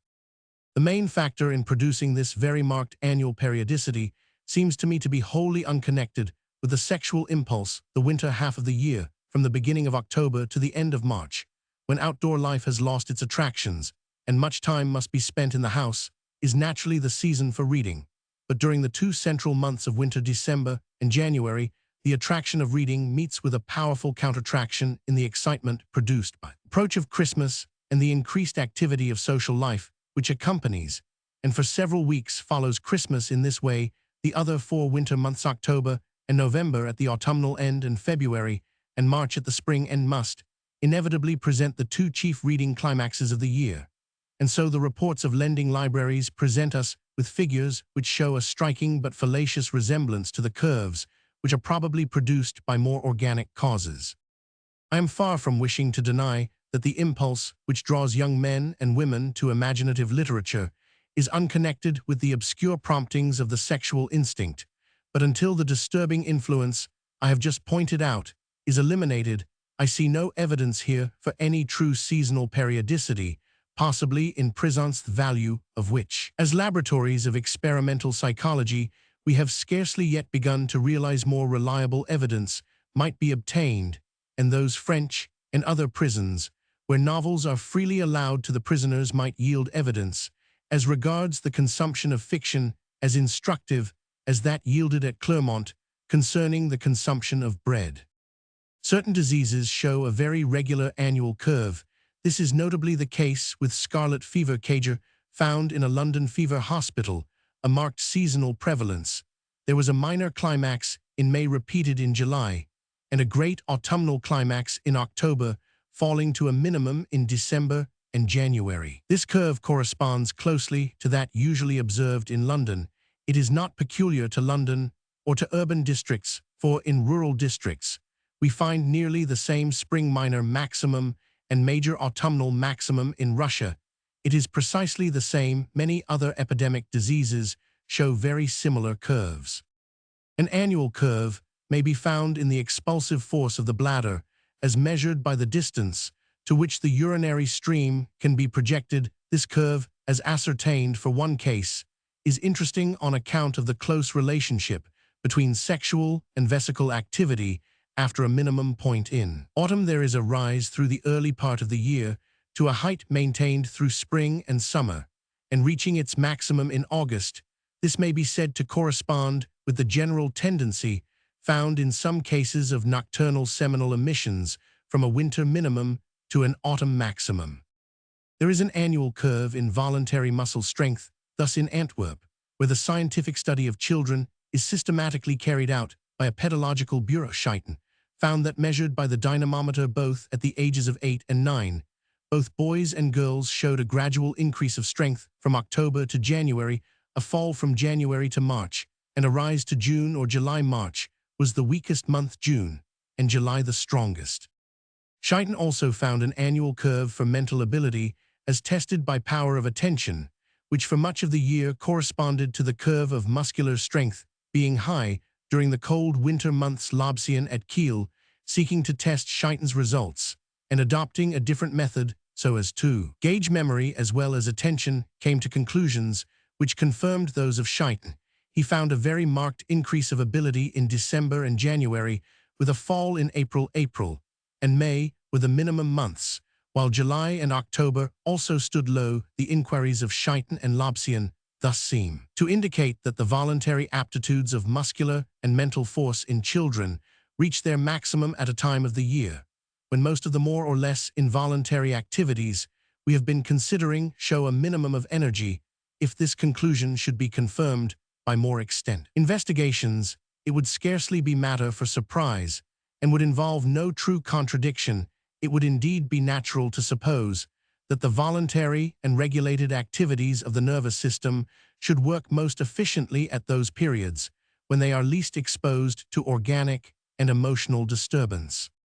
So persistent a disturbing element in spring and autumn suggests that some physiological conditions underlie it, and that there is a real metabolic disturbance at these times of the year. So few continuous observations have yet been made on the metabolic processes of the body that it is not easy to verify such a surmise with absolute precision. Edward Smith's investigations, so far as they go, supported, and Pericost's long-continued observations of pulse frequency seem to show with fair regularity a maximum in early spring and another maximum in late autumn. I may also note that Haig, who has devoted many years of observations to the phenomena of uric acid excretion, finds that uric acid tends to be highest in the spring months March, April, May, and lowest at the first onset of cold in October. Thus, while the sexual climaxes of spring and autumn are rooted in animal procreative cycles, which in man have found expression in primitive festivals, these, again, perhaps strengthening and developing the sexual rhythm, yet have a wider significance. They constitute one among many manifestations of spring and autumn physiological disturbance, corresponding with fair precision to the vernal and autumnal equinoxes. They resemble those periods of atmospheric tension, of storm and wind, which accompany the spring and autumn phases in the Earth's rhythm, and they may fairly be regarded as ultimately a physiological reaction to those cosmic influences. F. Smith, Veterinary Physiology, Doutzil the Kali. Mondier Art Cambodgians Dictionnaire des Sciences Anthropologiques. This primitive aspect of the festival is well shown by the human sacrifices which the ancient Mexicans offered at this time in order to enable the sun to recuperate his strength. The custom survives in a symbolical form among the Moquis who observe the festivals of the winter solstice and the vernal equinox aspects of sun worship. Among the Moqui Indians, nature, July 28, 1898. The Walpi, a Tusayan people, hold a similar great sun festival at the winter solstice, and December is with them a sacred month in which there is no work and little play. This festival, in which there is a dance, dramatizing the fructification of the earth and the imparting of virility to the seeds of corn, is fully described by J. Walter Fuchs, American anthropologist, March 1898, that these solemn annual dances and festivals of North America frequently merge into a lecherous saturnalia when all is joy and happiness, is stated by H. H. Bancroft, Native Races of Pacific States, Vol. IP 352.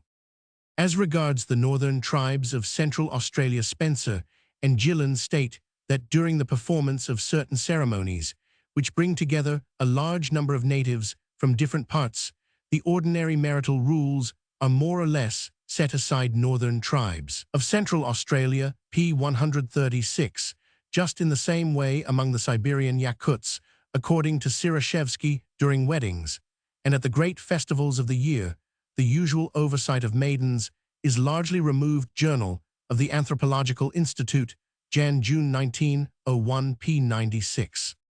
R. E. Guy's Journal of the Anthropological Institute, 1899, pp. 214,216.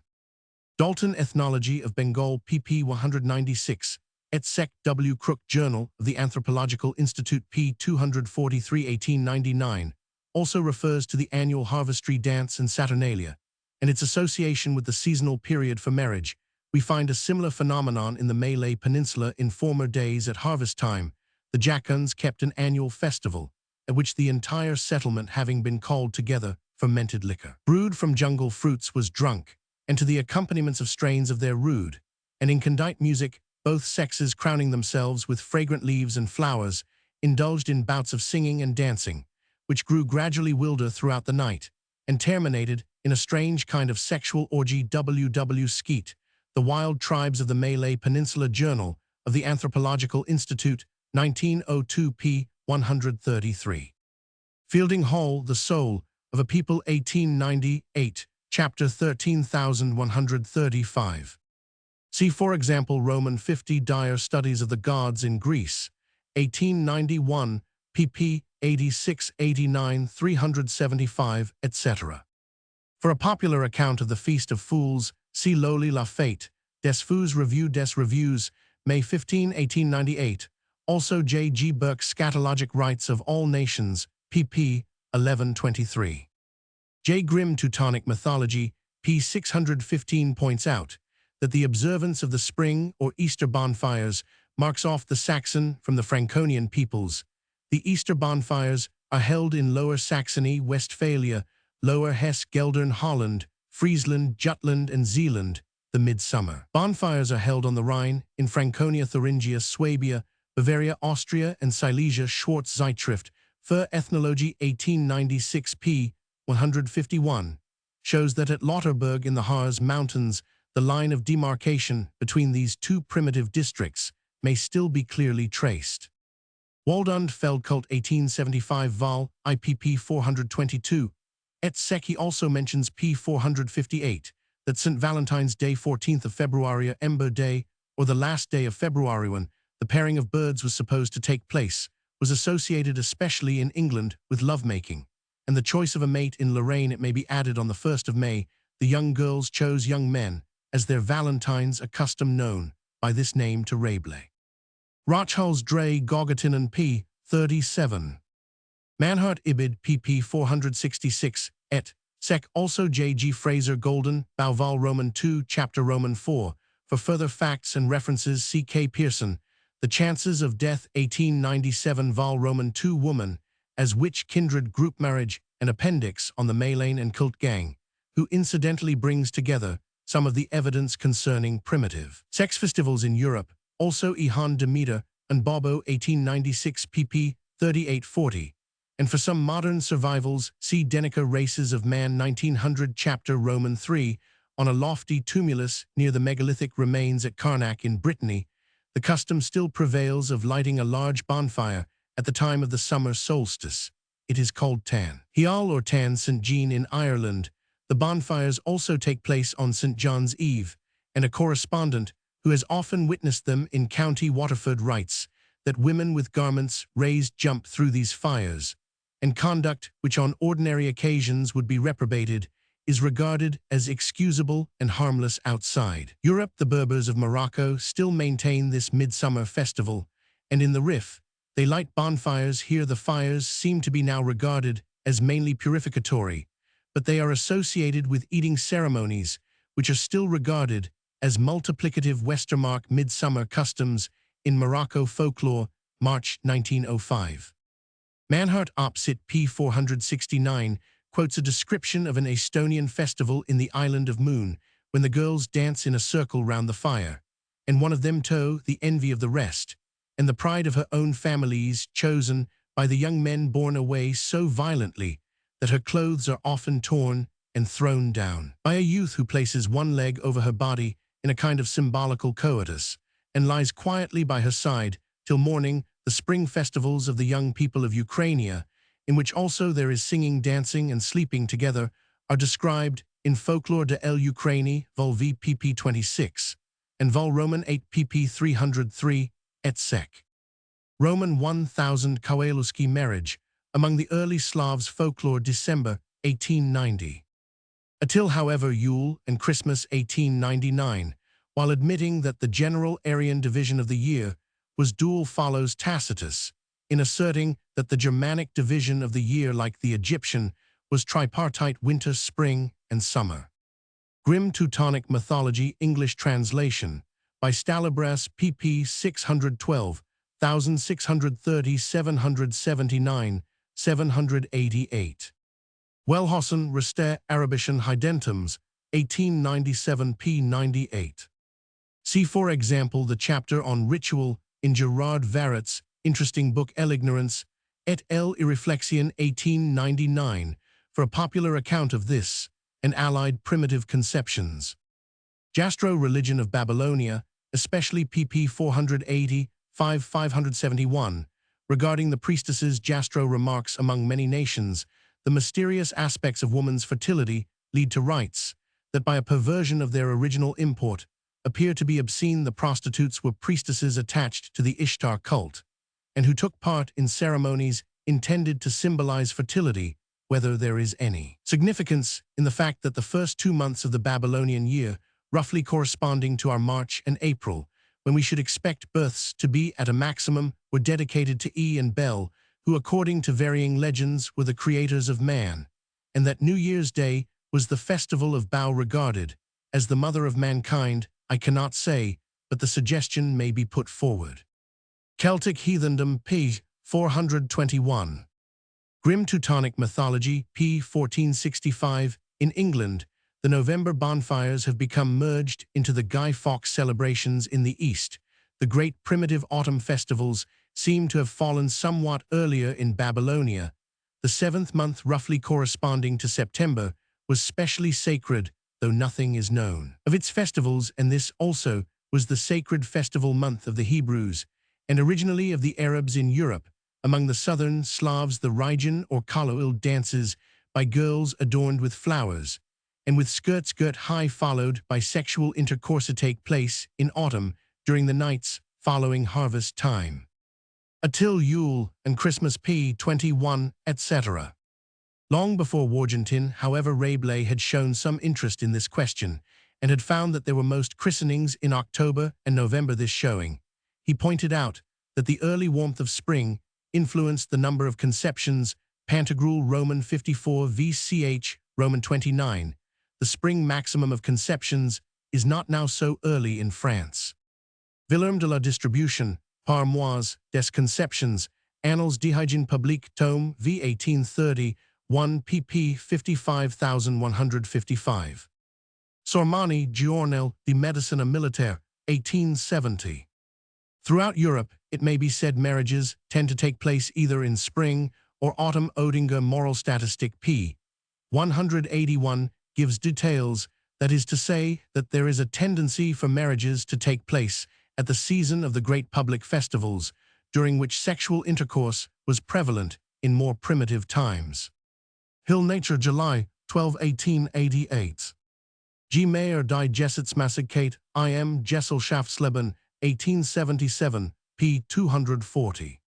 Edward Smith, Health and Disease, who attributes this to the lessened vitality of offspring at that season. Buchanan also states that children born in September have most vitality. Westermarck has even suggested that the December maximum of conceptions may be due to better chance of survival for September offspring. Human Marriage, Chapter 2. It may be noted that though the maximum of conceptions is in May, relatively, the smallest proportion of boys is conceived at that time. Robert der Überschuss and Nebengeburten, p. 39. Krieger found that the great majority of German women investigated by him menstruated for the first time in September, October, or November. In America, Bowditch states that the first menstruation of country girls more often occurs in spring than at any other season. Women's Medical Journal, 1894. It is perhaps worth while noting that the wisdom of the medieval church found an outlet for this spring fever in pilgrimages to remote shrines, as Chaucer wrote in the Canterbury Tales. Wane that April with his showers sote, the droughts of March hath pierced to the root. Theen longen folk to gan on pilgrimages, and palmers for to seeken strange strands. Roman 50 W. Klein, The Migratory Impulse, American Journal of Psychology, 1898, Vol. X, especially pp. 21-24. Mania comes to a crisis in spring, said the old physician Aratus BK 1 CHV.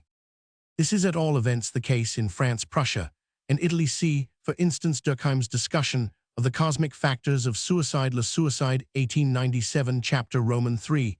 In Spain, as Bernaldo de Quiros shows, Criminologia, p. 69, there is a slight irregular rise in December, but otherwise the curve is perfectly regular, with maximum in June and minimum in January. This holds good of a South European country. Taken separately, a chart of the annual incidence of suicide by hanging in Romania, presented by Minovici Archives d'Anthropologie Criminelle, 1905, p. 587, shows climaxes of equal height in May and September. Morcelli, Suicide, pp. 55-72. Ogle himself was inclined to think that these breaks were accidental, being unaware of the allied phenomena with which they may be brought into line. It is true that, as Giedecken objects to me, the autumnal break is very slight, but it is probably real when we are dealing with so large a mass of data. Pedagogical Seminary, June 1891, p. 298, for a very full summary and bibliography of investigations regarding growth. C. F. Burke, Growth of Children in Height and Weight, American Journal of Psychology, April 1898. L'Année Psychologique, 1898. Lancet, June 6, 1891. Edward Smith had pointed out many years earlier that scarlet fever is most fatal in periods of increasing vitality. Havelock, Ellis, The Bladder as a Dynamometer, American Journal of Dermatology, May 1902. See, for example, summary in International's Centralblatt für Anthropologie, 1902, Heft 4, p. 207. Summarized in Zeitschrift für Psychologie der Sinnesorgan, 1903, p. 135. Kammerer found that from September to November is the period of greatest metabolic activity. Haig, Uric Acid, 6th edition, 1903, p. 33. Autoerotism, a study of the spontaneous manifestations of the sexual impulse. Roman 1 definition of autoerotism: masturbation, only covers a small portion of the autoerotic field. The importance of this study, especially today, autoerotic phenomena in animals among savage and barbaric races, the Japanese Rinatama, and other special instruments for obtaining autoerotic gratification, abuse of the ordinary implements and objects of daily life, the frequency of hairpin, the bladder, the influence of horse exercise and railway traveling, the sewing machine, and the bicycle, spontaneous passive sexual excitement, delectatio morosa, daydreaming, palludio, sexual excitement during sleep, erotic dreams, the analogy of nocturnal enuresis, differences in the erotic dreams of men and women, the autoerotic phenomena of sleep, in the hysterical, their frequently painful character. By autoerotism, I mean the phenomena of spontaneous sexual emotion generated in the absence of an external stimulus, proceeding directly or indirectly from another person, in a wide sense, which cannot be wholly ignored here. Autoerotism may be said to include those transformations of repressed sexual activity which are a factor of some morbid conditions, as well as of the normal manifestation of art and poetry, and indeed more or less color the whole of life. Such a definition excludes the normal sexual excitement aroused by the presence of a beloved person of the opposite sex. It also excludes the perverted sexuality associated with an attraction to a person of the same sex. It further excludes the manifold forms of erotic fetishism, in which the normal focus of sexual attraction is displaced, and voluptuous emotions are only aroused by some object. Her shoes, garments, which to the ordinary lover are of subordinate, though still indeed considerable importance. The autoerotic field remains extensive. It ranges from occasional voluptuous daydreams in which the subject is entirely passive to the perpetual unashamed efforts at sexual self-manipulation witnessed among the insane. It also includes, though chiefly as curiosities, those cases in which individuals fall in love with themselves. Among autoerotic phenomena, or on the borderland, we must further include those religious sexual manifestations for an ideal object of which we may find evidence in the lives of saints and ecstatics. The typical form of autoerotism is the occurrence of the sexual orgasm during sleep. I do not know that any apology is needful for the invention of the term autoerotism.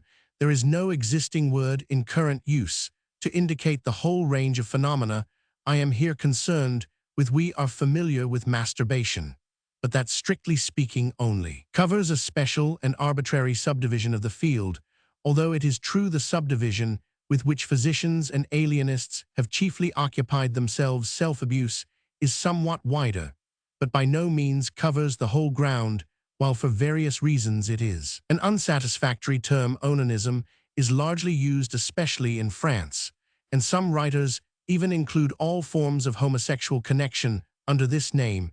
It may be convenient to do so from a physiological point of view, but it is a confusing and antiquated mode of procedure, and from the psychological standpoint altogether illegitimate. Onanism ought never to be used in this connection, if only on the ground that Onan's device was not autoerotic, but was an early example of withdrawal before emission or coitus interruptus. While the name that I have chosen may possibly not be the best, there should be no question as to the importance of grouping all these phenomena together. It seems to me that this field has rarely been viewed in a scientifically sound and morally sane light. Simply because it has not been viewed as a whole, we have made it difficult so to view it by directing our attention on the special group of autoerotic facts. That group included under masturbation, which was most easy to observe, and which in an extreme form came plainly under medical observation in insanity and allied conditions, and we have willfully torn this group of facts away from the larger group, to which it naturally belongs. The questions which have been so widely, so diversely, and it must unfortunately be added, often so mischievously discussed, concerning the nature and evils of masturbation are not seen in their true light and proportions until we realize that masturbation is but a specialized form of a tendency which in some form or in some degree normally affects not only man, but all the higher animals. From a medical point of view, it is often convenient to regard masturbation as an isolated fact, but in order to understand it, we must bear in mind its relationships. In this study of autoerotism, I shall frequently have occasion to refer to the old entity of masturbation, because it has been more carefully studied than any other part of the autoerotic field, but I hope it will always be borne in mind that the psychological significance and even the medical diagnostic value of masturbation cannot be appreciated unless we realize that it is an artificial subdivision of a great group of natural facts. The study of autoerotism is far from being an unimportant or merely curious study, yet psychologists, medical and non-medical, almost without exception, treat its manifestations when they refer to them at Allen, a dogmatic and offhand manner, which is far from scientific. It is not surprising, therefore, that the most widely divergent opinions are expressed, nor is it surprising that ignorant and chaotic notions among the general population should lead to results that would be ludicrous if they were not pathetic. To mention one instance known to me, a married lady who is a leader in social purity movements and an enthusiast for sexual chastity, discovered through reading some pamphlet against solitary vice that she had herself been practicing masturbation for years without knowing it. The profound anguish and hopeless despair of this woman in face of what she believed to be the moral ruin of her whole life cannot well be described. It would be easy to give further examples, though scarcely a more striking one, to show the utter confusion into which we are thrown by leaving this matter in the hands of blind leaders of the blind. Moreover, the conditions of modern civilization render autoerotism a matter of increasing social significance as our marriage rate declines, and as illicit sexual relationships continue to be openly discouraged.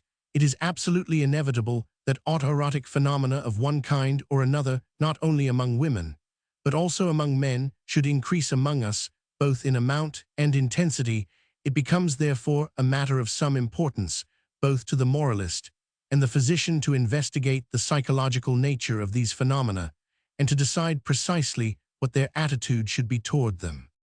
I do not purpose to enter into a thorough discussion of all the aspects of autoerotism that would involve a very extensive study. Indeed, I wish to consider briefly certain salient points concerning autoerotic phenomena, especially their prevalence, their nature, and their moral, physical, and other effects. I base my study partly on the facts and opinions which during the last 30 years have been scattered through the periodical and other medical literature of Europe and America, and partly on the experience of individuals, especially of fairly normal individuals. Among animals in isolation, and sometimes in freedom, though this can less often be observed, it is well known that various forms of spontaneous solitary sexual excitement occur. Horses, when leading a lazy life, may be observed flapping the penis, until some degree of emission takes place. Welsh ponies, I learn from a man who has had much experience with these animals, habitually produce erections and emissions in their stalls. They do not bring their hind quarters up during this process, and they close their eyes, which does not take place when they have congress.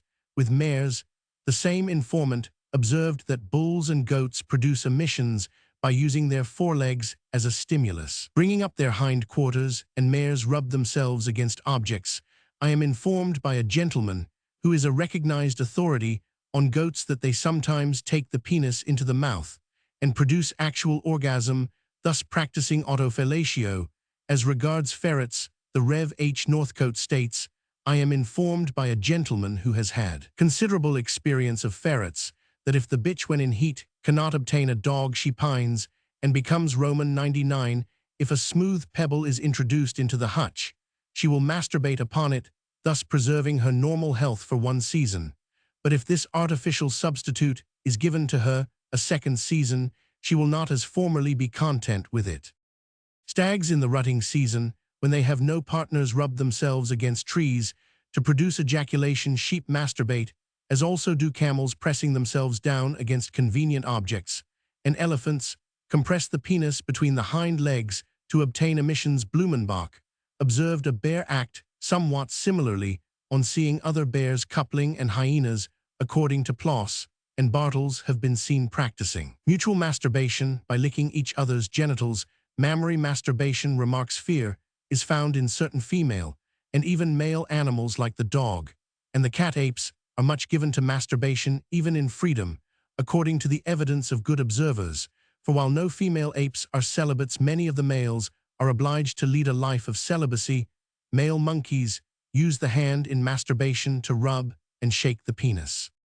In the human species, these phenomena are by no means found in civilization alone. To whatever extent masturbation may have been developed by the conditions of European life, which carry to the utmost extreme the concomitant stimulation and repression of the sexual emotions. It is far from being, as Mantegazza has declared it, to be one of the moral characteristics of Europeans. It is found among the people of nearly every race of which we have any intimate knowledge, however natural. The conditions under which men and women may live thus among the Nama Hottentots, among the young women at all events, Gustav Fritsch, found that masturbation is so common that it is regarded as a custom of the country, no secret is made of it. And in the stories and legends of the race, it is treated as one of the most ordinary facts of life. It is so also among the Basudos, and the Kaffirs are addicted to the same habit. The Fuegians have a word for masturbation and a special word for masturbation by women. When the Spaniards first arrived at Vizcaya in the Philippines, they found that masturbation was universal and that it was customary for the women to use an artificial penis and other abnormal methods of sexual gratification. Among the Balinese, according to Jacobs, as quoted by Ploss and Bartels, masturbation is general in the boudoir of many a Bali beauty, he adds, and certainly in every harem may be found a wax penis, to which many hours of solitude are devoted throughout. The East Aziram, speaking from a long medical experience, has declared masturbation is very prevalent, especially among young girls in Egypt. According to Sanini, it is prevalent in harems in India. A medical correspondent tells me he once treated the widow of a wealthy Mohammedan who informed him that she began masturbation at an early age, just like all other women. The same informant tells me that on the facade of a large temple in Orissa are bas-reliefs representing both men and women alone masturbating, and also women masturbating men. Among the Tamils of Ceylon, masturbation is said to be common in Cochin China. Lorian remarks, it is practiced by both sexes, but especially by the married women. Japanese women have probably carried the mechanical arts of autoerotism to the highest degree of perfection. They use two hollow balls about the size of a pigeon's egg. Sometimes one alone is used, which is described by Jost Christian and others, are made of very thin leaf of brass. One is empty, the other, called the little man, contains a small heavy metal ball or else some quicksilver, and sometimes metal tongues which vibrate when set in movement, so that if the balls are held in the hands side by side, there is a continuous movement. The empty one is first introduced into the vagina in contact with the uterus, then the other, the slightest movement of the pelvis or thighs, or even spontaneous movement of the organs, causes the metal ball or the quicksilver to roll, and the resulting vibration produces a prolonged voluptuous titillation, a gentle shock. As from a weak electric inductive apparatus, the balls are called rinatama and are held in the vagina by a paper tampon. The women who use these balls delight to swing themselves in a hammock or rocking chair. The delicate vibration of the balls slowly producing the highest degree of sexual excitement. Jost mentions that this apparatus, though well known by name to ordinary girls, is chiefly used by the more fashionable geishas as well as by prostitutes.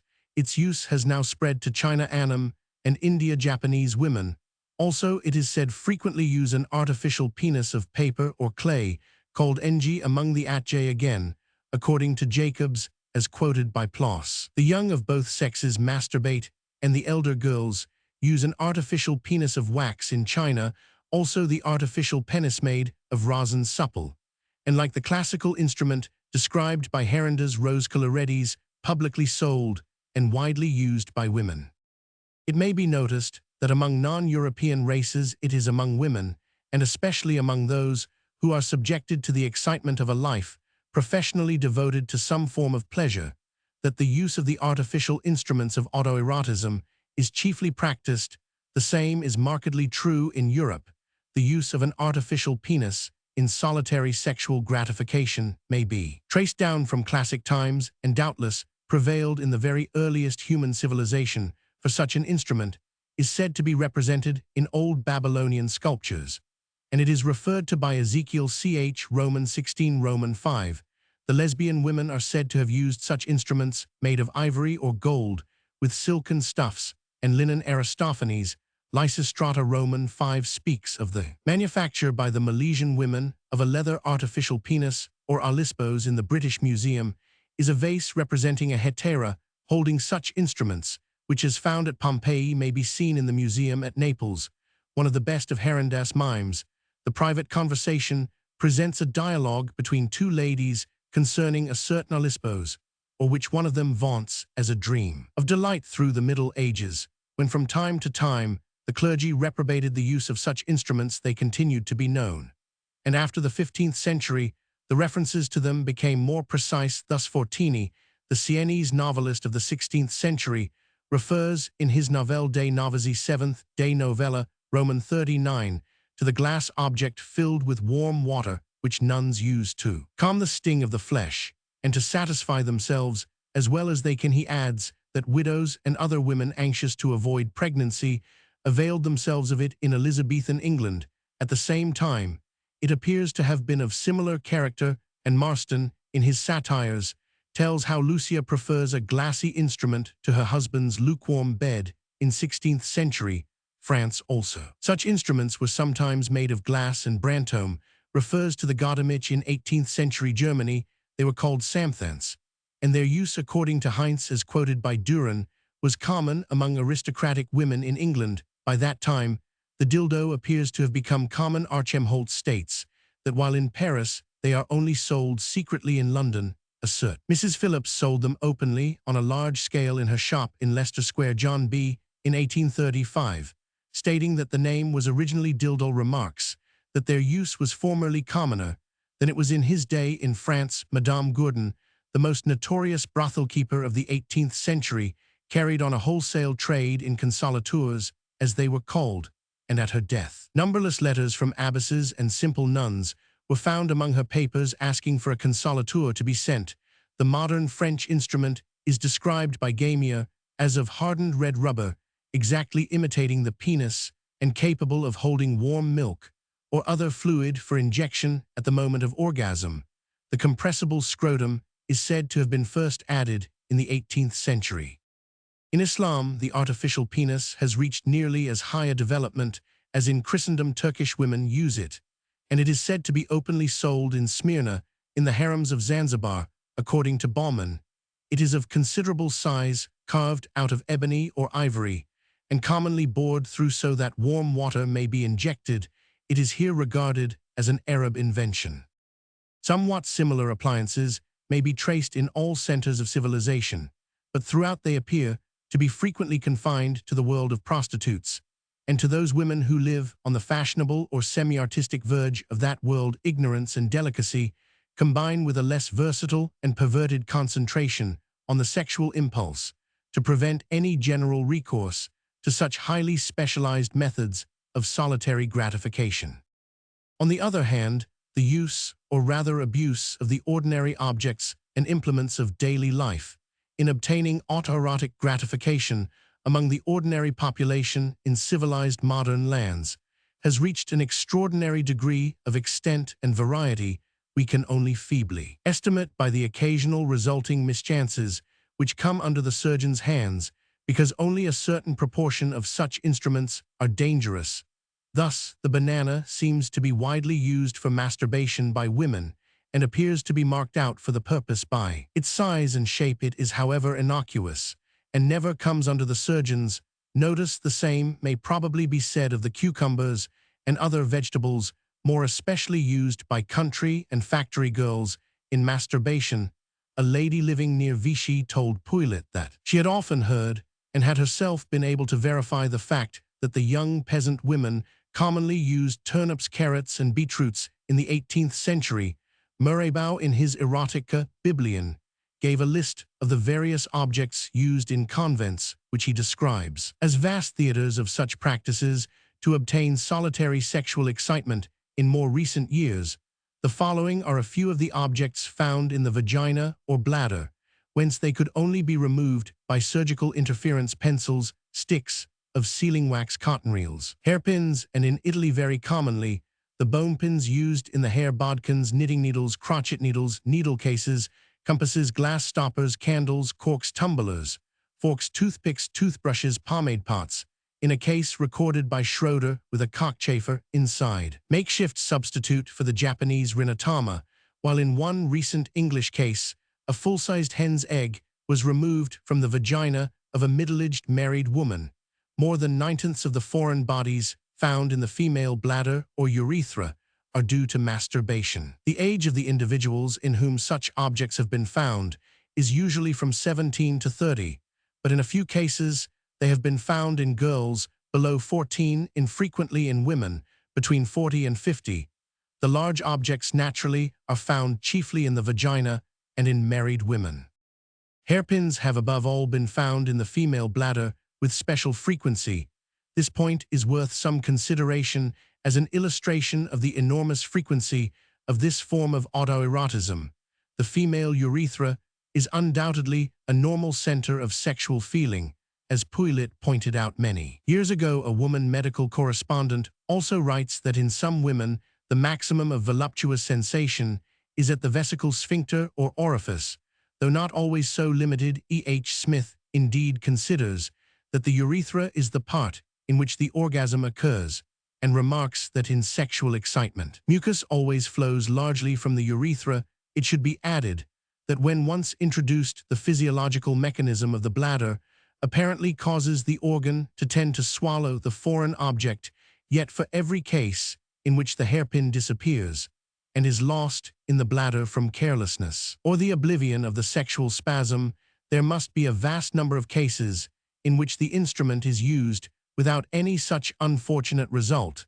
There is thus great significance in the frequency with which cases of hairpin in the bladder are strewn through the medical literature of all countries. In 1862, a German surgeon found the accident so common that he invented a special instrument for extracting hairpins from the female bladder, as indeed Italian and French surgeons have also done. In France, Denus of Bordeaux came to the conclusion that hairpin in the bladder is the commonest result of masturbation, as known to the surgeon. In England, cases are constantly being recorded. Lawson Tate stating that most cases of stone in the bladder in women are due to the introduction of a foreign body. Very often a hairpin adds, "I have removed hairpins encrusted with phosphates from 10 different female bladders, and not one of the owners of these bladders would give any account of the incident." Stokes again records that during 4 years he had 4 cases of hairpin in the female urethra in New York. One physician met with 4 cases in a short experience in Switzerland. Professor Riverdin had a precisely similar experience. There is, however, another class of material objects widely employed for producing physical autoerotism, which in the nature of things never reaches the surgeon. I refer to the effects that naturally or unnaturally may be produced by many of the objects and implements of daily life that do not normally come in direct contact with the sexual organs. Children, sometimes even when scarcely more than infants, produce sexual excitement by friction against the corner of a chair or other piece of furniture, and women sometimes do the same. Gutseat in Russia knew women who made a large knot in their chemises to rub against, and mentions woman who would sit on her naked heel and rub it against her. Girls in France, I am informed, are fond of riding on the chevaux de bois or hobby horses because of the sexual excitement thus aroused, and that the sexual emotions play a part in the fascination exerted by this form of amusement. Everywhere is indicated by the ecstatic faces of its devotees at the temples. In some parts of central India, I am told swings are hung up in pairs, men and women swinging in these, until sexually excited. During the months when the men in these districts have to be away from home, the girls put up swings to console themselves for the loss of their husbands. It is interesting to observe the very wide prevalence of swinging, often of a religious or magic character, and the evident sexual significance underlying it, although this is not always clearly brought out. Greuze, discussing the frequency of swinging, Die Spiel der Menschen, p. 114, refers, for instance, to the custom of the Gilbert Islanders for a young man to swing a girl from a cocoa palm, and then to cling on and swing with her. In ancient Greece, women and grown-up girls were fond of seesaws and swings. The Athenians had indeed a swinging festival. Athanas, B.K., Roman 14 ch. X songs of a voluptuous character, we gather from Athanas, were sung by the women at this festival. J.G. Fraser, The Golden Bouval, Roman 2 note, a swinging as a magical rite, discusses the question and brings forward instances in which men, or especially women, swing. The notion seems to be, he states, that the ceremony promotes fertility, whether in the vegetable or in the animal kingdom, though why it should be supposed to do so, I confess myself unable to explain. Locke, Sit. p. 450. The explanation seems, however, not far to seek in view of the facts quoted above, and Fraser himself refers to the voluptuous character of the songs sometimes sung. Even apart from actual swinging of the whole body, a swinging movement may suffice to arouse sexual excitement and may at all events in women constitute an essential part of methods of attaining solitary sexual gratification. Kiernan thus describes the habitual autoerotic procedure of a young American woman. The patient knelt before a chair, let her elbows drop on its seat, grasping the arms with a firm grip, then commenced a swinging, writhing motion, seeming to fix her pelvis, and moving her trunk and limbs. The muscles were rigid, the face took on a passionate expression, the features were contorted, the eyes rolled, the teeth were set, and the lips compressed, while the cheeks were purple. The condition bore a striking resemblance to the passional stage of grand hysteria. The reveling took only a moment to commence, but lasted a long time. Swaying induced a pleasurable sensation, accompanied with a feeling of suction upon the clitoris almost immediately after. A sensation of bursting caused by discharge from the vulvovaginal glands occurs, followed by a rapture prolonged for an indefinite time. The accompanying sexual imagery is so vivid as almost to become hallucinatory. J.G. Kiernan's Sex Transformation and Psychic Impotence, American Journal of Dermatology, Vol. Roman 9, No. 2. Somewhat similarly, sensations of sexual character are sometimes experienced by boys when climbing up a pole. It is not even necessary that there should be direct external contact with the sexual organs, and Howe states that gymnastic swinging poles around which boys swing while supporting the whole weight on the hands may suffice to produce sexual excitement. Several writers have pointed out that riding, especially in women, may produce sexual excitement and orgasm. It is well known also that both in men and women, the vibratory motion of a railway train frequently produces a certain degree of sexual excitement, especially when sitting forward. Such excitement may remain latent and not become specifically sexual. I am not aware that this quality of railway traveling has ever been fostered as a sexual perversion, but the sewing machine has attracted considerable attention on account of its influence in exciting autoerotic manifestations. The early type of sewing machine, especially, was of very heavy character and involved much up and down movement of the legs. Langdon Down pointed out many years ago that this frequently produced great sexual erethism, which led to masturbation. According to one French authority, it is a well-recognized fact that to work a sewing machine with the body in a certain position produces sexual excitement leading to the orgasm. The occurrence of the orgasm is indicated to the observer by the machine being worked for a few seconds with uncontrollable rapidity. This sound is said to be frequently heard in large French workrooms, and it is part of the duty of the superintendents of the rooms to make the girls sit properly. During a visit which I once paid to a manufactory of military clothing, Poulet writes, I witnessed the following scene. In the midst of the uniform sound produced by some 30 sewing machines, I suddenly heard one of the machines working with much more velocity than the others. I looked at the person who was working at, a brunette of 18 or 20, while she was automatically occupied with the trousers she was making on the machine. Her face became animated, her mouth opened slightly, her nostrils dilated, her feet moved the pedals with constantly increasing rapidity. Soon I saw a convulsive look in her eyes, her eyelids were lowered. Her face turned pale and was thrown backward, hands and legs stopped and became extended. A suffocated cry, followed by a long sigh, was lost in the noise of the workroom. The girl remained motionless a few seconds, drew out her handkerchief to wipe away the pearls of sweat from her forehead, and after casting a timid and ashamed glance at her companions, resumed her work. The forewoman who acted as my guide, having observed the direction of my gaze, took me up to the girl, who blushed, lowered her face, and murmured some incoherent words before the forewoman had opened her mouth to advise her to sit fully on the chair and not on its edge. As I was leaving, I heard another machine at another part of the room in accelerated movement.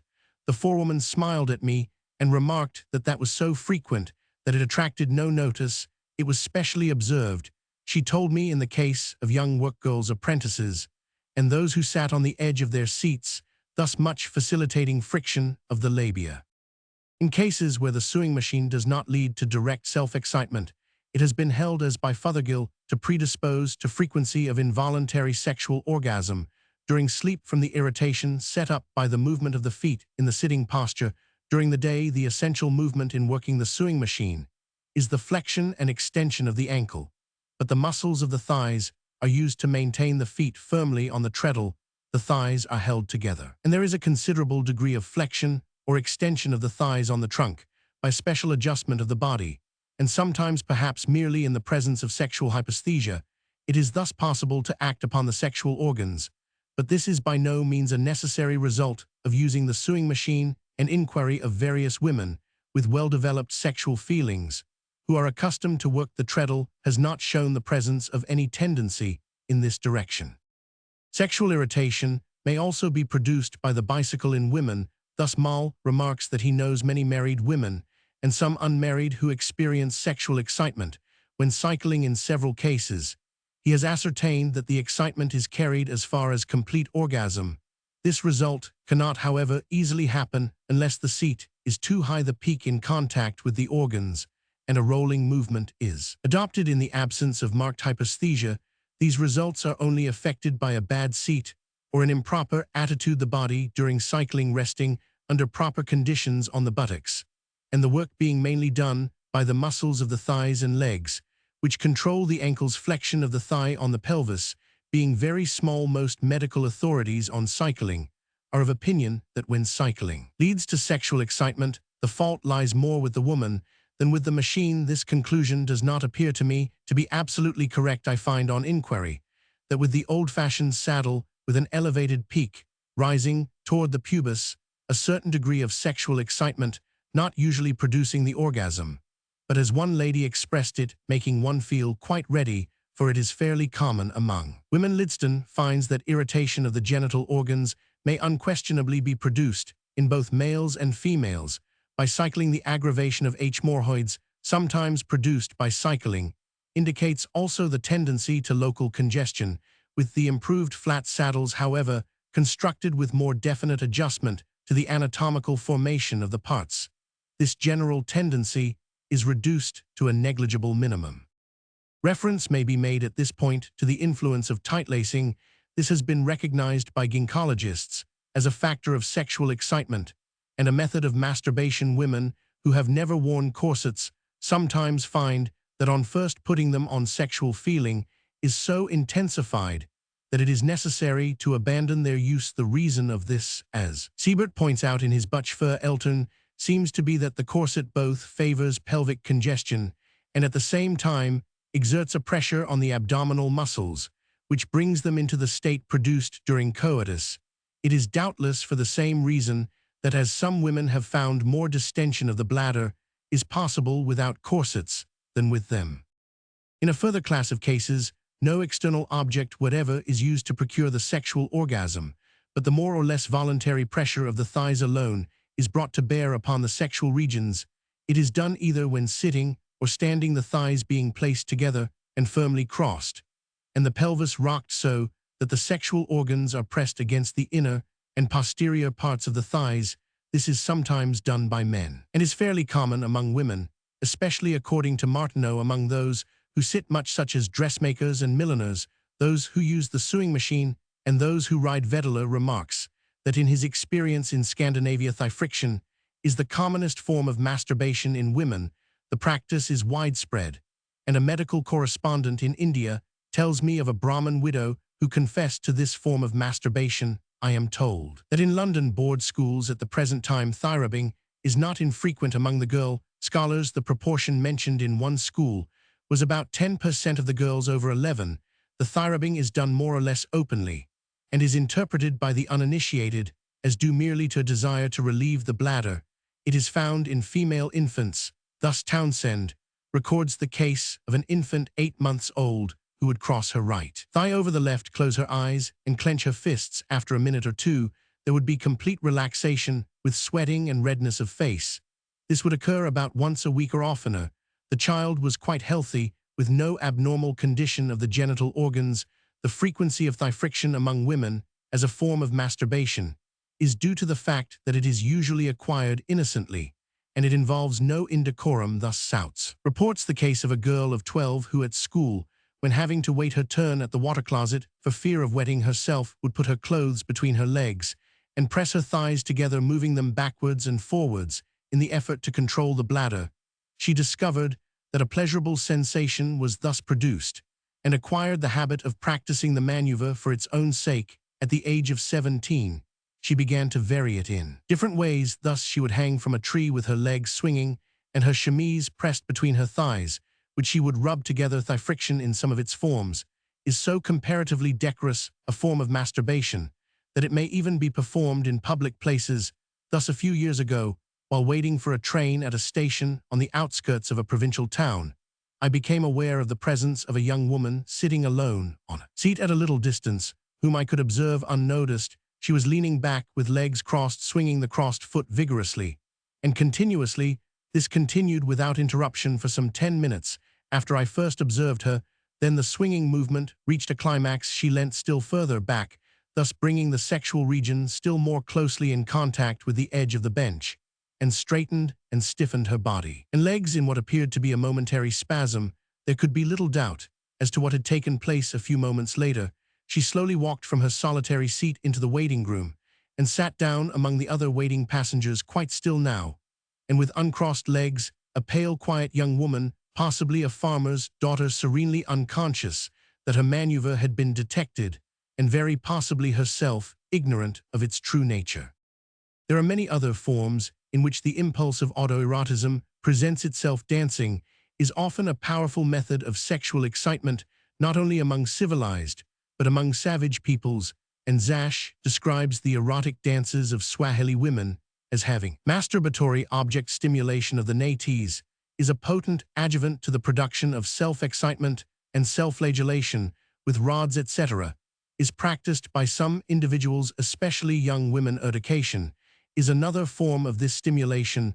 Reverden knew a young woman who obtained sexual gratification by flogging herself with chestnut burrs, and it is stated that in some parts of France, departments of the Aisne and Côte d'Or, it is not uncommon for young girls to masturbate by rubbing the leaves of the Linaria cymbellaria, here called pinton or timbard, onto the sexual parts, thus producing a burning sensation. Stimulation of the mama, normally an erogenous center in women, may occasionally serve as a method for obtaining autoerotic satisfaction, including the orgasm in both sexes. I have been told of a case in a man, and a medical correspondent in India informs me that he knows a Eurasian woman addicted to masturbation who can only obtain the orgasm by rubbing the genitals with one hand, while with the other she rubs and finally squeezes her breasts. The tactile stimulation, even of regions of the body which are not normally erogenous zones in either sex, may sometimes lead on to sexual excitement. Hirschsprung, as well as Freud, believes that this is often the case as regards fingersucking and toe-sucking in infancy. Even stroking the chin. Remarks Debrin may produce a pollution. Taylor refers to the case of a young woman of 22 who was liable to attacks of choric movements of the hands, which would terminate in alternately pressing the middle finger on the tip of the nose and the tragus of the ear. When a faraway pleased expression would appear on her face, she thus produced sexual excitement and satisfaction. She had no idea of wrongdoing and was surprised and ashamed when she realized the nature of her act. Most of the foregoing examples of autoerotism are commonly included, by no means correctly, under the heading of masturbation. There are, however, a vast number of people possessing strong sexual emotions and living a solitary life, who experience sometimes by instinct and sometimes on moral grounds strong repugnance for these manifestations of autoerotism. As one highly intelligent lady writes, I have sometimes wondered whether I could produce it, complete sexual excitement, mechanically, but I have a curious, unreasonable repugnance to trying the experiment. It would materialize it too much. The same repugnance may be traced in the tendency to avoid, so far as possible, the use of the hands. It is quite common to find this instinctive, unreasoning repugnance among women, a healthy repugnance not founded on any moral ground in men. The same repugnance exists more often combined with or replaced by a very strong moral and aesthetic objection to such practices, but the presence of such a repugnance, however invincible, is very far from carrying us outside the autoerotic field. The production of the sexual orgasm is not necessarily dependent on any external contact or voluntary mechanical cause. As an example, though not of specifically autoerotic manifestations, I may mention the case of a man of 57, a somewhat eccentric preacher, etc., who writes, "My whole nature goes out so to some persons, and they thrill and stir me so that I have an emission while sitting by them with no thought of sex, only the gladness of soul found its way out thus, and a glow of health suffused the whole body. There was no spasmodic conclusion, but a pleasing gentle sensation, as the few drops of semen passed in reality, no doubt not semen, but urethral fluid. This man's condition may certainly be considered somewhat morbid. He is attracted to both men and women, and the sexual impulse seems to be irritable and weak. But a similar state of things exists so often in women, no doubt due to sexual repression, and in individuals who are in a general state of normal and good health, that in these it can scarcely be called morbid brooding on sexual images, which the theologians term delectatio morosa, may lead to spontaneous orgasm in either sex, even in perfectly normal persons.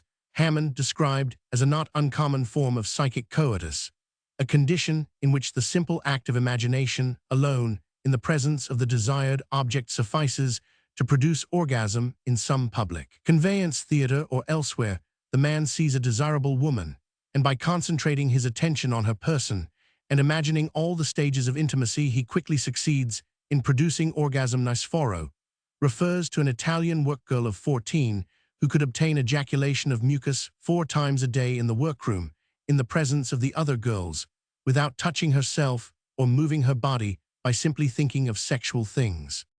If the orgasm occurs spontaneously, without the aid of mental impressions or any manipulations, ad hoc, though under such conditions, it ceases to be sinful from the theological standpoint.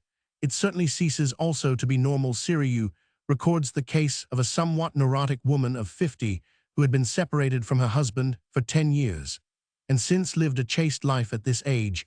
However, she became subject to violent crises of sexual orgasm which would come on without any accompaniment of voluptuous thoughts. McGillicuddy records 3 cases of spontaneous orgasm in women coming under his notice. Such crises are frequently found in both men and women who, from moral reasons, ignorance, or on other grounds, are restrained from attaining the complete sexual orgasm, but whose sexual emotions are literally continually dribbling from them. Schrenk Notzing knows a lady who is spontaneously sexually excited on hearing music or seeing pictures without anything lascivious in them. She knows nothing of sexual relationships. Another lady is sexually excited on seeing beautiful and natural scenes, like the sea. Sexual ideas are mixed up in her mind with these things, and the contemplation of a specially strong and sympathetic man brings the orgasm on in about a minute. Both these ladies masturbate in the streets, restaurants, railways, theaters, without anyone perceiving it. A Brahmin woman informed a medical correspondent in India that she had distinct though feeble orgasm with copious outflow of mucus if she stayed long near a man whose face she liked, and this is not uncommon among European women. Evidently, under such conditions, there is a state of hyperesthetic weakness here. However, we are passing the frontiers of strictly autoerotic phenomena. Delectatio morosa, as understood by the theologians, is distinct from desire and also distinct from the definite intention of effecting the sexual act. Although it may lead to those things, it is the voluntary and complacent dallying in imagination with voluptuous thoughts when no effort is made to repel them. It is, as Aquinas and others point out, constituted by this act of complacent dallying, and has no reference to the duration of the imaginative process. Debrin, in his Michaeology pp. 149,163, deals fully with this question, and quotes the opinions of theologians. I may add that in the early penitentials, before the elaboration of Catholic theology, the voluntary emission of semen through the influence of evil thoughts was recognized as a sin, though usually only if it occurred in church. In Egbert's penitential of the 8th or 9th century, Cap Roman 912, the penance assigned for this offense in the case of a deacon is 25 days, in the case of a monk 30 days, a priest 40 days, a bishop 50. Haddon and Stubbs counsels and ecclesiastical documents, Vol. Roman 3 p. 426. The frequency of spontaneous orgasm in women seems to have been recognized in the 17th century, thus Schurig Silipsilogia p. 4, apparently quoting Rialens, states that some women are so wanton that the sight of a handsome man or of their lover or speech with such a one will cause them to ejaculate their semen. There is, however, a closely allied and indeed overlapping form of autoerotism, which may be considered here, that associated with reverie or daydreaming, although this is a very common and important form of autoerotism. Besides being, in a large proportion of cases, the early stage of masturbation, it appears to have attracted little attention. The daydream has indeed been studied in its chief form in The Continued Story by Mabel Learoyd of Wellesley College.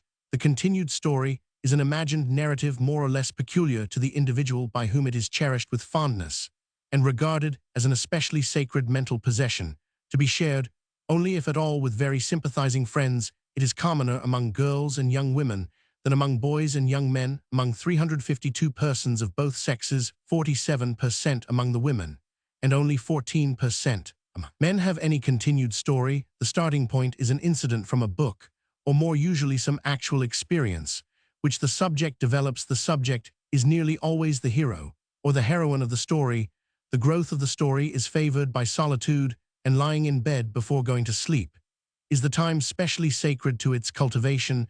No distinct reference, perhaps naturally enough, is made by Miss Learoyd to the element of sexual emotion with which these stories are often strongly tinged, and which is frequently their real motive. Though by no means easy to detect, these elaborate and more or less erotic daydreams are not uncommon in young men, and especially in young women. Each individual has his own particular dream, which is always varying or developing, but except in very imaginative persons, to no great extent, such a daydream is often founded on a basis of pleasurable personal experience and develops on that basis. It may involve an element of perversity, even though that element finds no expression in real life. It is of course fostered by sexual abstinence, hence its frequency in young women. Most usually there is little attempt to realize it. It does not necessarily lead to masturbation, though it often causes some sexual congestion or even spontaneous sexual orgasm. The daydream is a strictly private and intimate experience, not only from its very nature, but also because it occurs in images, which the subject finds great difficulty in translating into language, even when willing to do so. In other cases, it is elaborately dramatic or romantic in character, the hero or heroine passing through many experiences before attaining the erotic climax of the story. This climax tends to develop in harmony with the subject's growing knowledge or experience. At first merely a kiss, it may develop into any refinement of voluptuous gratification. The daydream may occur either in normal or abnormal persons. Rousseau, in his Confessions, describes such dreams in his case, combined with masochism and masturbation. A distinguished American novelist, Hamlin Garland, has admirably described in Rose of Duchess coolly the part played in the erotic daydreams of a healthy normal girl at adolescence by a circus rider seen on the first visit to a circus and becoming a majestic ideal to dominate the girl's thoughts for many years. Rafalovich describes the process by which in sexual inverts the vision of a person of the same sex, perhaps seen in the streets or the theater, is evoked in solitary reveries, producing a kind of psychic onanism, whether or not it leads on to physical manifestations. Although daydreaming of this kind has at present been very little studied, since it loves solitude and secrecy and has never been counted of sufficient interest for scientific inquisition, it is really a process of considerable importance and occupies a large part of the autoerotic field. It is frequently cultivated by refined and imaginative young men and women who lead a chaste life, and would often be repelled by masturbation in such persons. Under such circumstances, it must be considered as strictly normal, the inevitable outcome of the play of the sexual impulse. No doubt it may often become morbid, and is never a healthy process when indulged into excess, as it is liable to be by refined young people with artistic impulses, to whom it is in the highest degree seductive and insidious. As we have seen, however, daydreaming is far from always colored by sexual emotion, yet it is a significant indication of its really sexual origin. that, as I have been informed by persons of both sexes, even in these apparently non-sexual cases, it frequently ceases altogether on marriage. Even when we have eliminated all these forms of autoerotic activity, however refined, in which the subject takes a voluntary part, we have still left unexplored an important portion of the autoerotic field, a portion which many people are alone inclined to consider normal sexual orgasm during sleep, that under conditions of sexual abstinence in healthy individuals, there must inevitably be some autoerotic manifestations during waking life. A careful study of the facts compels us to believe there can be no doubt also that under the same conditions, the occurrence of the complete orgasm during sleep within men, seminal emissions, is altogether normal. Even Zeus himself, as Pausanias has recorded, was liable to such accidents, a statement which at all events shows that to the Greek mind there was nothing derogatory in such an occurrence. The Jews, however, regarded it as an impurity, and the same idea was transmitted to the Christian Church, and embodied in the word pollutio, by which the phenomenon was designated in ecclesiastical phraseology. According to Billuart and other theologians, pollution in sleep is not sin unless voluntarily caused, if however it begins in sleep, and is completed in the half-waking state with a sense of pleasure. It is a venial sin, but it seems allowable to permit a nocturnal pollution to complete itself on awaking if it occurs without intention. And St. Thomas even says, si pollutio placet, ut nater exoneratio vel alleviatio peccatum non creditor. Notwithstanding the fair and logical position of the more distinguished Latin theologians, there has certainly been a widely prevalent belief in Catholic countries that pollution during sleep is a sin. In the Parson's Tale, Chaucer makes the parson say another sin appertaineth to lechery that cometh in sleeping, and the sin cometh oft to them that be maidens, and eke to them that be corrupt. And this sin men cleep pollution that cometh in 4 manners, these 4 manners being 1, languishing of body from rank and abundant humours; 2, infirmity; 3, surfeit of meat and drink; and 4, villainous thoughts. 400 years later, Madame Roland, in her Memoirs Particulières, presented a vivid picture of the anguish produced in an innocent girl's mind by the notion of the sinfulness of erotic dreams. She menstruated first at the age of 14. Before this, she writes, I had sometimes been awakened from the deepest sleep. In a surprising manner, imagination played no part. I exercised it on too many serious subjects, and my timorous conscience preserved it from amusement with other subjects, so that it could not represent what I would not allow it to seek to understand, but an extraordinary effervescence aroused my senses in the heat of repose, and by virtue of my excellent constitution, operated by itself, a purification which was as strange to me as its cause. The first feeling which resulted was, I know not why, a sort of fear. I had observed in my philautie that we are not allowed to obtain any pleasure from our bodies except in lawful marriage. What I had experienced could be called a pleasure. I was then guilty, and in a class of offenses which caused me the most shame and sorrow, since it was that which was most displeasing to the spotless Lamb. There was great agitation in my poor heart, prayers and mortifications. How could I avoid it? For indeed I had not foreseen it, but at the instant when I experienced it, I had not taken the trouble to prevent it. My watchfulness became extreme. I scrupulously avoided positions which I found specially exposed me to the accident. My restlessness became so great that at last I was able to awake before the catastrophe. When I was not in time to prevent it, I would jump out of bed with naked feet onto the polished floor, and with crossed arms pray to the Savior to preserve me from the wiles of the devil. I would then impose some penance on myself, and I have carried out to the letter what the prophet King probably only transmitted to us as a figure of oriental speech, mixing ashes with my bread and watering it with my tears. To the early Protestant mind, as illustrated by Luther, there was something diseased, though not impure, in sexual excitement during sleep. Thus, in his Table Talk, Luther remarks that girls who have such dreams should be married at once.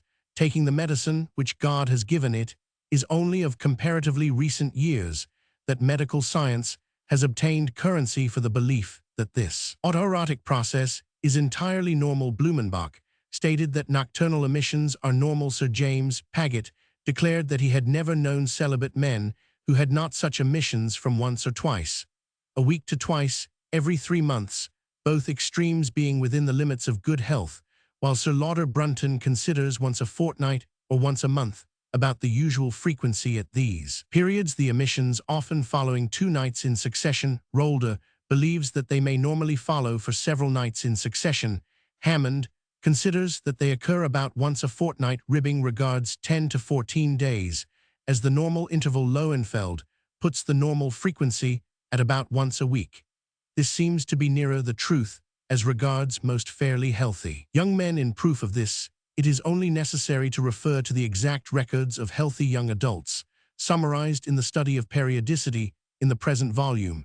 It occasionally happens, however, that nocturnal emissions are entirely absent. I am acquainted with some cases in other fairly healthy young men. They seldom occur except at times of intellectual activity or of anxiety and worry. Lately there has been some tendency for medical opinion to revert to the view of Luther, and to regard sexual excitement during sleep as a somewhat unhealthy phenomenon. Moll is a distinguished advocate of this view. Sexual excitement during sleep is the normal result of celibacy, but it is another thing to say that it is on that account satisfactory.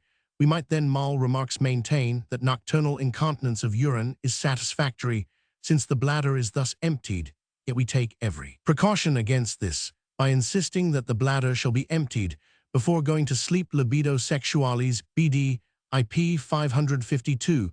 This remark is supported by the fact to which I find that both men and women can bear witness that sexual excitement during sleep is more fatiguing than in the waking state, though this is not an invariable rule, and it is sometimes found to be refreshing. In a similar way, Eulenberg's sexual neuropathy, P55, states that nocturnal emissions are no more normal than coughing or vomiting.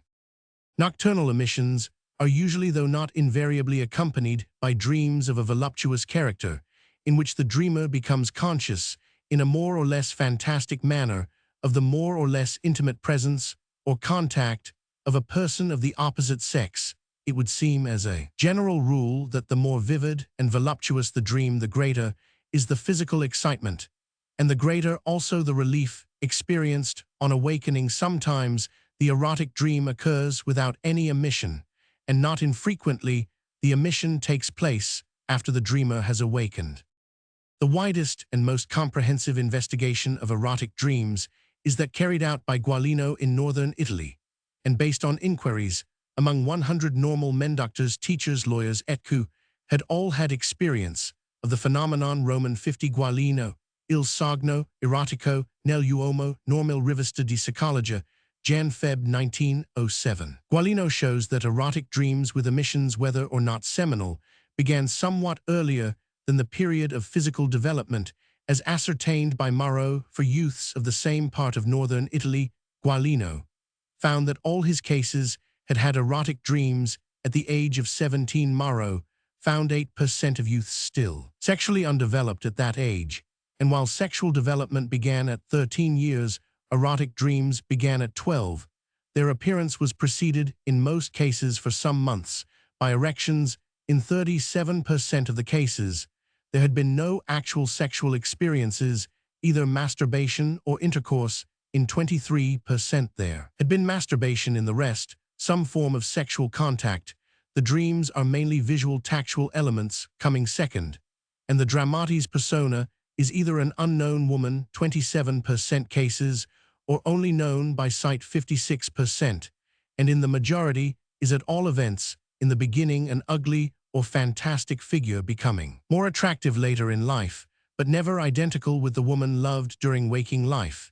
This, as Gualino points out, accords with the general tendency for the emotions of the day to be latent in sleep. Masturbation only formed the subject of the dream. In 4 cases, the emotional state in the pubertal stage, apart from pleasure, was anxiety, 37%, desire 17%, fear 14%, in the adult stage anxiety and fear receded to 7% and 6% respectively. 33 of the subjects, as a result of sexual or general disturbances, had had nocturnal emissions without dreams. These were always found exhausting normally. In more than 90% erotic dreams are the most vivid of all dreams. In no case was there knowledge of any monthly or other cyclic periodicity in the occurrence of the manifestations. In 34% of cases, they tended to occur very soon after sexual intercourse. In numerous cases, they were peculiarly frequent, even 3 in one night during courtship, when the young man was in the habit of kissing and caressing his betrothed, but ceased after marriage.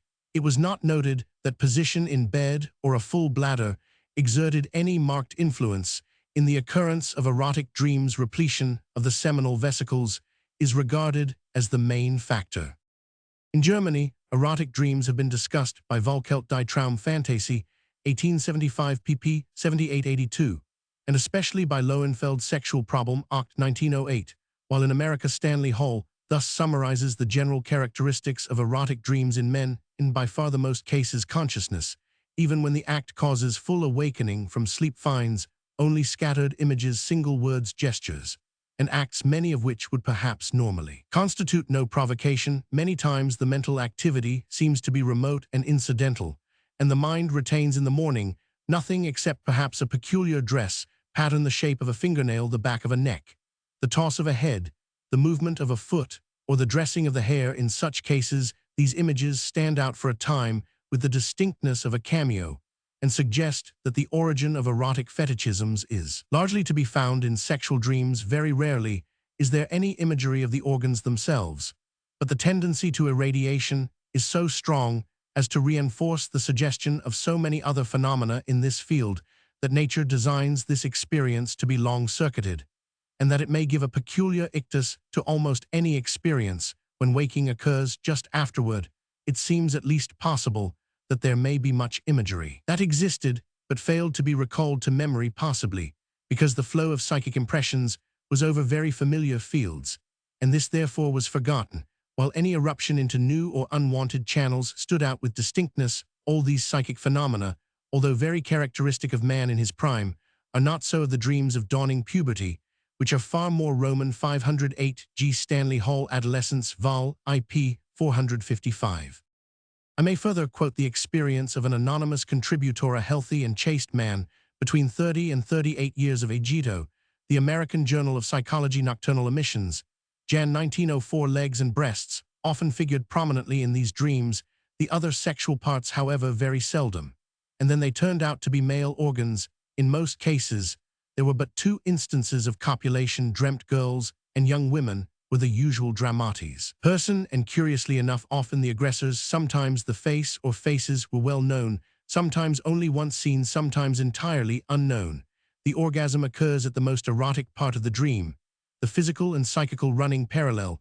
This most erotic or suggestive part of the dream was very often quite an innocent-looking incident, enough as, for example, while passing a strange young woman overtaken on the street, she calls after me some question. At first I pay no heed, but when she calls again, I hesitate whether to turn back and answer or note. Mission again, walking beside a young woman, she said, "Shall I take your arm?" I offered it, and she took it, entwining her arm around it, and raising it high. Emission, I could feel stronger erection as she asked the question. Sometimes a word was enough, sometimes a gesture. Once emission took place on my noticing the young woman's diminished fingernails. Another example of fetishism was my being curiously attracted in a dream by the pretty embroidered figure on a little girl's dress. As an illustration of the strange metamorphoses that occur in dreams, one night in my dream, I had been observing partridges in the summer, fell in love with a partridge, which changed under my caresses to a beautiful girl, who yet retained an indescribable wild bird innocence, grace, and charm, a sort of Undina. These experiences may be regarded as fairly typical of the erotic dreams of healthy and chaste young men. The bird, for instance, that changes into a woman while retaining some elements of the bird has been encountered in erotic dreams by other young men. It is indeed remarkable that, as de Gubernatis observes, the bird is a well-known phallic symbol, while Meter finds interpretations de Quelques, Rev's Archives de Psychologie, April 1907, that birds have a sexual significance both in life and in dreams. The appearance of male organs in the dreamwoman is doubtless due to the dreamer's greater familiarity with those organs. But though it occurs occasionally, it can scarcely be said to be the rule in erotic dreams. Even men who have never had connection with a woman are quite commonly aware of the presence of a woman's sexual organs in their erotic dreams. Moll's comparison of nocturnal emissions of semen with nocturnal incontinence of urine suggests an interesting resemblance, and at the same time seeming contrast. In both cases, we are concerned with viscera, which when overfilled or unduly irritable spasmodically eject their contents during sleep. There is a further resemblance, which usually becomes clear when, as occasionally happens, nocturnal incontinence of urine persists onto late childhood or adolescence. Both phenomena are frequently accompanied by vivid dreams of appropriate character. See, for example, Rise über Enuresis nocturna Monotrift für Harnkrankheiten und Sexualhygiene 1904. A P. Butchen, nearly a century ago, pointed out the psychic element in the experiences of young persons who wetted the bed. Venus sign, Concubitu 1816 p. 47. Thus, in one case known to me, a child of 7, who occasionally wetted the bed, usually dreamed at the same time that she wanted to make water, and was out of doors, running to find a suitable spot, which she at last found, and on awaking discovered that she had wetted the bed. 15 years later, she still sometimes had similar dreams, which caused her much alarm, until when thoroughly awake, she realized that no accident had happened. These later dreams were not the result of any actual strong desire to urinate. In another case, with which I am acquainted, a little girl of 8, after mental excitement or indigestible meals, occasionally wetted the bed, dreaming that she was frightened by someone running after her, and wetted herself in consequence, after the manner of the Ganymede in the eagle's clutch, as depicted by Rembrandt. These two cases, it may be noted, belong to two quite different types. In the first case, the full bladder suggests to imagination the appropriate actions for relief, and the bladder actually accepts the imaginative solution offered. It is, according to Fiorani's phrase, somnambulism of the bladder. In the other case, there is no such somnambulism, but a psychic and nervous disturbance, not arising in the bladder at all, irradiates convulsively, and whether or not the bladder is overfull, attacks a vesical nervous system, which is not yet sufficiently well balanced to withstand the inflow of excitement. In children of somewhat nervous temperament, manifestations of this kind may occur as an occasional accident up to about the age of 7 or 8, and thereafter, the nervous control of the bladder having become firmly established, they cease to happen, the nervous energy required to affect the bladder sufficing to awake the dreamer. In very rare cases, however, the phenomenon may still occasionally happen even in adolescence or later, in individuals who are otherwise quite free from it. This is most apt to occur in young women. Even in waking life in men, it is probably extremely rare. The erotic dream seems to differ flagrantly from the vesical dream in that it occurs in adult life and is with difficulty brought under control. The contrast is, however, very superficial when we remember that sexual activity only begins normally at puberty. We realize that the youth of 20 is, in the matter of sexual control, scarcely much older than in the matter of vesical control he was at the age of 6. Moreover, if we were habitually from our earliest years to go to bed with a full bladder, as the chaste man goes to bed with unrelieved sexual system, it would be fully as difficult to gain vesical control during sleep as it now is to gain sexual control. Ultimately, such sexual control is attained after the age of 40. It seems that erotic dreams with emission become more and more rare. Either the dream occurs without actual emission, exactly as dreams of urination occur in adults with full bladder, or else the organic stress with or without dreams serves to awaken the sleeper before any emission has occurred. But this stage is not easily or completely attained. St. Augustine, even at the period when he wrote his Confessions, mentions, as a matter of course, that sexual dreams not merely arouse pleasure, but gain the consent of the will. Roman 10, not infrequently, there is a struggle in sleep, just as the hypnotic subject may resist suggestions. Thus a lady of 35 dreamed a sexual dream and awoke without excitement. Again, she fell asleep and had another dream of sexual character, but resisted the tendency to excitement and again awoke. Finally, she fell asleep and had a third sexual dream, which was this time accompanied by the orgasm. This has recently been described also by Nacke, who terms it Polludio interrupta neurologisches Centralblatt, Oct. 16, 1909.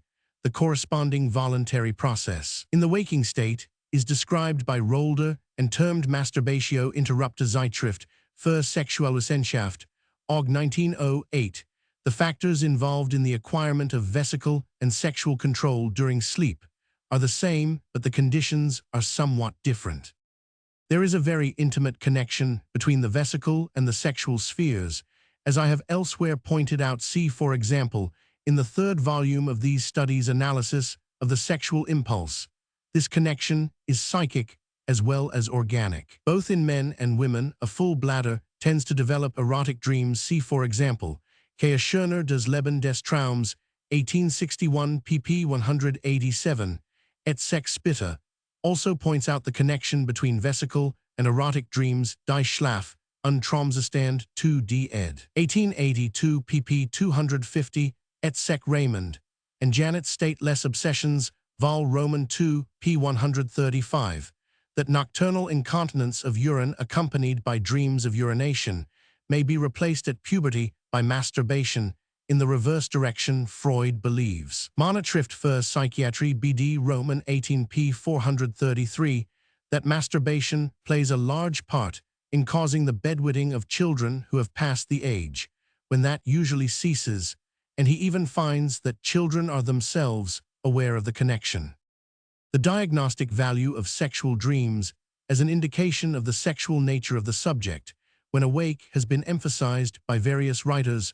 For example, Mal die Konträr Sexualempfindung, ch. Roman 9 Naki, der Traum als Feinsts Reagens. Für die Art des sexuellen Empfindens Monotrift für Kriminalpsychologie, 1905 p.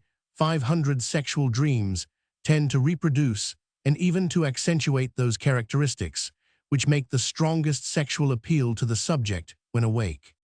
At the same time, this general statement has to be qualified more especially as regards inverted dreams. In the first place, a young man, however normal, who is not familiar with the feminine body, when awake is not likely to see it when asleep. Even in dreams of women, in the second place, the confusions and combinations of dream imagery often tend to obliterate sexual distinctions. However free from perversions, the subjects may be thus a correspondent, tells me of a healthy man of very pure character, totally inexperienced in sexual matters, and never having seen a woman naked, who, in his sexual dreams, always sees the woman with male organs, though he has never had any sexual inclinations for men, and is much in love with a lady.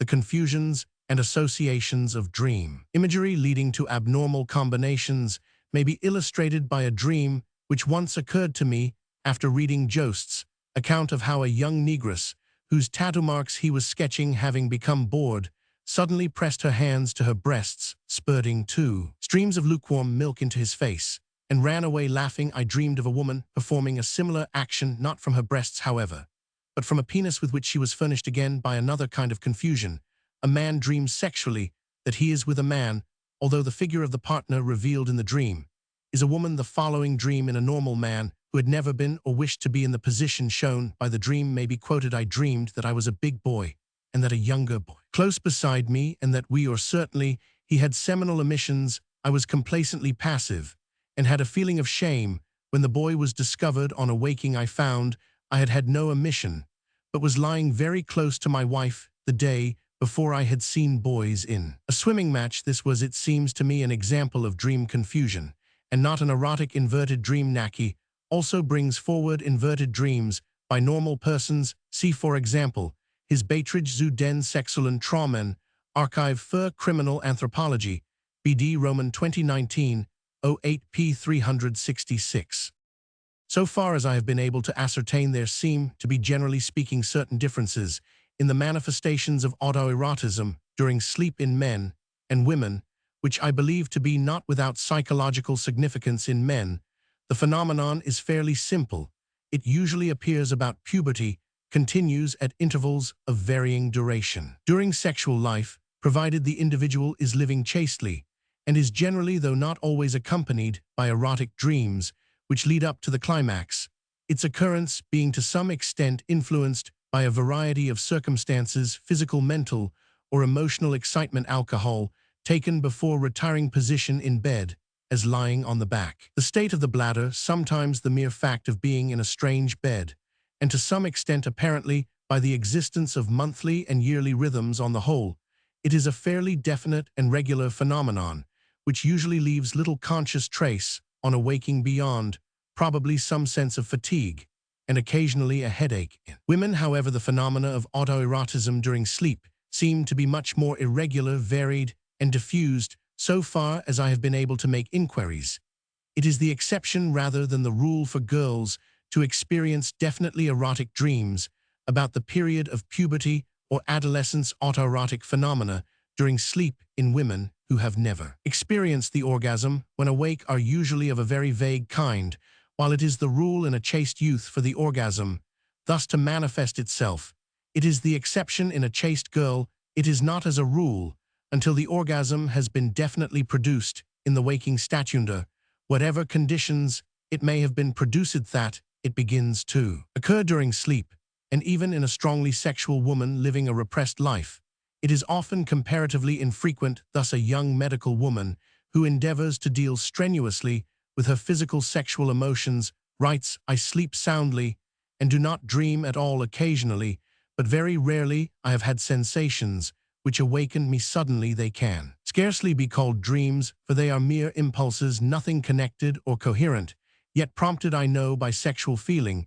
This is probably an experience common to all. Another lady with a restrained psychosexual tendency to be attracted to both sexes states that her first sexual sensations with orgasm were felt in dreams at the age of 16. But these dreams, which she has now forgotten, were not agreeable and not erotic. 2 or 3 years later, spontaneous orgasm began to occur occasionally when awake, and after this orgasm took place regularly once or twice a week in sleep.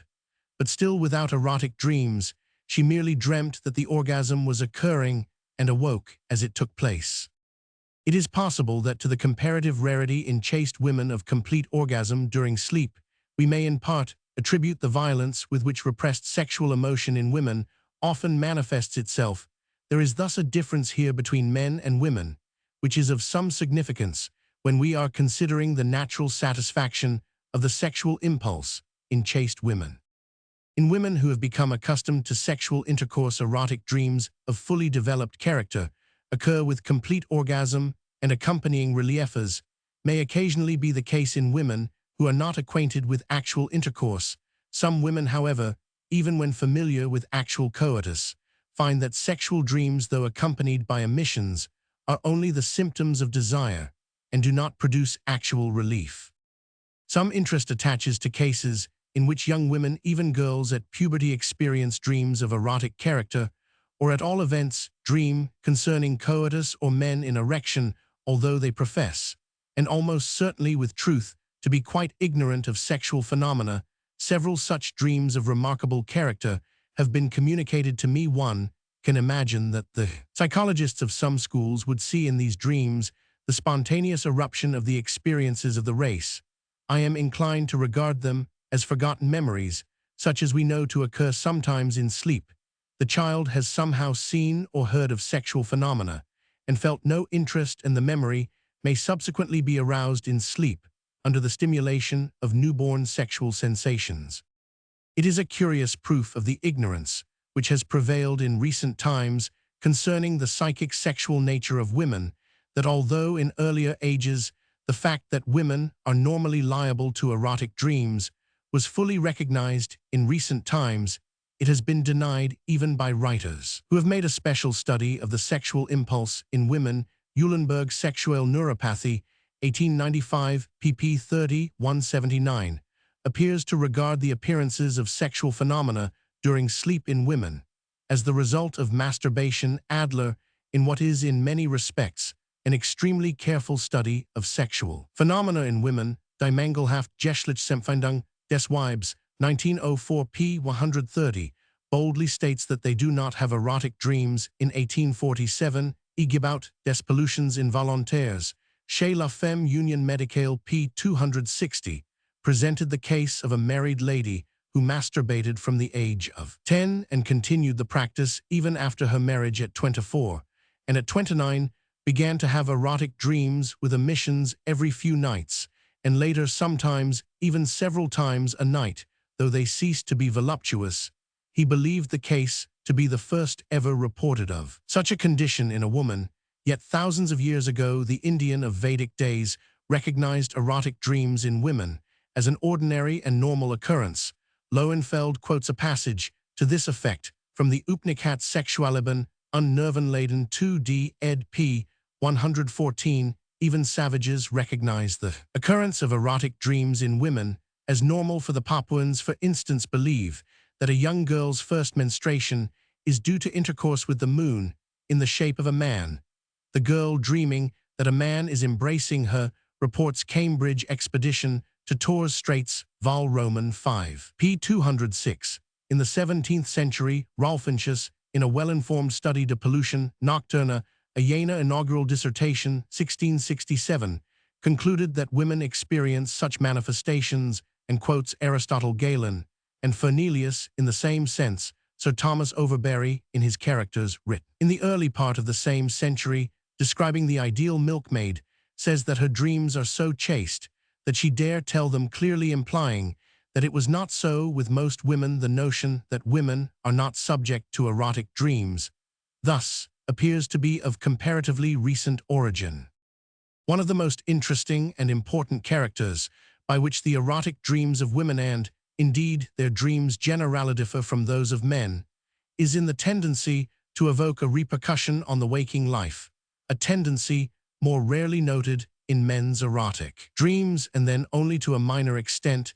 This is very common even in healthy and normal women, and is exaggerated to a high degree in neurotic subjects, by whom the dream may even be interpreted as a reality, and so declared on oath, a fact of practical importance. Hersmanhaving met with a case in which a schoolgirl with Korea, after having dreamed of an assault, accused the principal of a school of assault. Securing his conviction, obtained the opinions of various American alienists as to the frequency with which such dreams in unstable mental subjects lead to delusions and criminal accusations. Durkheim H. Roman 100 Wood and Rowe had not personally met with such cases. Burr believed that there was strong evidence that a sexual dream may be so vivid as to make the subject believe she has had sexual congress. Kiernan knew of such cases. Roman 100 H. Hughes, in persons with every appearance of sanity, had known the erotic dreams of the night to become the erotic delusions of the day, the patient protesting violently the truth of her story, while Hersman reports the case of a young lady in an asylum who had nightly delusions that a medical officer visited her every night and had to do with her coming up the hot air flue. I am acquainted with a similar case in a clever but highly neurotic young woman who writes, for years I have been trying to stamp out my passional nature, and was beginning to succeed, when a strange thing happened to me last autumn. One night, as I lay in bed, I felt an influence so powerful that a man seemed present with me. I crimsoned with shame and wonder. I remember that I lay upon my back and marveled when the spell had passed. The influence, I was assured, came from a priest whom I believed in and admired above everyone in the world.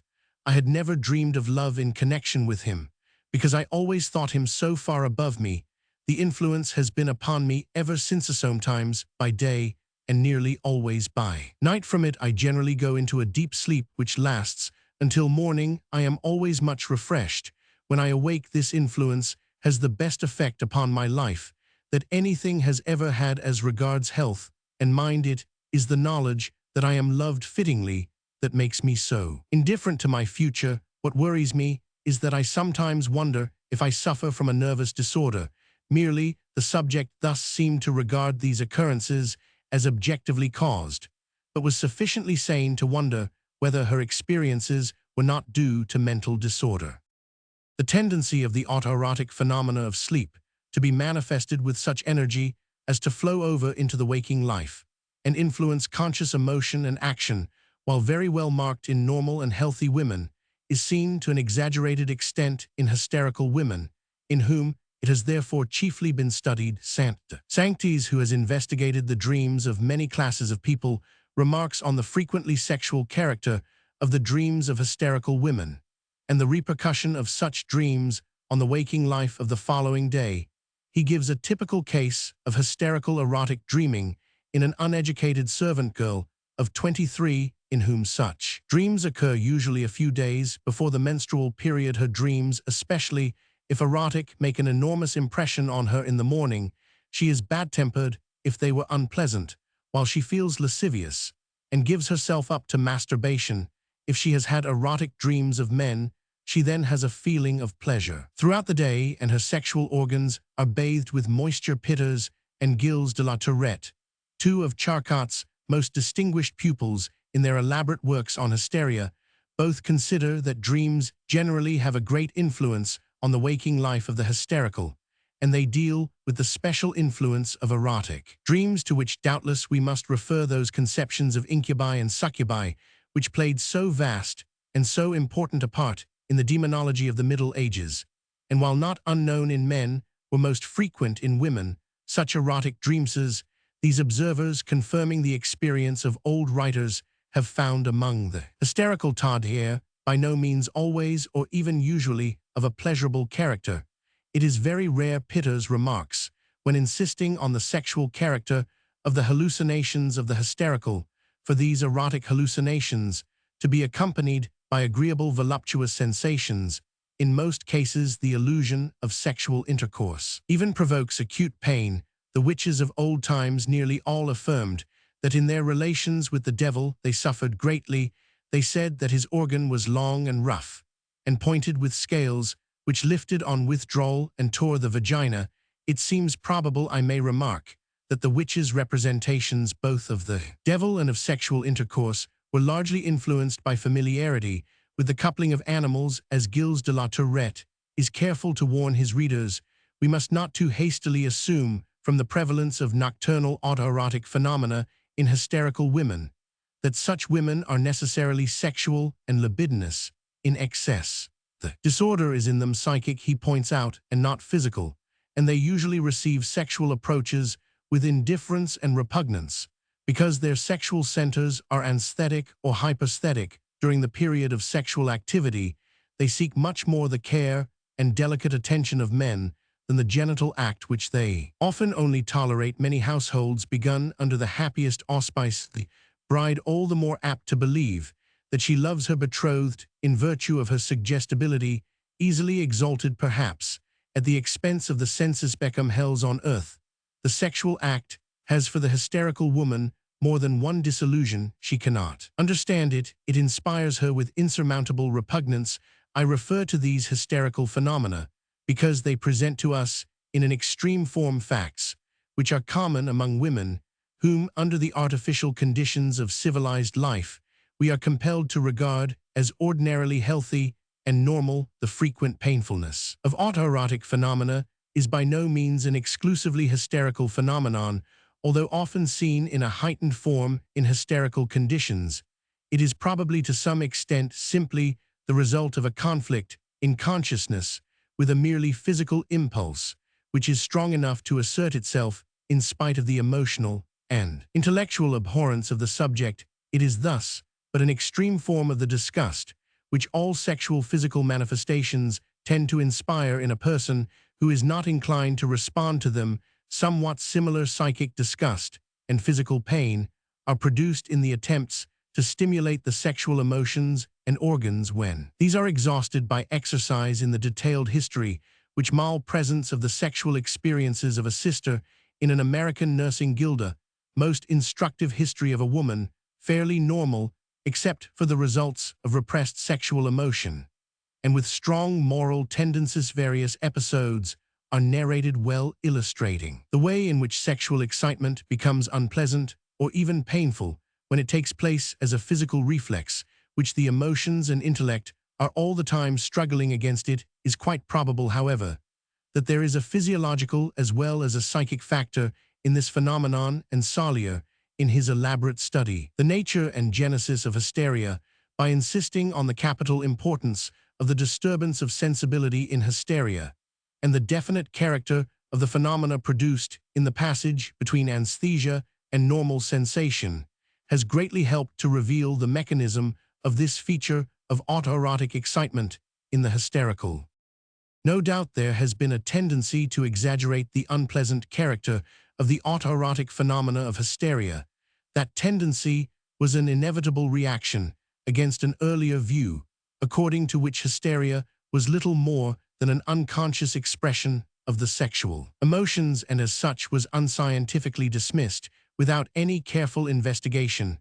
I agree with Brewer and Freud that the sexual needs of the hysterical are just as individual and various as those of normal women, but that they suffer from them more largely through moral struggle with their own instincts and the attempt to put them into the background of consciousness. In many hysterical and psychically abnormal women, autoerotic phenomena and sexual phenomena generally are highly pleasurable, though such persons may be quite innocent of any knowledge of the erotic character of the experience. I have come across interesting and extreme examples of this in the published experiences of the women followers of the American religious leader T. Roman 50, Harris, founder of the Brotherhood of the New Life. Thus in a pamphlet entitled Internal Respiration by Respiro, a letter is quoted from a lady physician who writes, "One morning I awoke with a strange new feeling in the womb which lasted for a day or two. I was so very happy, but the joy was in my womb, not in my heart," at last writes a lady quoted in the same pamphlet. "I fell into a slumber lying on my back with arms and feet folded, a position I almost always find myself in when I awake, no matter in which position I may go to sleep very soon. I awoke from this slumber with a most delightful sensation, every fiber tingling with an exquisite glow of warmth. I was lying on my left side, something I am never able to do, and was folded in the arms of my counterpart. Unless you have seen it, I cannot give you an idea of the beauty of his flesh, and with what joy I beheld and felt it. Think of it, luminous flesh, and oh, such tints you never could imagine without seeing. He folded me so closely in his arms, etc. In such cases, there is no conflict between the physical and the psychic, and therefore the resulting excitement is pleasurable and not painful." At this point, our study of autoerotism brings us into the sphere of mysticism. Luba, in a penetrating and suggestive essay on Christian mysticism, after quoting the present study, refers to the famous passages in which St. Teresa describes how a beautiful little angel inserted a flame-tipped dart into her heart until it descended into her bowels and left her inflamed with divine love. What physiological difference, he asks, is there between this voluptuous sensation and that enjoyed by the disciple of the Brotherhood of New Life? St. Teresa says bowels, the woman doctor says womb. That is all. The extreme form of autoerotism is the tendency for the sexual emotion to be absorbed and often entirely lost in self-admiration. This narcissus-like tendency, of which the normal germ in women is symbolized by the mirror, is found in a minor degree in some men and is sometimes well marked in women, usually in association with an attraction for other persons, to which attraction it is of course normally subservient. The mirror, remarks Bloch, Batrage 1p. 201, plays an important part in the genesis of sexual aberration. It cannot be doubted that many a boy and girl have first experienced sexual excitement at the sight of their own bodies in a mirror. Valera, the Spanish novelist, very well described this impulse in his Genio y Figura. Rafaela, the heroine of this novel, says that after her bath I fall into a puerility which may be innocent or vicious. I cannot decide, I only know that it is a purely contemplative act, a disinterested admiration of beauty. It is not coarse sensuality, but aesthetic Platonism. I imitate Narcissus, and I apply my lips to the cold surface of the mirror and kiss my image. It is the love of beauty, the expression of tenderness and affection for what God has made manifest in an ingenuous kiss, imprinted on the empty and incorporeal reflection.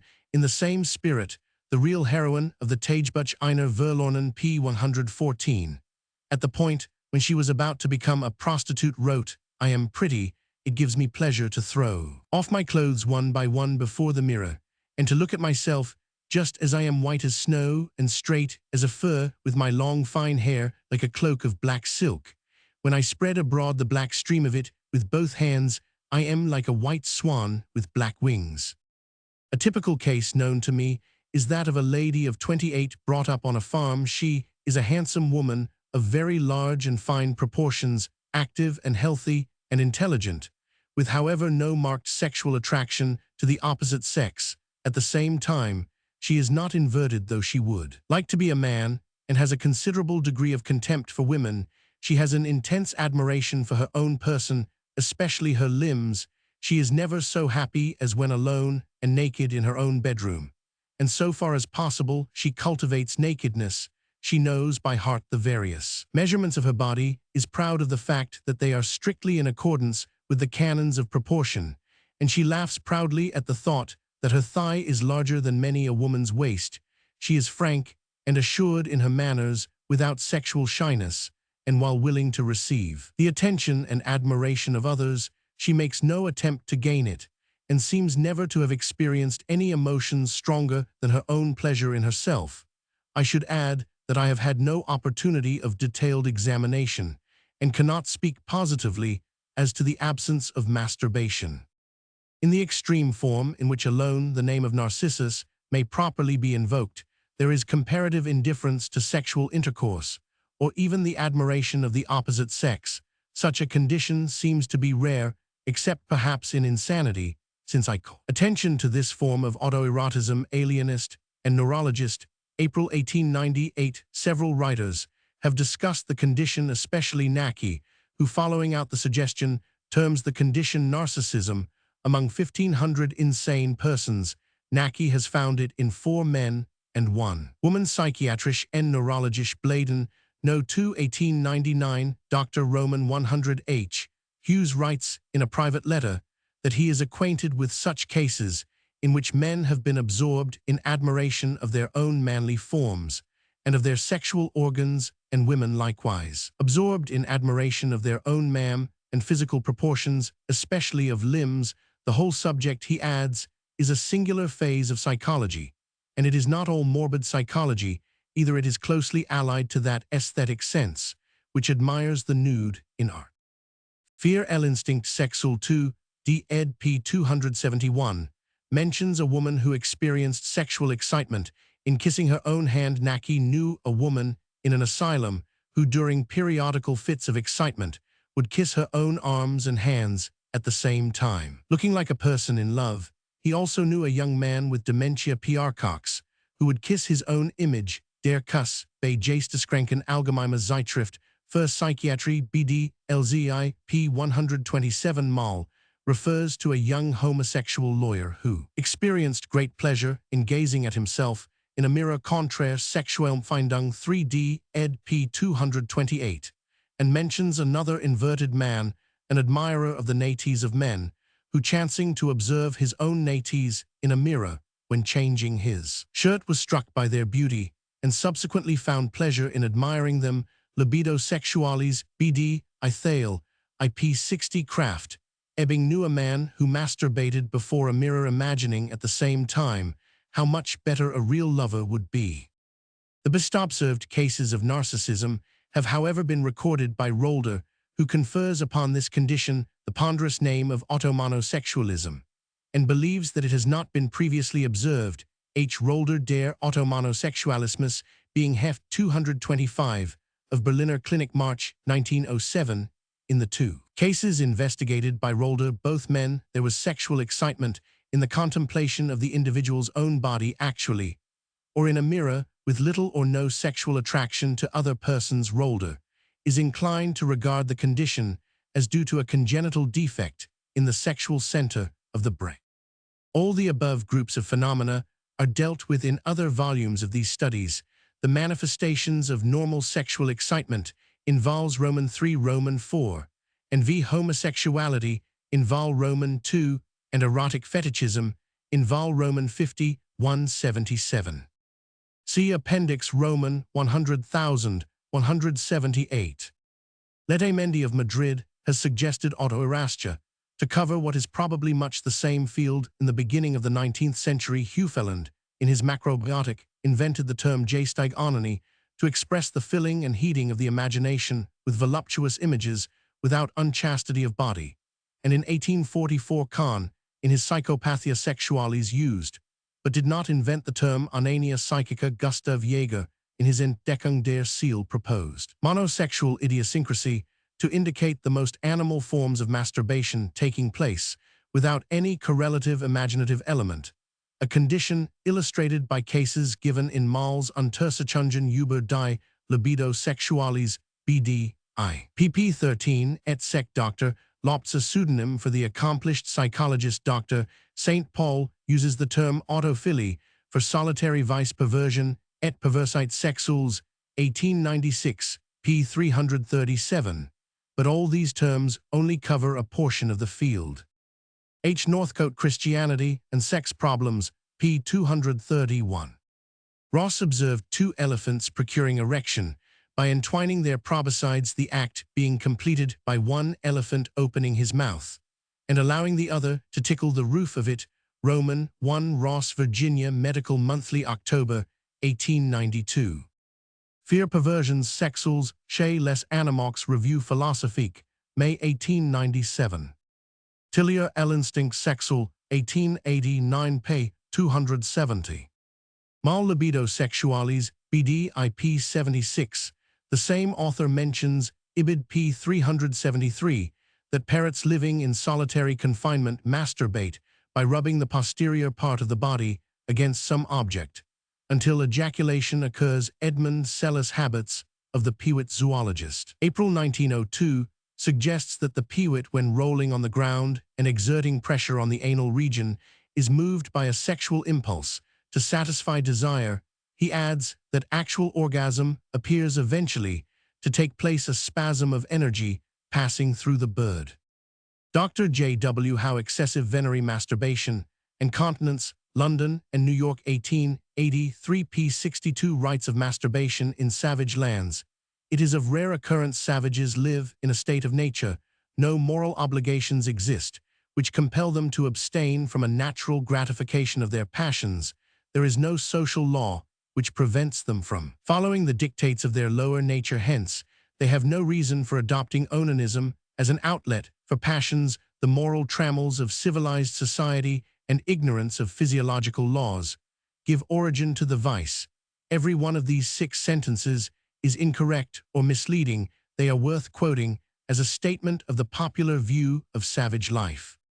I can recall little evidence of its existence among the Australian Aborigines, though there is, in the Wiradjuri language, spoken over a large part of New South Wales, a word, whether ancient or not, I do not know, meaning masturbation. Journal of the Anthropological Institute. July Dec 1904, p. 303, Dr. W. Roth, Ethnological Studies among the Northwest Central Queensland Aborigines, p. 184, who has carefully studied the blacks of his district, remarks that he has no evidence as to the practice of either masturbation or sodomy among them. More recently, 1906, Roth has stated that married men in North Queensland and elsewhere masturbate during their wives' absence. As regards the Maori of New Zealand, Northcote adds, there is a rare word for masturbation, as also at Rarotonga, but according to a distinguished Maori scholar, there are no allusions to the practice in Maori literature, and it was probably not practiced in primitive times. The Maori and the Polynesians of the Cook Islands, Northcote remarks, consider the act unmanly, applying to it a phrase meaning to make women of themselves. Northcote, Lock Sit, p. 232. Greenlee's Journal of Mental Science, July 1895. A gentleman long resident among the Kaffirs of South Natal told Northcote, however, that he had met with no word for masturbation and did not believe the practice prevailed there.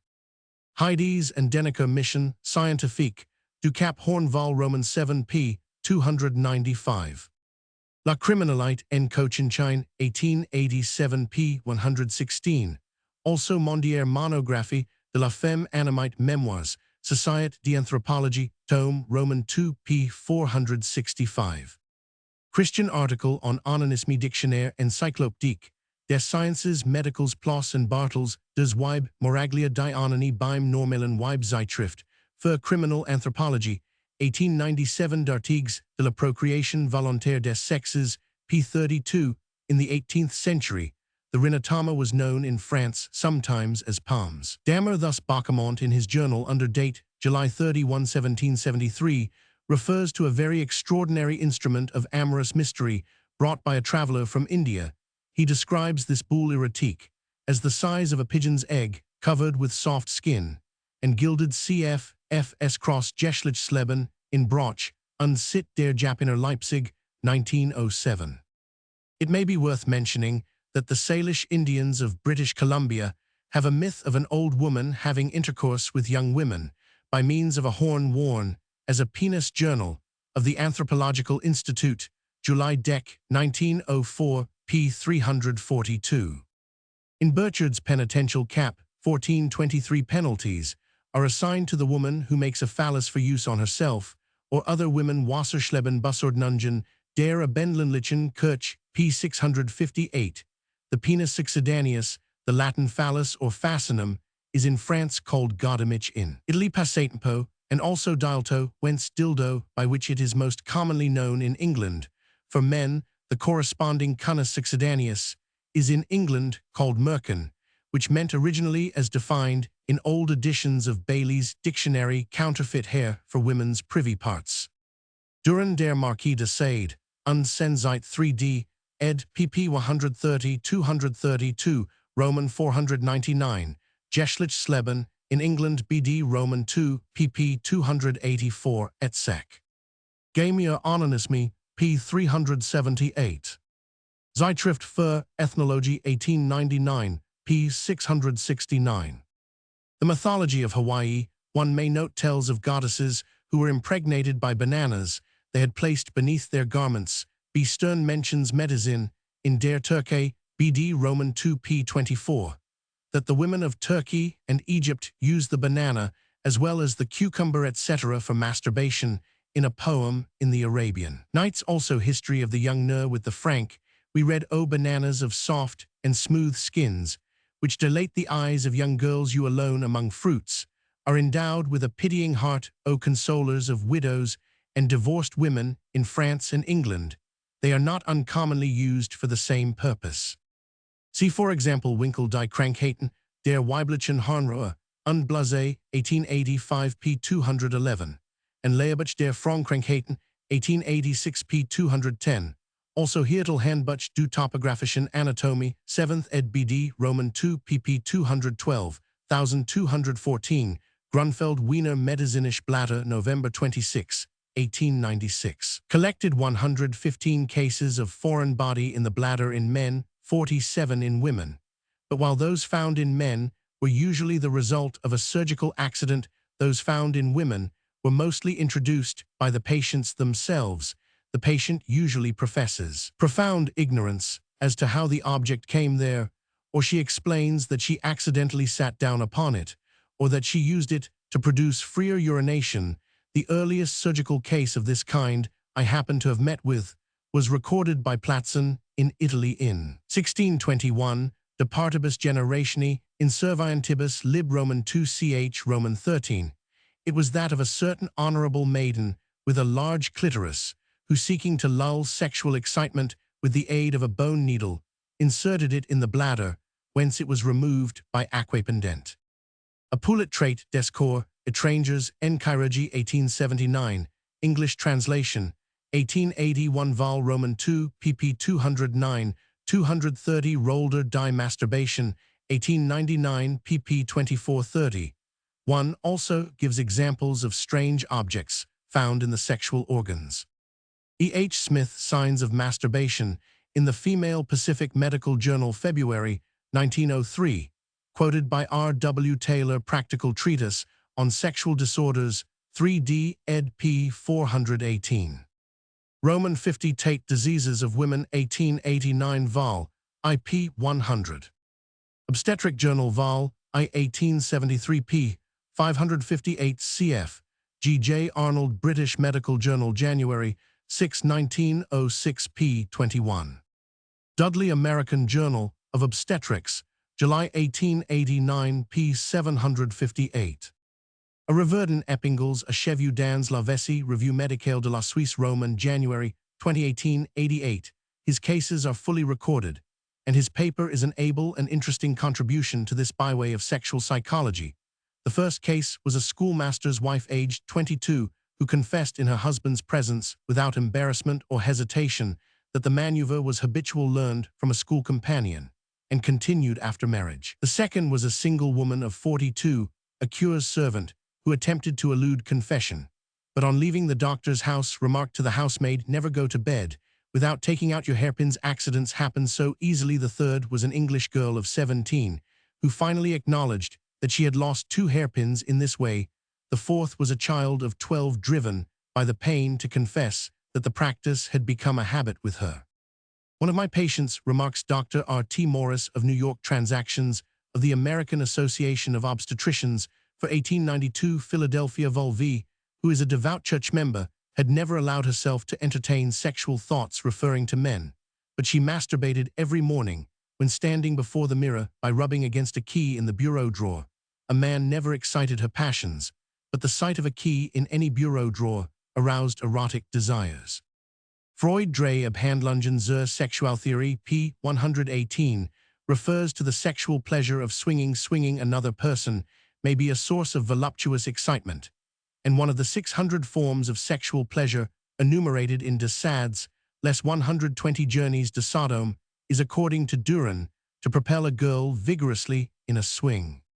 The fact that horse exercise may produce pollutions was well recognized by Catholic theologians, and Sanchez states that this fact need not be made a reason for traveling on foot. Rolfenschus, in 1667, pointed out that horse riding in those unaccustomed to it may lead to nocturnal pollutions. Roller die masturbation, pp. 133,134, brings together evidence regarding the influence of horse exercise in producing sexual excitement. A correspondent to whom the idea was presented for the first time wrote henceforward, "I shall know to what I must attribute the blissful most, the beatitude I so often have experienced after traveling for 4 or 5 hours in a train." Penta mentions the case of a young girl who first experienced sexual desire at the age of 12 after a railway journey. Langdon Down, British Medical Journal, January 12, 1867. Poulet l'anonisme chez la femme, Paris, 1880. Fournier de l'anonisme, 1885, Roller die masturbation, p. 132. West Riding Asylum, Reports, 1876, Vol. Roman 6210. Dos Nervos, Weib, 1898, p. 193. In the appendix to Volume 3 of these studies, I have recorded the experience of a lady who found sexual gratification in this manner. Dr. J. G. Kiernan, to whom I am indebted for a note on this point, calls my attention also to the case of a homosexual and masochistic man, Medical Record, Vol. Roman 19, whose feelings were intensified by tight-lacing. Some women are also able to produce the orgasm when in a state of sexual excitement by placing a cushion between the knees and pressing the thighs firmly together. Leçons sur les déformations vulvaires, p. 64. Martineau was informed by a dressmaker that it is very frequent in workrooms and can usually be done without attracting attention. An ironer informed him that while standing at her work, she crossed her legs, slightly bending the trunk forward and supporting herself on the table by the hands. Then a few movements of contraction of the adductor muscles of the thigh would suffice to produce the orgasm. Roman 100. W. Townsend, Thigh friction in children, under 1-year annual meeting of the American Pediatric Society, Montreal, 1896. 5 cases are recorded by this writer, all in female infants. Sautso Archives de Neurology, February 1903, p. 167. Zasch Zeitschrift für Ethnologie, 1899, p. 72. I have discussed what may be regarded as the normally sexual influence of dancing in the 3rd volume of these studies, The Analysis of the Sexual Impulse. The case has been recorded of a Russian who had the spontaneous impulse to self-flagellation on the nates with a rod for the sake of sexual excitement from the age of 6. Revista Mensal de Psiquiatria, April 1900, p. 102. Vol. VP 358. As regards the use of nettles, see Duran Geschlechtsleben in England, BD, Roman 2, p. 392. Debrin Mikhailogy, p. 177. R.W. Taylor, A Practical Treatise on Sexual Disorders, 3rd ed. ch. Roman 30222. Hammond, Sexual Impotence, pp. 70 et seq. Niceforo, Il Gergo, p. 98. Functional Disorders of the Nervous System in Women, p. 114. Schrenknotzing Suggestionstherapie, p. 13. A kind Jahrbuch für Sexualzwischenstufen, Jahrgang Roman 919, 08 p. 58, gives the case of a young homosexual woman, a trick cyclist, at the music halls, who often, when excited by the sight of her colleague in tights, would experience the orgasm while cycling before the public. Janet has, however, used daydreaming, which he calls reveries subconsciensto, explain a remarkable case of demon possession, which he investigated and cured nevroses et idis fixes, vol. IPP 390, et seq. Minor studies from the Psychological Laboratory of Wellesley College, American Journal of Psychology, vol. Roman 701 G. E. Partridge, Reverie Pedagogical Seminary, April 1898. Well describes the physical accompaniments of daydreaming, especially in normal schoolgirls between 16 and 22, Pick Clinical Studies in Pathological Dreaming, Journal of Mental Sciences, July 1901, records 3 more or less morbid cases of daydreaming, usually with an erotic basis, all in apparently hysterical men. An important study of daydreaming, based on the experiences of nearly 1,500 young people, more than 2/3 girls and women, has been published by Theodate Roman. 50 Smith, The Psychology of Daydreams, American Journal Psychology, October 1904. Continued stories were found to be rare. Only 1% healthy boys before 15 had daydreams, in which sports, athletics, and adventure had a large part. Girls put themselves in the place of their favorite heroines in novels after 17. And earlier, in the case of girls, daydreams of love and marriage were found to be frequent. A typical confession is that of a girl of 19, I seldom have time to build castles in Spain, but when I do, I am not different from most Southern girls. Roman 1 e. My dreams are usually about a pretty fair specimen of a 6'3" biped. The case has been recorded of a married woman in love with her doctor who kept a daydream diary, at last filling 3 bulky volumes when it was discovered by her husband, and led to an action for divorce.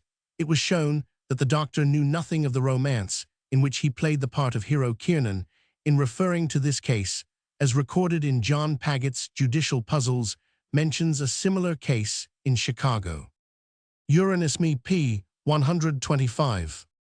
The acute Anstey remarked more than 30 years ago in his work on neuralgia, it is a comparatively frequent thing to see an unsocial solitary life, leading to the habit of masturbation, joined with the bad influence of an unhealthy ambition, prompting to premature and false work in literature and art. From the literary side, Roman 1000 Leon Bazalgette has dealt with the tendency of much modern literature to devote itself to what he calls mental onanism, of which the probable counterpart, he seems to hint, is a physical process of autoerotism. Leon Bazalgette, L'onanisme, consider comme principe créateur en art l'esprit nouveau, 1898. Pausanias, Achaea, chapter Roman 17. The ancient Babylonians believed in a certain maid of the night, who appeared to men in sleep, and roused without satisfying their passions. Jastro, Religion of Babylonia, p. 262. This succubus was the Assyrian Lila, connected with the Hebrew Lilith. There was a corresponding incubus. The little night man who had nocturnal intercourse with women, cf. Ploss, Des Weib 7th ed. pp. 521, et sec. The succubus and the incubus, the latter being more common, were adopted by Christendom. St. Augustine de Civitate Dei BK, Roman 15 ch. Roman 23, said that the wicked assaults of sylvans and fauns, otherwise called incubi, on women are so generally affirmed that it would be impudent to deny them. Incubi flourished in medieval belief, and can scarcely indeed be said to be extinct even today. They have been studied by many authors. See, for example, Duffer, Histoire de la Prostitution, vol. VCH, Roman 25, Saint André, physician in ordinary to the French king, pointed out in 1725 that the incubus was a dream. It may be added that the belief in the succubus and incubus appears to be widespread. Thus the West African Yorubas according to A.B. Ellis, believe that erotic dreams are due to the god Eligbra, who either as a male or a female consorts with men and women in sleep. If any man's seed of copulation go out from him, then he shall bathe all his flesh in water, and be unclean, until the even and every garment, and every skin whereon is the seed of copulation shall be washed with water, and be unclean, until the even. Leviticus, Roman 15, Roman 517. It should be added that the term pollutio also covers voluntary effusion of semen outside copulation, Debrin Mikhailogy p. 8, for a full discussion of the opinions of theologians concerning nocturnal and diurnal pollutions. See the same authors, Essai sur la théologie morale, pp. 100,149. Memoirs translated by Bendish p. 182. Sexual Impotence p. 137. Elhygienes Sexual p. 169. Sexualleben und Nervenleiden p. 164. I may here refer to the curious opinion expressed by Dr. Elizabeth Blackwell that while the sexual impulse in man is usually relieved by seminal emissions during sleep in women, it is relieved by the occurrence of menstruation.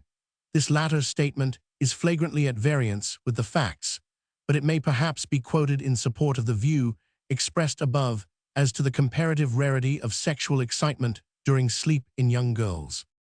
Lowenfeld has recently expressed the same opinion. Rolder believes that pollutions are physically impossible in a real virgin, but that opinion is too extreme. It may be added that in more or less neurotic women and girls, erotic dreams may be very frequent and depressing. Thus J. Roman 1000 Fothergill Westriding Asylum, Report 1876, Vol. Roman 6, remarks these dreams are much more frequent than is ordinarily thought, and are the cause of a great deal of nervous depression among women. Women of a highly nervous diathesis suffer much more from these drains than robust women. Not only are these involuntary orgasms more frequent among such women, but they cause more disturbance of the general health in them than in other women. I may remark here that a Russian correspondent considers that I have greatly underestimated the frequency of erotic manifestations during sleep in young girls. All the women I have interrogated on this point, he informs me, say that they have had such pollutions from the time of puberty or even earlier, accompanied by erotic dreams. I have put the question to some 20 or 30 women. It is true that they were of Southern race, Italian, Spanish, and French, and I believe that Southerners are in this matter franker than Northern women, who consider the activity of the flesh as shameful and seek to conceal it. My correspondent makes no reference to the chief point of sexual difference, so far as my observation goes, which is that erotic dreams are comparatively rare in those women who have yet had no sort of sexual experience in waking life. Whether or not this is correct, I do not question the frequency of erotic dreams in girls who have had such experience. Roman 100 Hersman Medicogal Aspects of Erotochoric, Insanities Alienist and Neurologist, July 1897. I may mention that Pitters Leckens Clinique sur L History Vol. Roman 2 p. 34 records the almost identical case of a hysterical girl in one of his wards, who was at first grateful to the clinical clerk to whom her case was entrusted, but afterward changed her behavior, accused him of coming nightly through the window, lying beside her, caressing her, and then exerting violent coitus 3 or 4 times in succession, until she was utterly exhausted.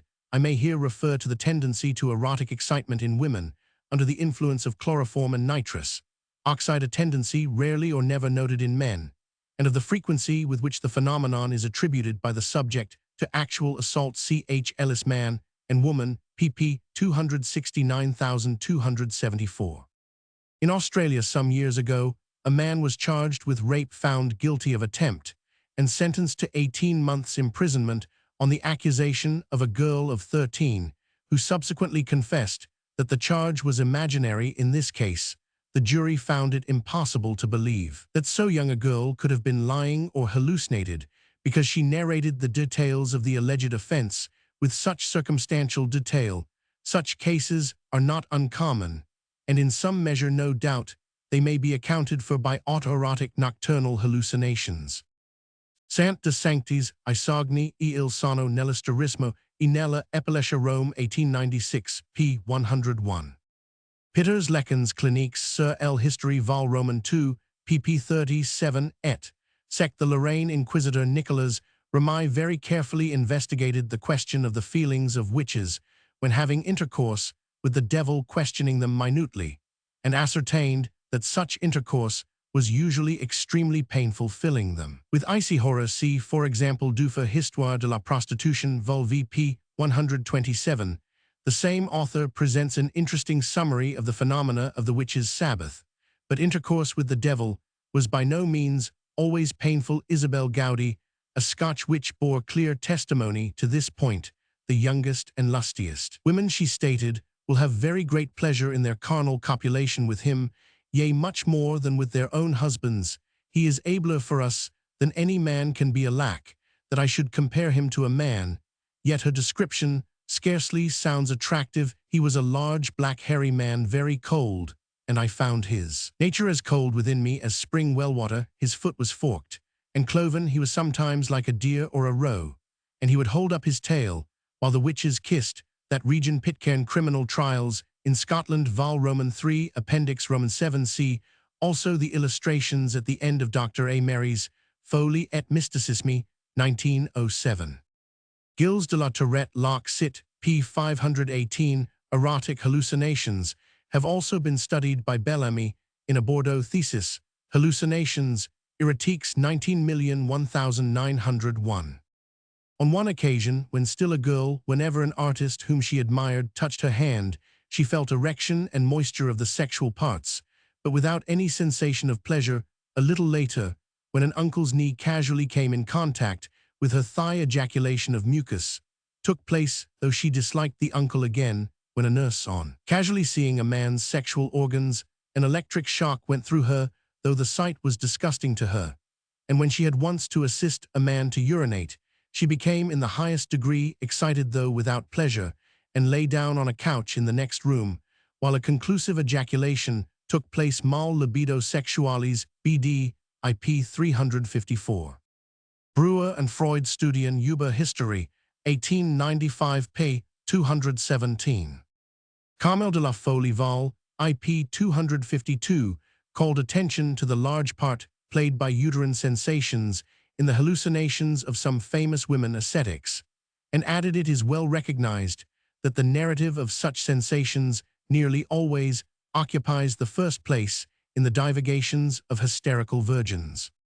H. Luber Les Tendances Religieuses chez les Mystiques Chrétiens, Revue Philosophique, November 1902, p. 465. St. Teresa herself states that physical sensations played a considerable part in this experience.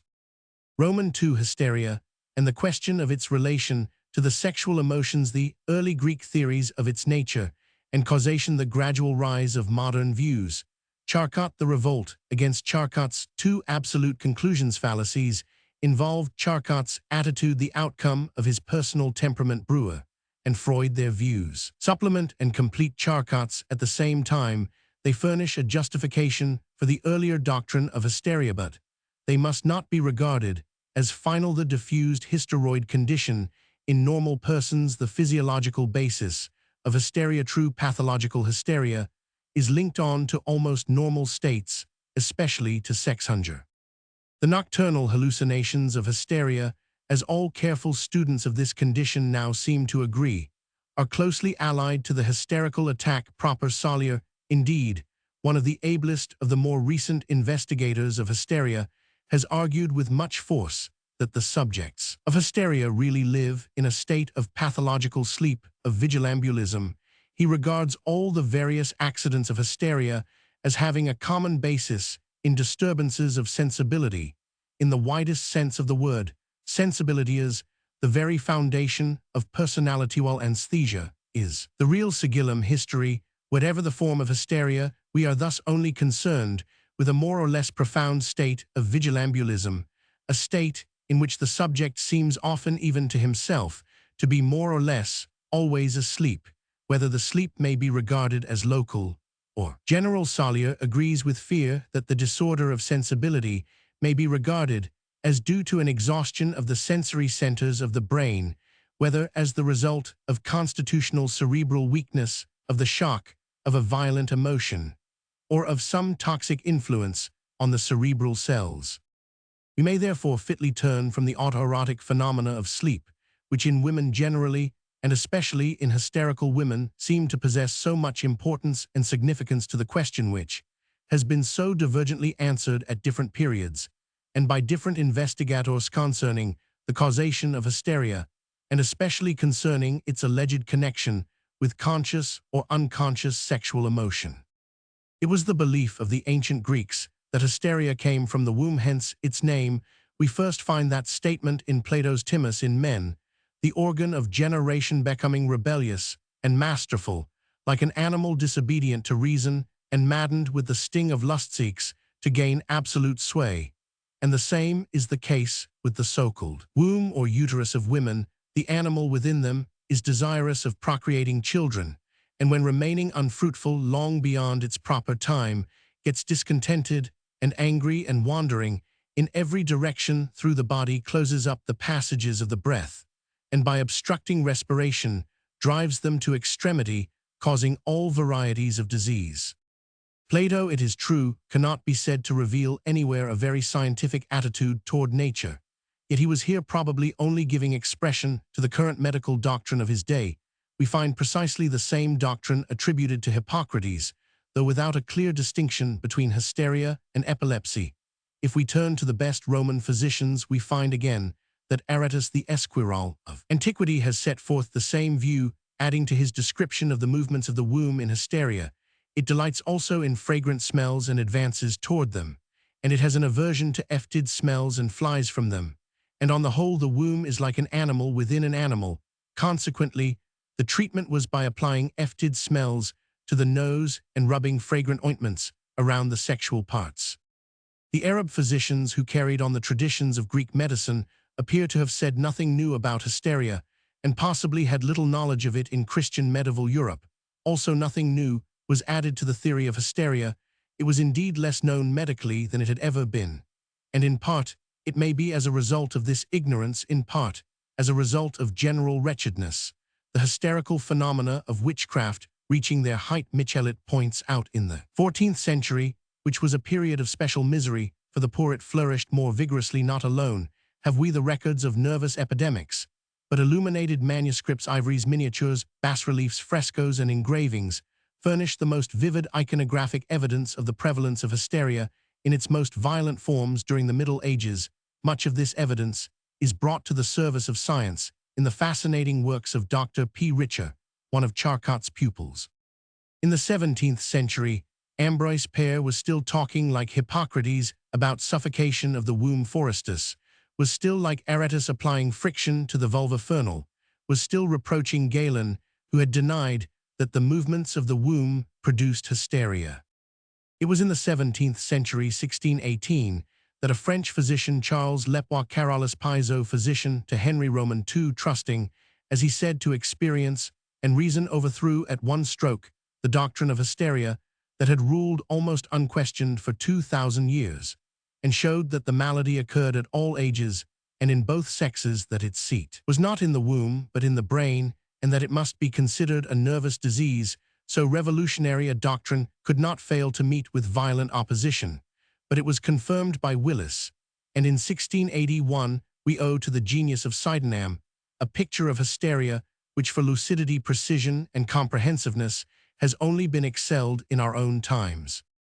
It was not possible any longer to maintain the womb theory of Hippocrates in its crude form, but in modified forms, and especially with the object of preserving the connection which many observers continued to find between hysteria and the sexual emotions. It still found supporters in the 18th and even the 19th centuries. James, in the middle of the 18th century, returned to the classical view, and in his Dictionary of Medicine maintained that the womb is the seat of hysteria. Lauer Villermé, in 1816, asserted that the most frequent causes of hysteria are deprivation of the pleasures of love, griefs connected with this passion, and disorders of menstruation. Favel, in 1833, and Landouzy, in 1846, advocated somewhat similar views. The acute Laycock, in 1840, quoted as almost a medical proverb the saying, "Salicitas major ad hysteriam proclivitas," fully endorsing it. More recently still, Clouston has defined hysteria as the loss of the inhibitory influence exercised on the reproductive and sexual instincts of women by the higher mental and moral functions, a position evidently requiring some modification in view of the fact that hysteria is by no means confined to women, while the same authority remarks that more or less concealed sexual phenomena are the chief symptoms of hysterical insanity. Two gynecologists of high position in different parts of the world, Heger in Germany and Balls Headley in Australia, attribute hysteria, as well as anemia, largely to unsatisfied sexual desire, including the non-satisfaction of the ideal feelings, Lombroso and Ferrero, again, while admitting that the sexual feelings might be either heightened or depressed in hysteria, referred to the frequency of what they termed a paradoxical sexual instinct in the hysterical, by which, for instance, sexual frigidity is combined with intense sexual preoccupations. And they also pointed out the significant fact that the crimes of the hysterical nearly always revolve around the sexual sphere, thus even up to the time when the conception of hysteria, which absolutely ignored and excluded any sexual relationship, whatever, had reached its height, independent views favoring such a relationship still found expression. Of recent years, however, such views usually aroused violent antagonism. The main current of opinion was with Briquet 1859, who, treating the matter with considerable ability and a wide induction of facts, indignantly repelled the idea that there is any connection between hysteria and the sexual facts of life, physical or psychic. As he himself admitted, Briquet was moved to deny a sexual causation of hysteria by the thought that such an origin would be degrading for women, a quelque chose de dégradant pour les femmes. It was, however, the genius of Charcot and the influence of his able pupils which finally secured the overthrow of the sexual theory of hysteria. Charcot emphatically anathematized the visceral origin of hysteria.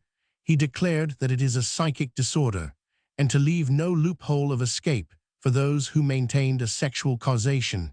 He asserted that there are no varieties of hysteria, that the disease is one and indivisible. Charcot recognized no primordial cause of hysteria beyond heredity, which here plays a more important part than in any other neuropathic condition. Such heredity is either direct or, more occasionally, by transformation, any deviation of nutrition found in the ancestors' gout. Diabetes, arthritis being a possible cause of hysteria in the descendants.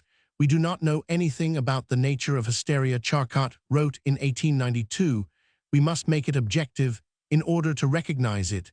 The dominant idea for us in the etiology of hysteria is, in the widest sense, its hereditary predisposition. The greater number of those suffering from this affection are simply born hysterizables, and on them the occasional causes act directly either through autosuggestion or by causing derangement of general nutrition, and more particularly of the nutrition of the nervous system." These views were ably and decisively stated in Gilles de la Tourette's Trait de l'Historie, written under the inspiration of Charcot. While Charcot's doctrine was thus being affirmed and generally accepted, there were at the same time workers in these fields who, though they by no means ignored this doctrine of hysteria or even rejected it, were inclined to think that it was too absolutely stated, writing in the Dictionary of Psychological Medicine at the same time as Charcot. Donkin, while deprecating any exclusive emphasis on the sexual causation, pointed out the enormous part played by the emotions in the production of hysteria and the great influence of puberty in women, due to the greater extent of the sexual organs and the consequently large area of central innervation involved, and thus rendered liable to fall into a state of unstable equilibrium, enforced abstinence from the gratification of any of the inherent and primitive desires. He pointed out may be an adequate exciting cause. Such a view as this indicated that to set aside the ancient doctrine of a physical sexual cause of hysteria was by no means to exclude a psychic sexual cause. 10 years earlier, Axenfeld and Hutchard had pointed out that the reaction against the sexual origin of hysteria was becoming excessive, and they referred to the evidence brought forward by veterinary surgeons showing that unsatisfied sexual desire in animals may produce nervous symptoms very similar to hysteria. Present writer, when in 1894, briefly discussing hysteria as an element in secondary sexual characterization, ventured to reflect the view confirmed by his own observation that there was a tendency to unduly minimize the sexual factor in hysteria, and further pointed out that the old era of a special connection between hysteria and the female sexual organs probably arose from the fact that in woman the organic sexual sphere is larger than in man. When indeed we analyze the foundation of the once predominant opinions of Charcot and his school regarding the sexual relationships of hysteria, it becomes clear that many fallacies and misunderstandings were involved. Briquet, Charcot's chief predecessor, acknowledged that his own view was that a sexual origin of hysteria would be degrading to women, that is to say, he admitted that he was influenced by a foolish and improper prejudice for the belief that the unconscious and involuntary morbid reaction of the nervous system to any disturbance of a great primary instinct can have quelque chose de degradant is itself an immoral belief. Such disturbance of the nervous system might or might not be caused, but in any case, the alleged degradation could only be the fiction of a distorted imagination. Again, confusion had been caused by the ancient error of making the physical sexual organs responsible for hysteria. First the womb, more recently the ovaries. The outcome of this belief was the extirpation of the sexual organs for the cure of hysteria. Charcot condemned absolutely all such operations as unscientific and dangerous, declaring that there is no such thing as hysteria of menstrual origin. Subsequently, Angelucci and Piracini carried out an international inquiry into the results of the surgical treatment of hysteria and condemned it in the most unqualified manner. It is clearly demonstrated that the physical sexual organs are not the seat of hysteria. It does not, however, follow that even physical sexual desire, when repressed, is not a cause of hysteria. The opinion that it was so formed an essential part of the early doctrine of hysteria, and was embodied in the ancient maxim nubat illa et morbus effugiat. The womb, it seemed to the ancients, was crying out for satisfaction, and when that was received, the disease vanished. But when it became clear that sexual desire, though ultimately founded on the sexual apparatus, is a nervous and psychic fact to put the sexual organs out of count, was not sufficient, for the sexual emotions may exist before puberty and persist after complete removal of the sexual organs. Thus, it has been the object of many writers to repel the idea that unsatisfied sexual desire can be a cause of hysteria. Briquet pointed out that hysteria is rare among nuns and frequent among prostitutes. Kraft Ebing believed that most hysterical women are not anxious for sexual satisfaction, and declared that hysteria caused through the non-satisfaction of the coarse sensual sexual impulse. I have never seen, while Pitters and others refer to the frequently painful nature of sexual hallucinations in the hysterical, but it soon becomes obvious that the psychic sexual sphere is not confined to the gratification of conscious physical sexual desire. It is not true that hysteria is rare among nuns. Some of the most tremendous epidemics of hysteria, and the most carefully studied, having occurred in convents, while the hysterical phenomena sometimes associated with revivals are well known. The supposed prevalence among prostitutes would not be evidence against the sexual relationships of hysteria.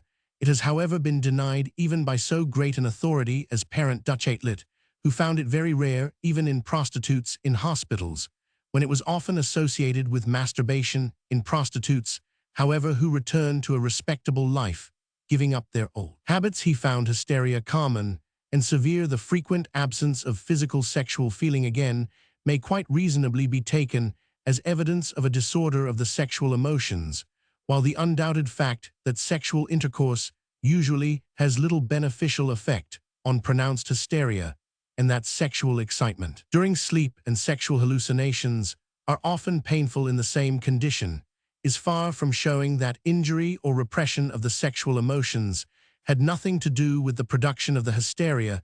It would be as reasonable to argue that the evil effect of a heavy meal on a starving man must be taken as evidence that he was not suffering from starvation. The fact, indeed, on which Gilles de la Tourette and others have remarked that the hysterical often desire not so much sexual intercourse as simple affection would tend to show that there is here a real analogy, and that starvation or lesion of the sexual emotions may produce, like bodily starvation, a rejection of those satisfactions which are demanded in health. Thus, even mainly a priori examination of the matter may lead us to see that many arguments brought forward in favor of Charcot's position on this point fall to the ground when we realize that the sexual emotions may constitute a highly complex sphere, often hidden from observation, sometimes not conscious at all, and liable to many lesions. Besides that, due to the non-satisfaction of sexual desire, at the same time, we are not thus enabled to overthrow any of the positive results attained by Charcot and his school. It may, however, be pointed out that Charcot's attitude toward hysteria was the outcome of his own temperament. He was primarily a neurologist. The bent of his genius was toward the investigation of facts that could be objectively demonstrated. His first interest in hysteria, dating from as far back as 1862, was in hysteroepileptic convulsive attacks, and to the last, he remained indifferent to all facts which could not be objectively demonstrated. That was the secret of the advances he was enabled to make in neurology for purely psychological investigation. He had no liking, and probably no aptitude, anyone who was privileged to observe his methods of work at the Salpêtrière will easily recall the great master's towering figure, the disdainful expression, sometimes even it seemed a little sour, the lofty bearing, which enthusiastic admirers called Napoleonic. The questions addressed to the patient were cold, distant, sometimes impatient. Charcot clearly had little faith in the value of any results so attained. One may well believe also that a man whose superficial personality was so haughty and awe-inspiring to strangers would in any case have had the greatest difficulty in penetrating the mysteries of a psychic world so obscure and elusive as that presented by the hysterical. The way was thus opened for further investigations on the psychic side. Charcot had affirmed the power not only of physical traumatism, but even of psychic lesions of moral shocks to provoke its manifestations, but his sole contribution to the psychology of this psychic malady, and this was borrowed from the Nancy school, in the one-word suggestibility. The nature and mechanism of this psychic process he left wholly unexplained. This step has been taken by others, in part by Janet, who from 1889 onward has not only insisted that the emotions stand in the first line among the causes of hysteria, but has also pointed out some portion of the mechanism of this process. Thus, he saw the significance of the fact already recognized that strong emotions tend to produce anesthesia and to lead to a condition of mental disaggregation favorable to abulia or abolition of willpower. It remained to show in detail the mechanism by which the most potent of all the emotions affects its influence, and by attempting to do this, the Viennese investigators Breuer, and especially Freud, greatly aided the study of hysteria.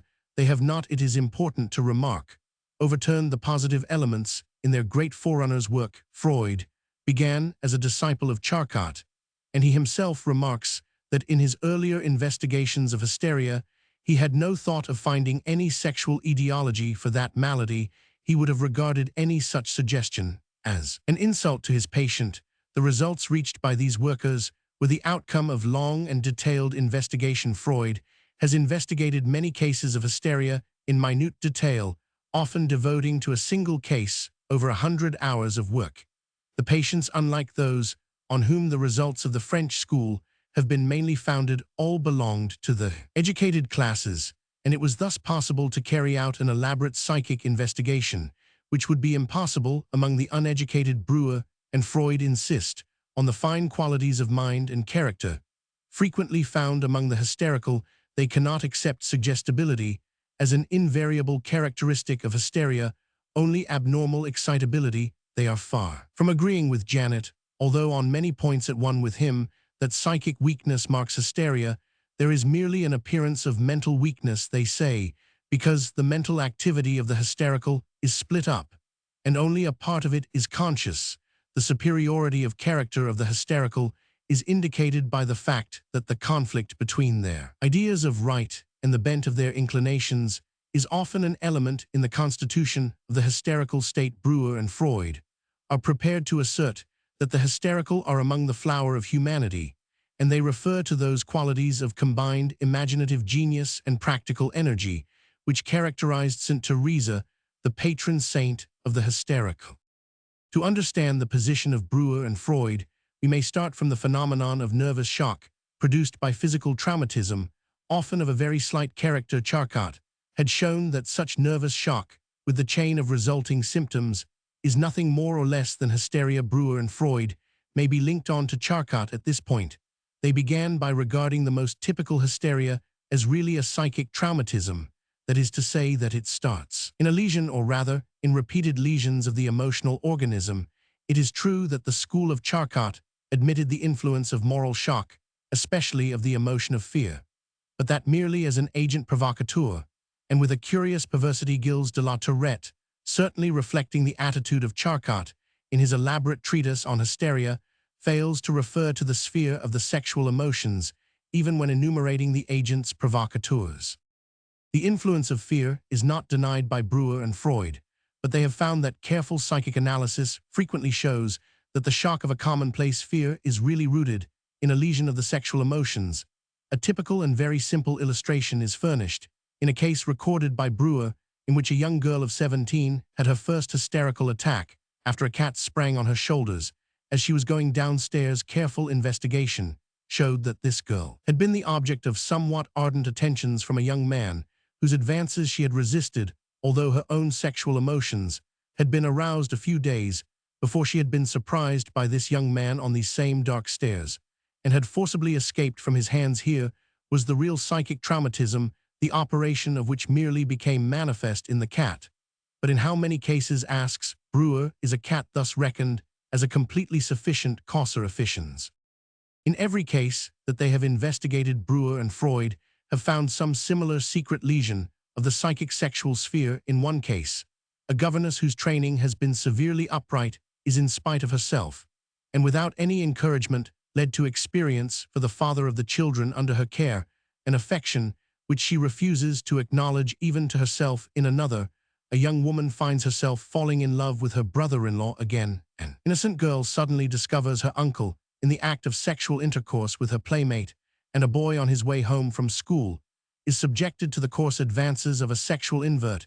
In nearly every case, as Freud eventually found reason to believe, a primary lesion of the sexual emotions dates from the period of puberty and frequently of childhood, and in nearly every case, the intimately private nature of the lesion causes it to be carefully hidden from everyone and even to be unacknowledged by the subject of it. In the earlier cases, Breuer and Freud found that a slight degree of hypnosis is necessary to bring the lesion into consciousness, and the accuracy of the revelations thus obtained has been tested by independent witness. Freud has, however, long abandoned the induction of any degree of hypnosis.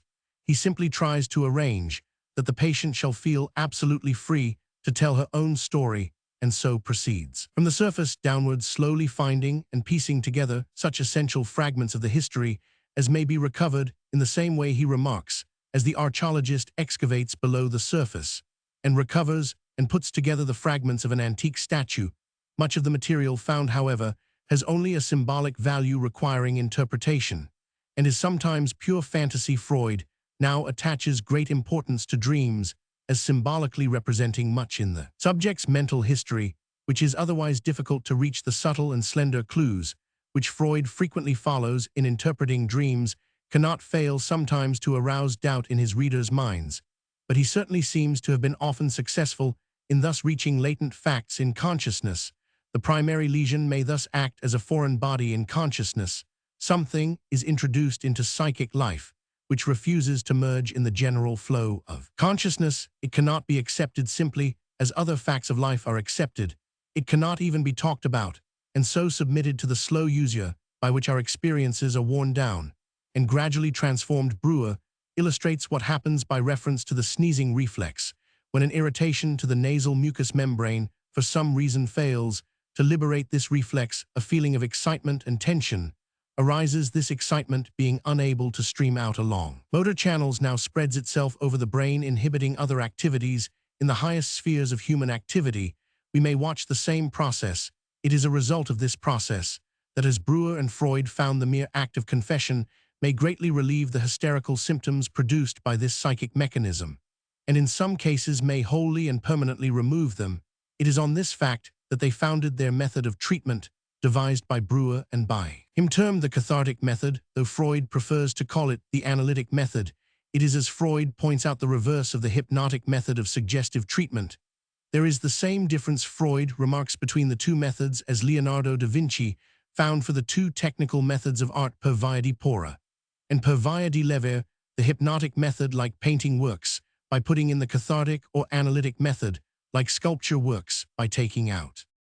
It is part of the mechanism of this process, as understood by these authors, that the physical symptoms of hysteria are constituted by a process of conversion out of the injured emotions, which then sink into the background or altogether out of consciousness.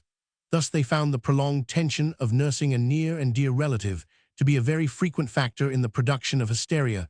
For instance, an originally rheumatic pain experienced by daughter when nursing her father becomes the symbol in memory of her painful psychic excitement, and this perhaps for several reasons, but chiefly because its presence in consciousness almost exactly coincided with that excitement. In another way again, nausea and vomiting may become a symbol through the profound sense of disgust with which some emotional shock was associated. Then the symbol begins to have a life of its own and draws hidden strength from the emotion with which it is correlated. Breuer and Freud have found by careful investigation that the pains and physical troubles of hysteria are far from being capricious, but may be traced in a varying manner to an origin, in some incident, some pain, some action, which was associated with a moment of acute psychic agony. The process of conversion was an involuntary escape from an intolerable emotion comparable to the physical pain sometimes sought in intense mental grief, and the patient wins some relief from the tortured emotions, though at the cost of psychic abnormality, of a more or less divided state of consciousness, and of physical pain or else anesthesia. In Charcot's third stage of the hysterical convulsion, that of attitudes passionnels, Breuer and Freud see the hallucinatory reproduction of a recollection, which is full of significance for the origin of the hysterical manifestations. The final result reached by these workers is clearly stated by each writer. The main observation of our predecessors, states Breuer, still preserved in the word hysteria, is nearer to the truth than the more recent view, which puts sexuality almost in the last line, with the object of protecting the patient from moral reproaches. Certainly, the sexual needs of the hysterical are just as individual and as various in force as those of the healthy, but they suffer from them, and in large measure indeed they suffer precisely through the struggle with them, through the effort to thrust sexuality aside. The weightiest fact, concludes Freud, on which we strike in a thorough pursuit of the analysis, is this: from whatever side and from whatever symptoms we start, we always unfailingly reach the region of the sexual life. Here first of all, an etiological condition of hysterical states is revealed at the bottom of every case of hysterion, reproducible by an analytical effort. After even an interval of long years may be found one or more facts of precocious sexual experience belonging to earliest youth. I regard this as an important result, as the discovery of a caput nilly of neuropathology 10 years later, enlarging rather than restricting his conception. Freud remarks sexuality is not a mere deus ex machina which intervenes, but once in the hysterical process, it is the motive force of every separate symptom, and every expression of a symptom. The morbid phenomena constitute, to speak plainly, the patient's sexual activity. The actual hysterical fit, Freud now states, may be regarded as the substitute for a once practiced and then abandoned autoerotic satisfaction, and similarly it may be regarded as an equivalent of coitus. It is natural to ask how this conception affects that elaborate picture of hysteria laboriously achieved by Charcot and his school. It cannot be said that it abolishes any of the positive results reached by Charcot, but it certainly alters their significance and value. It presents them in a new light and changes the whole perspective. With his passion for getting at tangible, definite physical facts, Charcot was on very safe ground, but he was content to neglect the psychic analysis of hysteria, while yet proclaiming that hysteria is a purely psychic disorder. He had no cause of hysteria to present save only heredity. Freud certainly admits heredity, but as he points out, the part it plays has been overrated. It is too vague and general to carry us far, and when a specific and definite cause can be found, the part played by heredity recedes to become merely a condition. The soil on which the specific etiology works here, probably Freud's enthusiasm, at first carried him too far, and the most important modification he has made in his views occurs at this point. He now attaches a preponderant influence to heredity.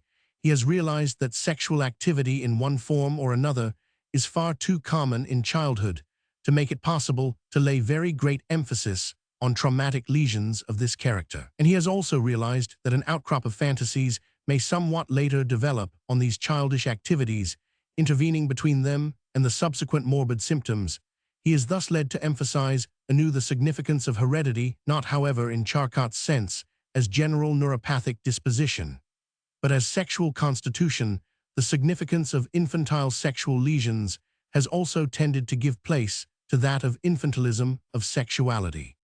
The real merit of Freud's subtle investigations is that while possibly furnishing a justification of the imperfectly understood idea that had floated in the mind of observers ever since the name hysteria was first invented, has certainly supplied a definite psychic explanation of a psychic malady, he has succeeded in presenting clearly at the expense of much labor, insight, and sympathy a dynamic view of the psychic processes involved in the constitution of the hysterical state, and such a view seems to show that the physical symptoms laboriously brought to light by Charcot are largely but epiphenomena and byproducts of an emotional process, often of tragic significance to the subject, which is taking place in the most sensitive recess of the psychic organism. That the picture of the mechanism involved presented to us by Professor Freud cannot be regarded as a final and complete account of the matter may readily be admitted.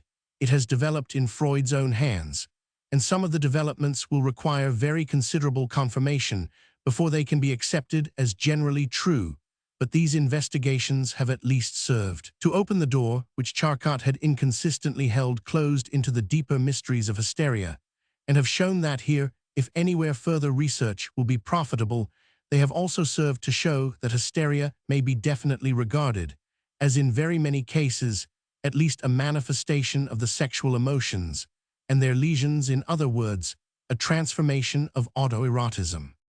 The conception of hysteria, so vigorously enforced by Charcot and his school, is thus now beginning to appear incomplete, but we have to recognize that that incompleteness was right and necessary. A strong reaction was needed against a widespread view of hysteria that was in large measure scientifically false.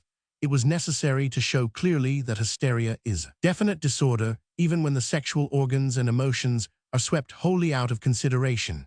And it was also necessary to show that the lying and dissimulation so widely attributed to the hysterical were merely the result of an ignorant and unscientific misinterpretation of psychic elements of the disease. This was finally and triumphantly achieved by Charcot's school. There is only one other point in the explanation of hysteria which I will here refer to, and that because it is usually ignored, and because it has relationship to the general psychology of the sexual emotions, I refer to that physiological hysteria, which is the normal counterpart of the pathological hysteria, which has been described in its physical details by Charcot, and to which alone the term should strictly be applied. Even though hysteria as a disease may be described as one and indivisible, there are yet to be found among the ordinary and fairly healthy population vague and diffused hysteroid symptoms, which are dissipated in a healthy environment, or pass nearly unnoted, only to develop, in a small proportion of cases, under the influence of a more pronounced heredity or a severe physical or psychic lesion, into that definite morbid state, which is properly called hysteria. This diffused hysteroid condition may be illustrated by the results of a psychological investigation carried on in America by Miss Gertrude Stein among the ordinary male and female students of Harvard University and Radcliffe College. The object of the investigation was to study with the aid of a planchette the varying liability to automatic movements among normal individuals. Nearly 100 students were submitted to experiment. It was found that automatic responses could be obtained in 2 sittings from all but a small proportion of the students of both sexes, but that there were 2 types of individual who showed a special aptitude. One type, probably showing the embryonic form of neurasthenia, was a nervous, high-strung, imaginative type, not easily influenced from without, and not so much suggestible as auto-suggestible. The other type, which is significant from our present point of view, is thus described by Miss Stein in general. The individuals, often blonde and pale, are distinctly phlegmatic, if emotional decidedly of the weakest sentimental order. They may be either large, healthy, rather heavy, and lacking in vigor, or they may be what we call anemic and phlegmatic. Their power of concentrated attention is very small. They describe themselves as never being held by their work. They say that their minds wander easily, that they work on after they are tired and just keep pegging away. They are very apt to have premonitory conversations. They anticipate the words of their friends. They imagine whole conversations that afterward come true. The feeling of having been there is very common with them. That is, they feel under given circumstances that they have had that identical experience before in all its details. They are often fatalistic in their ideas. They indulge in daydreams. As a rule, they are highly suggestible. There we have a picture of the physical constitution and psychic temperament on which the classical symptoms of hysteria might easily be built up, but these persons were ordinary students, and while a few of their characteristics are what is commonly and vaguely called morbid on the whole, they must be regarded as ordinarily healthy individuals. They have the congenital constitution and predisposition on which some severe psychic lesion at the psychological moment might develop the most definite and obstinate symptoms of hysteria, but under favorable circumstances, they will be ordinary men and women of no more than ordinary abnormality or ordinary power. They are among the many who have been called to hysteria at birth. They may never be among the few who are chosen. We may have to recognize that on the side of the sexual emotions, as well as in general constitution, a condition may be traced among normal persons that is hysteroid in character, and serves as the healthy counterpart of a condition which in hysteria is morbid in women. Such a condition has been traced, though misnamed, by Dr. King. Dr. King describes what he calls sexual hysteria in women, which he considers a chief variety of hysteria. He adds, however, that it is not strictly a disease, but simply an automatic reaction of the reproductive system, which tends to become abnormal under conditions of civilization, and to be perpetuated in a morbid form. In this condition, he finds 12 characters one time of life, usually between puberty and climacteric 2. Attacks rarely occur when subject is alone. 3. Subject appears unconscious, but is not really so. 4. She is instinctively ashamed afterward. 5. It occurs usually in single women, or in those single or married whose sexual needs are unsatisfied. 6. No external evidence of disease, and as Aitken pointed out, the nates are not flattened. The woman's physical condition is not impaired, and she may be specially attractive to men. 7. Warmth of climate and the season of spring and summer are conducive to the condition. 8. The paroxysm, in short, and temporary. 9. While light touches are painful, firm pressure and rough handling give relief. 10. It may occur in the occupied, but an idle, purposeless life is conducive. 11. The subject delights in exciting sympathy and in being fondled and caressed. 12. There is defect of will, and a strong stimulus is required to lead to action. Among civilized women, the author proceeds, this condition does not appear to subserve any useful purpose. Let us, however, go back to Aboriginal woman of the woods and the fields. Let us picture ourselves a young Aboriginal Venus in one of her earliest hysterical paroxysms. In doing so, let us not forget some of the 12 characteristics previously mentioned. She will not be acting her part alone, or if alone, it will be in a place where someone else is likely soon to discover her. Let this Venus be now discovered by a youthful Apollo of the woods, a man with fully developed animal instincts. He and she, like any other animals, are in the free field of nature. He cannot but observe to himself, this woman is not dead, she breathes, and is warm. She does not look ill, she is plump and rosy. He speaks to her, she neither hears apparently nor responds. Her eyes are closed. He touches, moves, and handles her at his pleasure. She makes no resistance. What will this primitive Apollo do next? He will cure the fit and bring the woman back to consciousness, satisfy her emotions, and restore her volition, not by delicate touches that might be agonizing to her hyperesthetic skin, but by vigorous massage, passive motions, and succussion that would be painless. The emotional process on the part of the woman would end, perhaps, with mingled laughter, tears, and shame, and when accused afterward of the part which the ancestrally acquired properties of her nervous system had compelled her to act as a preliminary to the event, what woman would not deny it and be angry? but the course of nature having been followed, the natural purpose of the hysterical paroxysm accomplished, there would remain, as a result of the treatment instead of one discontented woman, two happy people, and the possible beginning of a third. Natural primary sexual hysteria in woman, King concludes, is a temporary modification of the nervous government of the body and the distribution of nerve force, occurring for the most part as we see it today in prudish women of strong moral principle, whose volition has disposed them to resist every sort of liberty or approach from the other sex, consisting in a transient abdication of the general volitional and self-preservational ego. While the reins of government are temporarily assigned to the usurping power of the reproductive ego, so that the reproductive government overrules the government by volition, and thus, as it were, forcibly compels the woman's organism to so dispose itself at a suitable time and place as to allow, invite, and secure the approach of the other sex, whether she will or not, to the end that nature's imperious demand for reproduction shall be obeyed. This perhaps rather fantastic description is not a presentation of hysteria in the technical sense, but we may admit that it presents a state which, if not the real physiological counterpart of the hysterical convulsion, is yet distinctly analogous to the latter. The sexual orgasm has this correspondence with the hysterical fit, that they both serve to discharge the nervous centers and relieve emotional tension. It may even happen, especially in the less severe forms of hysteria, that the sexual orgasm takes place during the hysterical fit. This was found by Rosenthal of Vienna to be always the case in the semi-conscious paroxysms of a young girl whose condition was easily cured. No doubt, such cases would be more frequently found if they were sought for in severe forms of hysteria. However, it frequently happens, as so many observers have noted, that normal sexual excitement has ceased to give satisfaction, has become painful. Perverted paradoxical Freud has enabled us to see how a shock to the sexual emotions, injuring the emotional life at its source, can scarcely fail sometimes to produce such a result. But the necessity for nervous explosion still persists. It may indeed persist, even in an abnormally strong degree, in consequence of the inhibition of normal activities generally. The convulsive fit is the only form of relief open to the tension.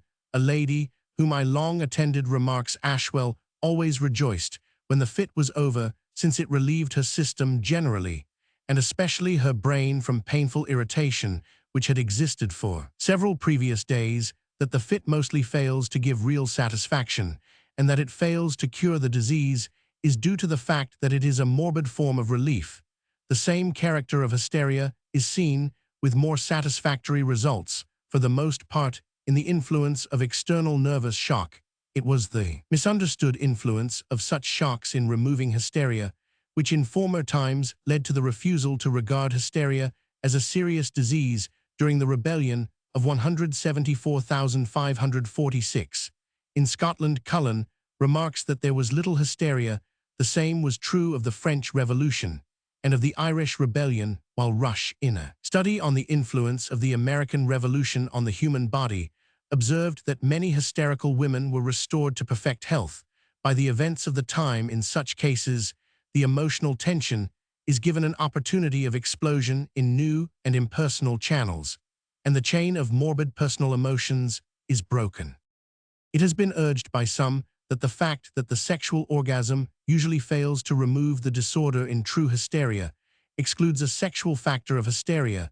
It is really, one may point out, an argument in favor of such an element as one of the factors of hysteria, if there were no initial lesion of the sexual emotions, if the natural healthy sexual channel still remained free for the passage of the emotional overflow, then we should expect that it would much oftener come into play in the removal of hysteria. In the more healthy, merely hysteroid condition, the psychic sexual organism is not injured and still responds normally, removing the abnormal symptoms. When allowed to do so, it is the confusion between this almost natural condition and the truly morbid condition alone, properly called hysteria, which led to the ancient opinion, inaugurated by Plato and Hippocrates, that hysteria may be cured by marriage. The difference may be illustrated by the difference between a distended bladder, which is still able to contract normally on its contents, when at last an opportunity of doing so is afforded, and the bladder in which distension has been so prolonged that nervous control had been lost, and spontaneous expulsion has become impossible. The first condition corresponds to the constitution, which, while simulating the hysterical condition, is healthy enough to react normally in spite of psychic lesions. The second corresponds to a state in which, owing to the prolonged stress of psychic traumatism, sexual or noted definite condition of hysteria has arisen. The one state is healthy, though abnormal. The other is one of pronounced morbidity. The condition of true hysteria is thus linked on to almost healthy states, and especially to a condition which may be described as one of sex hunger. Such a suggestion may help us to see these puzzling phenomena in their true nature and perspective. At this point, I may refer to the interesting parallel and probable real relationship between hysteria and chlorosis. As Lucet has said, hysteria and chlorosis are sisters. We have seen that there is some ground for regarding hysteria as an exaggerated form of a normal process, which is really an autoerotic phenomenon. There is some ground also for regarding chlorosis as the exaggeration of a physiological state. Connected with sexual conditions, more specifically with the preparation for maternity, hysteria is so frequently associated with anemic conditions that Biernacki has argued that such conditions really constitute the primary and fundamental cause of hysteria. Neurologisches Centralblatt, March 1898. And centuries before Biernacki, Sydenham had stated his belief that poverty of the blood is the chief cause of hysteria. It would be some confirmation of this position if we could believe that chlorosis, like hysteria, is in some degree a congenital condition. This was the view of Virchow, who regarded chlorosis as essentially dependent on a congenital hyperplasia of the arterial system. Stieda, on the basis of an elaborate study of 23 cases, has endeavored to prove that chlorosis is due to a congenital defect of development. Zeitschrift für Geburtshilfe und Gynäkologie, Vol. Roman 30, 2 Part 1, 1895. His facts tend to prove that in chlorosis there are signs of general ill-development, and that in particular there is imperfect development of the breasts and sexual organs, with a tendency to contracted pelvis. Charon, again, regards uterovarian inadequacy as at least one of the factors of chlorosis. Chlorosis in its extreme form may thus be regarded as a disorder of development, a sign of physical degeneracy, even if not strictly a cause. A congenital condition may, as Stockman believes, British Medical Journal, December 14, 1895, be a predisposing influence. However it may be, in extreme cases, there is very considerable evidence to indicate that the ordinary anemia of young women may be due to a storing up of iron in the system, and is so far normal, being a preparation for the function of reproduction. Some observations of Bung's seem to throw much light on the real cause of what may be termed physiological chlorosis. He found by a series of experiments on animals of different ages that young animals contain a much greater amount of iron in their tissues than adult animals. That, for instance, the body of a rabbit an hour after birth contains more than 4 times as much iron as that of a rabbit 2.5 months old. It thus appears probable that at the period of puberty and later, there is a storage of iron in the system preparatory to the exercise of the maternal functions. It is precisely between the ages of 15 and 23, as Stockman found by an analysis of his own cases, British Medical Journal, December 14, 1895, that the majority of cases occur. There was indeed, he found, no case in which the first onset was later than the age of 23. A similar result is revealed by the charts of Lloyd-Jones, which cover a vastly greater number of cases. We owe to Lloyd-Jones an important contribution to the knowledge of chlorosis in its physiological or normal relationships. He has shown that chlorosis is but the exaggeration of a condition that is normal at puberty and in many women at each menstrual period, and which there is good reason to believe even has a favorable influence on fertility. He found that light-complexioned persons are more fertile than the dark-complexioned, and that at the same time the blood of the latter is of less specific gravity, containing less hemoglobin. Lloyd-Jones also reached the generalization that girls who have had chlorosis are often remarkably pretty, so that the tendency to chlorosis is associated with all the sexual and reproductive aptitudes that make a woman attractive to a man. His conclusion is that the normal condition, of which chlorosis is the extreme and pathological condition, is a preparation for motherhood. Lloyd Jones, Chlorosis. Special Anemia of Young Women, 1897. Also numerous reports to the British Medical Association, published in the British Medical Journal. There was an interesting discussion of the theories of chlorosis at the Moscow International Medical Congress in 1898. See Proceedings of the Congress volume in section 5 pp 224, etc.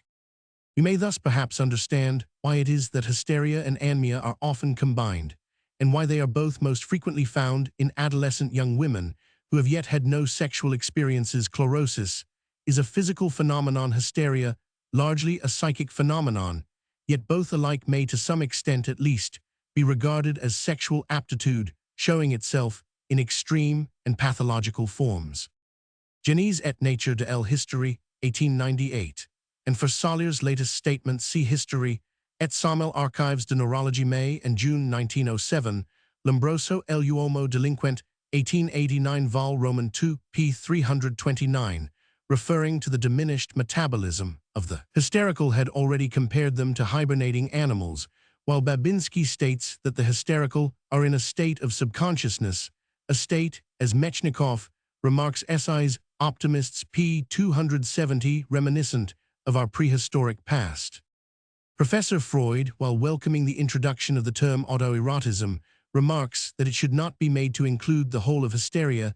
This I fully admit, and have never questioned. Hysteria is far too large and complex a phenomenon to be classed as entirely a manifestation of autoerotism, but certain aspects of it are admirable illustrations of autoerotic transformation.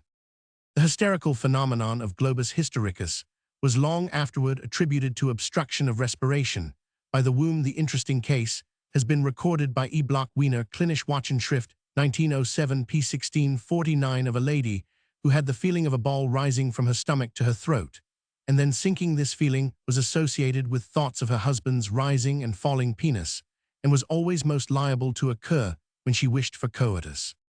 As Gilles de la Tourette points out, it is not difficult to show that epilepsy, the morbus sacer of the ancients, owed much of its sacred character to this confusion with hysteria. Those priestesses who, struck by the morbus sacer, gave forth their oracles amid convulsions, were certainly not the victims of epilepsy, but of hysteria. Trait de l'Historie, Vol. I. p. 3. Aratus on the Causes and Symptoms of Acute Diseases, Book 2, Chapter 2256. It may be noted that this treatment furnishes another instance of the continuity of therapeutic methods through all changes of theory, from the earliest to the latest times. Drugs of unpleasant odor like asafoetida have always been used in hysteria, and scientific medicine today still finds that asafoetida is a powerful sedative too. The uterus, controlling nervous conditions during pregnancy and arresting uterine irritation when abortion is threatened. See, for example, Worman der Frauenarzt, August 1895. Again, the rubbing of fragrant ointments into the sexual regions is but a form of that massage which is one of the modern methods of treating the sexual disorders of women. Les démoniaques dans l'art, 1887, Les malades et les déformes dans l'art, 1889. Glafira Abrikosov of Moscow, in her Paris thesis, L'Historie, aux Roman 17 et Roman 18 siècles, 1897, presents a summary of the various views held at this time, as also Gilles de la Tourette, Trait de l'Historie, Vol. I. Chapter 1259. Edinburgh Medical Journal, June 1883, p. 1123, and Mental Diseases, 1887, p. 488. Hegger's Zusammenhang der Geschlechtskrankheit mit Nervosen Leiden, Stuttgart, 1885. Hegger, however, went much further than this, and was largely responsible for the surgical treatment of hysteria, now generally recognized as worse than futile balls. Headley Etiology of Nervous Diseases of the Female Genital Organs, Olbut and Playfair System of Gynecology, 1896, p. 141. Lombroso and Ferrero, La Donna Delinquente, 1893, pp. 61314. Charcot and Marie, article on hysteria Tukes, Dictionary of Psychological Medicine. Axenfeld and Hutchard Trait, Des Nevroses, 1880, 3 pp 109294, Icard, La Femme Pendant la Period Menstrual pp. 12021, has also referred to recorded cases of hysteria in animals Costs and Peters cases, as has Gilles de la Tourette op. Cit. Vol. IP 123. See also for references Fear L. Instinct Sexual p. 59. Man and Woman 4th ed. p. 326.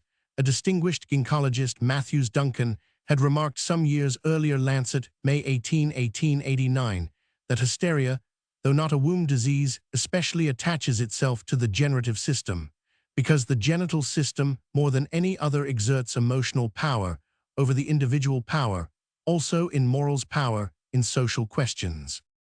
Gilles de la Tourette, Archives de Toxicologie et de Gynecologie, June 1895. Revista Sperimental de Freniatria, 1897 p. 290, summarized in the Journal of Mental Science, January 1898.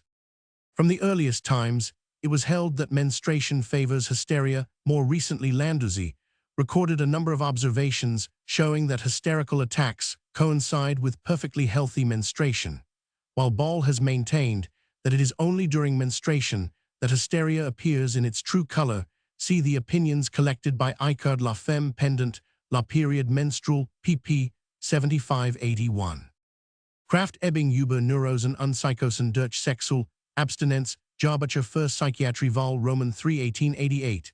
It must, however, be added that the relief of hysteria by sexual satisfaction is not rare, and that Rosenthal finds that the convulsions are thus diminished. Allgemeine Wiener Medizinal Zeitung Nos. 46 and 47, 1887. So they are also in simple and uncomplicated cases, according to Mongery, by pregnancy. All doctors who have patients in convents, remarks Marot La Puberta p. 338, know how hysteria dominates among them. He adds that his own experience confirms that of Rasiborski, who found that nuns devoted to the contemplative life are more liable to hysteria than those who are occupied in teaching or in nursing. It must be added, however, that there is not unanimity as to the prevalence of hysteria in convents. Brachet was of the same opinion as Briquet, and so considered it rare. Imbert Gaubier, also La Stigmatisation p. 436, states that during more than 40 years of medical life, though he has been connected with a number of religious communities, he has not found in them a single hysterical subject, the reason being, he remarks, that the unbalanced and extravagant are refused admission to the cloister. Parent Dutch Outlet de la Prostitution, Vol. IP 242. It may not be unnecessary to point out that here and throughout, in speaking of the psychic mechanism of hysteria, I do not admit that any process can be purely psychic, as Fear puts it in an admirable study of hysteria, 20th Century Practice of Medicine, 1897, Vol. XP 556. In the genesis of hysterical troubles, everything takes place as if the psychical and the somatic phenomena were two aspects of the same biological fact. Pierre Janet L. Automatisme psychologique, 1889, L. État mental des hystériques, 1894, Nevroses et idées fixes, 1898, Breuer und Freud Studien über Hysterie, Vienna, 1895. The best introduction to Freud's work is, however, to be found in the two series of his Sammlung kleiner Schriften zur Neurosenlehre, published in a collected form in 1906 and 1909. It may be added that a useful selection of Freud's papers has lately, 1909, been published in English. We might perhaps even say that in hysteria, the so-called higher centers have an abnormally strong inhibitory influence over the lower centers. Giuffredi Gazzetta degli Ospedali, October 1, 1895, has shown that some hysterical symptoms, such as mutism, can be cured by etherization, thus loosening the control of the higher centers. Charcot's school could not fail to recognize the erotic tone, which often dominates hysterical hallucinations. Gilles de la Tourette seeks to minimize it by the remark that it is more mental than real. He means to say that it is more psychic than physical, but he implies that the physical element in sex is alone real, a strange assumption in any case, as well as destructive of Gilles de la Tourette's own fundamental assertion that hysteria is a real disease, and yet purely psychic. See, for example, his substantial volume Die Traumdeutung 1902, D. ed. 1909. Sammlung First Series, p. 208. Studien über History, p. 217. Sammlung First Series, p. 162. Sammlung Second Series, p. 102. Ib. p. 146. Sammlung First Series, p. 229. Freud has developed his conception of sexual constitution in Drei Abhandlungen zur Sexualtheorie, 1905. As Mahl remarks, Freud's conceptions are still somewhat subjective and in need of objective demonstration, but whatever may be thought of their theories, he adds, there can be no doubt that Breuer and Freud have done a great service by calling attention to the important action of the sexual life on the nervous system. Gertrude Stein, Cultivated Motor Automatism, Psychological Review, May 1898. Charcot's most faithful followers refuse to recognize a hysteric temperament, and are quite right if such a conception is used to destroy the conception of hysteria as a definite disease. We cannot, however, fail to recognize a diathesis, which, while still apparently healthy, is predisposed to hysteria. So distinguished a disciple of Charcot as Janet thoroughly recognizes this and argues l'état mental, etc. p. 298, that we may find in the habits, the passions, the psychic automatism of the normal man, the germ of all hysterical phenomena. Fear held a somewhat similar view. A. F. A. King, Hysteria, American Journal of Obstetrics, May 18, 1891. Roman 1000, Rosenthal Diseases of the Nervous System, Vol. Roman 2, p. 44. Fear Notes, Similar Cases, 20th Century Practice of Medicine, Vol. X, p. 551. Long previously, Gall had recorded the case of a young widow of ardent temperament who had convulsive attacks, apparently of hysterical nature, which always terminated in sexual orgasm functions. Du Cerveau 1825, Vol. Roman 3, p. 245. There seems to be a greater necessity for such explosive manifestations in women than in men. Whatever the reason may be, I have brought together some of the evidence pointing in this direction in Man and Woman, 4th ed. Revised, and enlarged chapters Roman 12 and Roman 13,288. There is no doubt an element of real truth in this ancient belief, though it mainly holds good of minor cases of hysteria.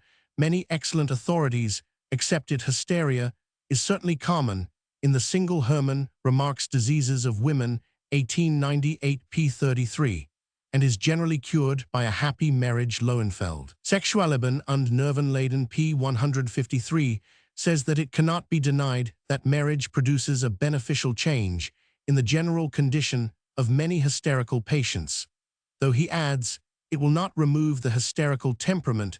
The advantage of marriage for the hysterical is not necessarily due solely or at all to the exercise of sexual functions.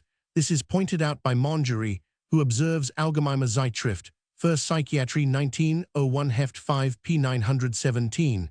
I have known and treated several hysterical girls who are now married and do not show the least neuropathic indications. Some of these no longer have any wish for sexual gratification and even fulfill their marital duties unwillingly, though loving their husbands and living with them in an extremely happy way. In my opinion, marriage is a sovereign remedy for neuropathic women who need to find a support in another personality able to share with them the battle of life. Roman 3. The prevalence of masturbation. Its occurrence in infancy and childhood is it more frequent in males or females after adolescence, apparently more frequent in women. Reasons for the sexual distribution of masturbation. The alleged evils of masturbation. Historical sketch of the views held on this point. The symptoms and results of masturbation. Its alleged influence in causing eye disorders. Its relation to insanity and nervous disorders. The evil effects of masturbation usually occur on the basis of a congenitally morbid nervous system neurasthenia, probably the commonest accompaniment of excessive masturbation. Precocious masturbation tends to produce aversion to coitus. Psychic results of habitual masturbation. Masturbation in men of genius. Masturbation as nervous sedative. Typical cases. The Greek attitude toward masturbation attitude of the Catholic theologians, the Mohammedan attitude, the modern scientific attitude. In what sense is masturbation normal? The immense part in life played by transmuted autoerotic phenomena. The foregoing sketch will serve to show how vast is the field of life of normal, and not merely abnormal life, more or less infused by autoerotic phenomena. If, however, we proceed to investigate precisely the exact extent, degree, and significance of such phenomena, we are met by many difficulties. We find, indeed, that no attempts have been made to study autoerotic phenomena, except as regards the group, somewhat artificial group, as I have already tried to show, collected under the term masturbation, while even here such attempts have only been made among abnormal classes of people, or have been conducted in a manner scarcely likely to yield reliable results. Still, there is a certain significance in the more careful investigations which have been made to ascertain the precise frequency of masturbation. Berger, an experienced specialist in nervous diseases, concluded in his Vorlesungen that 99% of young men and women masturbate occasionally, while the 100th conceals the truth, and Hermann Cohn appears to accept this statement as generally true in Germany. So high an estimate has of course been called in question, and since it appears to rest on no basis of careful investigation, we need not seriously consider it. It is useless to argue on suppositions. We must cling to our definite evidence, even though it yields figures which are probably below the mark. Rolder considers that during adolescence, at least 95% of both sexes masturbate, but his figures are not founded on precise investigation. Julian Marcuse, on the basis of his own statistics, concludes that 92% male individuals have to some extent masturbated in youth.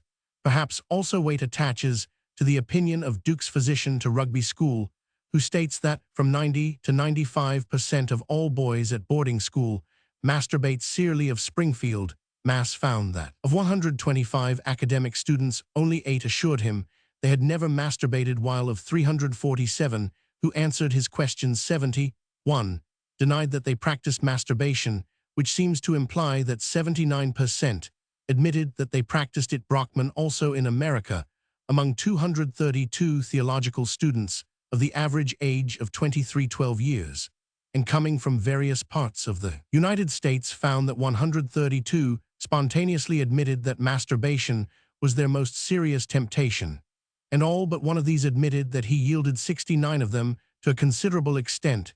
This is a proportion of at least 56%, the real proportion being doubtless larger, since no question had been asked as to sexual offenses.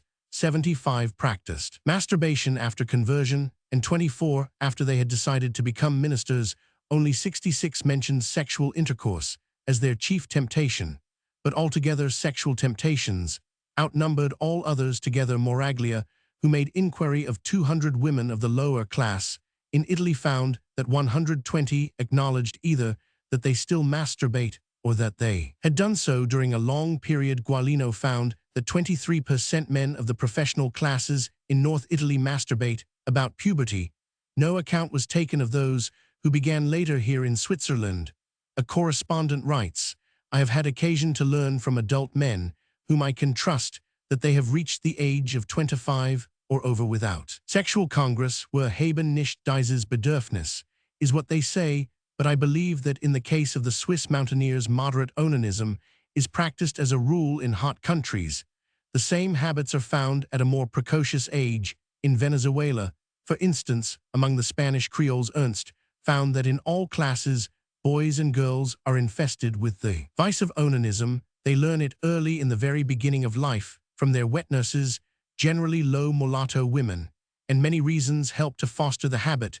The young men are often dissipated, and the young women often remain single. Niceforo, who shows a special knowledge of the working girl class at Rome, states that in many milliners and dressmakers' workrooms where young girls are employed, it frequently happens that during the hottest hours of the day between 12 and 2, when the mistress or forewoman is asleep, all the girls, without exception, give themselves up to masturbation. In France, a country cure assured Debrin that among the little girls who come up for their first communion, 11 out of 12 were given to masturbation. The medical officer of a Prussian reformatory told Rolder that nearly all the inmates over the age of puberty masturbated. Stanley Hall knew a reform school in America where masturbation was practiced without exception, and he who could practice it oftenest was regarded with hero worship. Ferriani, who has made an elaborate study of youthful criminality in Italy, states that even if all boys and girls among the general population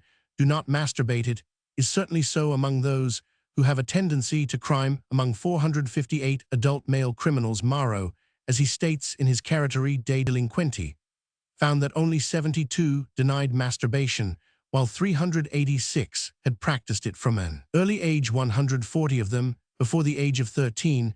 Among 30 criminal women, Moraglia found that 24 acknowledged the practice at all events in early youth, 8 of them before the age of 10, a precocity accompanied by average precocity in menstruation, while he suspected that most of the remainder were not unfamiliar with the practice. Among prostitutes of whatever class or position, Moraglia found masturbation, though it must be pointed out that he does not appear to distinguish masturbation very clearly from homosexual practices, to be universal. In one group of 50 prostitutes, everyone had practiced masturbation at some period. 28 began between the ages of 6 and 11. 19 between 12 and 14, the most usual period. A precocious one-off commencing puberty, the remaining 3 at 15 and 16.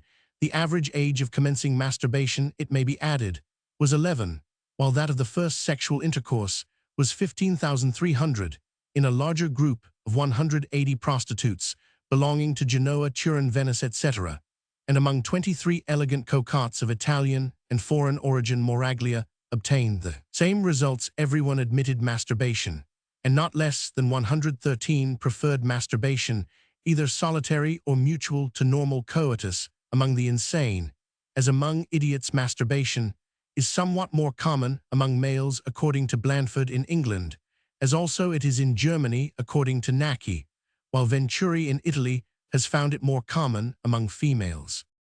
There appears to be no limit to the age at which spontaneous masturbation may begin to appear. I have already referred to the practice of thyrubing in infants under 1 year of age. J. P. West has reported in detail 3 cases of masturbation in very early childhood, 2 in girls, 1 in a boy, which the practice had been acquired spontaneously and could only be traced to some source of irritation in pressure from clothing, etc. Probably there is often in such cases some hereditary lack of nervous stability. Block has recorded the case of a girl very bright for her age, though excessively shy and taciturn, who began masturbating spontaneously at the age of 2. In this case, the mother had masturbated all her life, even continuing the practice after marriage, and though she succeeded in refraining during pregnancy, her thoughts still dwelt upon it, while the maternal grandmother had died in an asylum from masturbatory insanity.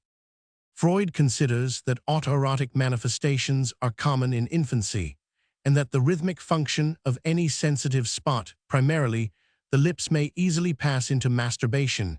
He regards the infantile manifestations, of which thumbsucking is the most familiar example, Ludeln, or Lutschen in German, as autoerotic, the germ arising in sucking the breasts, since the lips are an erogenous zone which may easily be excited by the warm stream of milk.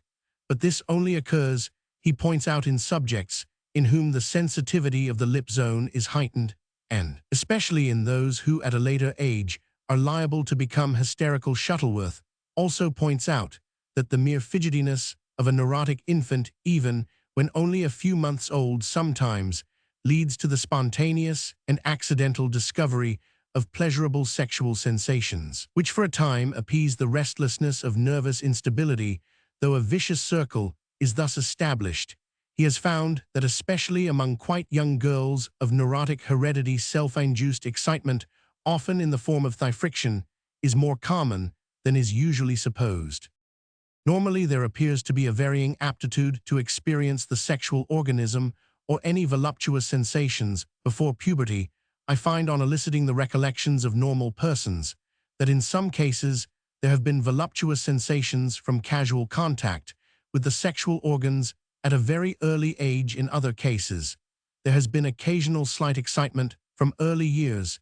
In yet other cases, complete sexual anesthesia until the age of puberty. that the latter condition is not due to mere absence of peripheral irritation is shown by a case I am acquainted with in which a boy of 7, incited by a companion, innocently attempted at intervals during several weeks to produce erection by friction of the penis. No result of any kind followed, although erections occurred spontaneously at puberty with normal sexual feelings. I am indebted to a correspondent for the following notes.